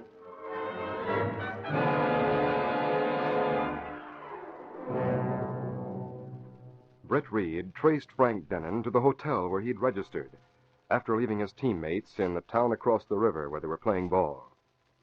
It was a haggard-looking Denon who parried Britt's questions in a manner that was bitter, unrevealing, and often insolent. Now, look, Mr. Reed, I don't want to hear any more. As far as I'm concerned, I'm through with baseball and Phyllis Waring. Haven't I made that clear? I don't understand your attitude, Frank. But you won't talk baseball. Tell me, why did Phyllis break your engagement? Why don't you ask her? If you can find her. I've tried and I can't. Joe doesn't answer the phone either. She's no longer living with her brother. She's not. Well, that's funny. Joe told me... Forget it. She moved into the Greystone. She's with a friend named Alice Curlin. It doesn't matter. Now, please go and leave me alone, will you? All right, Frank. Sure, if you know. I feel sorry for you. But I feel sorrier for that girl who's suffering so much because of whatever you've done to her. You're giving her heart quite a kicking around, Frank. Just as you're doing to your life and your career. Nice going, fellow. Suffering. Me kicking her heart around. What was he talking about? I wonder... Hello. Joe, where have you been? I've tried to reach you. Yes, I am, and I want to see you. Well, it's about your sister.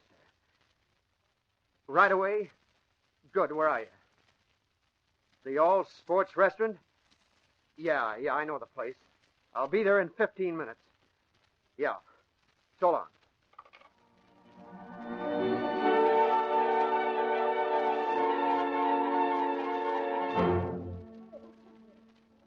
Joe Waring was waiting for Frank Denon at the entrance to the main dining room of the All Sports Restaurant, meeting place of the sporting and betting fraternity.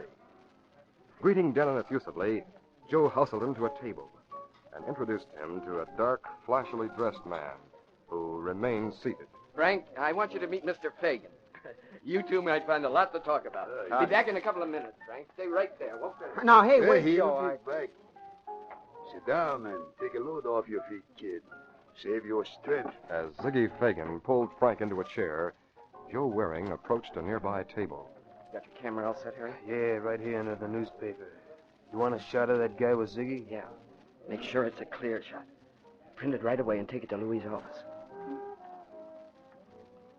Joe did not return to Denon's table, and the young pitcher squirmed uneasily as long minutes passed. What you squirming around like that for? I wonder where Joe went. I wanted to talk to him. Nothing so important it can't wait. I don't see him. He went out the front door a little while ago. What? Hey, where you going? I won't wait for Joe. I'll see Phyllis and have this out.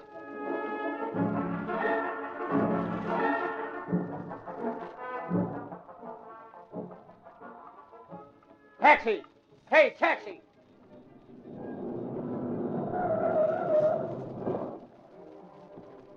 Yeah, the Greystone. And get me there as quick as you can.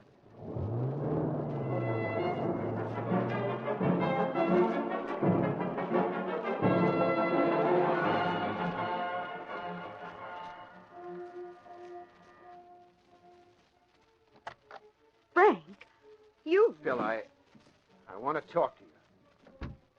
During the next few moments, a few questions and answers made many things clear to Frank and Phyllis. The fog of misunderstanding that had clouded their every moment during the past weeks began to lift as the light of truth brought out facts that neither of them had known or suspected. I keep telling you, Phyllis, I received only that one last letter from you. I wrote to you every single day. You wrote? And phoned me? Of course I did. But you wouldn't answer. You had Joe tell me off for you over the phone. Joe. Joe, that's it. Those calls were from you. And he... Oh, why didn't I realize it? You say you received one letter from me, Frank. Do you have it? Do I? Here it is. Not even a salutation. Why, this isn't a letter. This is just a note. I can't go on like this any longer. It has become evident more and more each day that your way of life is... Frank, I wrote this to Joe. To Joe? A letter like that? Yes, when I moved in here. I couldn't stand it any longer the way he was living. Drinking, gambling, everything. And when you went away, he seemed to watch me every minute. Now I realize he had a motive. But he kept telling me things about you and other girls. Why, that dirty... He made me believe him. And when he started bringing home those terrible friends of his, I just had to leave. That's why I wrote this note to him. What is Joe's game? What's he trying to do? It's not Alice. I wonder who it could be. Joe. Hello, Philip. I want to tell you this. Frank, how did you get here? How did you... Never mind that, Joe. The important thing is you're here. And you've an awful lot to account for, Joe. Oh, no, you don't, Joe. You're going to stay here and talk. Talk fast now. Tell us everything, everything. I don't know what you're talking about. No, you don't. Well, maybe this will help you. Don't hit him so hard, Frank. It's the only thing that'll make him talk. Another one on the chin, Joe. It'll give me pleasure. Frank, Joe. No, please, Frank. I'll tell you, I had to do what I did. I had to do what they told me. If I didn't, they'd kill me. Who'd have killed you?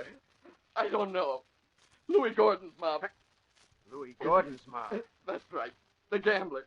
You see, And Joe Waring went on to sob out his sordid confession. He'd taken to gambling and lost heavily. Lost until he was in debt to the Gordon outfit for more money than he could hope to repay. His association with Denon through his sister was a perfect one for their purpose. And so the gamblers, under threat of death, forced him to carry out their scheme. To date, they had cleaned up great sums. I figured you'd go to pieces if Phyllis let you down.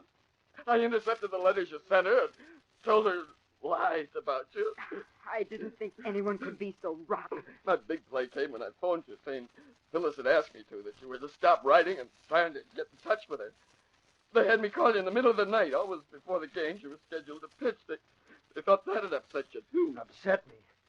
I'd go out on the mound next day, not sure I was alive, much less playing ball. Oh, my poor darling Frank. The rest of you figured hanging around Phyllis till she'd write to you, then saying I'd mail a letter, getting to the phone before she did all the time, fixing that note she sent me, and... My brother. Joe, didn't you realize you were ruining our lives? And Frank's career? I didn't want to think. I couldn't think. All I knew was I didn't want to die. But I don't care what happens now. Frank, I've got to tell you this. They're out to get you good. I've made that possible, too. What do you mean? That fella I introduced you to this afternoon. Mr. Fagan. That was Big Ziggy Fagan. Ziggy Fagan? Why, if I was seen talking to him... That was the idea, Joe. You were seen. And Louis Gordon had someone planted to take a picture of you and Fagan together. I don't know what he's up to. Let this hold you while you figure it out. Oh! Where are you going, Frank? First, I'm going back to the restaurant to get Ziggy Fagan.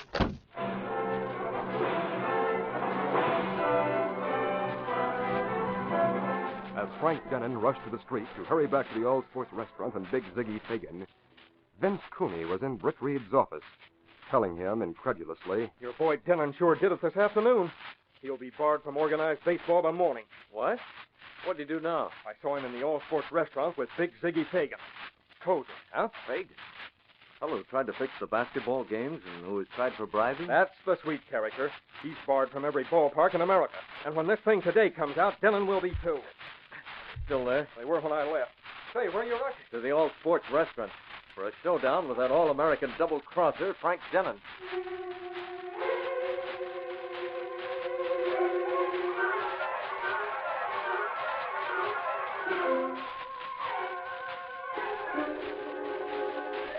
We'll continue our story in just a moment. Ready to order, sir? I certainly am. I'll start with a shrimp cocktail, chicken soup.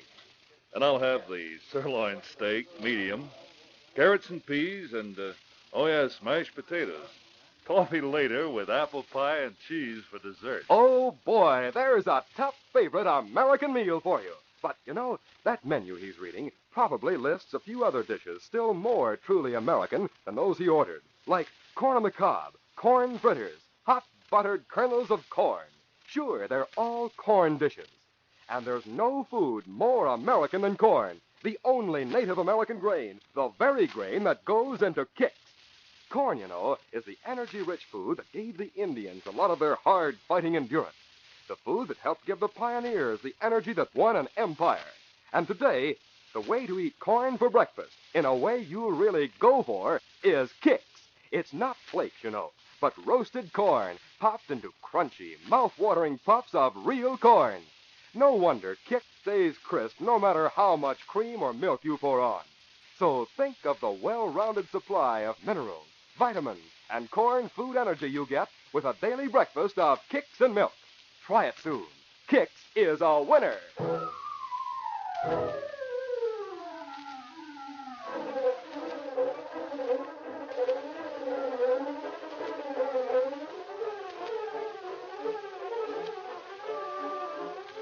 Now to continue our story.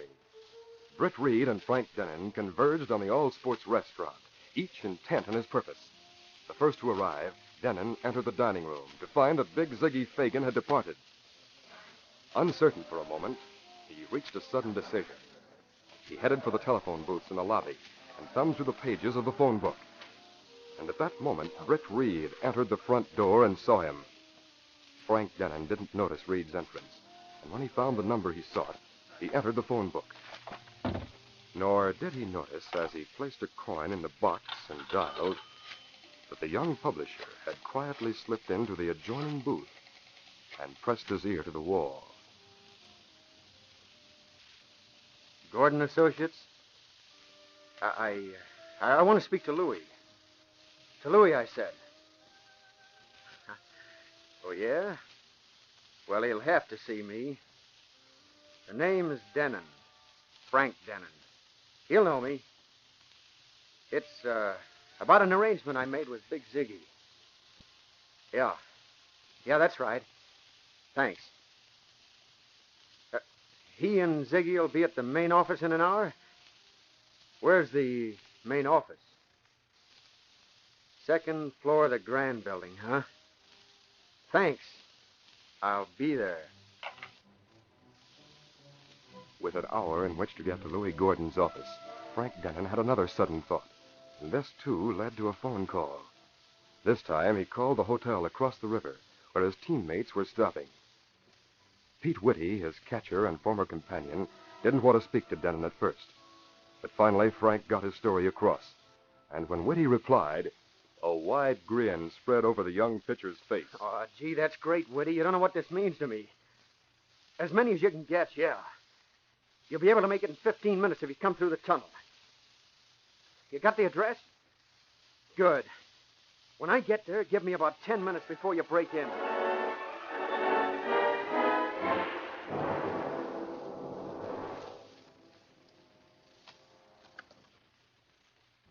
Well, Mr. Britt, you late for dinner. Kato, get ready for a trip in the Black Beauty. What is wrong, Mr. Britt? You angry? Yes, I am. When I think of the chances Frank Denon has kicked over. Kato, the crooks that wrecked Frank's life have got to pay. This is a job for the Green Hornet. Get my mask and gun, Kato. We're going to Louis Gordon's office.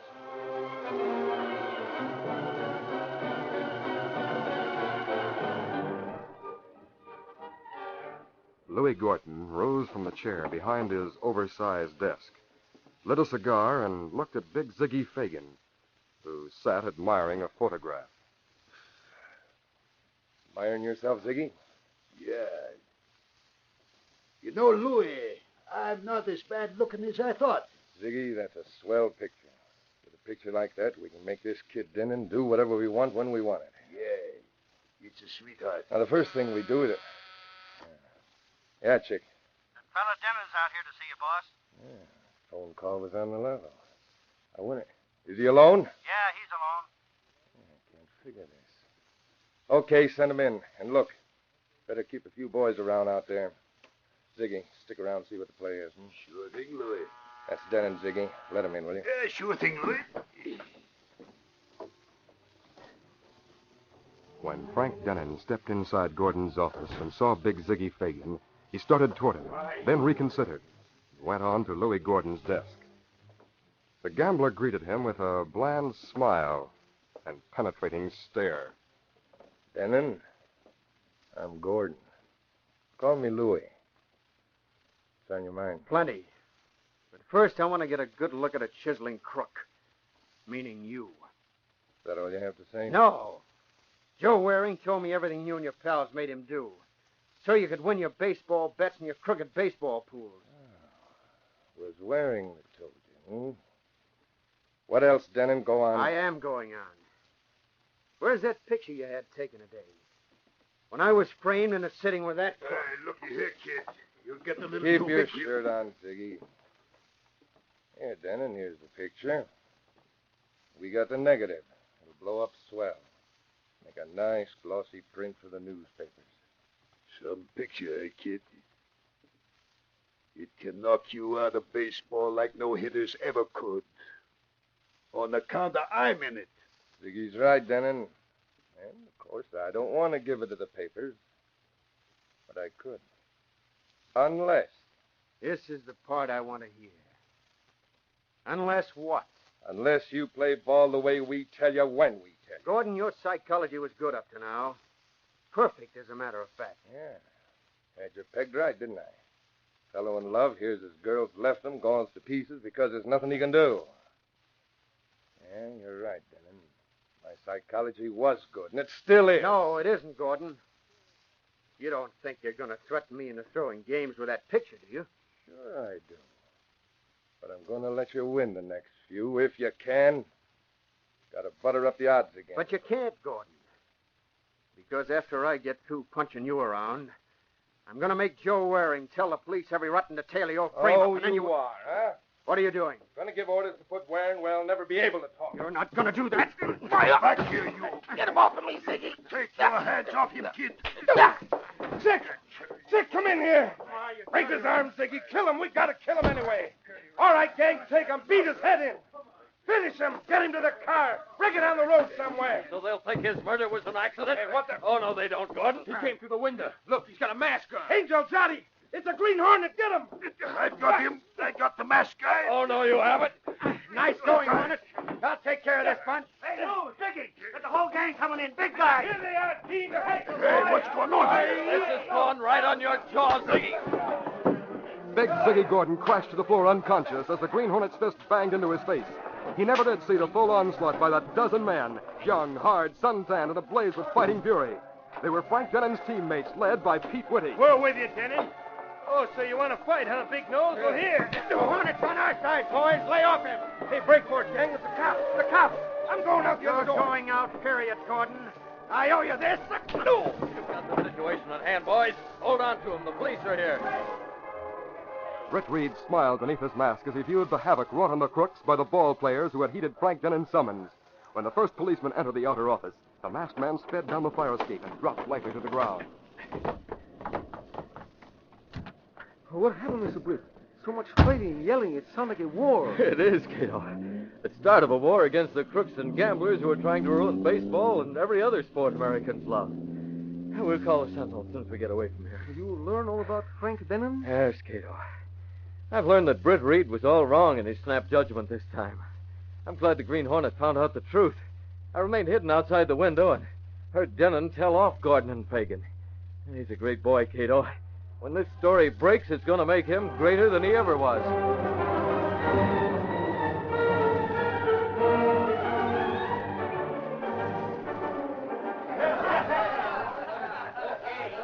Back in the wrecked office, a bunch of mussed-up but jubilant young ball players laughed and patted Frank Denon's shoulders as the police carted off Gordon, Fagan, and the rest of their gang. Gee, thanks, fellas. And you, Whitty, for bringing him here. Oh, the fight was worth it. And boy, are we proud of you. And glad for you, Frank. We'll see you don't lose another game all season. That right, guys? And I'll pitch my arm off to see that I don't. And I'll pitch tomorrow if they'll reinstate me. I thought I was a goner for a while when you fellas didn't show. Some goons downstairs tried to stop us. We had to finish him before we got up here. Well, I'll never understand how or why he came here. But I'm sure glad the Green Hornet was there on the fire escape. He's the one who saved my life. I wonder who he is.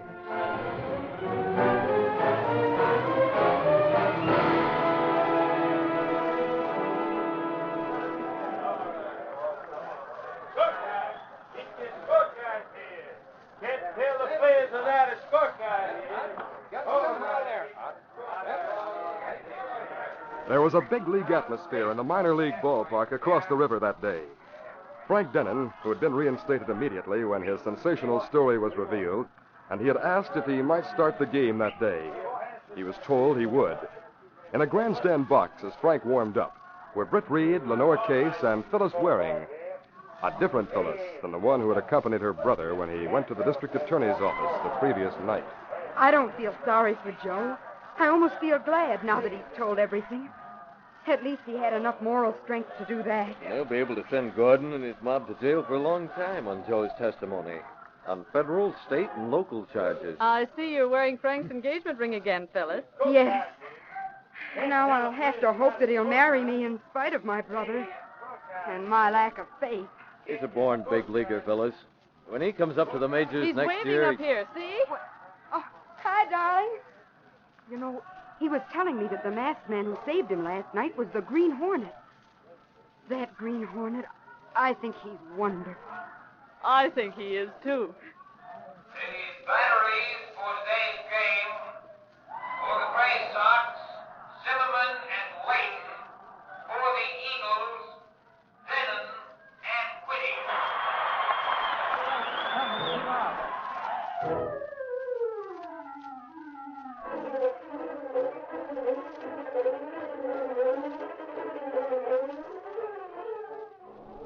The selection has 5 gamblers indicted. Louis Gordon to stand trial. Green Hornet saves young pitcher.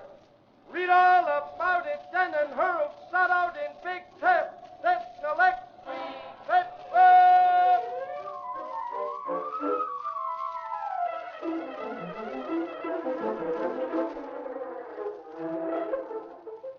You know, when lawbreakers we hauled before a pilgrim judge, their fine was often paid in corn. Yes, sir, those old judges knew that corn was more precious than money. It was the food that gave the red man a lot of his fighting energy. The food that helped give the pilgrims themselves their hearty energy. Now, don't you hand the judge a box of kicks if you get fined for parking too long. You eat your kicks for breakfast and help yourself to a delicious serving of real corn energy. Kicks is not flakes, but crunchy, delicious puffs of real corn. Sure, Corn Kicks stays crisp in plenty of milk. So pour it on and help yourself to milk as well as corn, vitamins, and minerals, too. Try it. You'll go for a winning Kicks breakfast. You've been listening to The Green Hornet, brought to you by Kicks, the ready-to-eat roasted corn cereal. Try it. Kicks is a winner.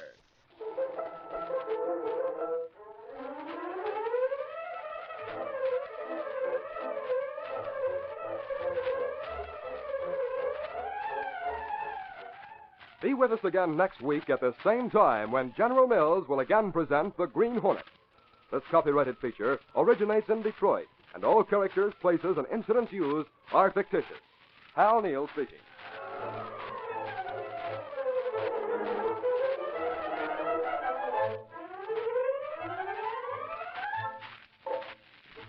Tomorrow night at the same time over most of these same stations, the Great Stallion Silver carries the masked rider of the plains on an exciting rescue in Frontier Town when the Lone Ranger rides again. This is ABC, the American Broadcasting Company. For a breakfast corn cereal you'll really go for, eat Kicks, crunchy puffs of real energy-rich corn. And now, Kicks, that winning American corn cereal, presents...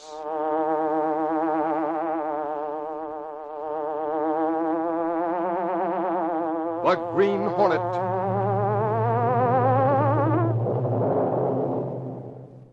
He hunts the biggest of all game, public enemies who try to destroy our America.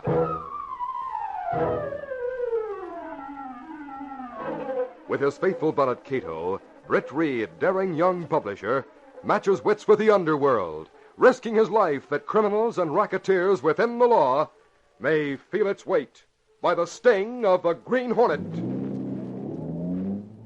Ride with Britt Reed in the thrilling adventure of Taxi Dance to Murder. Perhaps the Indians didn't know the value of land when they sold Manhattan for a few dollars worth of trinkets. But they knew the food value of corn, their fighting energy food. Today's modern way to eat corn in this energy-rich way for breakfast is Kix, K-I-X. Yes, here's a breakfast corn cereal you'll really go for, because Corn Sweet Kix isn't flakes, isn't shredded.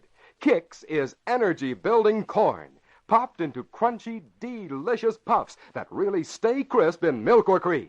Kix gives you all the important vitamins and minerals of corn. Try it. You'll get a kick out of Kix.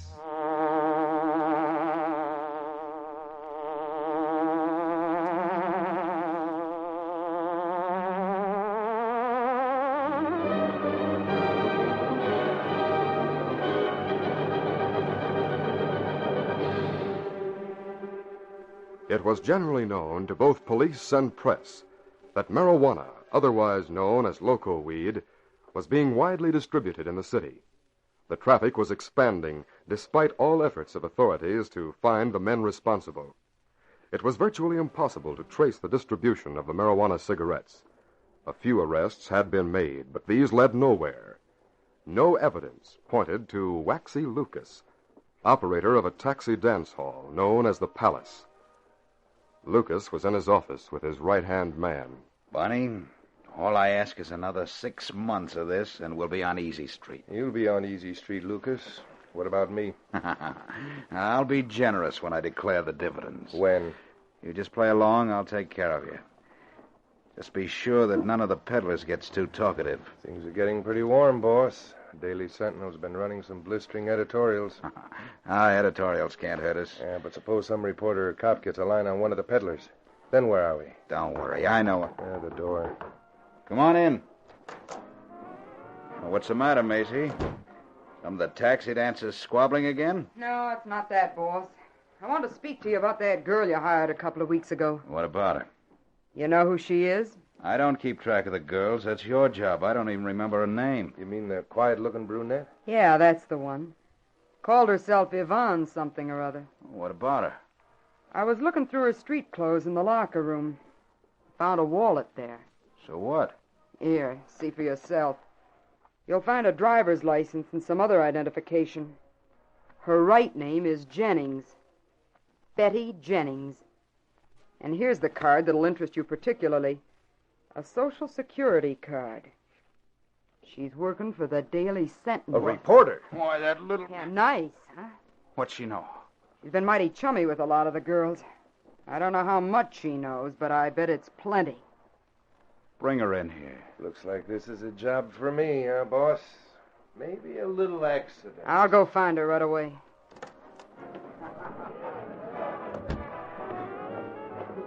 Hey, kid. Have you seen Yvonne anywhere? She's over there, Maisie, at the phone booth. Who's she calling? Well, you got me.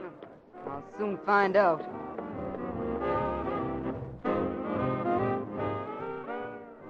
Hello, Mr. Reed? I'm sorry to bother you at home, but I had to speak to you before it was too late. This is Betty Jennings. I've been working at the Dance Palace the past 2 weeks trying to get a line on the... Oh, you know about it. Well, then that saves time. Listen, Mr. Reed, there may be trouble. I left my wallet in the locker room, and it's gone. If those people find out I'm a reporter, things will get hot. I've made a list of places where the stuff is being sold, and I dropped it in the mail. You should get it in the morning. What's that, Mr. Reed? You mean I'm to leave right away? That'll do, dearie. Well, you cut me off. You said it. Now hang up the receiver. What's the idea? Can't a girl even call her Give me that boyfriend? receiver. Fine thing. I was just fixing things for Waxy, you'll give you your nickel back, dearie. But first he wants to talk to you. Well, I don't want to talk to him. I'm fed up with this place. Don't get tough. I don't like it. A gun. That's right. Jennings. A gun. Now just walk straight to Waxy's office and keep your trap shut.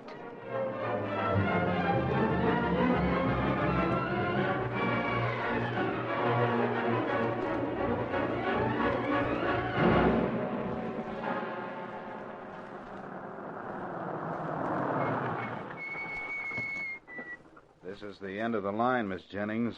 Just step out. You mean you're going to leave me here on the state highway? You heard the boss. Get out of this car and hurry it up. All right, if that's the way you want. That's it. That did it. Is Barney coming? Yeah. I can see his headlights. Okay. He'll finish the job.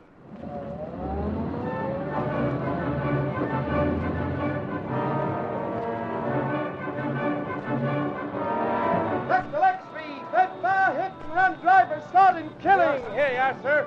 Sentinel reporter found on highway. Here you are, lady. Read all about it. Central Extreme. Bedford.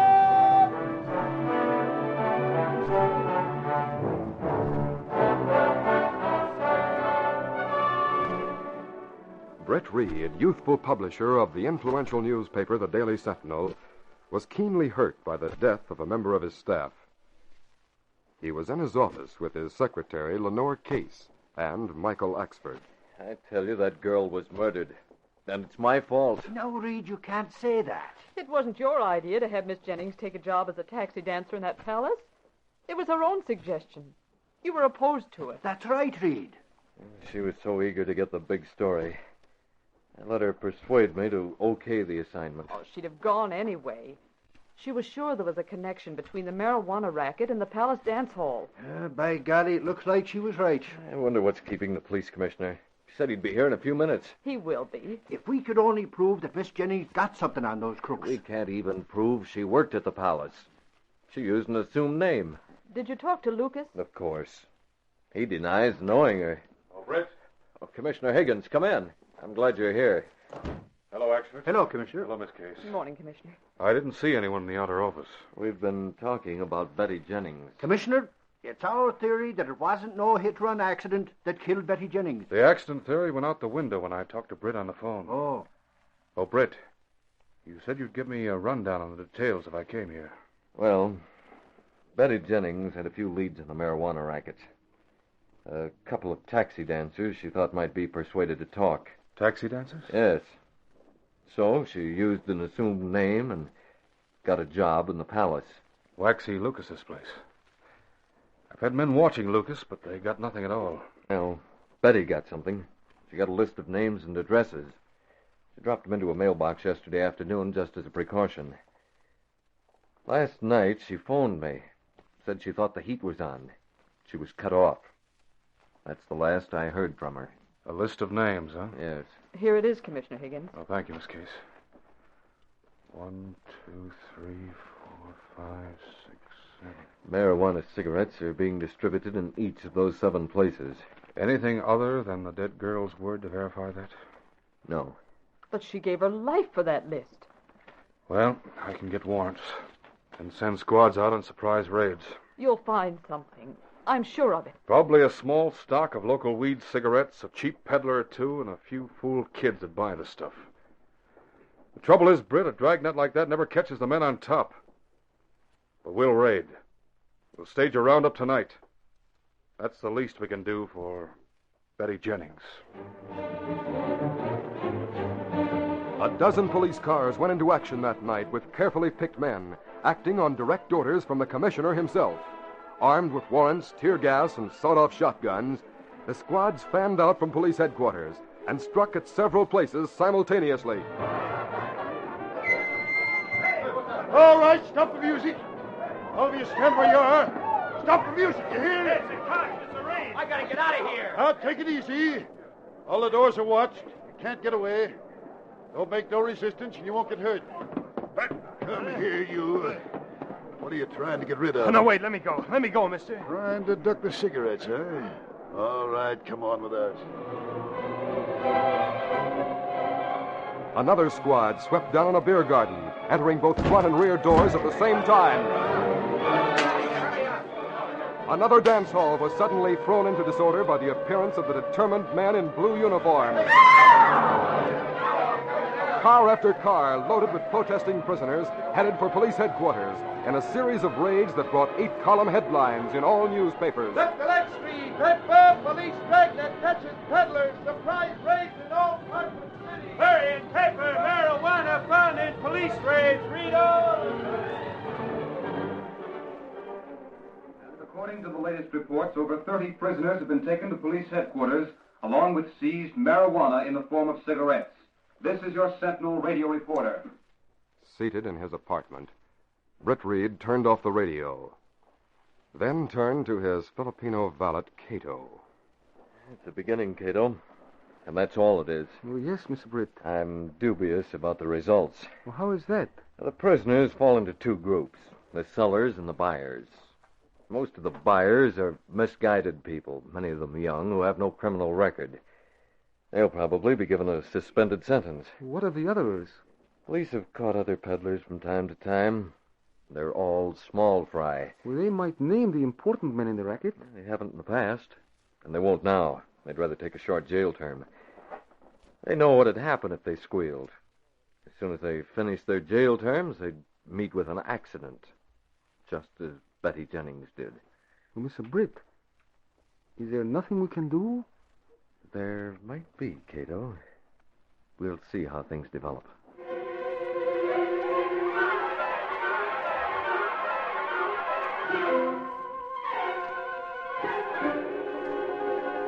We'll continue our story in just a moment. Chief of Detectives. That's you, boss? What's up, Mike? You sound excited. I've cracked the case. Yeah, I tailed their torpedo for 3 days, but it was worth it. He led me right to their headquarters, picked up the whole gang, and recovered the jewels, too. Great work, Mike. You must be dog-tired. Better take a few days off and get some sleep. I sure need it, but I'm starved. Haven't had a leisurely square meal in weeks.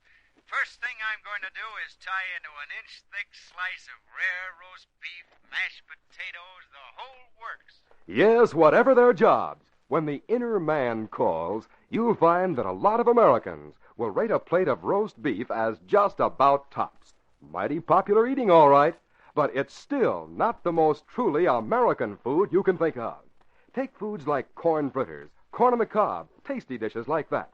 They're the most American dishes of all. Sure, they're made with corn, the only native American grain, the fighting food of the Indians.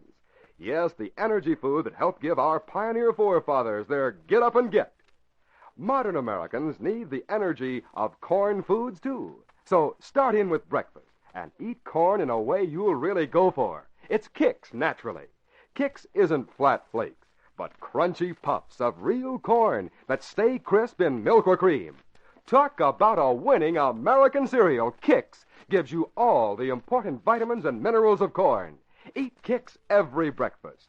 Corn Kix with plenty of milk or cream and the season's fresh fruit gives you a breakfast treat that's downright good, that starts you off on a power-packed day. Try it. Kix is a winner.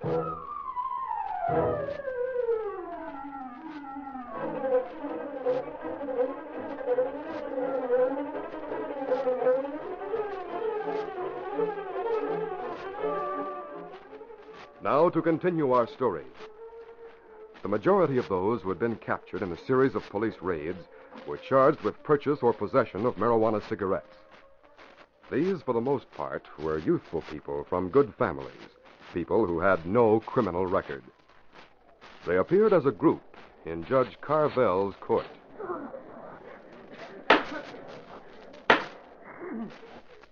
I am deeply shocked to see before me representatives of fine families, some of whom I know personally. I know you're not criminals, neither are you vicious. I feel that you have been victims of bad companions, that leniency and another chance is indicated. So I'm going to issue a warning and a probationary period.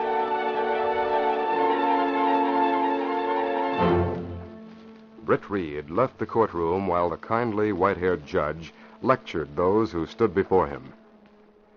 He was in his office when Lenore Case entered with the final word from the trial.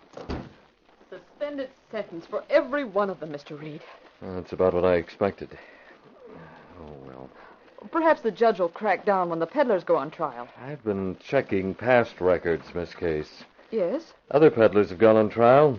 They pleaded guilty and got 60 to 90 days. Oh, Mr. Reed, if that's all Judge Carvel gives these dirty rats... Oh, pardon me, but I don't think Betty Jennings would feel that her work had been worthwhile. I agree with you, but... Miss Case, I'd like a list of the people who were in court today. The suspended sentences? Yes. Very well, but... Well, it's the peddlers who should be made to pay the limit. Well, perhaps this is a case where the indirect approach will get the best results. The indirect approach? You mean you think there's a chance for best results? I think I know how to influence Judge Carvel. Oh, but he can't be influenced. Why, he's as honest as the day is long. Therefore, Miss Case, the indirect approach. I'll get that list of names.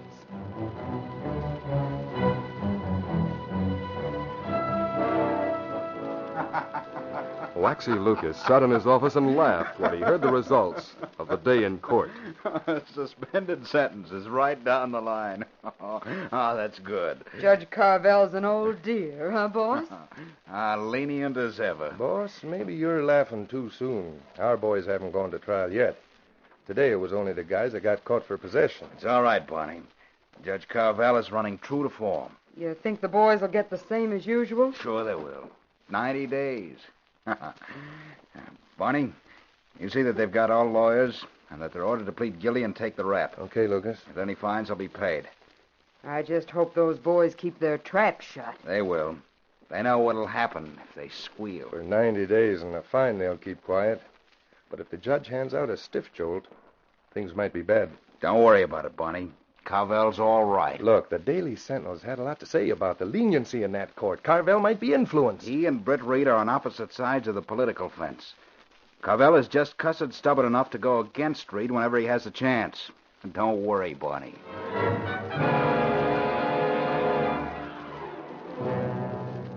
Britt Reed spent the afternoon studying the names of the people who had been given suspended sentences by Judge Carvel. Then, that evening, he sat down at the phone in his apartment. Well, here is first name, Mr. Britt. It is John Hawkins. Now, let's see. Telephone number. All right. His father's a fine old man. I hope I can imitate his voice. I also hope Judge is at home. Judge Carvel speaking. Carvel, I paid your agent the price you demanded to get my son a suspended sentence. But I simply had to phone and tell you what I think of you. What's that? Who is this? The name is Hawkins. My son was in your court. Hawkins? Words can't express my contempt for anyone who'd send a solicitor for a bribe. Carvel, don't you ask me for any more support. Goodbye. That should make Carvel start thinking. Mr. Britt, he may phone man you imitate to ask questions. He can't reach Hawkins. He's out of town. Oh. So is Andrew Barnes. So now you call and speak like Andrew Barnes? Yes. You're welcome to the money, Carvel. I'm glad to know that anyone who gets into trouble can get a suspended sentence from you for a stinking $100. A little later, Britt Reed called the judge again, and this time spoke in another voice. And the judge was furious. Now, wait a minute, and listen to me. I don't know what you're talking about. I have no agents. I've never taken a bribe in my life. I... Hung up. Oh, confound it. What's happening? What is all this talk about bribes solicited by an agent of mine? After the final call, Britt went to his bedroom, followed by Kato. He took some cash from a wall safe, then the mask and weapon of the Green Hornet. Then, stepping through a secret panel in the rear of a closet in the bedroom, Britt Reed and Kato went along a narrow passageway built within the walls of the apartment itself. This passage led to an adjoining building which fronted on a dark side street. Though supposedly abandoned, this building served as the hiding place for the sleek, super-powered Black Beauty, streamlined car of the Green Hornet. Britt Reed pressed a button. The great car roared into life. A section of the wall in front raised automatically, then closed as the gleaming Black Beauty sped into the night.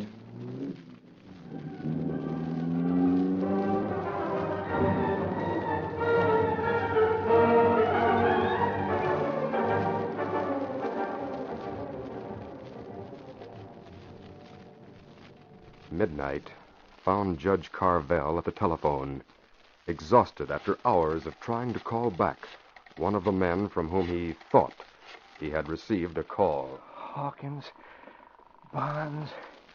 If I could just get a few words with one of them. Something is confounded strange. Oh, thunder, still no answer. Hang up the phone and keep quiet. What the Green Hornet. Take it easy. Where did you come from? The lock on your side door doesn't amount to much. Steady. Don't reach under that bookshelf. You don't need a gun for me. I just came to give you a present, that's all. Here. Money. Nice chunk there. It's yours. Mine? The boys will help you out tomorrow. And they're in your court. They'll all plead guilty. Court tomorrow? What do you mean? You can find them, that's all right. And they'll take any rap up to 6 months without a squawk. If you can get by with a 90-day stretch, it'll be even better. You mean the marijuana peddlers? Who else? Why, you... Don't reach for that gun. And don't cross us up, Judge Carvel. If you do, we'll expose you for taking bribes from men like Hawkins and Barnes. Hawkins? Barnes? I didn't take bribes. What do you suppose they'd think if after paying me as your representative, their sons won suspended sentences in your court? What? So you're the one. You called on him. You took that cash. I'll kill you for that. Don't hold it. I'll shoot you. Give me that gun. I'll get you. Here, try gas from this gun. As the judge staggered and fell unconscious to the floor, Britt hurried from the house, clutching his side as he ran to the Black Beauty. Cato, waiting in the car, opened the door as the masked man approached. Mr. Britt, I hear a shot. Cato, he was fast. He got a gun. You hit. I gassed him. But his bullet... Drive, Cato. Get me home.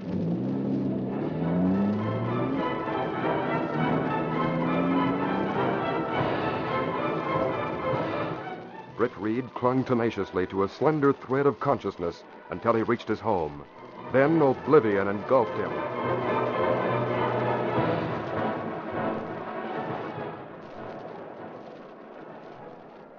When Judge Carvel walked into court the next morning, he found it crowded. He listened with a stony face as one after another of the marijuana peddlers came to the bar and pleaded guilty. Then he eyed the spectators while he considered his verdict. Lucas, are you sure everything's okay? Of course it is, Barney. I'm not worried. Judge, don't look soft to me. Don't let his look scare you. Each of the accused has pleaded guilty as charged. In doing this, you have simplified the process of justice. You see what I mean? The discretionary powers of a judge in a case like this are very broad. The maximum penalty is very heavy. This case has extraordinary conditions. I guess you were right, Lucas. Conditions that are known by the men involved. Now, there seems to be an impression that this court is, maybe influenced. To dispel any such idea, it is the sentence of this court that each of the defendants serve the maximum penalty provided by law.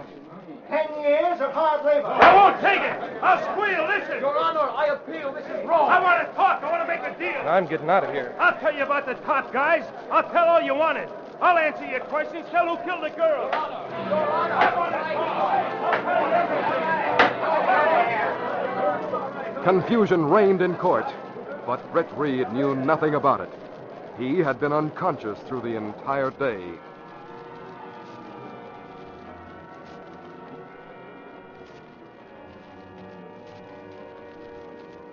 When evening came, he lay motionless in his apartment.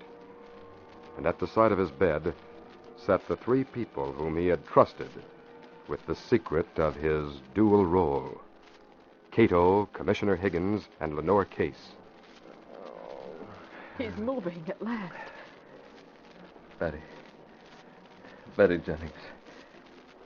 You know. Steady, Mr. Reed. I hear you, Betty. Mr. Reed, I'm not Betty. I'm Casey. Huh? Oh, Case. Commissioner.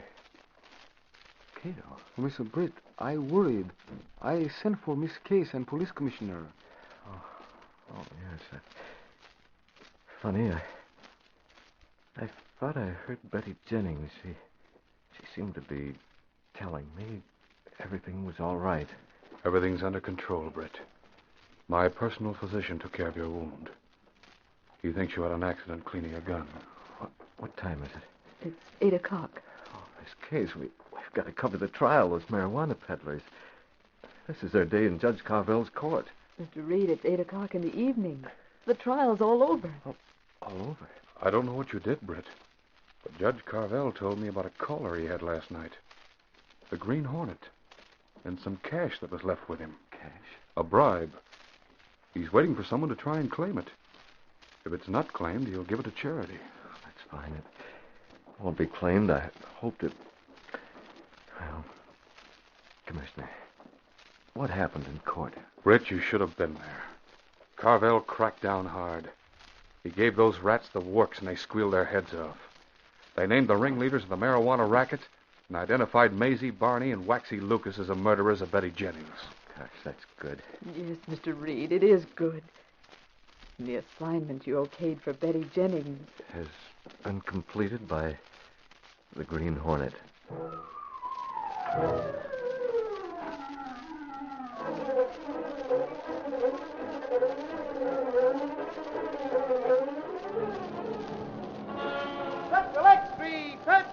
Crime ring smashed. Carvel here's confession. Murder solved. Read all about it. Just mentioned Green Hornet and cracking crime ring. Sex electricity.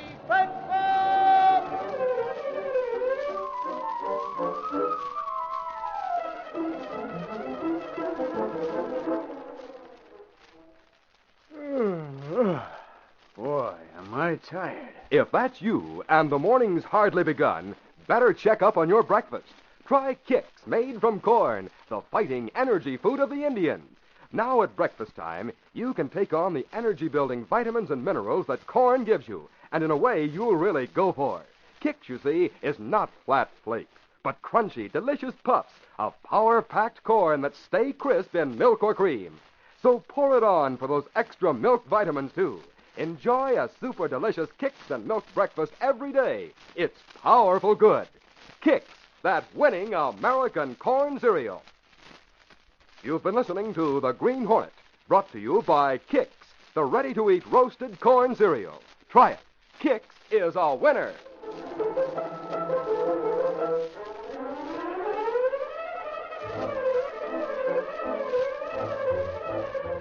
Be with us again next week at the same time when General Mills will again present The Green Hornet. These are George W. Trendle productions directed by Charles D. Livingstone. The story was written by Fran Stryker, and the part of the Green Hornet is played by Jack McCarthy. This copyrighted feature originates in Detroit, and all characters, places, and incidents used are fictitious. Hal Neal speaking.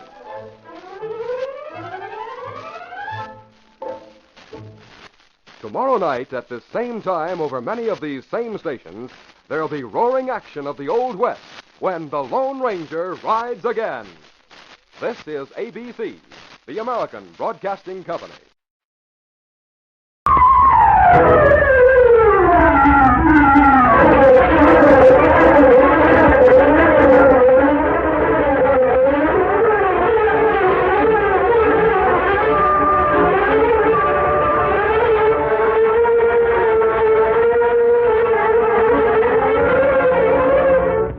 Faithful valet Kato, Britt Reed, daring young publisher, matches wits with the underworld, risking his life that criminals and racketeers within the law may feel its weight by the sting of the Green Hornet.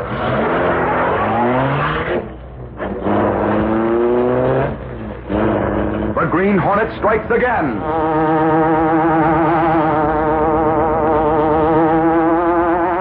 A large car moved through the night along the state highway a few miles east of the city. The driver had the front seat to himself. One of the two men in the rear kept a close watch on the driver. The other sat half-turned so he could look out the rear window at the dimmed headlights of the car that followed. Is the other car still back of us, Dykeman? Yeah, about a quarter of a mile. Hey, Mr. Coleman, what's cooking?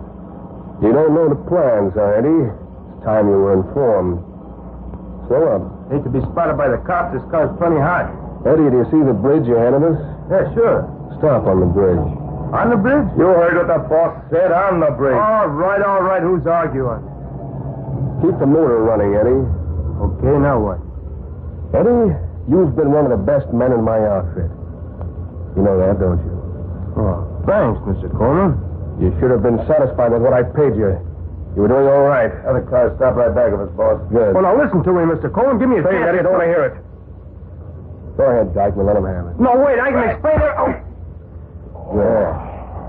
That did it. I hope he didn't leave a mark on his head. Had a chance, boss. Not with a sandbag.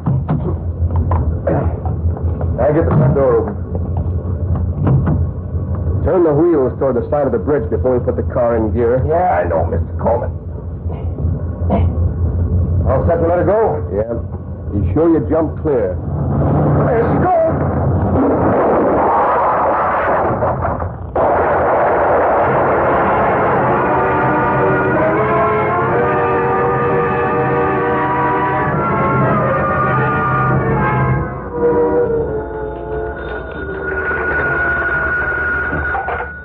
Mr. Reed's office?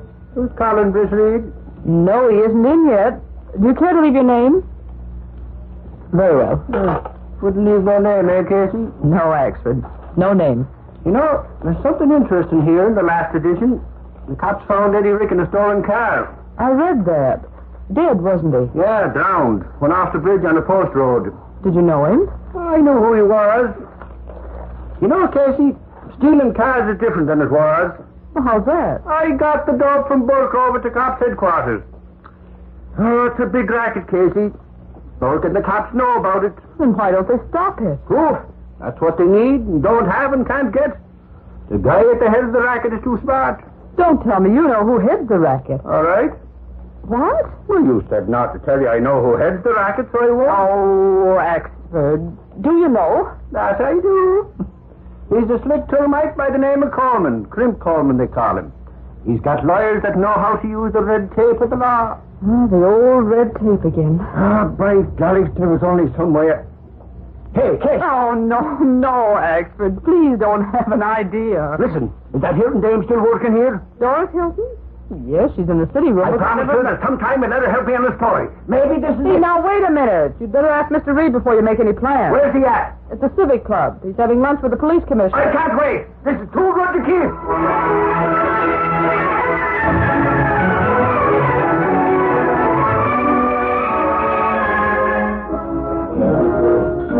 Let's get to the point, Commissioner. You have a reason for asking me to meet you for lunch. Well, yes, I did, Reed. What's the trouble? Need a little publicity to build up your ego? Not exactly. But I may want some cooperation for your newspaper. Britt, Oliver Perry's back in town. That inflated egotist? I know you don't like him, Britt, but he is a brilliant detective. He's a windbag. Now, wait. For a long time, the Green Hornet's had us chasing in circles. What does Oliver Perry propose to do about that? He spent a lot of time and his own money preparing a trap for the Hornet. That's interesting. What are his plans? I can't divulge them just yet, Britt, but take my word for it, they're good. What do you want me to do? Nothing right now. I would, however, like your assurance that you'll not use your paper to ridicule Perry. I know your personal feelings, If the Daily Sentinel can serve justice, I'll not let my personal feelings interfere. Good. That's a promise. But, why don't you ask this mastermind to do something worthwhile and get evidence to smash Crimp Coleman? Britt did that very thing. Perry came here a few days ago, and I asked him to investigate Coleman. Did he get proof that Coleman's the head of a gang of car thieves? No. Did he confirm the fact that Coleman has the stolen cars brought to his garage where the appearance is altered? No, he didn't. Did he tie the Coleman chain into a used car lot where the stolen cars are sold? Britt, those are mere suppositions based on what your reporters tell you. Oliver Perry has decided that Coleman's on the level. Coleman's a crook. And Perry's a bungler. Commissioner, did you know Eddie Rick? Or the chap who drowned in the river near Post Road? Yes. I didn't know him personally, no. Well, I did. He used to travel with the gang. And he reformed and went straight. He joined the Army and made a swell record. He come out and then he went to work for Crimp Coleman. Now he's dead. Yes, but the evidence... Eddie Rick was murdered. The evidence showed that he lost control of the car. A stolen car at that. He didn't lose control of that car. I tell you, he was murdered. If Oliver Perry can prove that, I'll put his picture on page 1 of the Sentinel.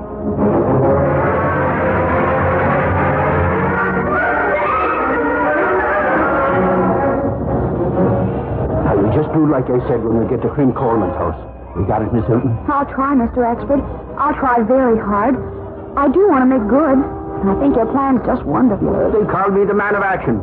By God, when there ain't no news, I go out and make some. Hey, let's go! Hey, wonder why everybody's honking a horn. Maybe they want you to move. The lights changed. Huh? Oh, golly, so it has. Here we go. Hang on.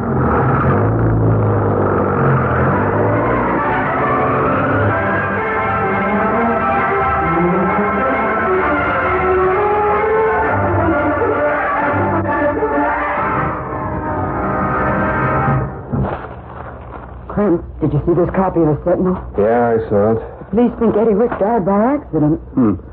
The boys in my outfit no different. Give me a cigarette, will you? Yeah. It'll teach him it doesn't pay to hold out cash on Crimp Coleman. All right? Yeah. Here. But, Crimp, you never had to go as far as murder. I don't like it. You don't have to like it, Muriel. You just keep out of my business and we'll get along swell. I'm scared, Crimp. Someday you'll make a slip. Then they'll have your neck in a noose. Don't worry about my neck, honey. I'll take good care of it. It's the only neck in the world that means more to me than yours. Oh? Just so we understand each other, I want you to know that I'd put your neck in a noose to save my own. Nice, loving husband. Nice and loving. As long as there's no double cross. You get it, sugar? Yeah, I get it. What's the matter with you? Just the doorbell? I am getting the jitters.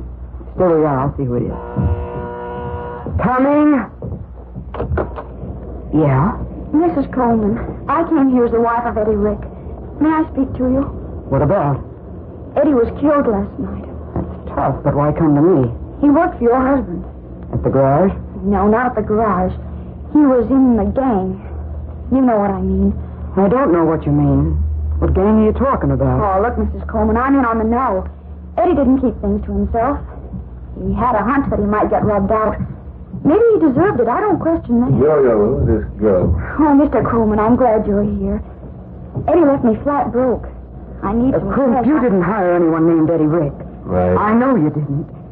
You see, kid, you've made a mistake. Oh, I doubt it. I'm sure. I said you made a mistake. Goodbye, Mrs. Rick. Who was she, Muriel? What did she want? She wanted to confirm a few suspicions, that's all. Crimp, the working press is trying to peg you. Yeah. The kid looked all right to me. Yeah? Well, look out the window. She's getting into a car. See who's driving? What? Mike Axford. He used to be a headquarters dick. Sure he did. Now he's working for the Daily Sentinel. That little tomato thought she'd pull a fast one. I knew she was a phony as soon as she tried to pose as Eddie Rick's wife. Well, I gotta hand it to you, Muriel. How did you know it? The little fool, she'd read her own newspaper. Mrs.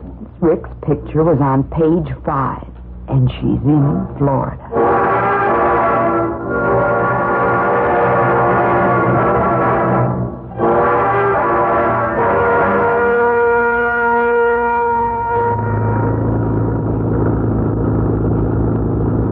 Miss Hilton, I saw the picture of Mrs. Rick while you were at the door.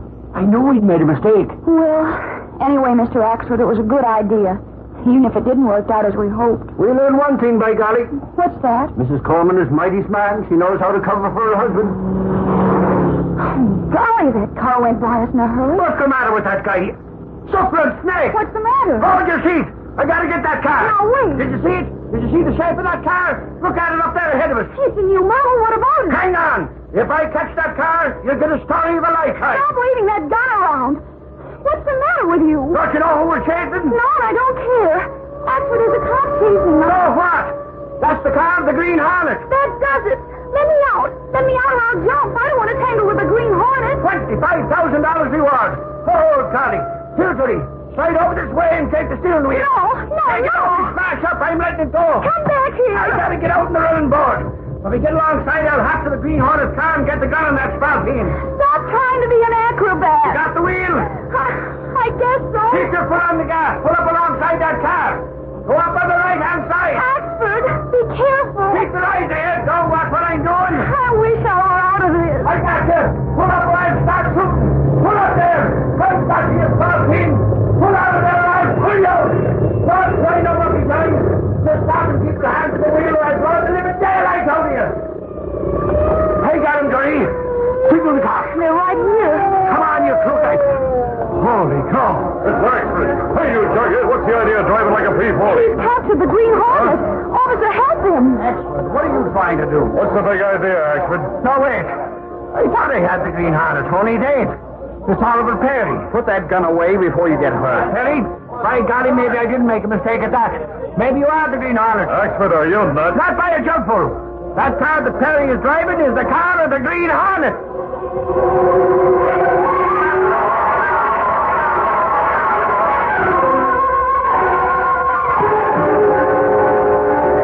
We'll continue our Green Hornet adventure in just a moment.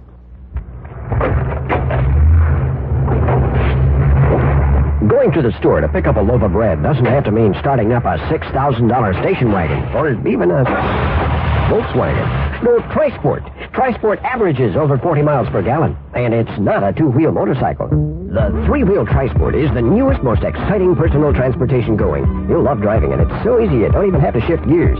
Trisport is automatic, goes anywhere in town for pennies a mile, and you'll have a barrel of fun in the bargain.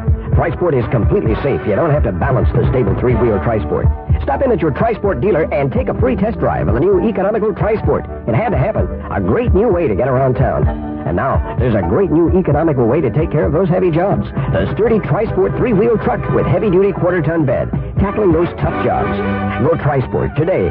Trisport dealerships are still available in certain areas. If you'd like to join this fast-growing Trisport team, call area code 214-264-5841. Collect.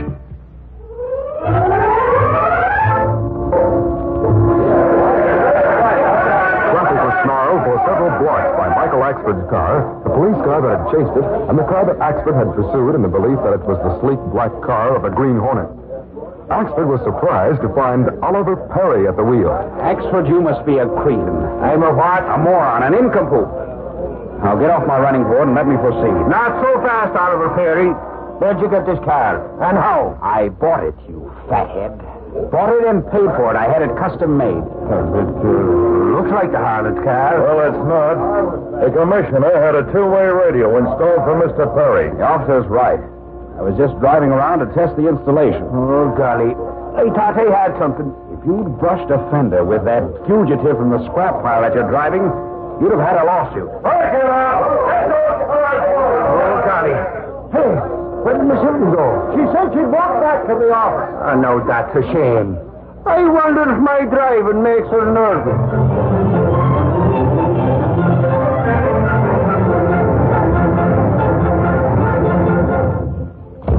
Hey, Kathy! Oh, hello, Reed. I'm glad you're here. Hello, Axford. Did you prove anything on Crim Coleman? Reed, I spotted the car of the Green Hornet. You what? I took after it and ran it down. Only it wasn't the Green Hornet's car. It was a special job that looked something like the Hornet's. It sure had me fooled. And Reed, Oliver Perry was driving it. He was? It's his car. He had a special made. Oh, so that's it. That's what? Well, the commissioner said that Perry had something special that he hoped to use in catching the Green Hornet. That he must have meant that car. That fathead better be careful. Maybe the Hornet won't like it for him to have a car like that.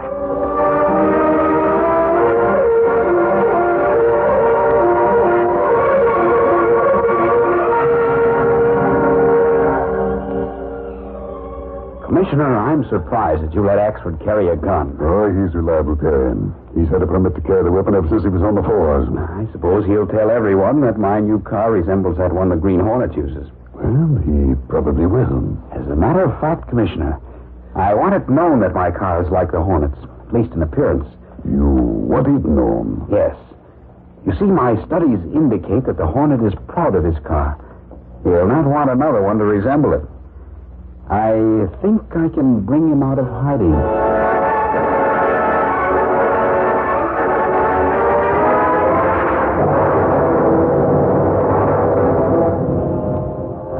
After questioning Axford at great length, Britt Reed spent the rest of the day in deep thought.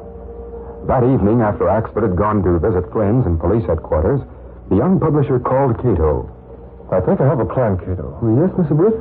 Maybe we can teach Oliver Perry a lesson, and at the same time, smash Crimp Coleman. Well, that's good. According to Wexford, Mrs. Coleman knows all about Crimp's rackets. I'm going to count heavily on that. The Green Hornet is to move? Yes. Get the mask and weapon and come on. What is first move to do, Mr. Britt? We'll stop near Coleman's home and make a phone call. I want him to think his garage is calling.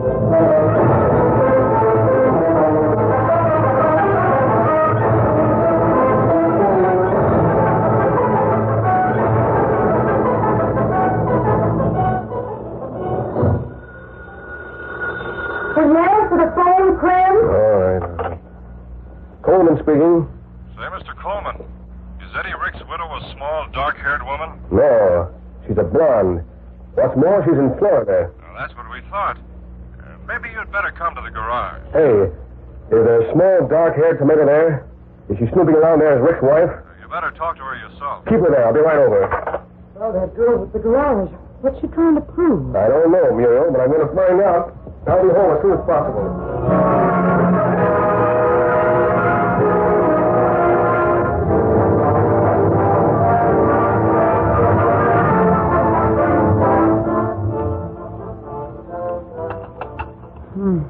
Cigarettes are low.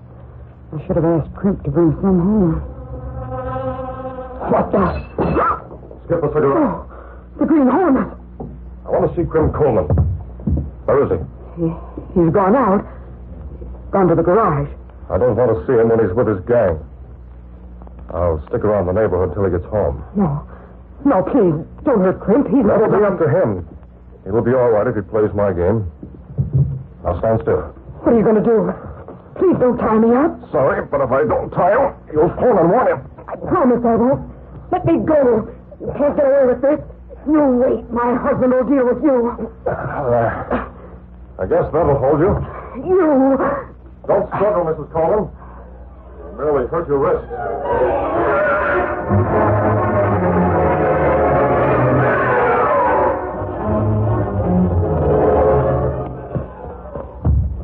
Now to call Oliver Perry. Get going, kiddo.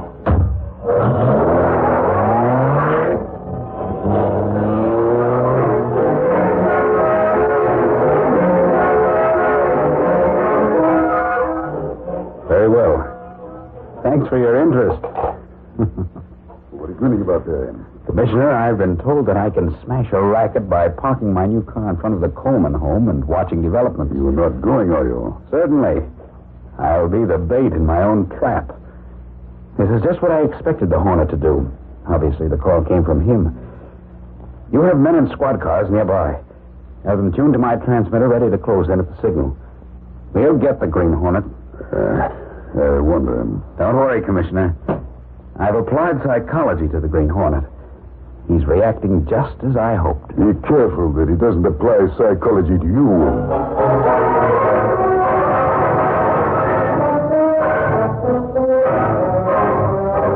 Muriel Coleman struggled frantically after the Green Hornet had left.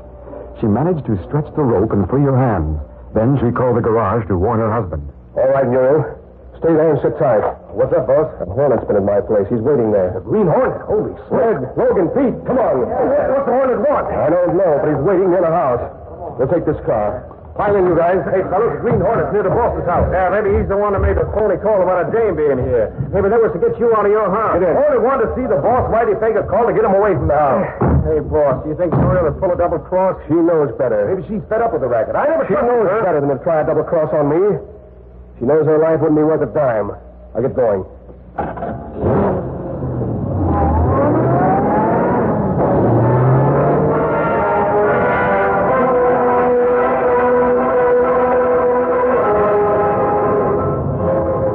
Dykeman drove with Coleman at his side and 3 armed men in the rear seat. They went past the racketeer's home to observe the low-slung car that was parked at the curb. I bet that's the Hornet's car. Yeah, heard about his car, and that looks like it. Yeah, it was too dark to tell if the guy at the wheel wore a mask. Go around the block, Dykeman, then pull up alongside that car. You guys in back know what to do. Be sure you work fast. Oliver Perry, seated at the wheel of a parked car, was in constant radio communication with the police cars that cruised in the neighborhood. Another car has just turned into this block. The headlights are similar to those of the machine I described a moment ago. It's coming down the street. Might be the same machine. The occupants are outlined against the street lamp of the corner. Seem to be 4 or 5 of them. I think it is the same machine. Boys, you better close in. I don't like the looks of this. It is the same. Stopped alongside. Men are leaping out. Stop that guy. Boys, come quickly. Hurry. Yeah, we want you. Show us the gun and start shooting. Wait, listen to me. Come on, Hornet. Let go of me. Slide him. Right. That's it. I'll throw him in this car. Hurry up. We got to get started. I'll hold the door. Slip his feet. Hey, there's the cop's car. Turned into this street. Hurry up. We don't want the cops putting in this reward. We can't get away. The car's turning to cut us off. Yeah, and there's another car coming from the other way. And a third. What's this mean? How'd the cops know about this? Well, at least they can't jail us for capturing the Hornet. All right. We got your cover. Which of you is the Green Hornet? Take it easy. Put those guns down. Right fun, we will. We got the Green Hornet, and we claim the reward. How'd you cops know he'd be here? Hey, Burke, this is Clint Coleman. Holy crow, are you the Hornet? Oh, you fool. The Hornet's in the back of my car. Throw your right in there, Burke. That ain't the Hornet. That's Oliver Perry. Well, that's not crazy. It's the Hornet. And there's his car. Right fun it is. That's a car that Perry had made so he could trap the Hornet. And by golly, he got you. It's that wife of yours, Coleman. She framed us. I told you not to trust her. She framed this deal. There she is up in that window watching the whole thing. I'll take care of her.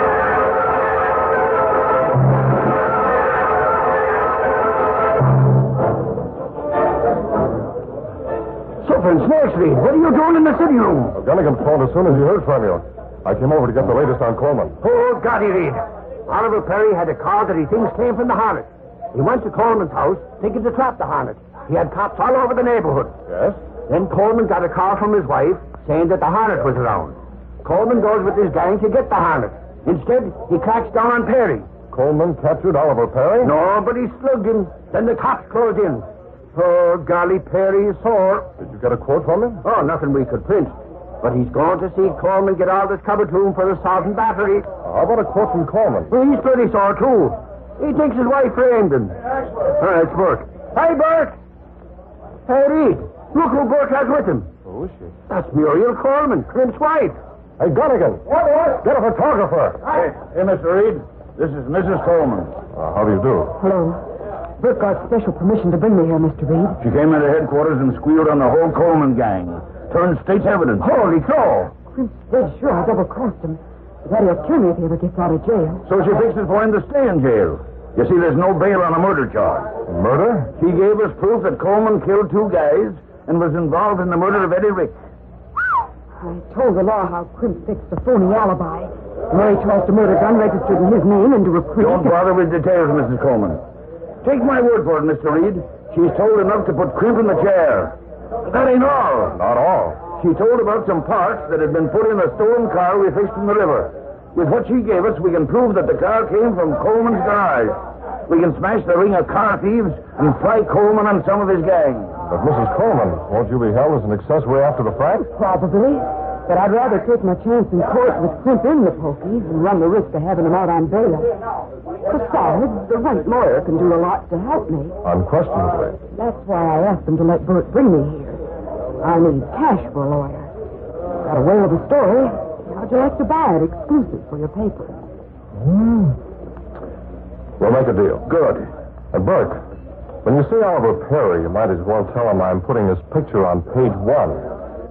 After all, he had a hand in smashing the rackets I'm Coleman. That reminds me, Mr. Reed. He says to tell you he's getting his car remodeled so it looks ordinary. Oh? He says if Clint Coleman can crack his head with cops on all sides, he may be better not take a chance on what the Green Hornet would do.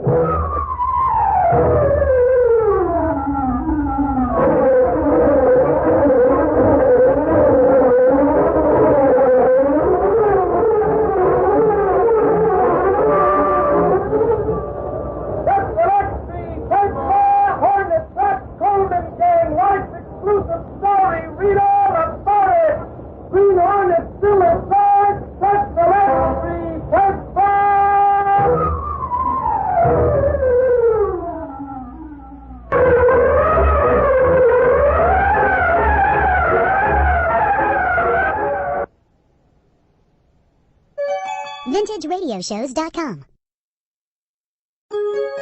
VintageRadioshows.com. Black car of the Green Hornet fled through the darkened back streets of the city like a purring shadow. It was after midnight, and behind the wheel, the Green Hornet himself expertly maneuvered the long, gleaming car. He smiled beneath the grim black mask that covered his features. Then he spoke to the figure beside him. Hope you're not superstitious, Kato. Well, superstition not good for logical thinking, Mr. Britt. So I'm not superstitious. Good. We're in back of the museum now. Do you have way to get inside? Yes, the curator's office is at the back. The receiving room where they do the unpacking of museum pieces is just beyond. It won't be difficult to get in there. I'll stop here.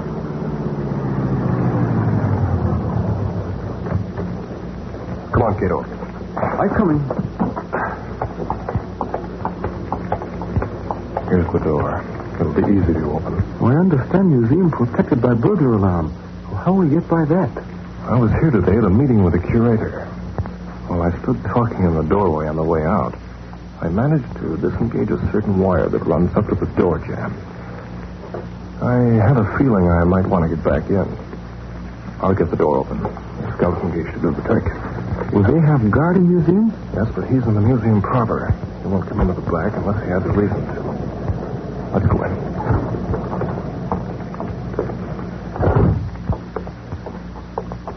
Give me the flashlight and then follow me. Well, here, light.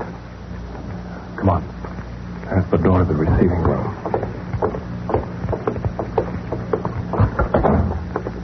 There's what we want to see. Why we come to look at mummy case, Mr. Britt? I'll tell you later. It was unboxed today. It doesn't look as though it's been disturbed. Yeah. What do you think of? I'd like to have a look inside, Kato. The mummy cases usually seal hermetically. It must be easy to open. Look here, Kato. What you have on your hand? If I'm not mistaken, it's a bit of rubber cement. I rested my hand along this edge of the case. Well, ancient people not use rubber cement. I know. Get me a small chisel from that workbench over there, Kato. Oh, yes, sir. Hurry, Kato. Here, chisel. We'll soon find out how well sealed this is. Hey, look, lid ready to come up easily. It's loose enough to lift. Come on, help me lift it open. Look out. It's big black cat. It's gone over behind packing boxes. The cat business can wait. Kato, look in the mummy case. Body of man. Mummy not there. Well, he hasn't been dead long. Kato, that's the body of Gerald Loomis, assistant to Dr. Kingston, the archaeologist who... The guard coming through the museum. Put out light. We leave quick. Come on, hurry. Who's in there? Hey, come back!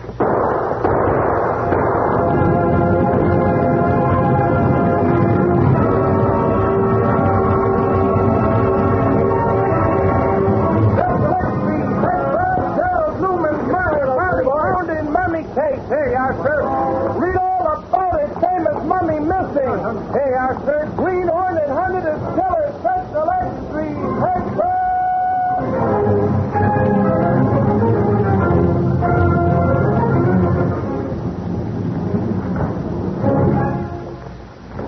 Well, here, extra paper, Mr. Britt. What paper is it? We're Daily Sentinel. Oh, good. Gunnigan got a lead on the others with the news. Well, it didn't take them long. We've been here at the apartment only a short time. Let's see. Oh, so they're blaming the Hornet for the murder. Eh? Oh, guards see us as we leave. Yes. Well, Mr. Britt. Yes, Kato? You not tell me what it's all about yet. I'll tell you now. It all started when the Daily Sentinel helped finance an expedition headed by Dr. Kingston, the archaeologist. Oh, I remember that. With permission of certain governments, he set out months ago to locate the tomb of King Melican, who was said to have ruled long before King Tut, but whose tomb was never found. You see, Kingston was connected with the army, and during the war found certain parchments which led him to believe he could find the tomb. Oh, I read about that. Well, the expedition was successful.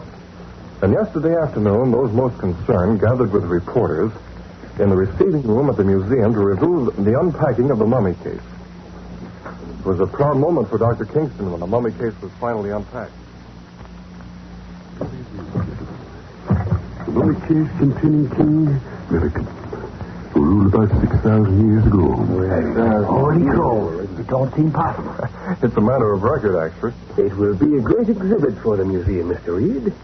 As curator here, I wish to congratulate both Dr. Kingston and the Daily Sentinel. Well, thank you, Mr. Norwich.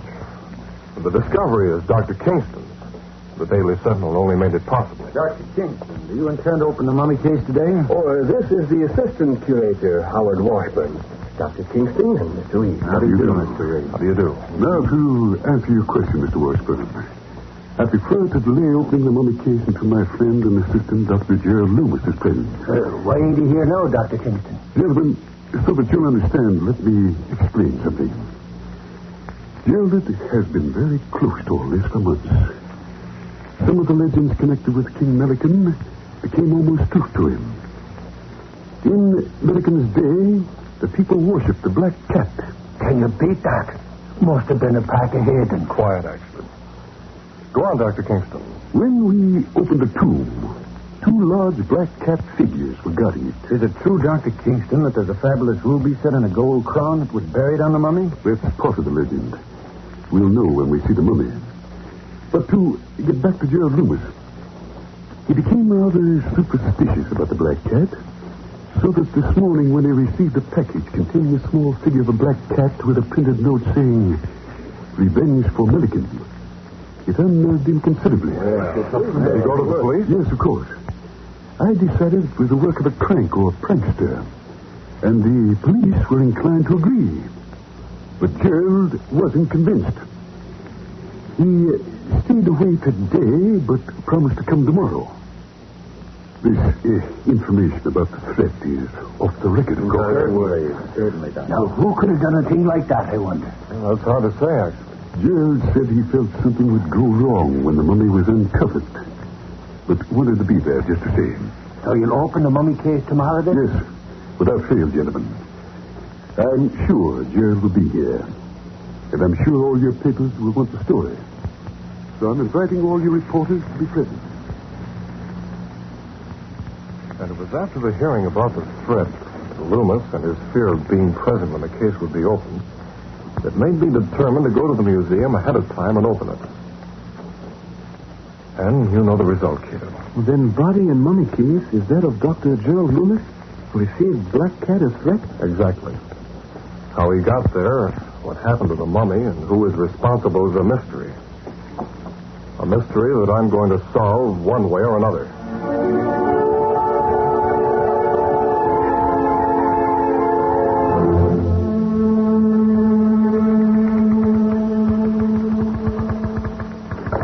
Morning, Casey. Reading yet? Oh, yes, he is, Michael. He's asking for you. Casey, what do you think about them black cats and all? Believe me, it gives me the creeps, doesn't it? Don't be superstitious, Michael. That's what they told that Loomis guy. And look what it got him. It's a mystery, all right, but there's some logical explanation. Okay, I'm waiting. Explain it to me. Oh, go away. I'm busy. But anyway, wasn't the Green Hornet seen leaving the museum room where the body was found? That he was. Of course, the cops think he's behind the whole thing because of some ruby or something the dummy had on him. Mummy is the word. Sure. Mum's the word. He won't tell us all. Oh, look, don't try to be funny. You said the ruby was on a dummy. You meant to say mummy. Oh, Oh, yeah. Well, I don't know how that Hornet got mixed up with them black cats and all, but he's at the bottom of the whole thing, says I. Well, it's very simple. He found out about the black cat legend and used it to play on the superstitious nature of Hornets. There, no. Maybe you got something there. Casey, sometimes you really talk sense. Oh, thanks. But what would the Hornet want with the guy that's been dead for 6,000 years, I'd like to know? You said yourself it was because of the famous Malcolm Ruby, didn't you? Sure. But why didn't he just snatch the ruby and beat it instead of taking the mummy, too, and then killing poor Loomis? If I could answer that, I'd join the police department, Michael. Anyway, I think it's about time to... Here's Dr. Kingston and Inspector Evans. Good morning, gents. Good morning, Axford. Miss Casey, is Mr. Reed in? Yes, Dr. Kingston. Just a moment, please. Yes, Miss Kate. Mr. Reed, Dr. Kingston and Inspector Evans are here to see you. Have them come right in. Yes, sir. Mr. Reed says to go right in, please. Thank you. Come, Inspector. I'll go along with you, Inspector.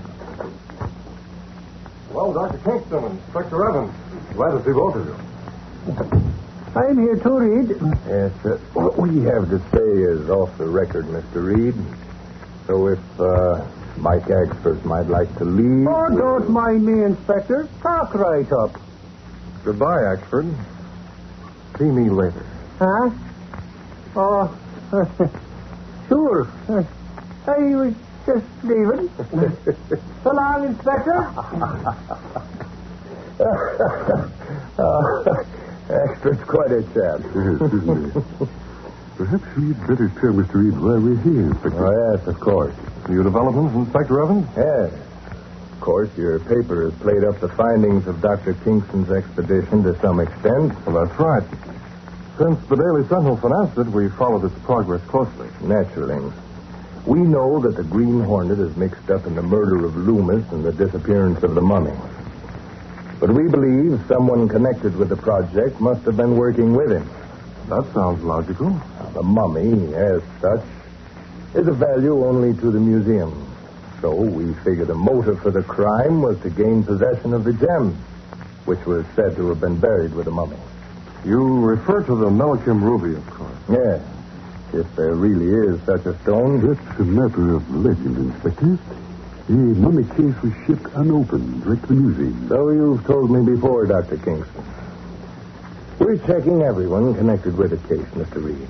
But in the meantime, the Black Cat, or perhaps we should say the Green Hornet, has reached out again.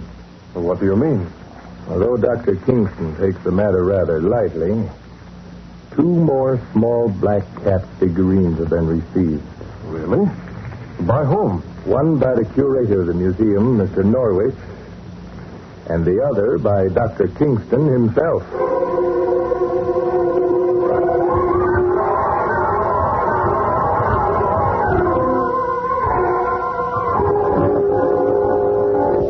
Inspector Evans and Dr. Kingston had entered Britt Reed's office for a discussion. And finally, the inspector told Britt that 2 more threats had been received. One by the curator of the museum, and the other by Dr. Kingston. Britt thought for a moment, then spoke. How does the curator react to the black cat figurine he received? He seemed a little nervous about it. Of course, a printed note similar to the first one was received with each figurine. Mm-hmm. Revenge for Malachim. I believe those were the words, weren't they? Exactly. It was said that if ever the mummy case of Malachim were opened, the sacred black cat would come to life and take revenge. Oh, that's very interesting, Doctor. Who outside of yourself knew of the prophecy in the parchment? The curator of the museum, Loomis, my assistant, and I were the only ones who were interested enough to delve into the prophecies of the parchment. I see. Inspector, have you started a search for the missing mummy? Oh, yes, Mr. Reed. I had men from headquarters turn that museum receiving room upside down, looking into every empty box and crate, but we found no trace of it. Of course, a mummy is shaped like a body, but is not flexible. It would be difficult either to take away or to hide. Well, that's a very interesting point, Dr. Kingston. By the way, do you have any idea what would have taken your assistant, Gerald Loomis, to the museum, especially after he was too nervous to attend the opening of the packing case yesterday? It could have been morbid curiosity on his part, Sort of a hypnotic state of mind that drew him there, induced by the wording of that note and the little black cat figurine? Oh, I don't believe that. Such a supposition is almost an admission that the black cat legend is true. People in Milliken's time believed it. Personally, I like cats, black or otherwise. Oh, what are you going to do about the threats to the curator and Dr. Kingston? Mr. Norwich is at his office at the museum. We have a plainclothesman posted outside the office entrance. The museum itself has been closed to the public for the time being. And what about you, Dr. Kingston? I can take care of myself. We know the Green Hornet was after the ruby and did away with Gerald Loomis. I've already said we don't believe the Hornet was working alone, Doctor. I know, Inspector. But I believe he planned it. Perhaps with the help of someone like... there's someone who might have learned the contents of the parchment. Like Washburn, the assistant of Norwich, for instance? Could be. I know little about Howard Washburn. We'll have him picked up for questioning this afternoon. Well, I guess we'll be on our way, Mr. Reed. I'm glad you came in.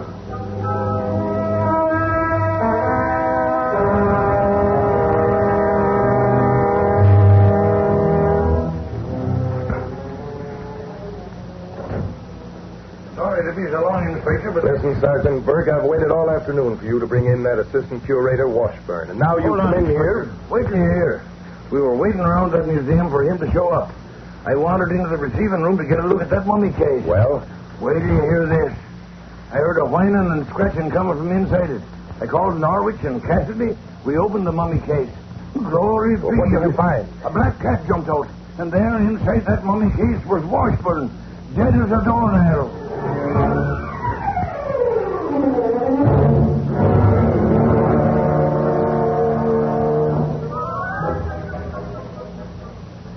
Kato, I'm going to sit here in the living room and do a bit of thinking. I'd like some coffee. Oh, yes, sir. I bring it right in.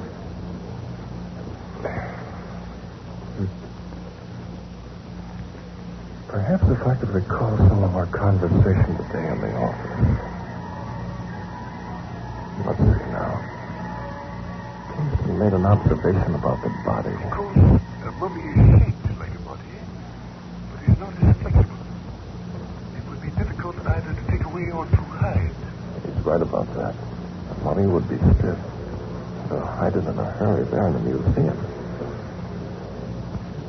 He had definite ideas about the crime. Even threw a hint at him. But I believe the Hornet planned it. Perhaps with the help of someone like... someone who might have learned the contents of the parchment. Like Washburn, the assistant of Norwich, for instance. Now Washburn has become one of the murder victims. I wonder... Hello? Oh, it's you, Axford. Yes, I heard about Washburn, if that's what you mean. Oh, you did? Well, ain't the arranged cops are all set up about it.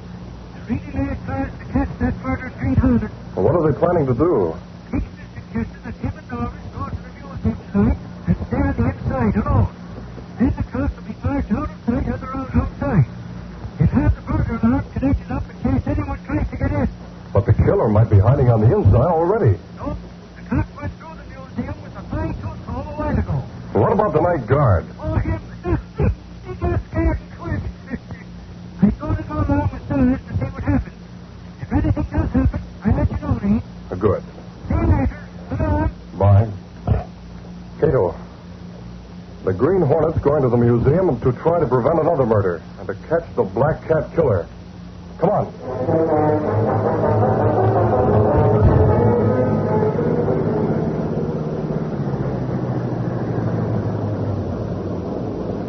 Kato, you sure this little gadget you invented will actually prevent the burglar alarm from sounding?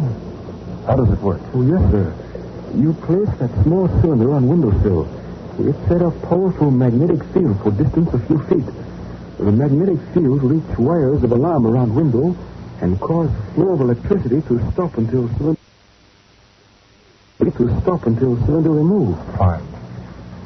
We'll leave the black beauty here in the shadows and go around to one of the side windows of the museum. Let's go. They're light in office of Curator Norwich. Yes. Norwich and Dr. Kingston are probably there. police must be parked near the office entrance and also at the main entrance to the museum, so we'll have to move cautiously. Let's get started.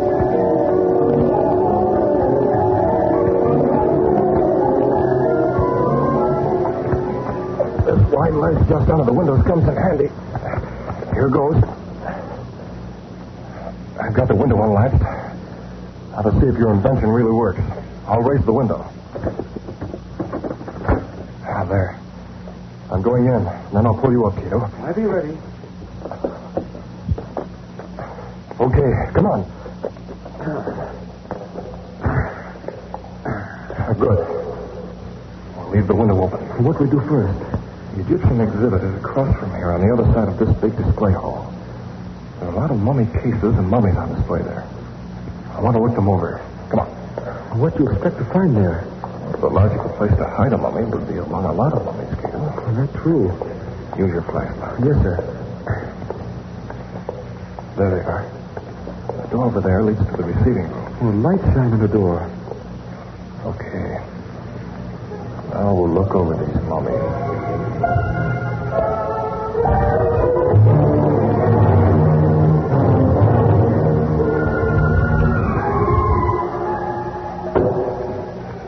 Kato. You find something? Yes. I'm sure I found a missing mummy in this case. Oh, yes. The wrapping around top of head looked newer than the rest. That's right. But notice how expertly it's been rewrapped. Now we'll go into the receiving room. Something happened in the receiving room. The killer. Come on.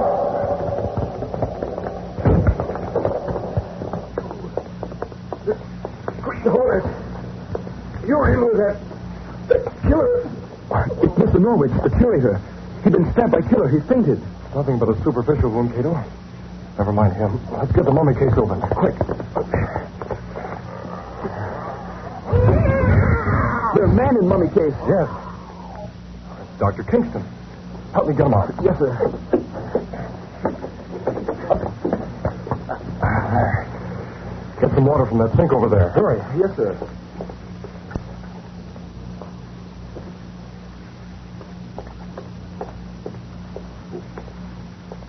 Here, water. Is he dead? No. He got a nasty blow on the head. But he must have stabbed Norwich in the struggle, and that weakened the blow. But then Dr. Kingston tried to kill curator? No. The Black Cat killer is Norwich, the curator. Kingston must have carried a knife for protection. Why had idea you suspect Dr. Kingston? I did until I saw the wrapping on that mummy. Only an expert could have done it so well, such as the curator or his assistant.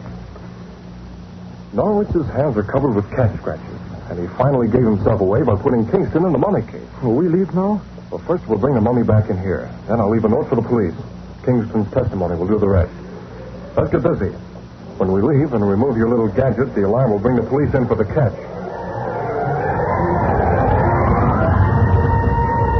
Hey, Inspector, the killer's getting in. Come on. Hurry, Sergeant. Wait for me. Here come the rest of the boys. Okay, men, bust in the door. Come on, boys, now. Now, what's This is the office. The receiving room's through there. One of you boys shut off that bell. Okay.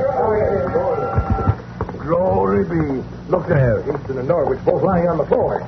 Kingston, are you all right? What happened here? Hey, there. Look here. Here's an all pinned on Norwich. Bring it here. I'll take it. Here it is. What'd you say? Norwich beat me to the ruby. He's the killer you want. Since I can't have the ruby, I'll see that he doesn't have it either. Signed, the Green Hornet. Here's the trick. He's trying to put the blame on Norwich. Oh, no, it's true. Norwich is the killer. He came at me with that chisel there on the floor. I stabbed his arm. He stuck me, and then I remember him putting me in the mummy case. That's all I remember. Hey, Inspector, the mummy's back in the case. Well, what do you know? Yes, the wrapping's been removed from the head and then put back. Newer than the rest of the wrapping. It took an expert to do that, though. Meaning Norwich? Possibly. We'll get the truth from him before we're finished. Now, that heavy chisel is a murder weapon used on the other two. Take it for fingerprinting, Sergeant. Yes, sir. He must have kept it hid somewhere. We looked all over the museum. Hey, Sarge, look here. What's that you got? Well, see it for yourself. It was on Norwich's desk. Some sheets of paper from the museum heading on them. Put a spring on the top one. What is it? It says, Revenge for Milliken. Norwich was going to pin that to Kingston's body, I guess. Didn't get a chance to set the heading off. We'll match that paper with the other notes. Also the printing. That'll clinch the case. Take them away, boys. Holy crow. That revenge stuff really worked after all.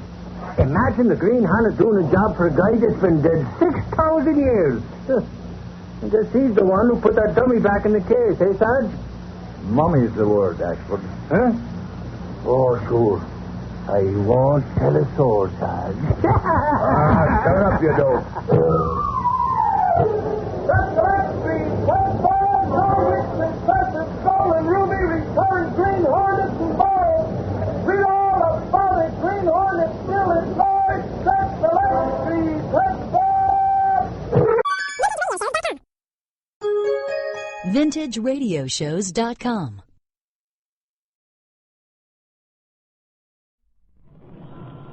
X-Tree, X-Tree, Sentinel X-Tree. Now the most refreshing drink in the world, Orange Crush, presents the Green Hornet.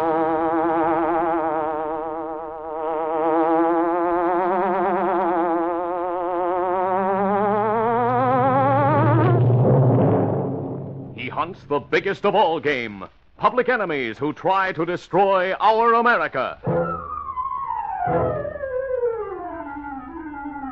With his faithful valet Kato, Britt Reed, daring young publisher, matches wits with the underworld, risking his life that criminals and racketeers within the law may feel its weight by the sting of the Green Hornet. Now ride with Britt Reed in the thrilling adventure of The Changing Alibi. The Green Hornet strikes again. The adventures of the Green Hornet are brought to you by the most refreshing drink in the world, Orange Crush. Delicious Orange Crush is made with real fresh oranges, with all its wonderful fresh fruit flavor sealed in that sun-proof Orange Crush brown bottle, the exclusive brown bottle that keeps light out, keeps flavor in. Always look for that exclusive brown bottle and enjoy the one and only Orange Crush.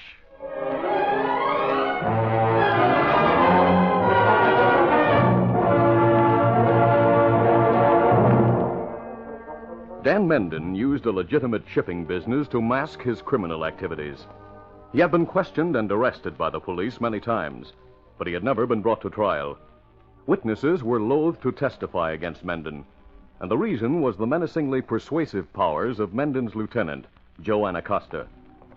But Anacosta had developed ideas. That evening, he entered the outer office of Menden's place of business near the waterfront. Clifty Miller, one of Menden's huskies, alone in the office, looked at the wall clock. Joe, you're 10 minutes late. When you called the boss today, you said you'd be here at 7. So what? Is Dan inside? Yeah, go right in. Hello, Dan. So you finally got here, huh? Yeah. And now that I'm here, Dan, I'm not going to beat around with the words. I'll give it to you straight. I'm not your boy any longer. Huh? What are you talking about?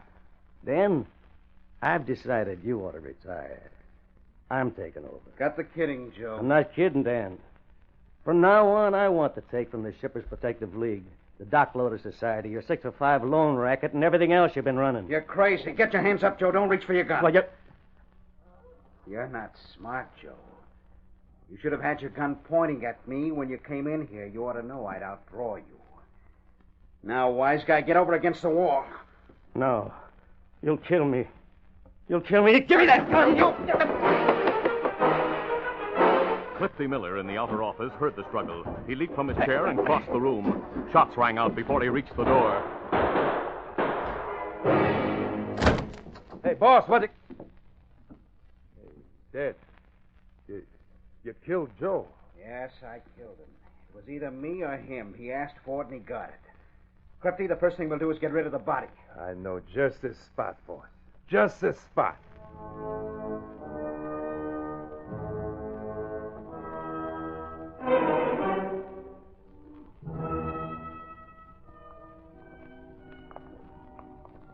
Jippo Gray and his wife Aggie were walking along Water Street. The street, except for an occasional automobile passing on the bridge overhead, was completely deserted. You know, Gippo, this is the time I like it best here. Yeah, me too. No trucks on the street, nothing doing on the docks. No sneaking cops there. Gippo, get over here, quick. Hey, you going nuts? What are you doing? Crouching down behind those barrels. Gippo, look down there at the end of Pier 58, near the park car. You see them two? Aggie, they're dragging something. Something? That's a body. Gippo, they're lifting it up in their arms. It's a man. They're throwing him into the river. Aggie, it's murder we're looking at. Don't move, Gippo. Tell you, they're turning around and getting into the car. And when they come off the pier, they're left to pass this spot. If they see us, they might kill us. Tell you, so they pass.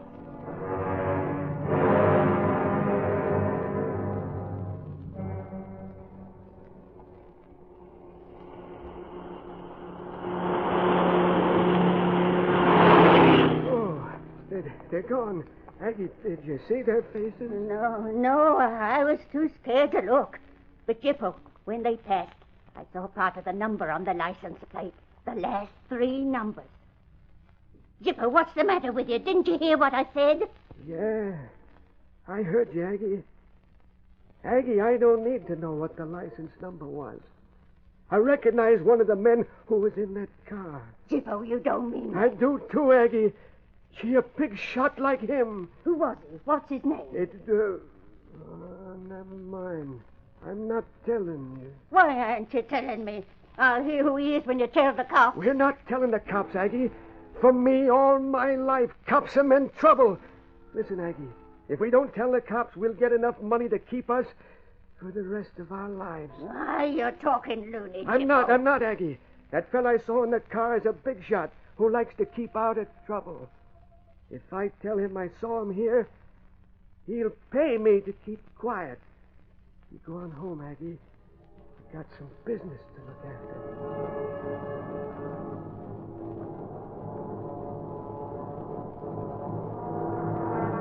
Dan Menden and Clifty Miller had returned to Menden's office, where Menden called his fiancée, Maxine Paris, and told her to meet him at Palmyra's Chop House.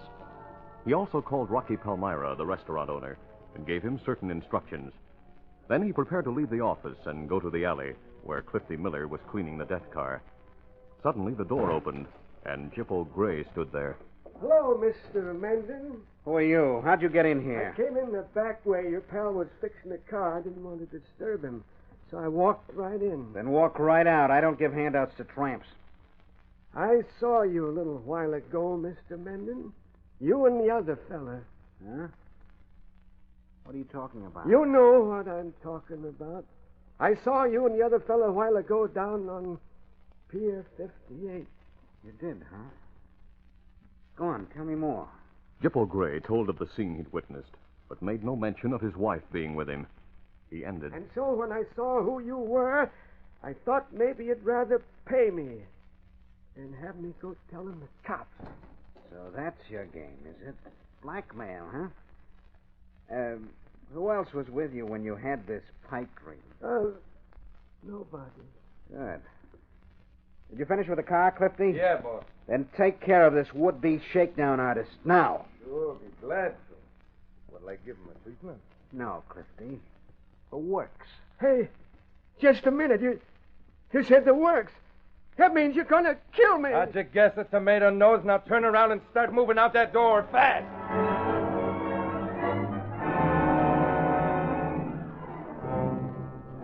Shortly after, Dan Menden sat at a table in Palmyra's Chop House.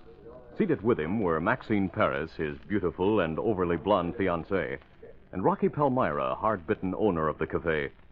Menden was talking low and earnestly. And because the police know that Joe worked for me, they'll probably ask me questions. That's why I want to have this story set about Maxine and me coming here at 7 o'clock and staying until after midnight. It's all right with you, Rocky? Oh, sure, Dan, anytime. I get the captain of the waiters and the waiters to go along with the story. Good. You have your story straight, Maxine? Yeah, sure. You called for me at 6:30 and we got here about 7. That's easy. That's too bad about Joe, Dan. He's the one who kept everybody in a line for you. Oh, you're going to miss him. Yeah, so will I. He sure could rumble. Once when we were dancing, he Now, said to me... shut up. Let's eat. Rocky, tell the waiter to bring us steaks, will you? Oh, sure, Dan, sure. They'll be right here. Jippo Gray's bullet-ridden body was found early the next morning in the woods on the outskirts of the city. Hours later, as Jippo's body was being taken to the city morgue for identification, another body was found, that of Joe Anacosta. Michael Axford of the Daily Sentinel, assigned to the seemingly unimportant murder of the still unidentified tramp, was on the telephone seconds after word of Anacosta's death was received. Sentinel and Mike Axford, put me through to the city desk in a hurry. But when I'm finished, transfer me to Reed's office, will you? That's a good girl. Hello, Gunnigan. Listen to this. They just found Joe Anacosta full of bullets floating in the river off of Pier 58. Central X3, Joe Anacosta killed. Right here. Here you are, sir. X3, read all about it. Anacosta murdered. Here you are, sir. Central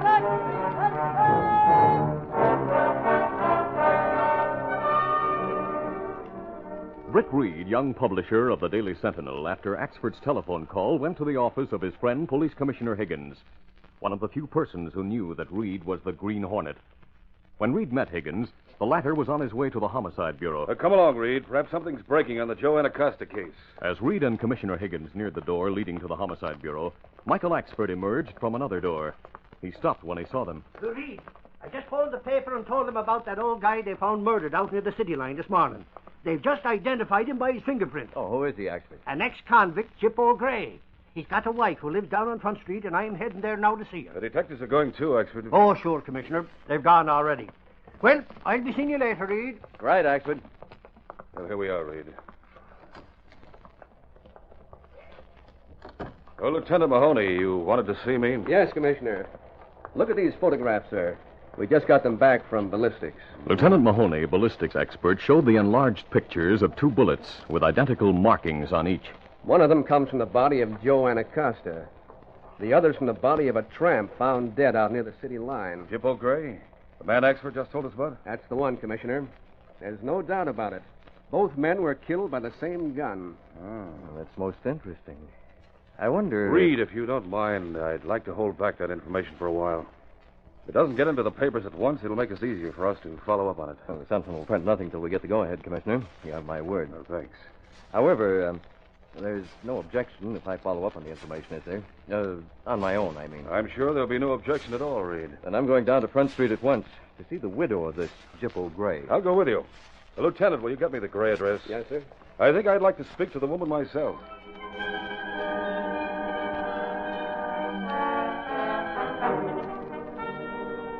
When Reed and Commissioner Higgins arrived in the dingy tenement apartment of Aggie Gray, the woman was sobbing bitterly after recovering from a faint brought on by the news of her husband's death. Axford, standing behind the detective who'd been questioning her, whispered to the new arrivals. I guess you know about it already, huh?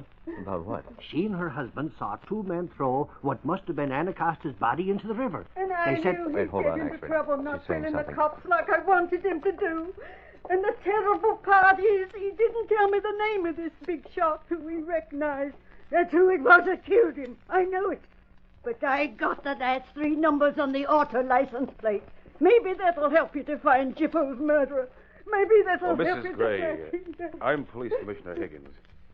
Tell me, what were the last 3 numbers on the license plate? Well, let me see now. Yeah, I have them. I remember them now. 934 they were. 934, I'm sure of that. Thank you. Well, Reed, let's get out of here in a hurry before the License Bureau closes for the day.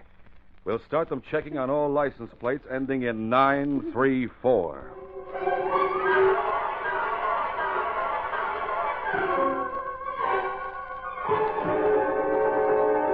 We'll continue our story in just a moment. Hi there, fellas and girls. Say, when you got home from school today, what did you have for a snack? Maybe some good bread and butter and cookies? And you know, I hope you also had yourself an Orange Crush, because that cool, tangy Orange Crush flavor makes snack time specially enjoyable. I want to tell you something about that flavor. The reason it's so wonderfully good is because Orange Crush is made from real oranges, fresh, tree-ripened oranges from sunny California. There's nothing artificial about Orange Crush. No artificial flavoring, no artificial coloring. That fresh fruit golden Orange Crush goodness is nature's, and nature's alone. That's why you can drink all you want of delicious Orange Crush. It's good for you, really nourishing. I'm sure Mother would want to know that. Tell her about it, won't you? And tell her you like Orange Crush. Tell her to get a 6-bottle handy pack of Orange Crush the very next time she shops. And anytime you're out yourself and feel the least bit thirsty, be sure to ask for Orange Crush. Insist on Orange Crush. There's nothing else quite so good. You'll recognize Orange Crush by its famous crinkly brown bottle, the sunproof bottle that keeps light out and keeps flavor in. So wherever you are, say, I want Orange Crush. OrangeCrush. Orange Crush. It's good for you, really nourishing. I'm sure Mother would want to know that. Tell her about it, won't you? And tell her you like Orange Crush. Tell her to get a 6-bottle handy pack of Orange Crush the very next time she shops. And anytime you're out yourself and feel the least bit thirsty, be sure to ask for Orange Crush. Insist on Orange Crush. There's nothing else quite so good. You'll recognize Orange Crush by its famous crinkly brown bottle, the sunproof bottle that keeps light out and keeps flavor in. So wherever you are, say, I want Orange Crush. OrangeCrush. Orange Crush. Now back to the Green Hornet.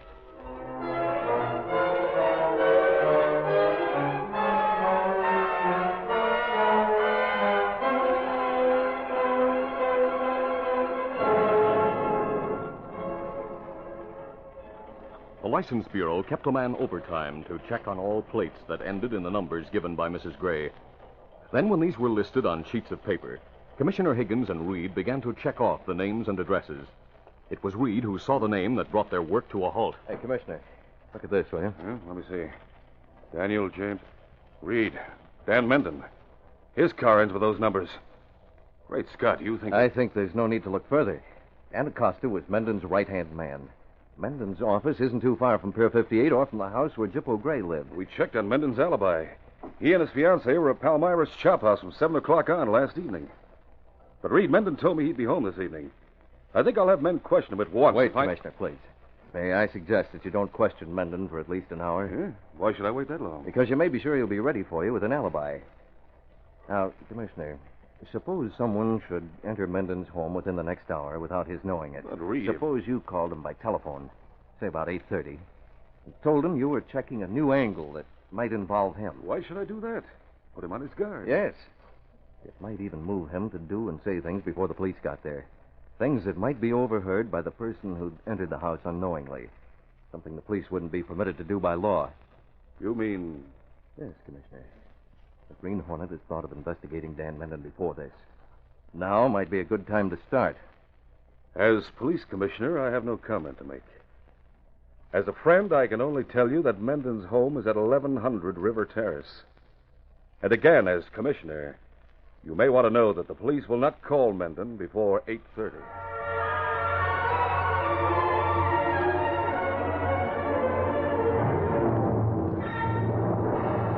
Reed hurried to his apartment, where he outlined a plan to Kato, his valet friend and the first person ever to know that Reed was the Green Hornet.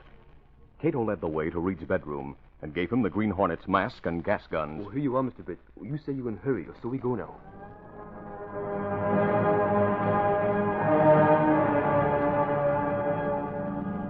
Kato, that's Menden's home on the corner. We'll park the Black Beauty among those trees near the river.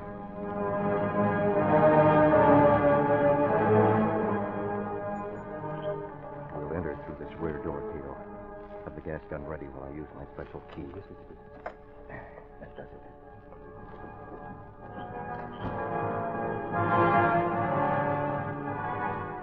Dan Menden and Clifty Miller had been playing cards in the Menden living room, unaware that for more than half an hour their every word had been heard by the Green Hornet. He and Kato, who was also masked, stood outside the living room door, listening intently. Menden rearranged the cards in his hand, then placed them on the table. Gin.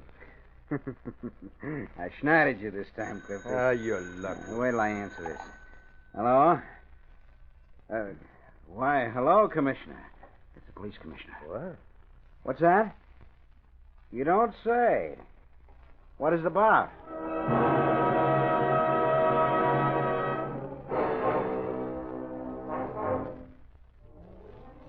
Yeah. Goodbye, Commissioner. There's something about this I don't like. Why should the police commissioner himself call and tell me he has a new lead which involves me? He told you that? Yes, but that's all. I can't figure the angle. Hey, do you think maybe Rocky Palmyra or one of the waiters in this place messed up your alibi story? Maybe the cops learned you weren't at the chop house at 7 o'clock. If that happened, I'd know about it by now. Wait till I check with Rocky. Hold him. Hello, Dan Mendon. Let me speak to Rocky, huh? Oh, he's not? How soon will he return? Good. Tell him to call me then. I'll be waiting. Not in, huh? No, his wife ate at the place, and he's driving her to the theater. He'll be back soon. What about your girl, boy? You think maybe they started questioning her again? But why should they? Unless... I'd better check. Yeah, those cops can rattle anybody if they try hard enough. Are you... Well, no offense or nothing, but Maxine's not smart. Shut up. Just like... Maxine, has anyone tried to check your story about... No? Well, I don't know. Hey, what was that? Hey, it was out in the hall, boss. I'll see. Maxine, hold on a minute. Something's wrong. Clifty, get your gun ready. Mendon placed the telephone aside, took a gun from the top drawer of his desk, and followed Clifty, who had gone into the hallway. He could hear Clifty coughing and gasping as he reached the doorway. Clifty, what's wrong? What's happened to you? Mendon. Hey, what Don't use that gun. You stop. Your shot's wild. Here's gas. Hey, He's out. Thanks for grabbing his arm. Shot just missed me. Well, good thing I close to him. Keep an eye on them, even though they're unconscious. I must go inside and complete Mendon's phone call.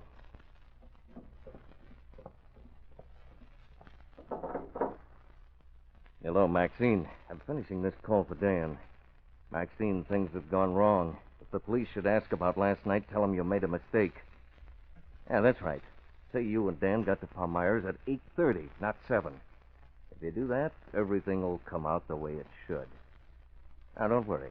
Just stick to your story. You'll be seeing Dan soon. Goodbye.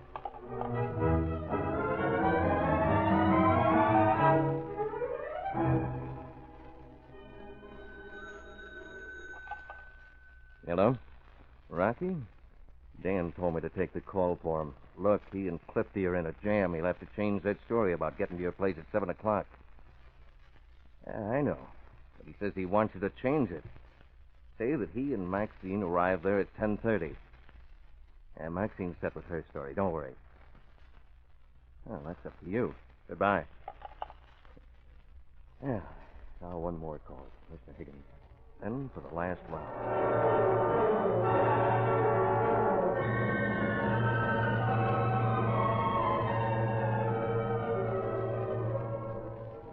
After a long talk with Commissioner Higgins on the telephone, the Green Hornet returned to the hallway and joined Kato. Let's get to work on these two and wake them up. I'm taking one last chance to learn the truth. Well, what is it?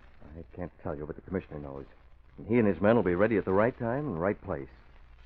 Start slapping them. They're due to revive soon anyway. Hey. Minutes later, Dan Mendon and Clifty Miller regained consciousness. Come on, snap out of it, Mendon. Wake up and listen to me. I'm awake. What? The Green Hornet? Yes. Now, when Jippo Gray was killed, only one witness was taken out of the picture. There was someone else who knows what happened last night. Someone who was on Pier 58. What are you talking about? I say there's a witness still alive. Mendon, right now the police are checking again on that alibi you set up with Rocky Palmyra and Maxine. How do you know that? How do you... Oh, yeah, I was talking on the telephone when I got you away from it. Yes, I hung up. Now, listen, Hornet. Why did you come here? Why do you tell me all these things? Because when Anna Costa was killed, I made up my mind to cut myself in on your rackets, Mendon. Hey, that's what Joe tried to do. That's why he was killed. I know that now. But, Mendon, I want you to stay out of jail. That's why I'm telling you that Jippo Gray's widow saw what happened last night, too. His widow? I'm telling you this for what it's worth. The police aren't bothering her right now. I have a way of knowing that. Don't ask me how. You mean she's alone? Yes, and will remain alone. Unless she has visitors.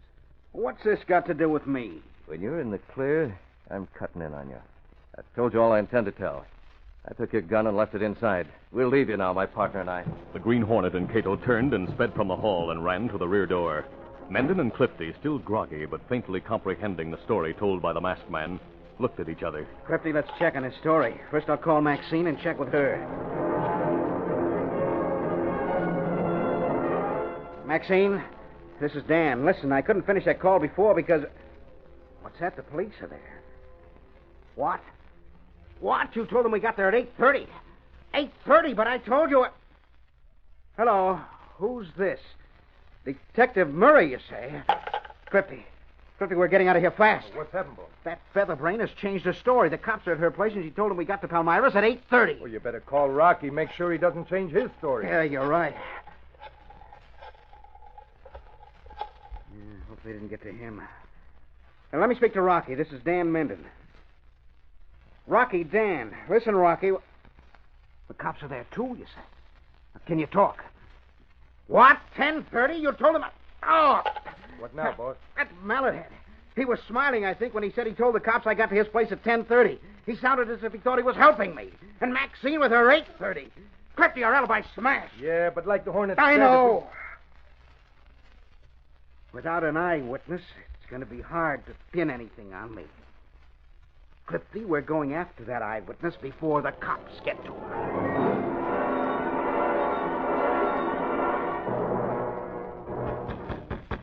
Mrs. Gipple Gray answered the knock on the door of her tenement flat. Two men pushed their way inside. Mrs. Gray? Yeah. Oh, we're not going to waste time. Look, did you ever see us before? See you? Yes. Someone told us you think you may have seen us at one time or another. Like last night on Pier 58. So you were the two in the car. I saw you throw the body into the river. That does it, boss. Now, look, lady, you better come with us. We don't want to kill you like we killed your... You killed my husband. Yeah, we killed your husband. Now, take it easy, Mrs. Gray, or we'll kill you, too. Stop it! Clifty, we can't waste time and take chances. One more death on my hands isn't going to matter. Step aside. I'll use my gun. I'll let her have it right now. Hey, the cop! Oh, Commissioner. Oh, I was afraid maybe you weren't outside the window like you said you'd be. We had men follow him up the stairs, too. Get me a doctor. I'm shot. But you'll die in the electric chair, not from a bullet in the arm. We've been keeping Maxine Paris and Rocky Palmyra in a car downstairs, Mendon, waiting for you to come. They broke your alibi, but you supplied the clincher. How did you know I'd come here? The Green Hornet must have told you. Yeah, he's the one. Commissioner, you hear that? It was the Green Hornet who called you and told you. What about the Green Hornet? He was in on this too, wasn't he? I can't say that he was, actually. I'll bet he was. Double-crossing his partner Mendon, that's what he was doing. Putting him on the spot so he'd have things to himself. That's what he was up to. Sure. Look, Commissioner, it had to be the Green Hornet that knew all these things. It surely wasn't Britt Reed. No, I'm betting the Green Hornet was behind everything that happened.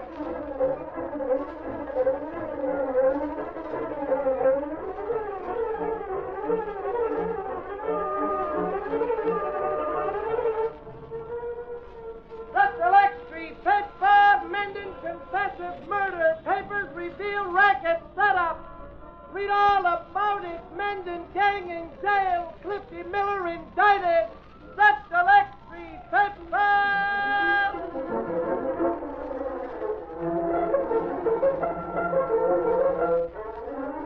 That's the Green Hornet story for today.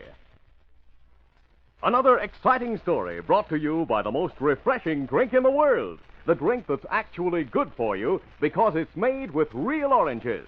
The one and only Orange Crush. It sparkles, it tingles. It makes you feel fresh again. Always keep several bottles in your refrigerator. And always remember, the handy way to do that is to get the handy pack. 6 bottles of Orange Crush in a handy carrying case. This program is a feature of the Green Hornet Incorporated. Created by George W. Trendle. Produced by Trendle Campbell Muir Incorporated, directed by Charles D. Livingston, and edited by Fran Stryker. The part of the Green Hornet is played by Jack McCarthy. This copyrighted feature originates in Detroit, and all characters, places, and incidents used are fictitious. The Green Hornet is brought to you every Wednesday and Friday at this same time by the most refreshing drink in the world, Orange Crush. That's the drink you like best of all. Try it. Next time, ask for Orange Crush. But remember, don't say orange, say Orange Crush. Orangecrush. Orange Crush. Next Friday, listen to the Green Hornet again in the exciting story of danger entitled Keys to a Robbery. And now till Friday, this is Fred Foy saying so long from Orange Crush. This is the Mutual Broadcasting System.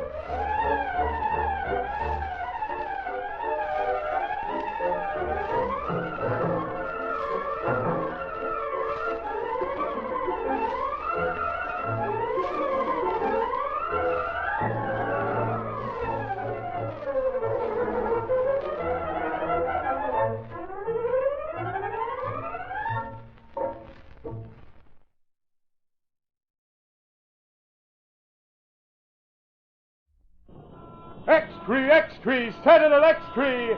Now the most refreshing drink in the world, Orange Crush, presents the Green Hornet.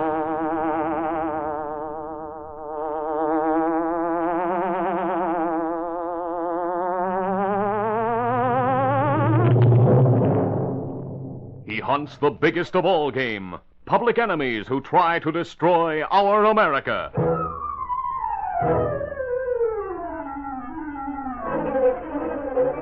With his faithful valet Kato, Britt Reed, daring young publisher, matches wits with the underworld, risking his life that criminals and racketeers within the law may feel its weight by the sting of the Green Hornet. Now ride with Britt Reed in the thrilling adventure of The Proof of Treason. The Green Hornet strikes again. The adventures of the Green Hornet are brought to you by the most refreshing drink in the world, Orange Crush. Delicious Orange Crush is made with real fresh oranges, with all its wonderful fresh fruit flavor sealed in that sun-proof Orange Crush brown bottle, the exclusive brown bottle that keeps light out, keeps flavor in. Always look for that exclusive brown bottle and enjoy the one and only Orange Crush.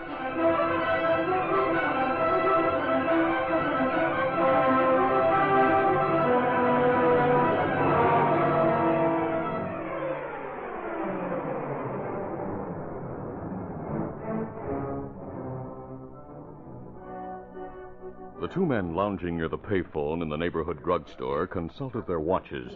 It's 8 o'clock now. I got 1 minute, too. That's it, Dirk. Yeah. I'll get it, Pop. It's for me. I'm expecting a call. All right.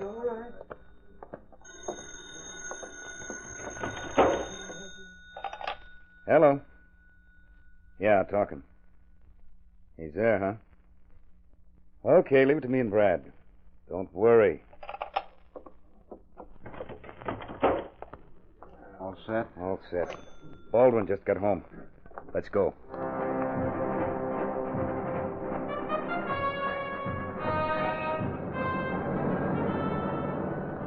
Third house from the corner, right? Right. His room is in the front, on the first floor. Got the grenade ready? Sure. Don't miss. I never miss. Baldwin is finished. Oh, there's the house.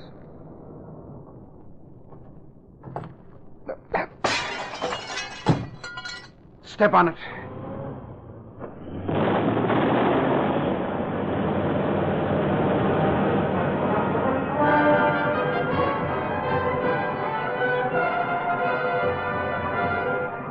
An hour later, Axford was discussing the case with Britt Reed and Miss Case in the publisher's office. So they drove past, and one of them threw a grenade into the front room, blew it to smithereens. A gangster's job, said I to Burke when he told me about it. It would seem to be, says he, but Baldwin is no gangster. Well, is he sure of that, Michael? The man is a professor, Casey. There's little enough we have on him in our files. A few stories, a picture, Is but... that the file? It is. That's it? Here you are. Oh, thank you. One of the stories is about his coming to the university from Washington, where he was doing some research. There's an interview on the subject of, what is it, Reed? Nuclear fission. The possibility of adapting atomic energy to commercial use. Well, Mr. Reed, has he been connected with any of the government projects? No, Miss Case. Just the same, he has a lot of know-how about busting the atom. And so it's my theory that it wasn't any gangsters who were after him. It was a bunch of Reds. Who else would want to kill him? In that case, the federal men will be investigating the murder. Murder? Who said anything about murder? Well, what else would you call it? For there to be a murder, there has to be someone killed. Well, you've certainly led us to believe Professor Baldwin was killed. I said his room was blown to bits. He didn't happen to be in it at the time. Oh, no. He was out in the kitchen helping his landlady raise a window that was stuck. Michael. They had no trouble at all with the window after the explosion. Oh, you old fraud. It was an attempted murder. There's no doubt of that. Yes, but I'm not sure that I agree with your theory, Axford. That it was Reds who were behind it? Well, I can understand they might be interested in what the professor knows, but killing a man is a poor way to get information from him. True thing, Reed. Since Baldwin's alive, I suppose the police have questioned him. They have. Does he have any enemies? Well, he says not. He says that it must have been a mistake, that the grenade was intended for someone else. Possible. Well, keep me informed if there are any developments, Axford. We'll let the rest of these letters go until tomorrow, Miss Case. Thank you.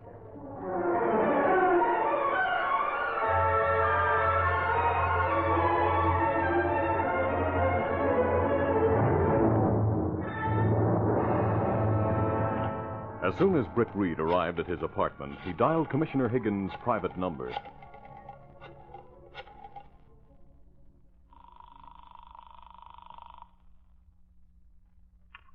Hello? Britt Reed, Commissioner. I had an idea I'd have a call from you. Concerning Professor Henry Baldwin? Exactly. You want to know whether those hoodlums made a mistake? Well, did they? Well, I'm not sure. I questioned the professor myself. Oh, what did he say? He gave a very good imitation of a petrified pedagogue. Imitation? Well, that's the way it seemed to me. Well, you don't believe the bombing was a mistake, then? Why don't you question the professor yourself? Is that an order, sir? Well, I'm not in any position to give orders to you. Is he still at the 3rd Street address? No, he's moved into the Weston Hotel a few blocks away. Room number? 324. 324, Weston Hotel. The doorman at the freight entrance goes off duty at 11 o'clock. It's close to that now. You must have some reason for not trusting the professor. Well, I didn't have at the time I talked to him. But since he checked into the Weston, he made a telephone call to River 41180. That means nothing to me. Well, that number belongs to Wilkes Sherman. Oh, a reform candidate for mayor. Reform. We have the cleanest city administration this town has ever known. Sherman's a demagogue who's appealing to every prejudice. If he's elected... Oh, hold the wire. They're buzzing me from homicide. I'll be here. Kato. Yes, Mr. Britt. Mask and gas gun. We have written down the address, number 324, Weston Hotel. We need tools to open a window in Riddle Hotel. Oh, Britt. Oh, yes, Commissioner. This may break the case wide open. A woman in the rooming house where Professor Baldwin lived caught the license number of the car. The one that was used in the murder attempt. Good. We've traced it. Belongs to Dirk Kato. He's a known hoodlum. We're going after him. You know where to find him? Apartment 615, the Washington Arms.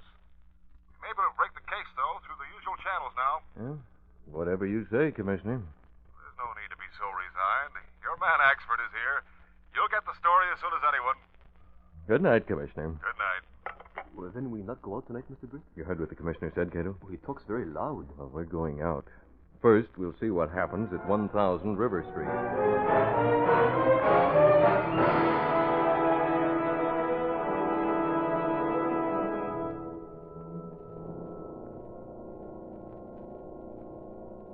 Sergeant Burke and Axford took the rickety elevator to the 6th floor of the Washington Arms. Suppose he isn't in. He's in. The patrolman on the beach saw him come in about an hour ago.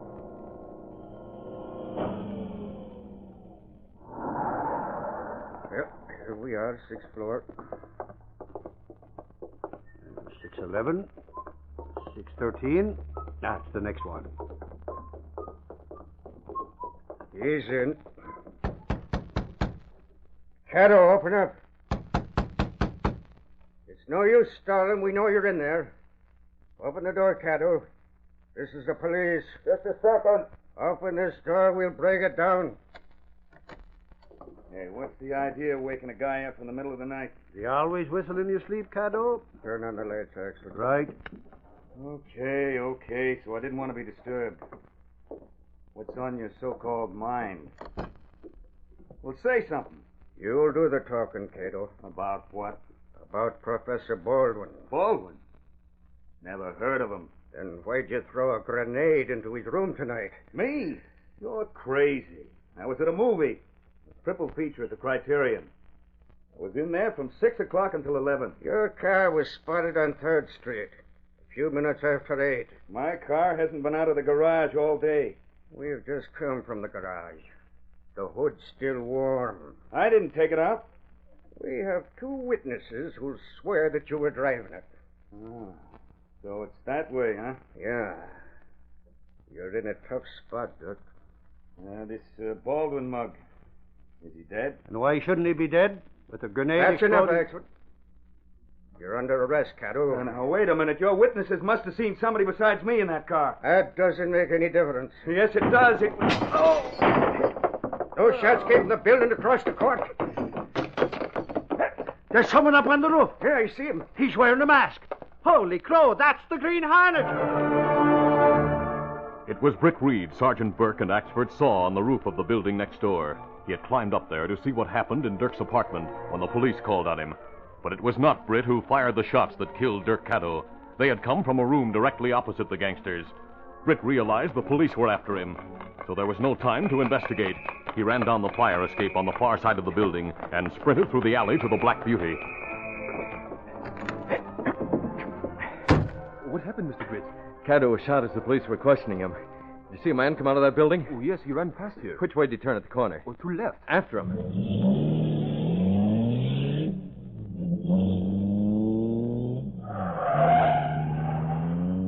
There he is, getting into a blue car. Hold it down. Follow him. Is that the man who shoot Kato? I'm almost sure of it, but the police think I did the shooting. Don't lose that car.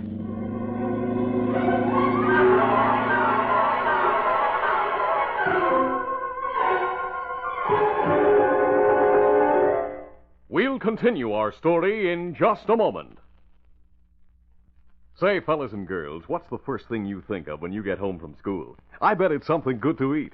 So you go straight to the kitchen for a tasty snack. And to make that snack a real delight, reach in your refrigerator for an ice-cold Orange Crush. Boy, it's just wonderful with a cheese sandwich or oatmeal cookies. Orange Crush is the most refreshing drink in the world. It sparkles, it tingles. It's just what you want when you're tired out and thirsty. And no orange drink you ever tasted can match the tangy, fresh fruit flavor of delicious Orange Crush. You see, Orange Crush is made with real oranges, fresh, juicy, tree-ripened oranges from sunny California. There's nothing artificial about Orange Crush. No artificial flavoring, no artificial coloring. That golden, fresh fruit Orange Crush goodness all comes from nature. That's why you can drink all you want of swell-tasting Orange Crush. It's good for you. Tell that to your mom, and tell her you really love it. Tell her you'll sure appreciate it if she'll keep the refrigerator stocked up with Orange Crush all the time. She can get it at her grocer's in 6-bottle handy packs. And when you or Mom go to buy Orange Crush, make sure that's what you get. Don't say orange, say, I want Orange Crush, 'cause there's no other drink so good. You'll recognize Orange Crush by its famous crinkly brown bottle, the sunproof bottle that keeps sunlight out and keeps flavor in. So always ask for and be sure you get genuine Orange Crush. ORANGECRUSH. Orange Crush. Now back to the Green Hornet.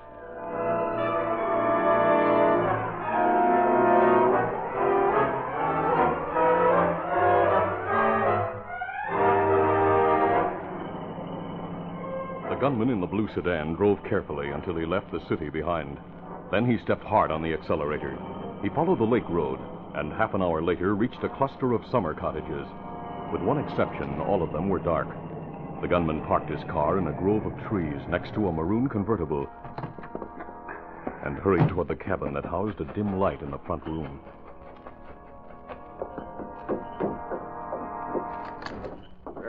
Okay, I got him just as the police started to grill him. You had no chance to talk? No, but it was dangerous business shutting him up. I might have been caught. It had to be done. Not being a member of the party, he couldn't be trusted. You made a clean getaway? I think so. Yeah. We've had a number of lucky breaks tonight. I've had a phone call from Baldwin. The what? You heard me. It's alive. I didn't get him. And it's very fortunate you didn't. But we have strict orders. The execution must wait. It turns out that Baldwin hasn't been a complete fool. When he decided to break with the party, he also decided to protect himself in the same way others have done. He has evidence against you? Yes. Transcripts of secret documents in my handwriting that I passed on to him for typing and microfilming. But you haven't done any of that work for 3 years. He planned ahead. He knew I was slated for a political career, and that the party wouldn't like to lose their investment in me. If he were to turn that evidence over to the authorities... He's more interested in living. What did he tell you? That he must make a phone call once a day to a certain person. If he doesn't, the person has instructions to mail an envelope to Washington. So we can't touch him until we get the envelope. That's it. If we just had him here for a few hours. Either here or someplace even more remote. Say, look out. Behind you, Brad. The kitchen door. What? It's the Green Hornet. Take it. You shot him. Yes. You'll be out for an hour. Now, let's see if you're armed. No. Sit down. Why have you come here? What do you want? I'm delivering your friend to the police. Why? Because they're looking for me for the murder of Dirk Kato. And I don't like to be accused of murders I didn't commit. You followed Brad here? Of course. Well, it looks as if you'll have to find someone else to help you with your plans. How long have you been out in the kitchen? Long enough. So you'd like to get Professor Baldwin someplace where you can work him over?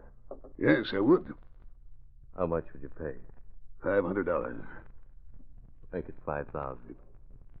It's a deal. You deliver him here? No, I'll pick the place. You'll be hearing from me. What are you going to do with Brad? Drop him off someplace where he can be found easily. The police will never be able to prove he shot Dirk? You think not? Just wait until they check the gun he's carrying. The slugs we fire from it will match the ones they find in Dirk. And just in case you plan to make trouble... I promise you I'll not interfere in any way. I'll make sure of it. No.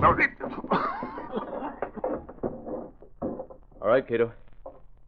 Give me a hand with this hoodlum. What do we do with him? Leave him somewhere near headquarters. Then call the commissioner and tell him where he can be found. You tell Commissioner everything we hear? Of course. What'd he do about it? Send the information over to the federal authorities.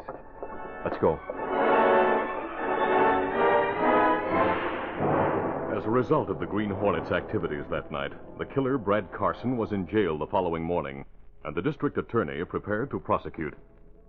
The commissioner and Britt had lunch together at the City Club. Carson will be convicted, there's no doubt of it. I only wish there was some way we could tie Sherman in with the case. Carson would have to talk. There's no chance of that. What about the espionage angle? Federal men have had no luck with the professor. He denies ever having been a member of the party. He says that Sherman is a complete stranger. Never even heard his name till he came here. Well, I can think of one way to get the professor's evidence. Well, how? Well, if the professor doesn't telephone his friend, whoever he or she is, the evidence will be sent to Washington. Are you suggesting that we hold him incommunicado? I realize that would be impossible for you. For anyone, Britt. Of course. Well, I must be getting back to the office, Commissioner. Will you be here tomorrow? No, I'll be out of town for a few days. I'll be seeing you, Commissioner.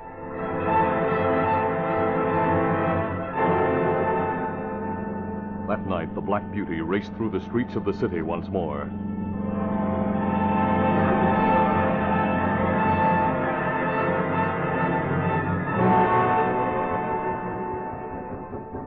Professor Henry Baldwin was wakened from a troubled sleep by a knocking at the door of his hotel room. Who's there? A message. Leave it at the desk. I'll pick it up in the morning. It's urgent, Professor. Must be delivered at once in person. Very well.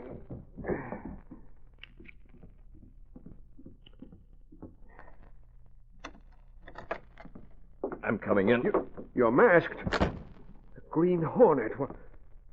What do you want? Get dressed, Professor. I'm taking you to Sherman. No. And advise you to come quietly. Otherwise, I'll have to use force. You wouldn't dare shoot me. If you do, the whole truth will come out about Sherman. He doesn't want that to happen. Then go back to him. Tell him that if I'm not able to make a telephone call at 8 o'clock tomorrow morning, he'll go to jail for espionage. There's plenty of time to talk between now and 8 o'clock. You promise that no harm will come to me? Yes, I can promise that.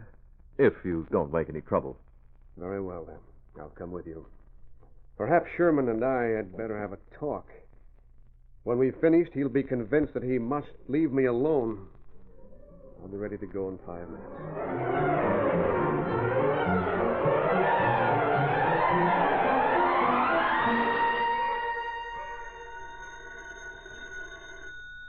Half an hour later, Wilkes Sherman received a call from the Green Hornet. Hello? Sherman, Yes. this is the Green Hornet. I'm ready to collect that 5,000. You've taken him prisoner? Where is he? Meet me at the 23rd Street Wharf in 15 minutes. It will take me a little time to round up some men. You'll come alone. Not at all. But if we're to make him talk, I'll need help. I'll give you all the help you need. You're asking me to trust you a great deal. You're afraid I'll knock you over the head and take the 5,000? Frankly, yes. You didn't bring it with you. I'll collect later. Well, in that case... 15 minutes. I'll be there.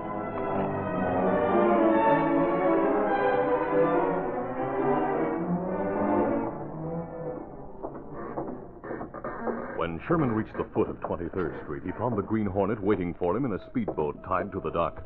Get in. What's the idea of the boat? The professor's on board that cruiser anchored out in the river. A cruiser. Not a bad idea. Hurry up. Yes.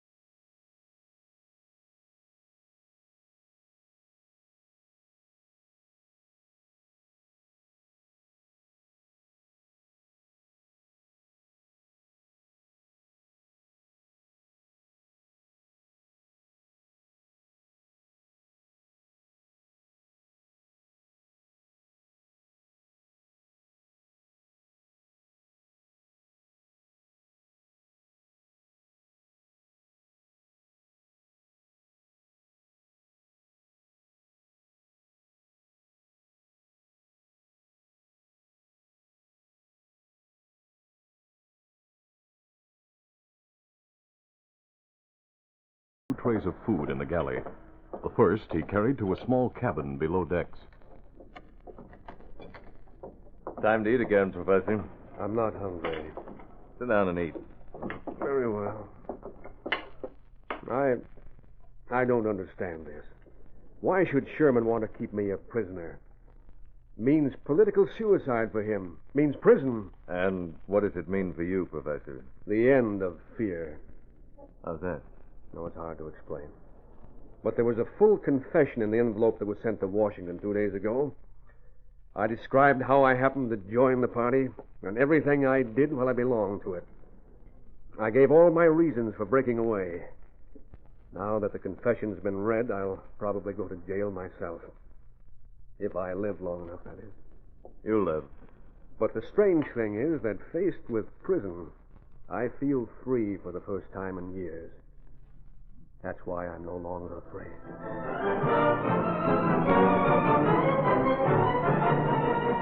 When the professor had finished eating, Britt took the tray and locked the cabin once more. The second tray was taken to the chart room above deck, where Sherman sat in a chair bound hand and foot. His hands were untied so he could eat. Sherman picked up an argument that had been going on for 3 days. Admit it, Hornet. You're holding me for ransom. I admit nothing. I've told you who to contact. Have you managed to do it yet? How could I contact anyone? I haven't left the boat. You have a shortwave radio on board. I've heard you sending code. Naturally. I mean a code of your own. I picked up some of the words, but they don't make sense. Why not admit that you're keeping in touch with a Confederate on shore? All I want to know is whether he's contacted my men yet. Do you want any more to eat? No. Well, I'll tie your hands again.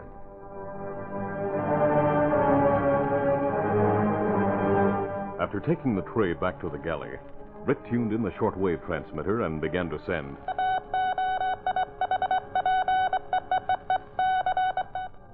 Almost at once, he received an answer. He copied down the incoming message letter by letter, and then sent a message to stand by. He decoded the message he had received. Have reported your cruiser stolen. Coast Guard now searching for it. All newspapers carrying headlines on Professor's confession and proof of Sherman's guilt. Federal men looking for both Professor and Sherman. Hurriedly, Britt wrote a sentence, coded it, and sent a last message and a sign-off. Meet me, Windmill Point, 10 o'clock, the convertible.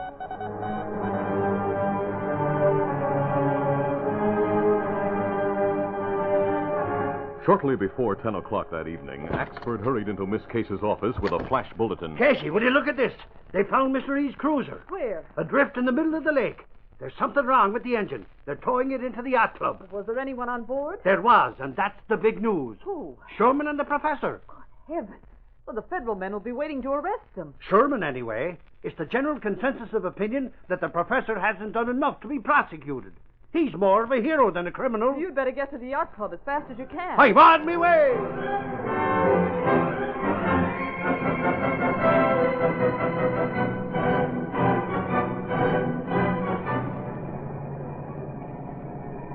At 10:30, Kato parked the convertible in front of the yacht club, and Britt, wearing the light topcoat and hat Kato had brought him, got out of the car and started for the pier, which was crowded with people. The first person he recognized was Axford. Reed, you got back from your vacation just in time. In time for what? The Coast Guard found your boat. Well, I'm glad of that. But that's only the beginning. They found Sherman and Professor Baldwin on board it.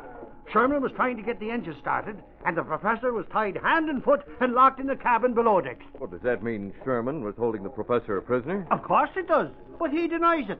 Says he didn't even know the professor was on board. He has some wild tale about the Green Hornet. Oh, what sort of a tale? Oh, that it was the Hornet who stole the boat. That it was the Hornet who had been holding him, Sherman that is, a prisoner. And that just a few hours ago, the Hornet steers the boat into the middle of the lake, does something to the engine, cuts Sherman's ropes, jumps into a speedboat he'd been towing, and takes off for the shore. Now, who could believe anything like that? Oh, who indeed? But Sherman has a lot more to worry about than a charge of stealing your cruiser. Have you read about the professor's confession? Yes, I have a copy of the Sentinel in the car. Well, he's ready to back up his confession with his personal testimony. He'll get off scot-free, mark my words. And instead of being our next mayor, Sherman will be just a number. Yeah. Oh, there's the commissioner. Commissioner? Oh, hello, Reed. I haven't time to talk, but I hope you had a nice vacation. I had a wonderful time. I wish you'd been with me. No, thank you. Your idea of a wonderful time isn't mine. I'd just as soon spend a vacation with the Green Hornet.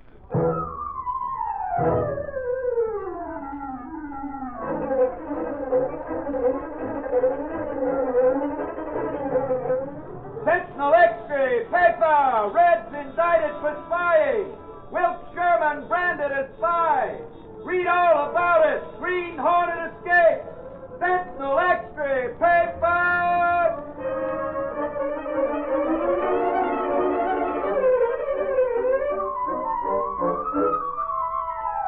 That's the Green Hornet story for today. Another exciting story brought to you by the most refreshing drink in the world. The drink that's actually good for you because it's made with real oranges. The one and only Orange Crush. It sparkles, it tingles, it makes you feel fresh again. Always keep several bottles in your refrigerator. And always remember, the handy way to do that is to get the handy pack. 6 bottles of Orange Crush in a handy carrying case. This program is a feature of the Green Hornet Incorporated. Created by George W. Trendle, produced by Trendle Campbell Muir Incorporated, directed by Charles D. Livingston, and edited by Fran Stryker. The part of the Green Hornet is played by Jack McCarthy. This copyrighted feature originates in Detroit, and all characters, places, and incidents used are fictitious. The Green Hornet is brought to you every Wednesday and Friday at this same time by the most refreshing drink in the world, Orange Crush. That's the drink you like best of all. Try it. Next time, ask for Orange Crush. But remember, don't say orange. Say Orange Crush. Orangecrush. Orange Crush. Next Wednesday, listen to the Green Hornet again in the exciting story of danger entitled Jeff Warren's Safe. And now, till Wednesday, this is Fred Foy saying so long from Orange Crush.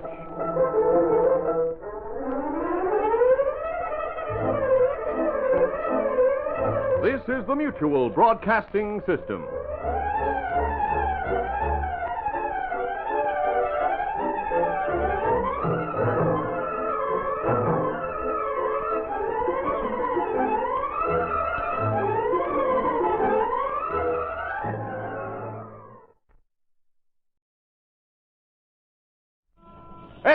Extra, Sentinel Extra. Now the most refreshing drink in the world, Orange Crush, presents the Green Hornet.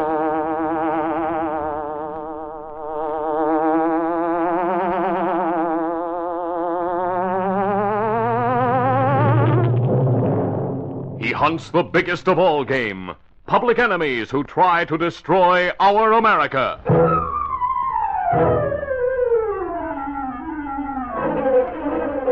With his faithful valet Kato, Britt Reed, daring young publisher, matches wits with the underworld, risking his life that criminals and racketeers within the law may feel its weight by the sting of the Green Hornet. Now ride with Britt Reed in the thrilling adventure of Unknown Assassin. The Green Hornet strikes again. The adventures of the Green Hornet are brought to you by the most refreshing drink in the world, Orange Crush. Delicious Orange Crush is made with real fresh oranges, with all its wonderful fresh fruit flavor sealed in that sun-proof Orange Crush brown bottle. The exclusive brown bottle that keeps light out, keeps flavor in. Always look for that exclusive brown bottle and enjoy the one and only Orange Crush.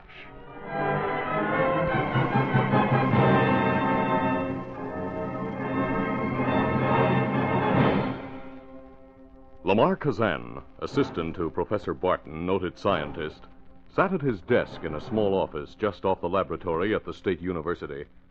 The desk lamp cast a limited circle of light over the notes upon which he was intently working so intently that he failed to hear the door behind him softly open and close. Suddenly sensing someone in the room, he swung around and peered into the shadows. Who's there? What? You? Why have you come here? Speak, man. Say something. That gun. Why are you pointing it at me? Oh, you figure I'm not playing the game your way, is that it? Well, you're right. I've made my decision against you and your kind. Now, put down that gun. I know you're bluffing. Get out of here before I...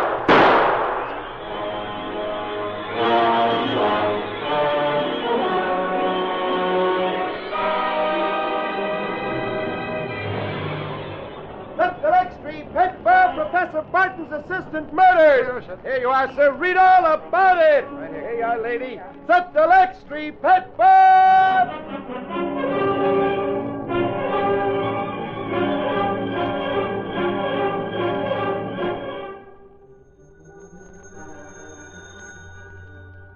Early the following morning, Britt Reed was awakened by the insistent ringing of the telephone. Hello. Hello, Reed. This is Mike Axford. You know that Kazan murder that happened late yesterday? Of course. What about it? Reed, we got something really hot, that we have. You better hop right down to the office. You and your something really hot line. I've heard that before. I'll see you later in the day. Oh, hold on, Reed. Supper and steaks. Don't hang up. I tell you, this is mighty important. Well, let me talk to Miss Case. Sure. Wait a minute, Reed. Hello, Mr. Reed. Good morning, Miss Case. What's bothering Axford? Well, do you recall the story on Lamar Kazan that was printed in the Sentinel last night? Yes. Investigation shows that he was raised and schooled in this country, was Professor Barton's most outstanding pupil, later became his trusted assistant, and was killed in his own office early last night by an unknown assassin. That's right. But one more fact has just come to light. What? Well, there's 1 year of his life unaccounted for, Mr. Reed. From the fall of 1946 to the fall of 1947. Oh, yes. During that period, he was in a sanitarium somewhere because of a nervous breakdown, I understand. Well, that's what everybody, including Professor Barton, knows, Mr. Reed.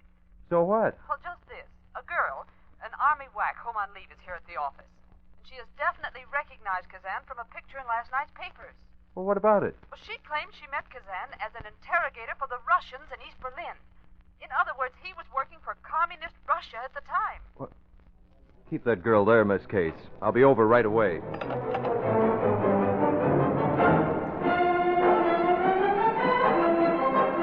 A short time later, Mike Axford was standing at Miss Case's desk when Britt Reed entered. Well, here's Reed now, Casey. Yes. Strange to say, I recognize him, even if I am only his secretary, Michael.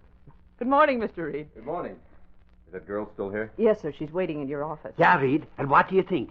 She's a female soldier. A sergeant, no less. She's a sergeant in the WAC, Axford, not a female soldier, as you call her. Sure, you don't have to tell me, Casey.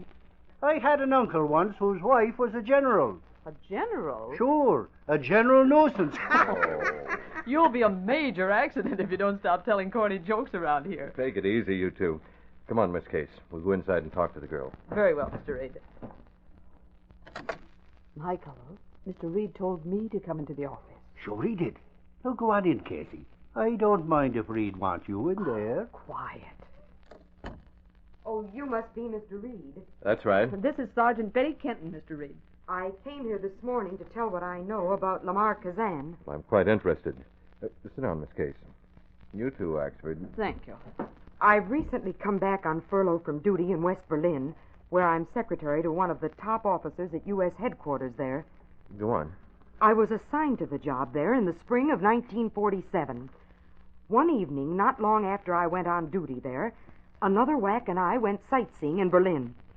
We unknowingly entered the Russian zone and were taken into custody.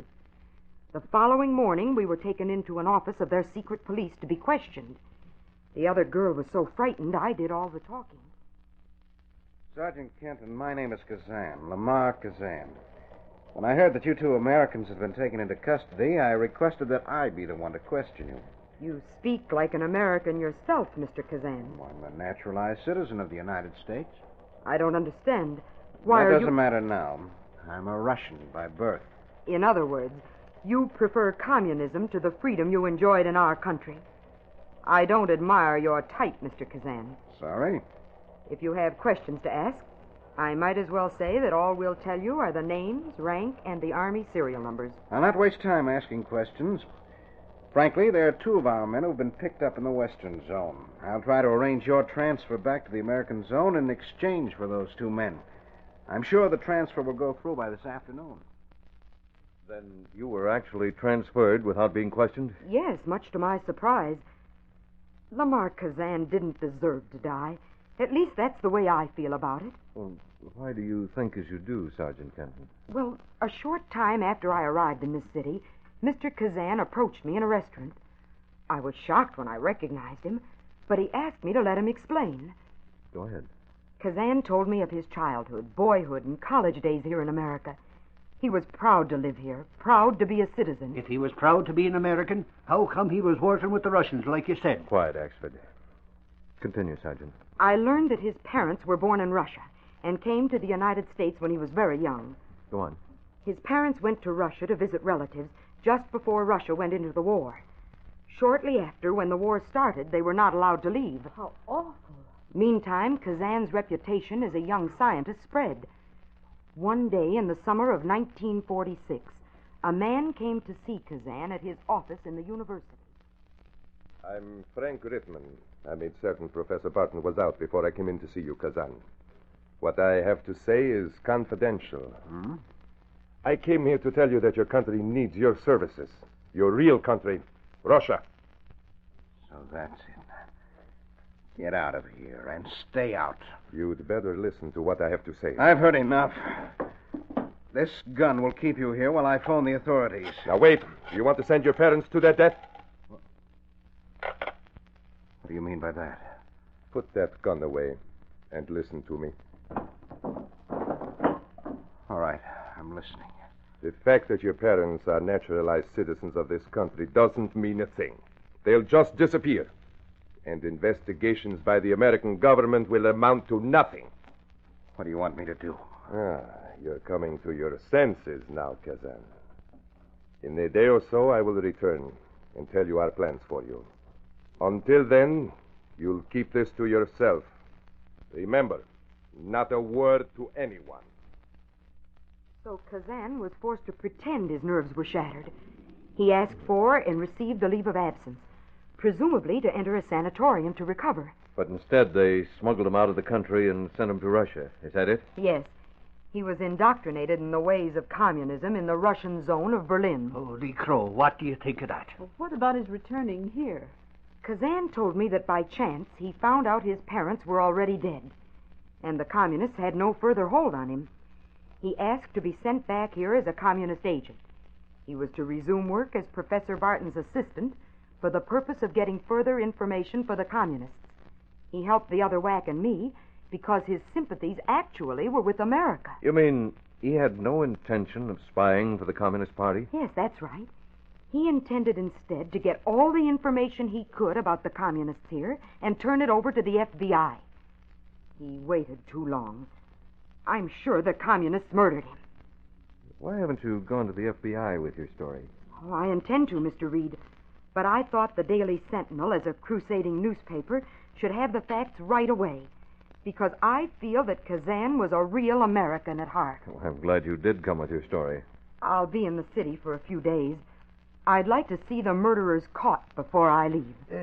Say, Miss Sergeant Kenton, I was wondering if... What are you wondering, Mr. Axford? Well, I was wondering if maybe I could talk to you some more.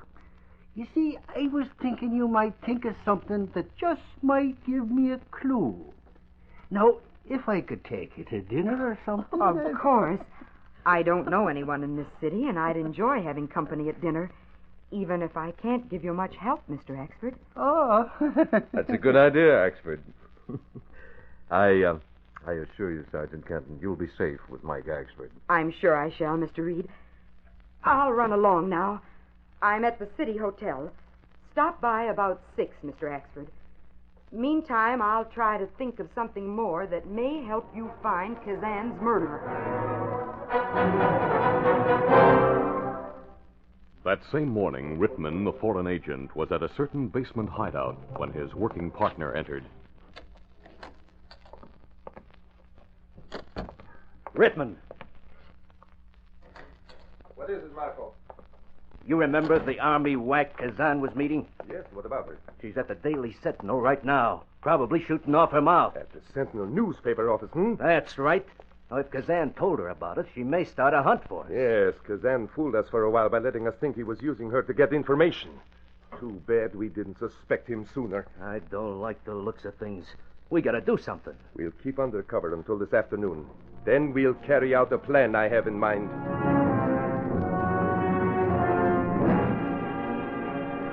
That evening, Mike Axford entered the outer office where Lenore Case was still working. Well, Michael, well, that was a quick dinner. Why, it isn't 7 o'clock yet. Sure, and it turned out to be no dinner at all. That it did, Casey. Oh, back so soon, Axford? What happened? Reed, when I went to the hotel to meet Miss Kenton, the clerk told me she left earlier with 2 men. Now, what do you think of that? Well, it's quite clear, Michael. She stood you up. Now, listen, Reed.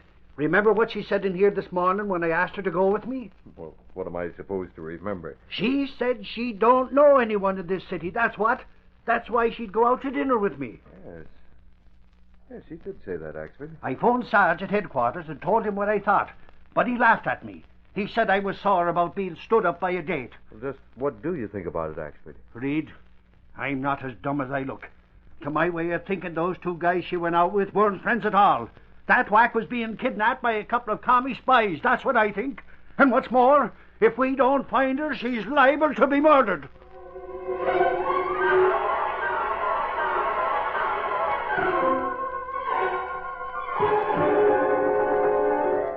We'll continue our story in just a moment. Well, fellas and girls, here it is, another weekend. That means more time for fun and play, more time to enjoy yourself. And you know what goes really great with a happy time like that? It's delicious Orange Crush. It's made for your enjoyment. Enjoy Orange Crush when the gang comes over. It's wonderful with snacks. It's the most refreshing drink in the world, so peppy and sparkling and tangy. That tangy fresh fruit Orange Crush flavor sets it apart from any other drink you've ever tasted. You see, Orange Crush is made with real oranges, fresh, juicy, tree-ripened oranges from sunny California. There's nothing artificial about Orange Crush. No artificial flavoring or coloring.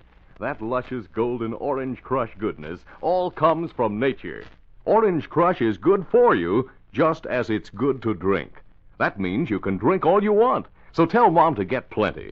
Tell her to get it from her grocer in 6-bottle handy packs. And tell her the whole family is sure to like Orange Crush.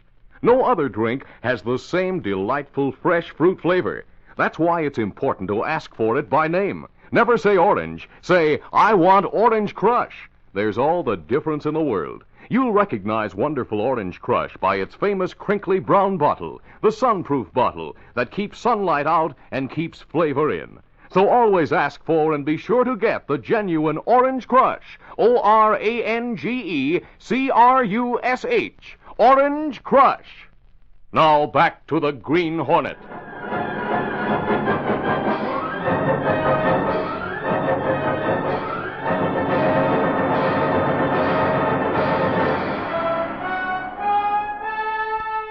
Mike Axford voiced his suspicions to Britt Reed and Lenore Case.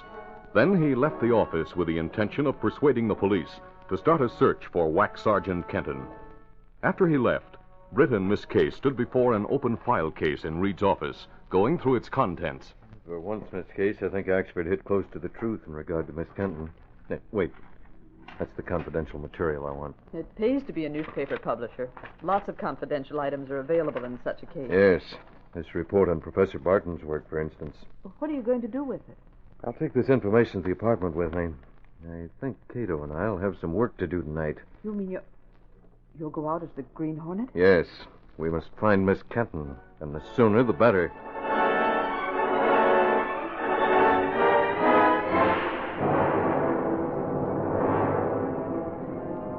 A short time later, Britt Reed was at his apartment, talking to Kato, his Filipino valet, and one of the few trusted people who knew Britt's identity as the elusive Green Hornet. Professor Barton's a very clever man, a great scientist, Kato. A man like that's always a focal point for foreign agents. Oh, yes, Mr. Britt. With this old clipping you bring home, say you report a certain plan stolen, dated back to 1947. Yes, that clipping doesn't say what the plans represented. I had a confidential report at the time, though, that they were plans of an atomic weapon. Of course, as we know now, those plans evidently found their way to the communists. You bring up many points which make me think you have definite idea about whole case, Mr. Britt. I have, Kato. I agree with Mike Axford, too, that Miss Kenton was not with friends when she left her hotel. A wax sergeant in great danger, perhaps. Yes, but the authorities are skeptical about Axford's story. Therefore, if quick action is to be taken, it's up to the Green Hornet. When we start, Mr. Britt? Right now. We'll start with a quick look into Kazan's files. Come on, we'll have to work fast.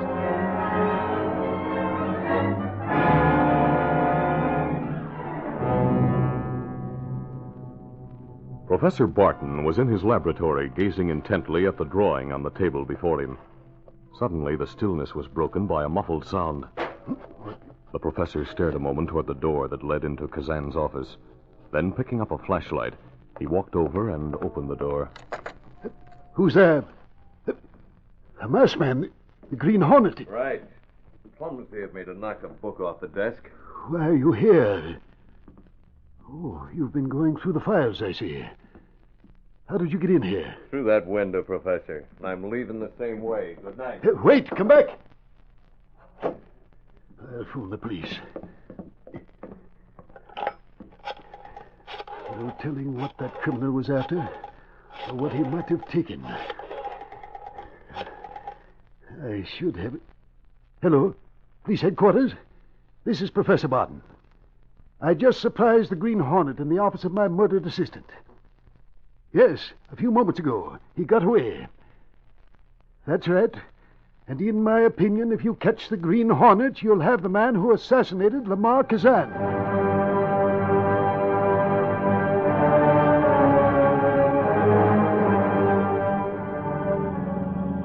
Shortly after leaving Kazan's office, Britt Reed stopped the Black Beauty in the shadows on a side street. Oh, this secluded place. But why you want to stop here, Mr. Britt? Well, there was nothing in Kazan's files. Evidently, the police got there first. But I picked up a small telephone pad, Kato. I want to look through it under the dashboard lights. Not many numbers there. I didn't expect to get anything from the numbers anyway. I just thought maybe he might... Hey, look here, Kato. A strange word written on back cover. C-O-M-E-R-G-E. Commerge. Not make sense, Mr. Britt. It certainly doesn't mean anything as a word in any language. Maybe a code word. Yeah, that's possible. Hey, wait, Kato. I noticed there are 7 letters. Oh, that's right. But it just came to me that most phone numbers in town have 5 digits. The first 2 letters, the C and the O, might stand for the exchange for the purpose of dialing. Well, that's logical, Mr. Britt. Well, maybe C and O stand for Cornwall Exchange. Yes. Then the other 5 letters could represent the numbers on the phone dial. We'll stop near a drugstore. I'll take off my mask, then go into the phone booth and try to decipher it.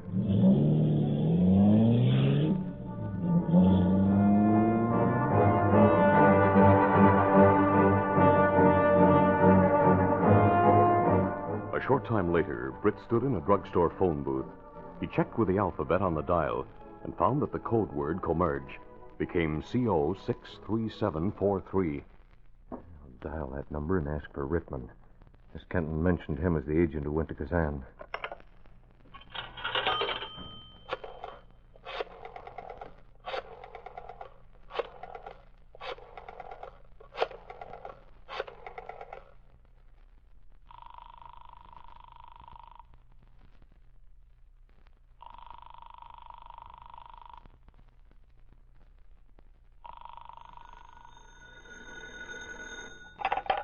Hello.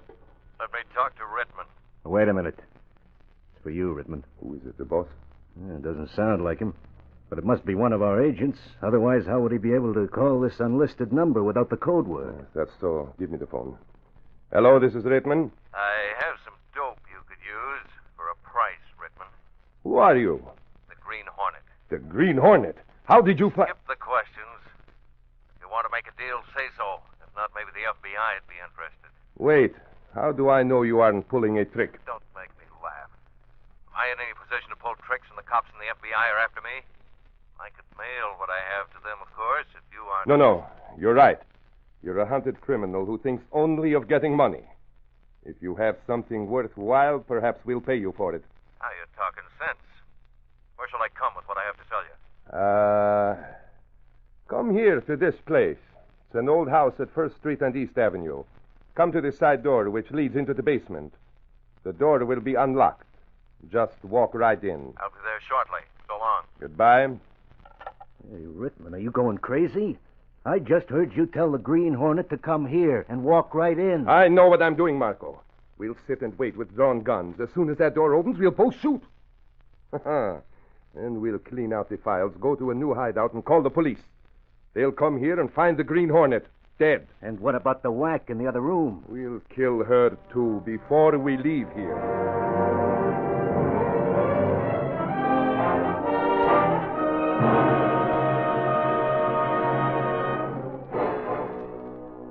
Meanwhile, Professor Barton also received a phone call. Professor Barton speaking. This is Britt Reed, publisher of the Daily Sentinel. Oh, yes. What can I do for you, Mr. Reed? Well, we received information this afternoon about a Mr. Rittman, who is known to have had dealings with your assistant, Lamar Kazan. Now, did you ever hear Kazan mention such a man? No, I never did. Rittman, huh? Uh-huh. What connection could he have had with Mr. Kazan? Do you know? Well, between you and me, Professor, it's thought that Rittman might have murdered Kazan. Also, Rittman is said to be a communist spy. A communist spy? Yes. Confidentially, his hideout is known, and it's my opinion he'll be picked up shortly. I've been given to understand his phone has already been tapped. Well, I'm sorry you can't give me any information, Professor, about Rittman's association with Kazan. I'm sorry, Mr. Reed. It's rather startling to hear that a communist agent may have killed my assistant. I certainly hope he's apprehended as soon as possible. I'm sure he will be, Professor. Thank you for talking to me. Goodbye. Goodbye, Mr. Reed.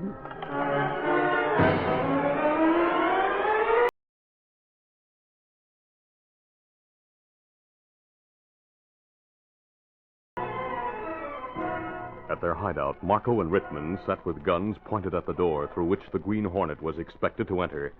Marco became impatient. That Hornet is sure taking his time. So what? We can wait. Hey, someone's coming now. Take good aim and shoot as soon as he opens that door. Rittman! Marco, Hey, look what we did. We killed the professor. He didn't have a chance, did he, Redmond? Redmond, the Green Hornet, behind us. Yes, and you're both covered. You double-crossing sneak, you came in through a back window. That's right, Tommy. I suspected a trap when you told me the door would be unlocked and to walk right in. He's to blame for us shooting Barton. Yeah, too bad. Your boss, Professor Barton, was coming to warn you and to take away all the incriminating papers you have. Coming to warn us of what? That the police are coming here to get you, Redmond, for the murder of Lamar Kazan. That's a lie. I didn't murder Kazan. Professor Barton killed him. Why, sure. Kazan found out the professor was really the head of our communist cell. So Barton had to get rid of Kazan. We have to get our stuff together and get out of here, Marco. The Hornet can't be a witness against us. They want him, too. Yeah, but the whack, the kitten girl, she knows everything now. I forgot about her. I'll attend to her right now. Hold on, Redmond. Hey, I'll gun him, Redmond. You not try it. Take it, Redmond. Let go of my arm. I'll get you both. Hold it, Marco. Gas gun. Oh, you all right, Mr. Britt? Yes, Kato. Barton is badly hurt. Those two commies thought they killed him, but he's still alive. What of girl? Well, I think she's uncomfortable but safe in the other room. You go in quickly and take the gag from her mouth so she'll be able to make a racket when the police arrive. I tipped them off to come here. I go now. Take away gag. Good. Yeah, she'll be a witness against these commie killers. Wait! Don't leave me here like this! Come back! Is she able to make noise now? Yeah, and that's probably the police. We'll leave through the back window. Hurry. Let's get out of here. Help! Help! Here's the place.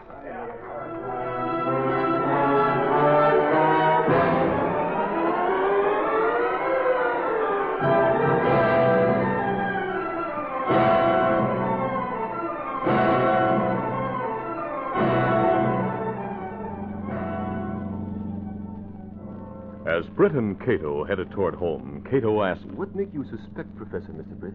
Well, Miss Case mentioned this morning that Professor Barton knew Kazan was in a sanitarium the year he was really in East Berlin. It seemed to me that being so close to Kazan, Barton would know the location of the sanitarium and visit, or at least write to his assistant. Well, that's so. Also, Kazan was found sitting in his chair facing the door.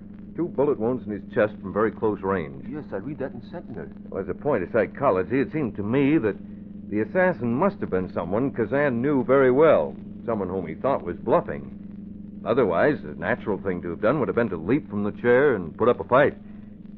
I figured Barton to be the logical suspect. With psychology and private information of Britt Reed, big help to Green Hornet. I'll step on it, Kato. I need my sleep.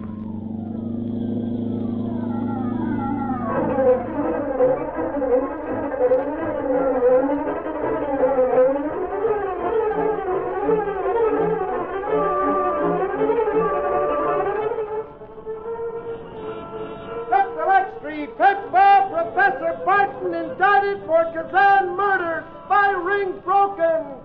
Read all about it, Green Hornet involved. Set the Lex Street,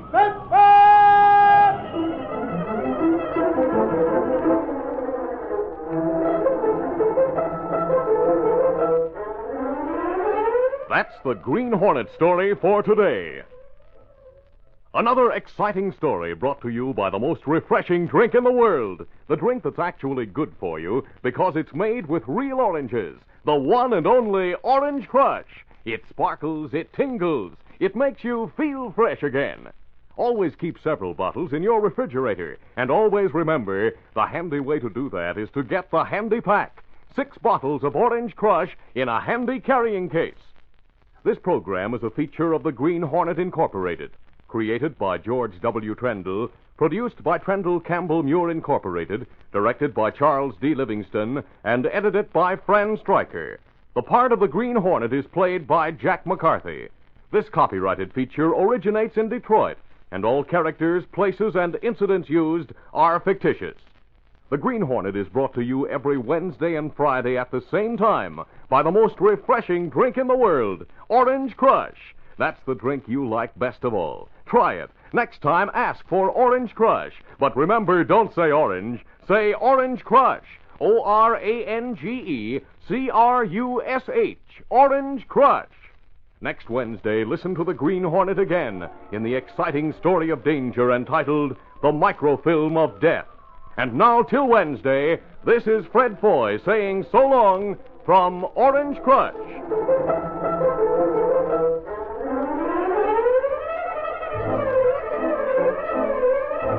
This is the Mutual Broadcasting System.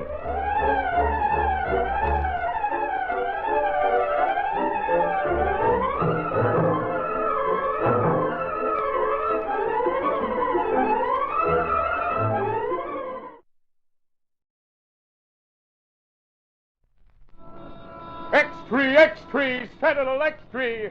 Now the most refreshing drink in the world, Orange Crush, presents the Green Hornet.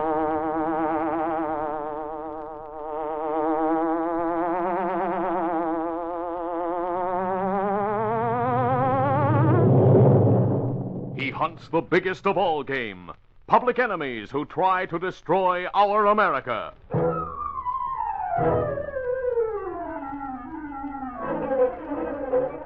With his faithful valet Kato, Britt Reed, daring young publisher, matches wits with the underworld, risking his life that criminals and racketeers within the law may feel its weight by the sting of the Green Hornet.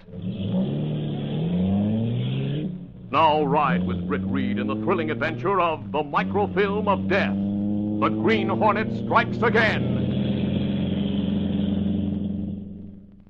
The adventures of the Green Hornet are brought to you by the most refreshing drink in the world, Orange Crush. Delicious Orange Crush is made with real fresh oranges, with all its wonderful fresh fruit flavor, sealed in that sun-proof Orange Crush brown bottle, the exclusive brown bottle that keeps light out, keeps flavor in.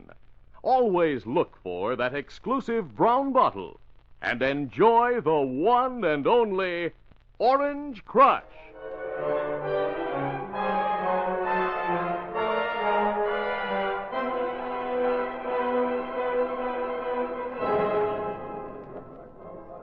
Clicker Binney, special photographer for the Daily Sentinel, was assigned to cover a farewell tea at a South American embassy, given for a departing diplomat. Cocktail, miss? No, thank you. Oh, just a moment. Yes, miss. Who's that girl talking to the guest of honor? She's His Excellency's daughter, Senorita Dolores Juarez. His daughter? Yes, miss. Thank you. Clicker decided to interview the guest of honor, but as she started toward him, another man engaged him in earnest conversation.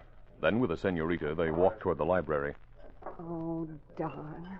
Now I'll have to wait. Oh, well, I'll go and freshen up my makeup in the meantime. In the library, His Excellency Don Alberto Juarez was speaking. Are you sure, Manuel, the foreign agents have found out I am to carry the microfilm with me when I leave? See, Your Excellency. It is our business to find out these things. But how could they have discovered it, Manuel? That we do not know, Senorita. But no doubt they will try to intercept those plans in some way. Your trip will be a dangerous one, Don Alberto. I shall make my departure as planned on the 7 o'clock plane. But I shall not carry the plans. What? But I do not understand. My daughter will carry the plans. No one will suspect the young Senorita Dolores Juarez of carrying them. I, Father? See. You would place your daughter in such danger, Senor? It is for our country, Manuel. They will not suspect. I am not afraid, Manuel. It will be exciting. Dolores, leave for the airport as quickly as possible and take an early plane. One leaves in about 1 hour. I shall meet you in Mexico City. Then we will continue our journey together from there. It is a good idea, Don Alberto. Your daughter was preparing to go to South America anyway. But the plans I'm to carry, do you have them now, Father? See, the plans are here. This is a microfilm. How will you carry it, Dolores? Shaped like a small lipstick. That gives me an idea, Father. I will remove my lipstick from its gold case and put the microfilm in it. Then no one will suspect, even if they search my handbag. Very clever idea. How soon can you reach the airport? I will leave at once, Father. A dab of powder on my nose, and I shall be ready. My luggage will follow later. Bueno. No one need know you have left until we... Wait. I thought I heard someone outside the door. Beg pardon, What sir. are you doing here? I was coming into the library with refreshments, sir. I thought perhaps His Excellency... His Excellency is busy. Go away, waiter. We do not wish to be disturbed. Yes, sir, I'm very sorry. The waiter quickly went to the phone in the butler's pantry and, making sure he wouldn't be overheard, dialed a number.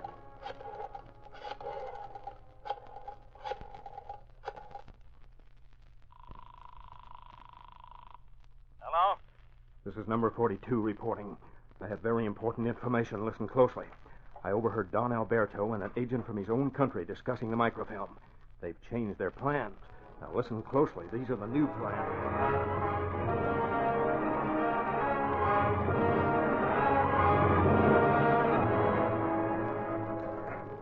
Meanwhile, at the embassy, Dolores Juarez entered the ladies' lounge. May I share your mirror? Do you mind? Oh, of course I don't mind at all. A little pat of powder on your nose and cheeks, and we are ready to meet the public, no? Frankly, I'd say yes. Yes? Oh, you American girls are so naive, senorita. There, I feel so much better. Thank you so much. Oh, you're welcome, I'm sure. Oh, wait. You called me? Oh, I'm sorry. It's nothing. Thank you. Hasta la vista, senorita. For a moment, I thought she was leaving with my handbag. Good thing I saw mine still here before I said anything about it.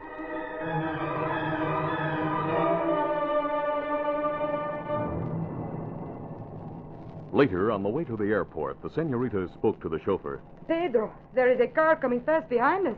They want to pass, perhaps. Si, senorita. Those men, they are pushing us off the road. Drive faster, Pedro. See, I am trying. Pull over and stop or I'll shoot. Pedro, they are pointing guns. We must stop. No, senorita, you thought you'd trick us, huh? What is the meaning of this? I shall report you to the authorities. Igor, watch the driver. Right. You, senorita, get out of this car and come with us. And be sure to bring your bag with you. But Pedro, do something. Si, senorita. You'll do nothing.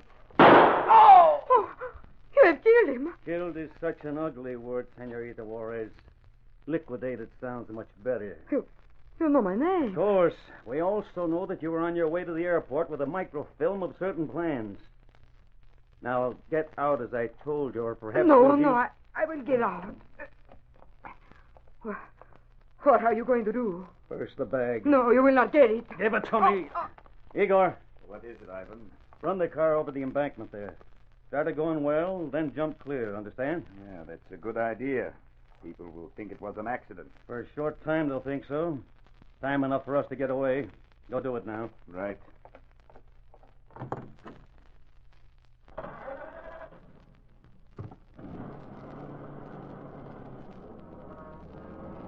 Jump, you fool! He finally jumped clear.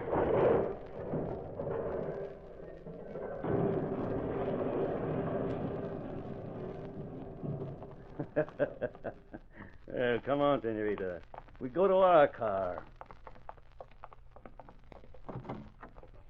Come on, get in, miss. Good work, Igor. Yes, Ivan. You have the microfilm, Ivan? I'll make certain.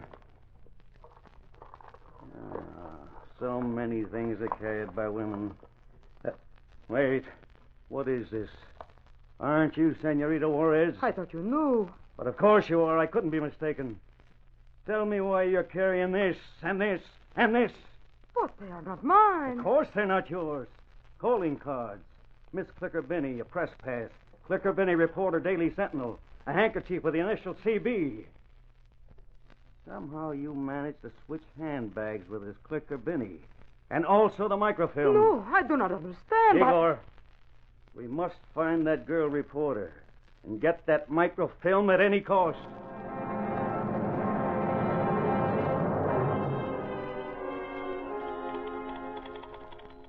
A short time later, Lenore Case, secretary to Britt Reed, was typing in her office at the Sentinel when... So help me, Michael. You scared me out of a year's growth. Ah, no, Casey. When I got big things on me mind, I can't go around thinking of doors. Big things. You shouldn't be thinking of your feet all the time. There you go. Changing the subject. Did Clicker Binney get back from that society shindig yet? Well, if it's any of your business, she did get back. But a man called from the lobby and asked her to come down. Probably a new boyfriend she doesn't want you to meet. Ah, quit your kidding. Say, isn't that Clicker's handbag on your desk? Yes, and no. Now, just what am I to make out of that answer, I'd like to know? Well, that's the handbag she brought back with her, but Clicker says it's not hers. That's why she didn't take it downstairs with her. Not hers, you say? Whose is it? Look, all I know is that some woman switched bags with Clicker by mistake at the embassy. And she's going to phone there as soon as she comes back. Yeah. I wonder what's in it. Michael, stop nosing in that bag. Oh! Now see what you made me do by your yelling. Oh, the nerve. Pick up those things and put them into the bag before someone comes in. Yeah, sure, a lot of junk, Katie. Oh, look. Classy card. Senorita Dolores Janes or something like that. Hey, look at all the dough. Put that back. All right, I'm putting it there. Yes, Mr. Reed. Has Axford come in? Yes, he's here now. Well, send him in here. It's important. Yes, sir. Go see Mr. Reed right away, Michael. I'm on my way. Oh. What's that you're picking up? Nothing but a lipstick that must have rolled out of the bag. I'll put it back when I come out of Reed's office.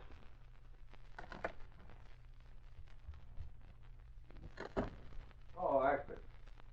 Well, there are a few things I want to talk over with you.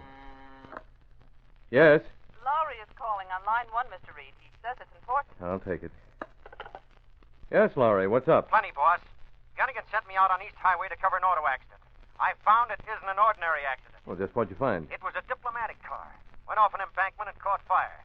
The strange thing is that the guy who was driving was shot through the head. Murdered. I already phoned rewrite. Well, do you have a photographer with you? Yeah, but I don't Get think some good close-ups. Take plenty of pictures. But that's what I'm trying to tell you, boss. The place is lousy with cops. They won't let us take any pictures. They won't let us near the wreck at all. Well, do the best you can. Okay, boss. I'll get what I can. So long. Goodbye. Hey, what's wrong, Reed? Well, yes, Miss Case. Commissioner Higgins is on the line, Mr. Reed. All right, I'll take it. Hello, what's up, Commissioner? Oh, Britt, we're calling all the newspapers and asking they withhold all mention of the accident on East Highway until we okay its release. Government authorities requested. Well, can you tell me the reason?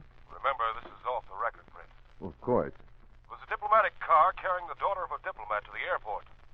The driver was murdered and the girl disappeared. The father has stated the girl carried something in her handbag which is of greatest interest to certain parties. He was to follow her on the 7 o'clock plane. Well, may I ask the girl's name? Senorita Dolores Juarez. Senorita Juarez? That's right. Thanks for your cooperation, Britt. Goodbye. Bye. Hey, what's it all about? Did you say something about Senorita Juarez? Well, yes, he did mention Senorita Dolores Juarez, Holy crow! Her handbag is out there on Casey's desk right now. Her handbag? I'll go out and look it over. Come on, Axford. What happened, Miss Case? I tried to stop him. He took a handbag that Clicker brought in. It belongs to a Senorita Juarez. And what's more, I'm afraid something's happened to Clicker Vinny.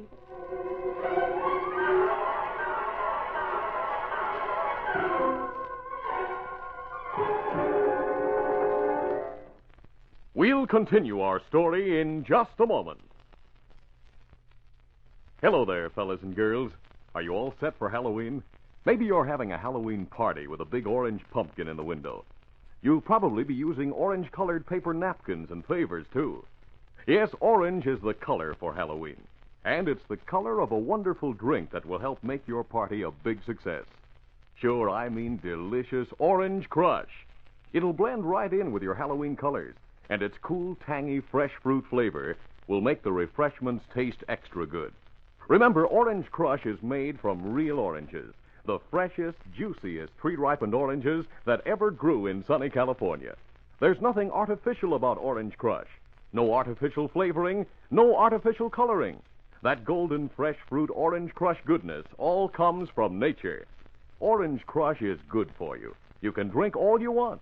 You'll just love it, and so will the gang. So tell Mom to stock up right away. Tell her to get it from her grocer in 6-bottle handy packs. You better help her fetch it yourself to be sure to get enough. And when you go to buy Orange Crush, ask for it by name. Don't just say orange. Say, I want Orange Crush, 'cause there's no other drink so good.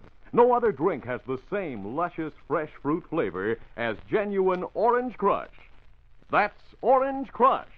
OrangeCrush. Orange Crush. Now back to the Green Hornet.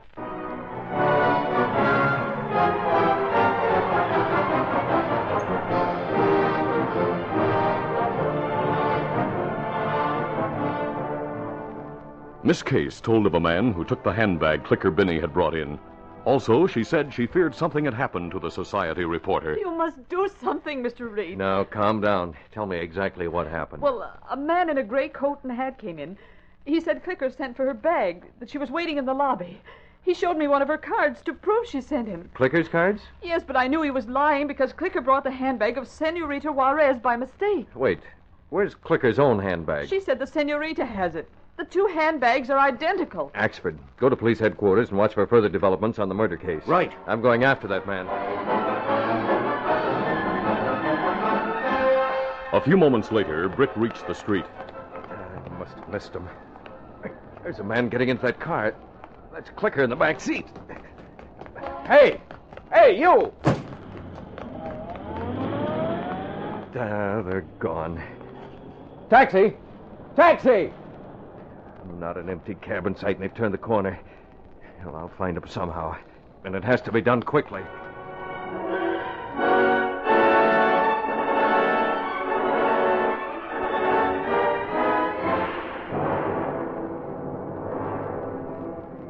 Later, Britt Reed arrived at his apartment and told Kato what had happened. You've heard all the facts, Kato. What do you think? Spies, Mr. Britt? Yes. There was another man in the car guarding Clicker Benny. They got away with her and the Senorita's handbag. What you do now, Mr. Britt? Well, Senor Juarez was to take the 7 o'clock plane for Mexico City. He hasn't canceled his reservation. But 2 other reservations were canceled. I checked with the airline and found out they'd been made in the name of a Mr. Carl Smith, Hotel Midtown, room 302. You suspect man at hotel? Yes. We'll take the Black Beauty and go to that hotel. No doubt the name is a phony, but they must have had that room. Come on. Those 2 girls are in danger.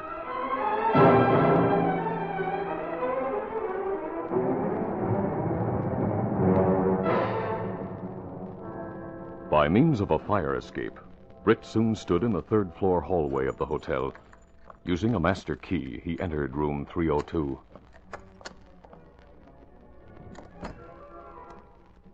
He used a flashlight to look around and to search the bureau. A few moments later, he heard a key being pushed into the lock, and Britt hurriedly ran into the closet. A few seconds later, the door to the room opened, and the man who had posed as a waiter at the embassy entered. Now, where the deuce is the light switch? Oh, there it is. Looks like they cleared out. Hope I still have the phone number of that new hideout. Yep, here it is. Trinity 2, 4843. They better be there. I don't trust them. Hello? Ivan? Yes, this is Max. What's the idea? You 2 guys were to meet me, but...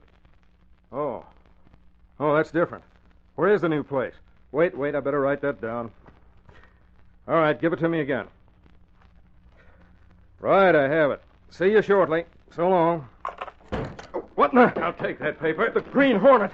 Give me that paper. This gun will take this, commie. No! Yes!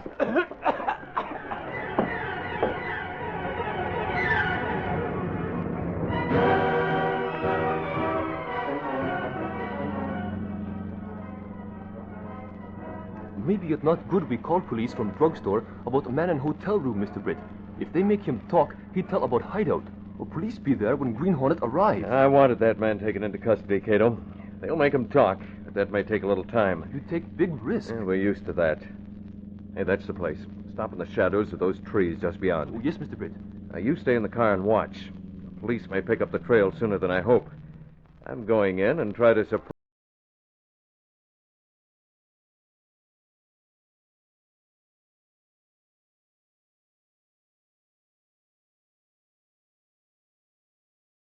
house. Clicker was talking to Senorita Juarez during a few minutes they were left alone. I still don't know what this is all about. These men are vicious, Senorita Beanie. They are communist agents, and they have already committed murder to get what they are after. Murder? Yes. But as long as they do not find what they are after, we are safe. We must get away from here somehow. I heard you, but you'll not get away, either of you. We searched both handbags thoroughly. We couldn't find the microfilm. It was not in my bag, senor. No. Well, why do you stare at me?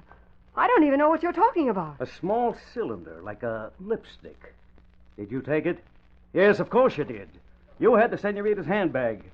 What did you do with that microfilm? Please, do not tell him. But I really didn't take anything from your bag. Igor. What is it, Ivan? I'm sure this girl took the plans when she had the senorita's handbag. What are you going to do with them? If they don't tell us what we want to know, they'll both disappear. I would not tell you spies if I did know. I have nothing to tell, but even if I had, I'd never tell you communists. You'll either talk or take the results.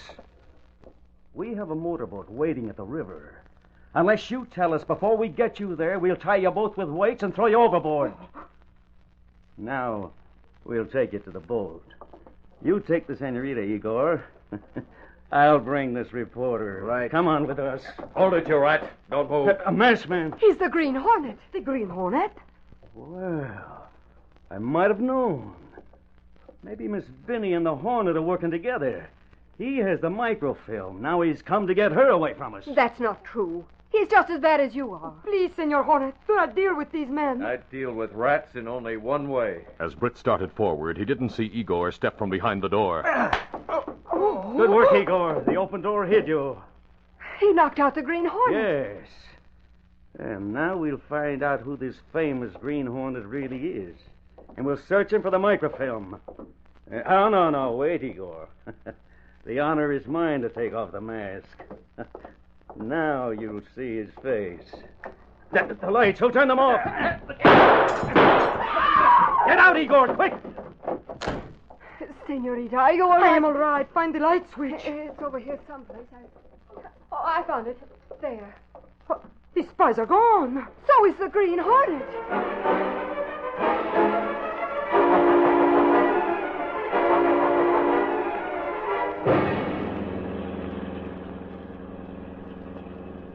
You feel better, Mr. Britt? I'm just a little groggy. It's lucky you got me out of there and on my feet. I'm all right now. Bright moonlight helped, but their car is still in sight. They spoke of having a motorboat along the river near here. We must stop them before they reach it. Look, they turn off toward river. Step on it. I can see the outlines of a boat down that way. Oh, they're stopping. They not notice we follow without lights. Well, run right up beside their car. Slow down for me to jump off. Stop now! You'll not get away, commies! Shoot him, Igor! I think not! I'll get you this time! This'll quiet you. No, don't shoot! Yes.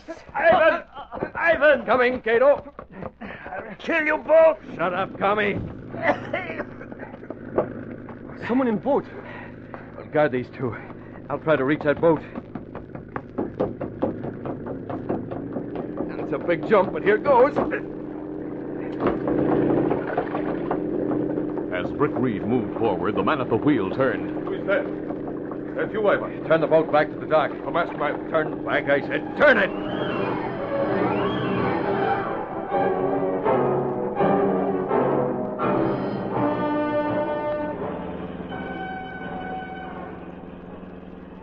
Some distance from the dock, two cars sped along a road on a hill which paralleled the river. Because of the elevation, they could look down over the water. Listen, a motorboat. I hear it, too. Oh, they are getting away. And I still think they found that microfilm in my bag. Look, I can see the boat. Holy crow, look, it's turning back toward the dock. Maybe we'll catch him, Commissioner Higgins. Don't worry, Mike. We'll soon be at the dock to give them a warm welcome. Say, Clicker, are you sure the Green Hornet was at that old house? Yes, we both saw him. How did you know where to find us, Commissioner? We received an anonymous phone call. Because of it, we captured one of the spies in a hotel. He thought his pals tipped us off, so we talked. I reasoned the Green Hornet was after the microfilm. What the spy told us. Commissioner, the boat has almost reached the dock. Hurry, please, or they may get away. We can't go faster down this hill, Senorita. We only have a few blocks to go. We'll get there as soon as possible.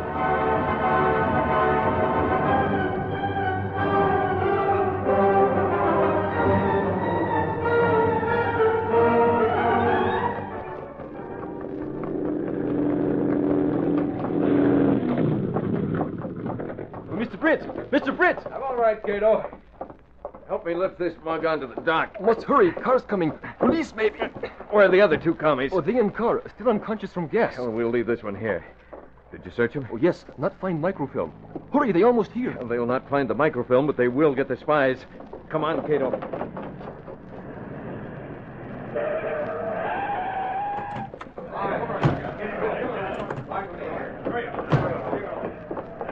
Here's the car.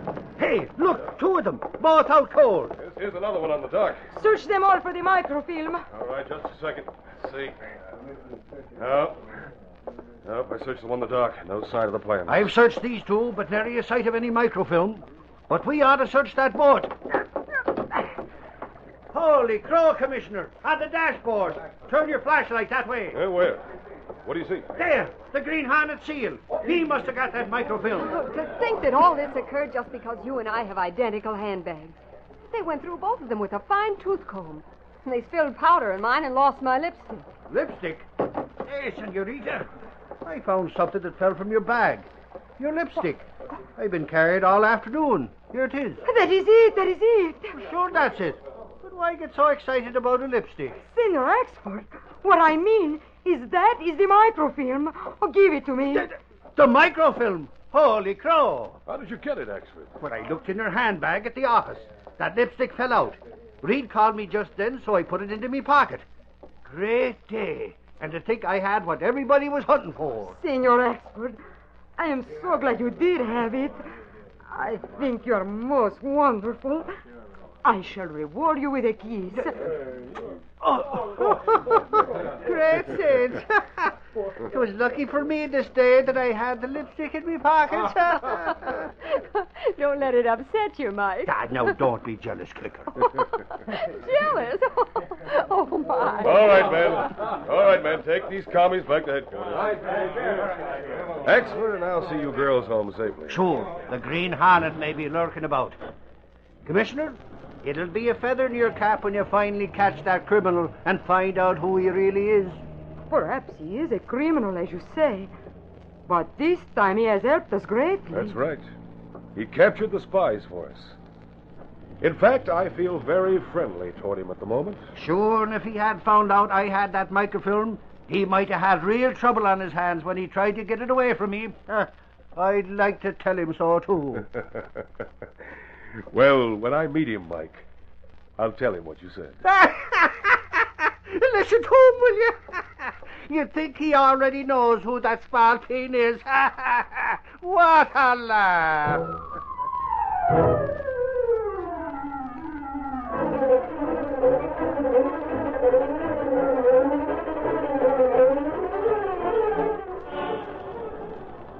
Sentinel X-ray, paper, red spy wing broken.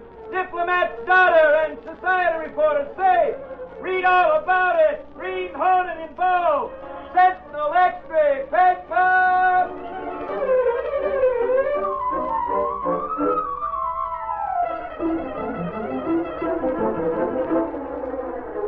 That's the Green Hornet story for today.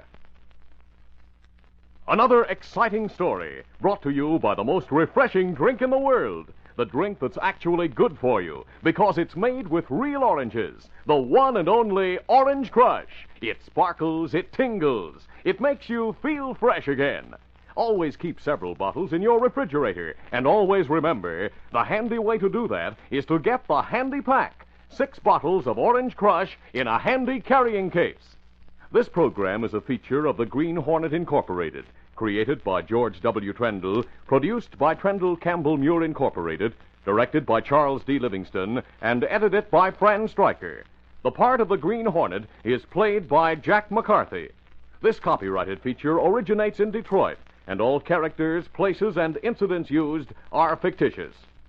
The Green Hornet is brought to you every Wednesday and Friday at the same time by the most refreshing drink in the world, Orange Crush. That's the drink you like best of all. Try it. Next time, ask for Orange Crush. But remember, don't say orange. Say Orange Crush. ORANGECRUSH. Orange Crush. Next Friday, listen to the Green Hornet again in the exciting story of danger entitled The Hawk Ridge Gems. And now, till Friday, this is Fred Foy saying so long from Orange Crush.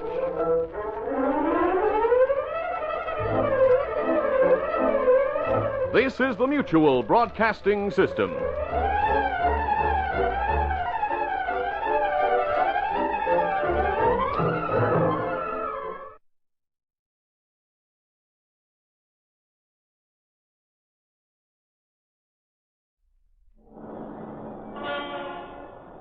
Extra, extra, Sentinel Extra. Now the most refreshing drink in the world, Orange Crush, presents the Green Hornet.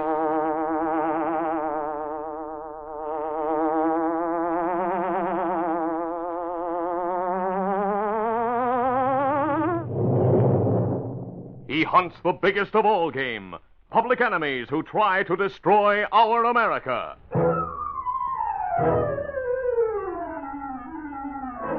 With his faithful valet Kato, Britt Reed, daring young publisher, matches wits with the underworld, risking his life that criminals and racketeers within the law may feel its weight by the sting of the Green Hornet. Now ride with Britt Reed in the thrilling adventure of A Friday Night in the Mountains. The Green Hornet strikes again.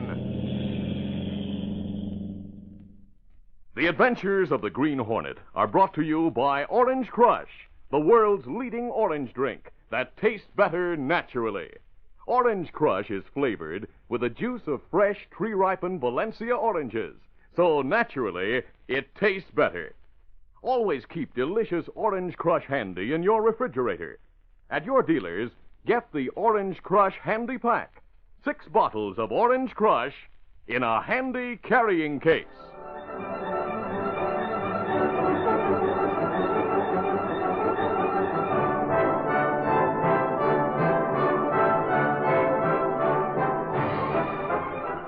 Britt Reed, young publisher of the Daily Sentinel, had invited Michael Axford and Police Commissioner Higgins to spend the weekend with him at his mountain lodge, 150 miles north of the city.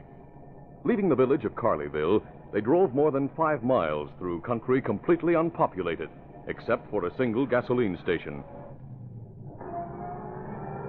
As the car started up a steep rise, Reed nodded toward a house set back off the road on the crest of a hill. You see, Axford, we're not as far from civilization as you think. When we pass that house above, we'll be only 15 minutes from my place. Well, I'm glad you told me. I was beginning to think we were near the North Pole. Isn't that Professor Mannheim's house up there? Yes, that's it, Commissioner. That was an interesting visit we had with him last summer, wasn't it? Yes, it certainly was. Mannheim, you said. Is he the German scientist the Nazis put in jail because he was against them? And the one the Reds tried to kidnap so he'd work for them? That's right, Axford. He came to the United States and took out citizenship papers. He's working on an experiment for our government now. No kidding. Oh, way up here he's doing that? Yes, he lives in that house with his housekeeper. And a couple of men. Couple of men? Who? Government agents, Axford. Security men to protect him while he finishes the work he's doing. That's confidential information, Axford. The people in these parts don't know of it. You don't have to worry that I'll ever mention it. I can't imagine why he needs guards, though. No spies could ever find a way up this... Say, Reed, do you think maybe the professor recognizes your car? No. Why? Somebody's waving a handkerchief at us from that corner window on the second floor. That's not a handkerchief, Axford, and no one's waving it. It's a cloth of some kind, dustcloth probably, hanging across the windowsill. Ah, sure, right. I'd better get my eyes examined. Hey, that's an imposing-looking house, isn't it, when you look at it straight on? That big turret up there on top makes it look like a castle.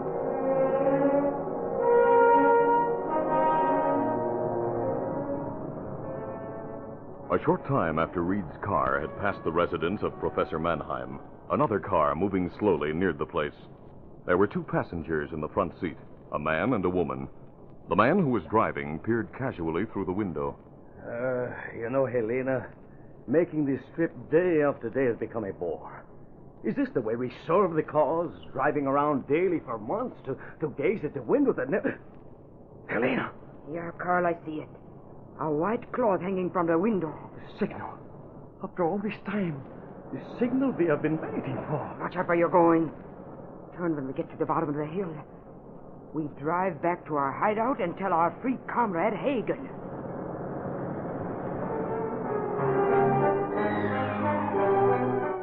The freak comrade Duke Hagen, known in the carnival world as the Human Pretzel, had specialized in an act which saw him throw his arm and leg joints out of place and contort his slim body into unhuman postures. Now, after a term in prison for collecting insurance on a fraudulent accident claim, he was working for the agents of a foreign power. He received Carl's information with enthusiasm. We put on our act tonight, huh? We take over that professor and his guards, do we? Great. I'll start limbering up now. I'll throw out this right arm. Stop it, it makes me sick. Come, dear, come. We go up to the bar now and remove the hay from that wreck of an automobile we ought to use.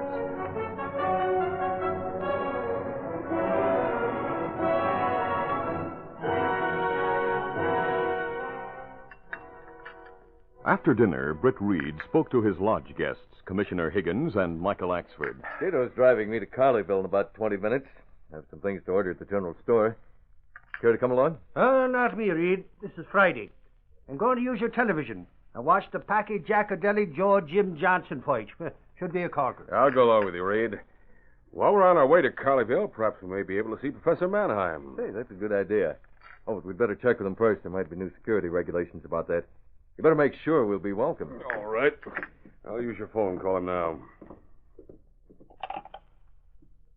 Hello, operator. 695, please.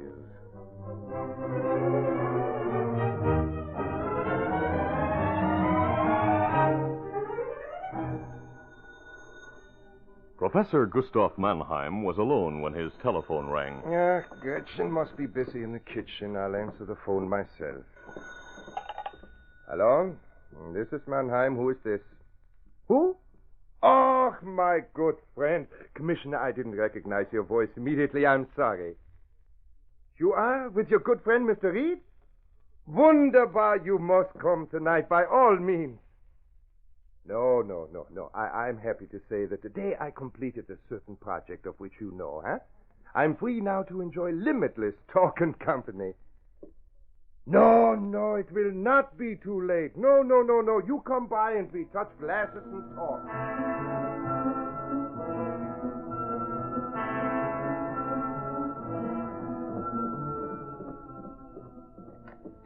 A few minutes later, Professor Mannheim, his face wreathed in smiles, hurried from the study and went to one of the two security agents who sat inside the main door of the house reading. Mr. Meredith, I hope you do not mind. I've just now spoken on the telephone with a friend of mine who's nearby. Yes? I've asked him to visit me here tonight. Agent Meredith, when told who the visitors were to be, gave his approval for their coming. Then Mannheim went to the dining room, where Gretchen Wessel, his housekeeper, was staring through the window. Gretchen, will I tell you what it... Gretchen, what is it you're looking at outside? Nothing. I just at the moon shines bright tonight. I look at it. Ah, yes, I see. A cold but beautiful sight, is it not? Gretchen, what's the matter? What do you see now? Oh, Professor, look. The automobile that comes up the hill. It goes from one side of the road to the other like some crazy machine. Ah, he's hit the tree. How terrible. But there are others in the car. Professor, we must help them. Yeah, come, we hurry. Agents Meredith and Johnson had heard the crash in front of the house. Together with Mannheim and Gretchen, they ran to where an automobile, its radiator smashed, rested against a tree. Standing beside the car were a man and woman. They were unhurt, but the woman was sobbing, and the man had his arms around her in a gesture of consolation. The attention of the four persons from the house, however, was centered on the man who sprawled from the front seat of the car, his body contorted horribly, and his head hanging downward. How terrible it is. Professor, Herr Meredith, do not let him lie there like that. Johnson, this fellow's back seems to be broken. Not, be careful. It's dangerous to move the man in such condition. We know, Professor. But we've been taught to handle cases like this. Say, Johnson, get your arms under his back. Right. There. I have him. His legs out of joint, too. Now ease him to the ground. Slow. All right now. What are you doing? You two, let go of that man. My gun is pointed at you. Turn slowly with your hands in the air. What's the meaning? Make one false move and I kill you both. Give me that gun. Give it. Stay where you are, Professor. That is a gun against your back. Sure, I stand still. I don't understand. This accident was faked? What do you think? That fellow we were helping. Look at him. Yeah, all straightened out now. Why, you were not hurt? I put on a good act, huh? Take the guns from those two federal men. Sure. You know who we are, huh? We walked right into this. I'll take that gun, mister. There. Yeah, you walked right into it, like we planned for almost a year. Yeah. What's behind all this? Are you kidding? I'll take your wallet and badge, too. Thanks. We were waiting for the professor to finish his work. Well, he finished today, and Keep quiet, you. We'll do the talking. Take that other one's gun. All right. We can't stay out here. Gretchen, lead the way. Gretchen. So that's it. You cued these rats through this, huh, Gretchen? These are my comrades. Always I have been in contact with them. waiting for this day. Now they have come, and the waiting has not been in vain. Follow me, comrades.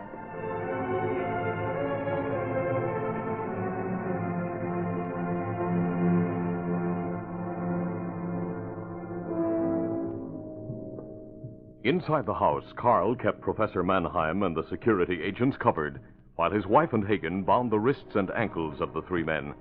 When this was done, Carl said, Helena, Gretchen, you wait a few minutes.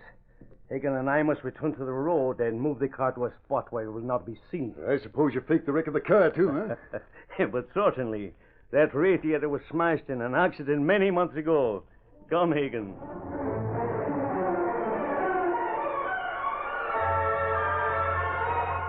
When the two men returned from hiding the car in Mannheim's garage, they placed Professor Mannheim in one room and the security agents, Meredith and Johnson, in another. Meredith spoke to Carl while Helena stood by. I suppose your comrade Gretchen has told you all there is to know about the situation here. You are right. She has kept us advised of everything the professor has been doing. She did that in Germany, too? Well, not to us. In Germany, she made reports on him to her superiors there.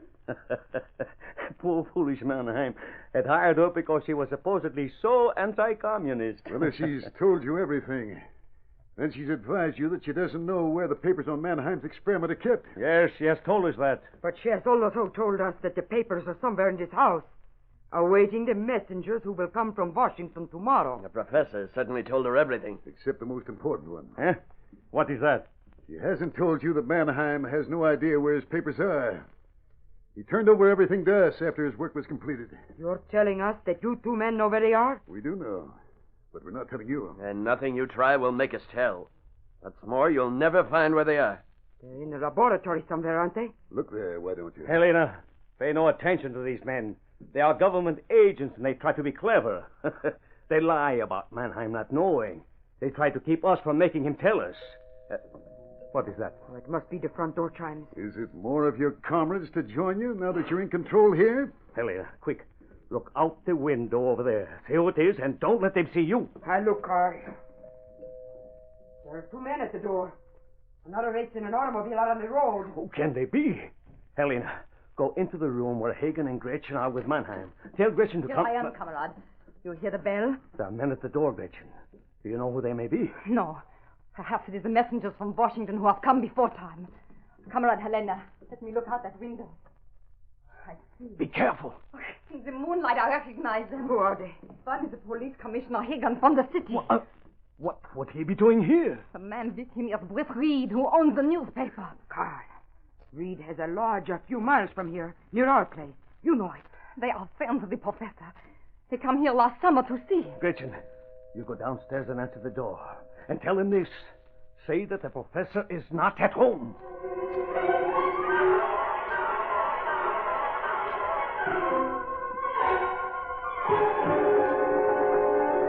We'll continue our story in just a moment.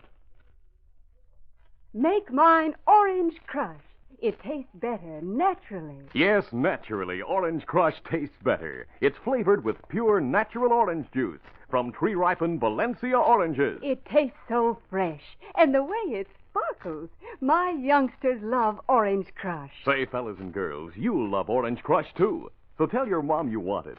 See that the refrigerator is always stocked up with delicious, refreshing Orange Crush. It's such a treat when you come home from school, tuckered out and thirsty. Orange Crush is great with after-school snacks of sandwiches and cookies. And it's the drink to have on hand when the gang comes over, too. It's the world's leading orange drink. You'll be proud to serve it. There's just no other drink in the world so good as Orange Crush. It tastes better naturally. That fresh orange juice flavor is wonderful. It's the natural flavor of luscious Valencia oranges, the finest, juiciest oranges grown in sunny California. So naturally, Orange Crush tastes better. Tell Mom to pick up a 6-bottle handy pack of Orange Crush at her grocer's. Ask for Orange Crush at refreshment counters wherever you happen to be. And always ask for it by name. Don't just say orange. Say, I want Orange Crush. 'Cause it tastes better naturally. That's Orange Crush. OrangeCrush. Orange Crush. Now back to the Green Hornet.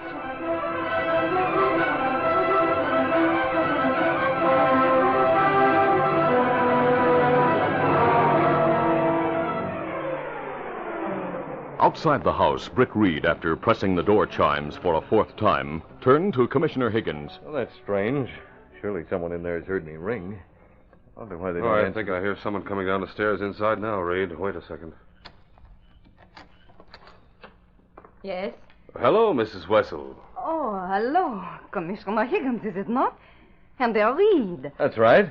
How have you been? Good, but I am sorry, gentlemen. Professor Mannheim is not at home. He will not be home soon. He has gone away. Gone away? When did this happen? Yesterday. That is when yesterday. Yeah, but Commissioner Higgins spoke to the professor on the telephone less than an hour ago. What? He asked us to drop in and see him. Well, that is, I mean, I didn't... Gretchen, I have heard the conversation. You do not lie too well. You may go. Yes. Gentlemen, I will explain this to you. But first, here are my credentials. I am Thomas Meredith, a security agent on duty here. Oh, really? These are your credentials, Mr. Meredith, you say? Yes, yes. You see, Professor Mannheim left with my partner a very few minutes ago. They are catching a train in Carleyville to make connections for Washington. The professor was summoned there quite unexpectedly. Yes, so it would seem. He told that me he'd be here when you came. I know that, but Gretchen didn't.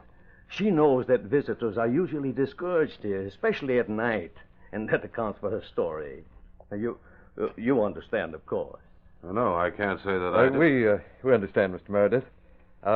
We'll be here over the weekend. If the professor returns during that time, ask him to give me a ring, will you please? Oh, gladly. You are... Mr. Reed. Britt Reed. You'll know where to reach me. Yes, Mr. Reed. Good night. Oh, good night, sir. Good night. Good night. Come on, Carl. They have gone. Shh, wait. Now, come. We'll go back to the professor and start to work on him. He'll tell us what we want to know. We'll make him. Reed and Commissioner Higgins had ordered Kato to drive them away from the vicinity of the Mannheim house immediately. Now the car came to a stop at the foot of the hill near the crossroads. Commissioner, something's definitely out of line back in that house. Yes, don't I know it. That man wasn't Agent Meredith. We met Meredith last summer when we visited the professor, remember? Certainly. That man had an accent. And that housekeeper, Mrs. Wessel, she was obviously upset and lying. So is he. There isn't a train out of Carleyville between 5 p.m. and 6 a.m. after Labor Day. Then Mannheim couldn't be making connections for Washington. No. Commissioner, I think we should notify the state police and ask them to check on this. Well, that'd be my first thought, Reed. But we both know that Mannheim's under orders from Washington. But the state or local authorities know nothing about this setup here. I'll call a top man in Washington and learn if there's any truth in Mannheim's being summoned there. If he hasn't been, well... If he hasn't been, then we're wasting valuable time. Commissioner, you take the car, drive back to the lodge and place that call, alone. Kato, you have the Green Hornet's mask in that compartment beneath the driver's seat? Oh, yes, Mr. Britt. We've got 2 masks, 1 gas gun, a special key... Well, get them for me, Kato. Now, hold it. I know that you're the Green Hornet, Reed. But I'll have no part in any plans you may have in mind. I realize that, Commissioner. So I'll outline no plans. Kato, take those things and come with me. Oh, I have them. Now, Britt Reed has no right to enter the Mannheim house. But the Green Hornet, judging by the circumstances, has good reason to. I'll see here, Reed. Don't worry about us, Commissioner. If Axford asks any questions, say we're still in Carleyville. Tell him anything. Now, we'll go up the hill through that grove of pine trees, Kato.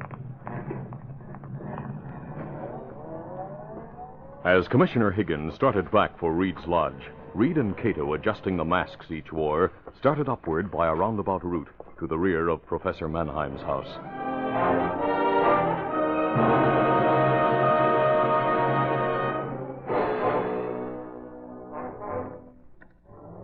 A short while later, using the Green Hornet's special key, they entered a rear door of the house unnoticed. I'll handle the gun, Kato. You follow me.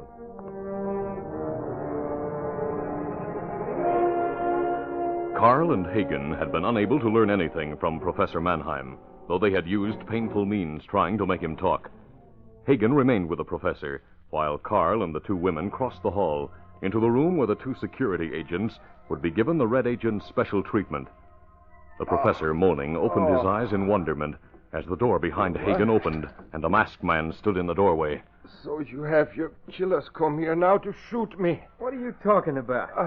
What are you looking at like that? Hagen turned and saw the figure in the doorway. He shouted loudly and reached for his gun. Help! Carl! It's the Green Hornet! I'll shoot you! The Green Hornet rushed toward him. You're too slow. At that moment, Kato rushed in from the hallway. A man and two women come with guns from across hall. The lights, as shots from the hall crashed over their heads, the Green Hornet and Kato rushed to the wall and turned off the light switch. They sprinted across the room through the darkness to another door that led into a rear hallway. Those shots are too close. This way, up the stairs. Oh, too bad we not have guns to return fire. Yeah, we certainly ran into a hornet's nest. No, they do that. Run into Green Hornets. Here comes the fellow who said he was Meredith. His aim is too good. We go up next flight of stairs. That leads to the attic. Wait till I try to hold him off. I'll throw this chair down the stairway. I hit him. But he's coming at us again. I see the women now. They have guns, too. Let's get up into the attic. Here we are. Get inside here. Quick. Push this dresser against the door. They can't break in here. There. Now we put bed and chair against dresser. Right. Keep crouched low behind that chair until the door is completely barricaded. We can't stay locked up here without doing anything. We must get out fast and do something.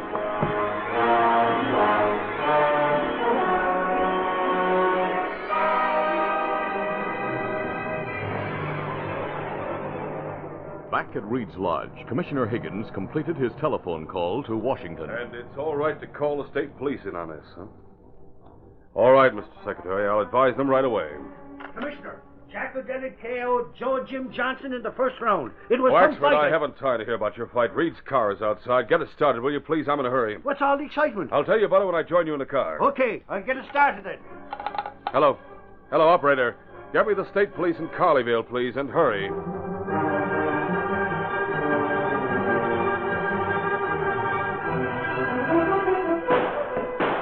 An occasional shot from the stairway was proof to the Green Hornet that his pursuers had the door to the attic covered from below. He had been looking out both windows in the turret-like room, one of which faced north and the other south. There are enough sheets and pillowcases to tie together and lower ourselves, Kato. But there are windows beneath each of the windows in this room. The lights just went on there. Oh, if we try to lower ourselves down, someone in room below have guns ready to shoot us. Yeah, that's it. If we could only divert the... Hey, wait, I have it. Kato, let's take that mattress and rip the top of it a bit. Come on. The Green Hornet and Kato pulled a large mattress from behind a pile of bedding. They tore the mattress cover, and then, on the Green Hornet's instructions, hung the mattress partly out of the window facing the road. What you going to do now? Set fire to the mattress. You place some papers in the padding so the flames will start at once. That's it. There, it started. Get back now. Fire started the mattress. Now what? Let it burn there and see that none of the flames catch on to the house itself. I'll start tying sheets together, and when I've done enough of them, I'll tell you what we'll do next.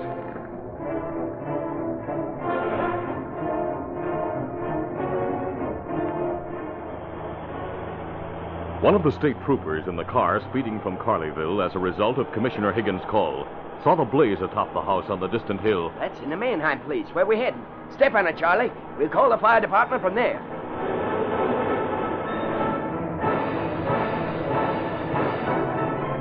Higgins, at the wheel of Reed's car, was nearer the Mannheim home when he saw the crimson glow in the turret of the moon-bathed house. Expert, there's a fire at the place. We'll have to step on it. Glory be! I'm glad Jack O'Delly has a knockout punch, because now maybe I have a story to put on the wire.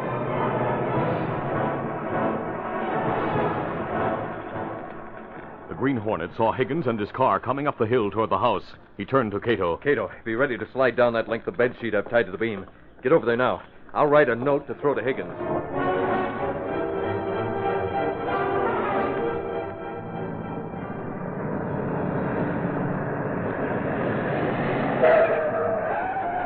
When the car stopped in front of the Mannheim house, Axford was out of it first. Say, that's not a real fire. That's something blazing on the sill. Commissioner, look. A masked man standing on something inside the place, behind the blaze. Look, he threw something. Yes, I see it. I'll get it. It's a sheet of paper. Higgins, followed by Axford, ran to where the paper fluttered groundward from the attic. Higgins read the brief note. Axford, Professor Mannheim's being held captive inside. Say, isn't that the Green Hornet seal at the bottom of that thing? Never mind, I have my gun. We're going to shoot our way into that house. Wait, you don't have to do it alone. Here come some state troopers. They'll help you. Come on, Charlie. A few minutes later, state troopers, one with a submachine gun, fired into the front door of the house and then rushed inside. They found Professor Mannheim bound and gagged, and beside him, the unconscious figure of Duke Hagen. Mannheim, unbound, began to talk. 2 government men are tied up in a room across the hall. They're the Hey, ones that... Look, coming down those stairs out in the rear hallway. A guy with a gun. Get him. He's one of the agents. That's getting them fast. There's another woman behind her, Mrs. Wessel. Forget Spy. I guess her, too. All right, you women. We'll find out what this is all about in a minute. Drop those guns and come in here. I'll tell you everything, officer. Oh, Commissioner Higgins, I thought I was a dead one. Hey, what about the Green Hornet? He's up in the attic room with the fire going. We saw that. Charlie, I'll take this machine gun, go up after him. Commissioner Higgins will look after these women while you attend to that wounded man in the hallway. I'll free Agents Meredith and Johnson.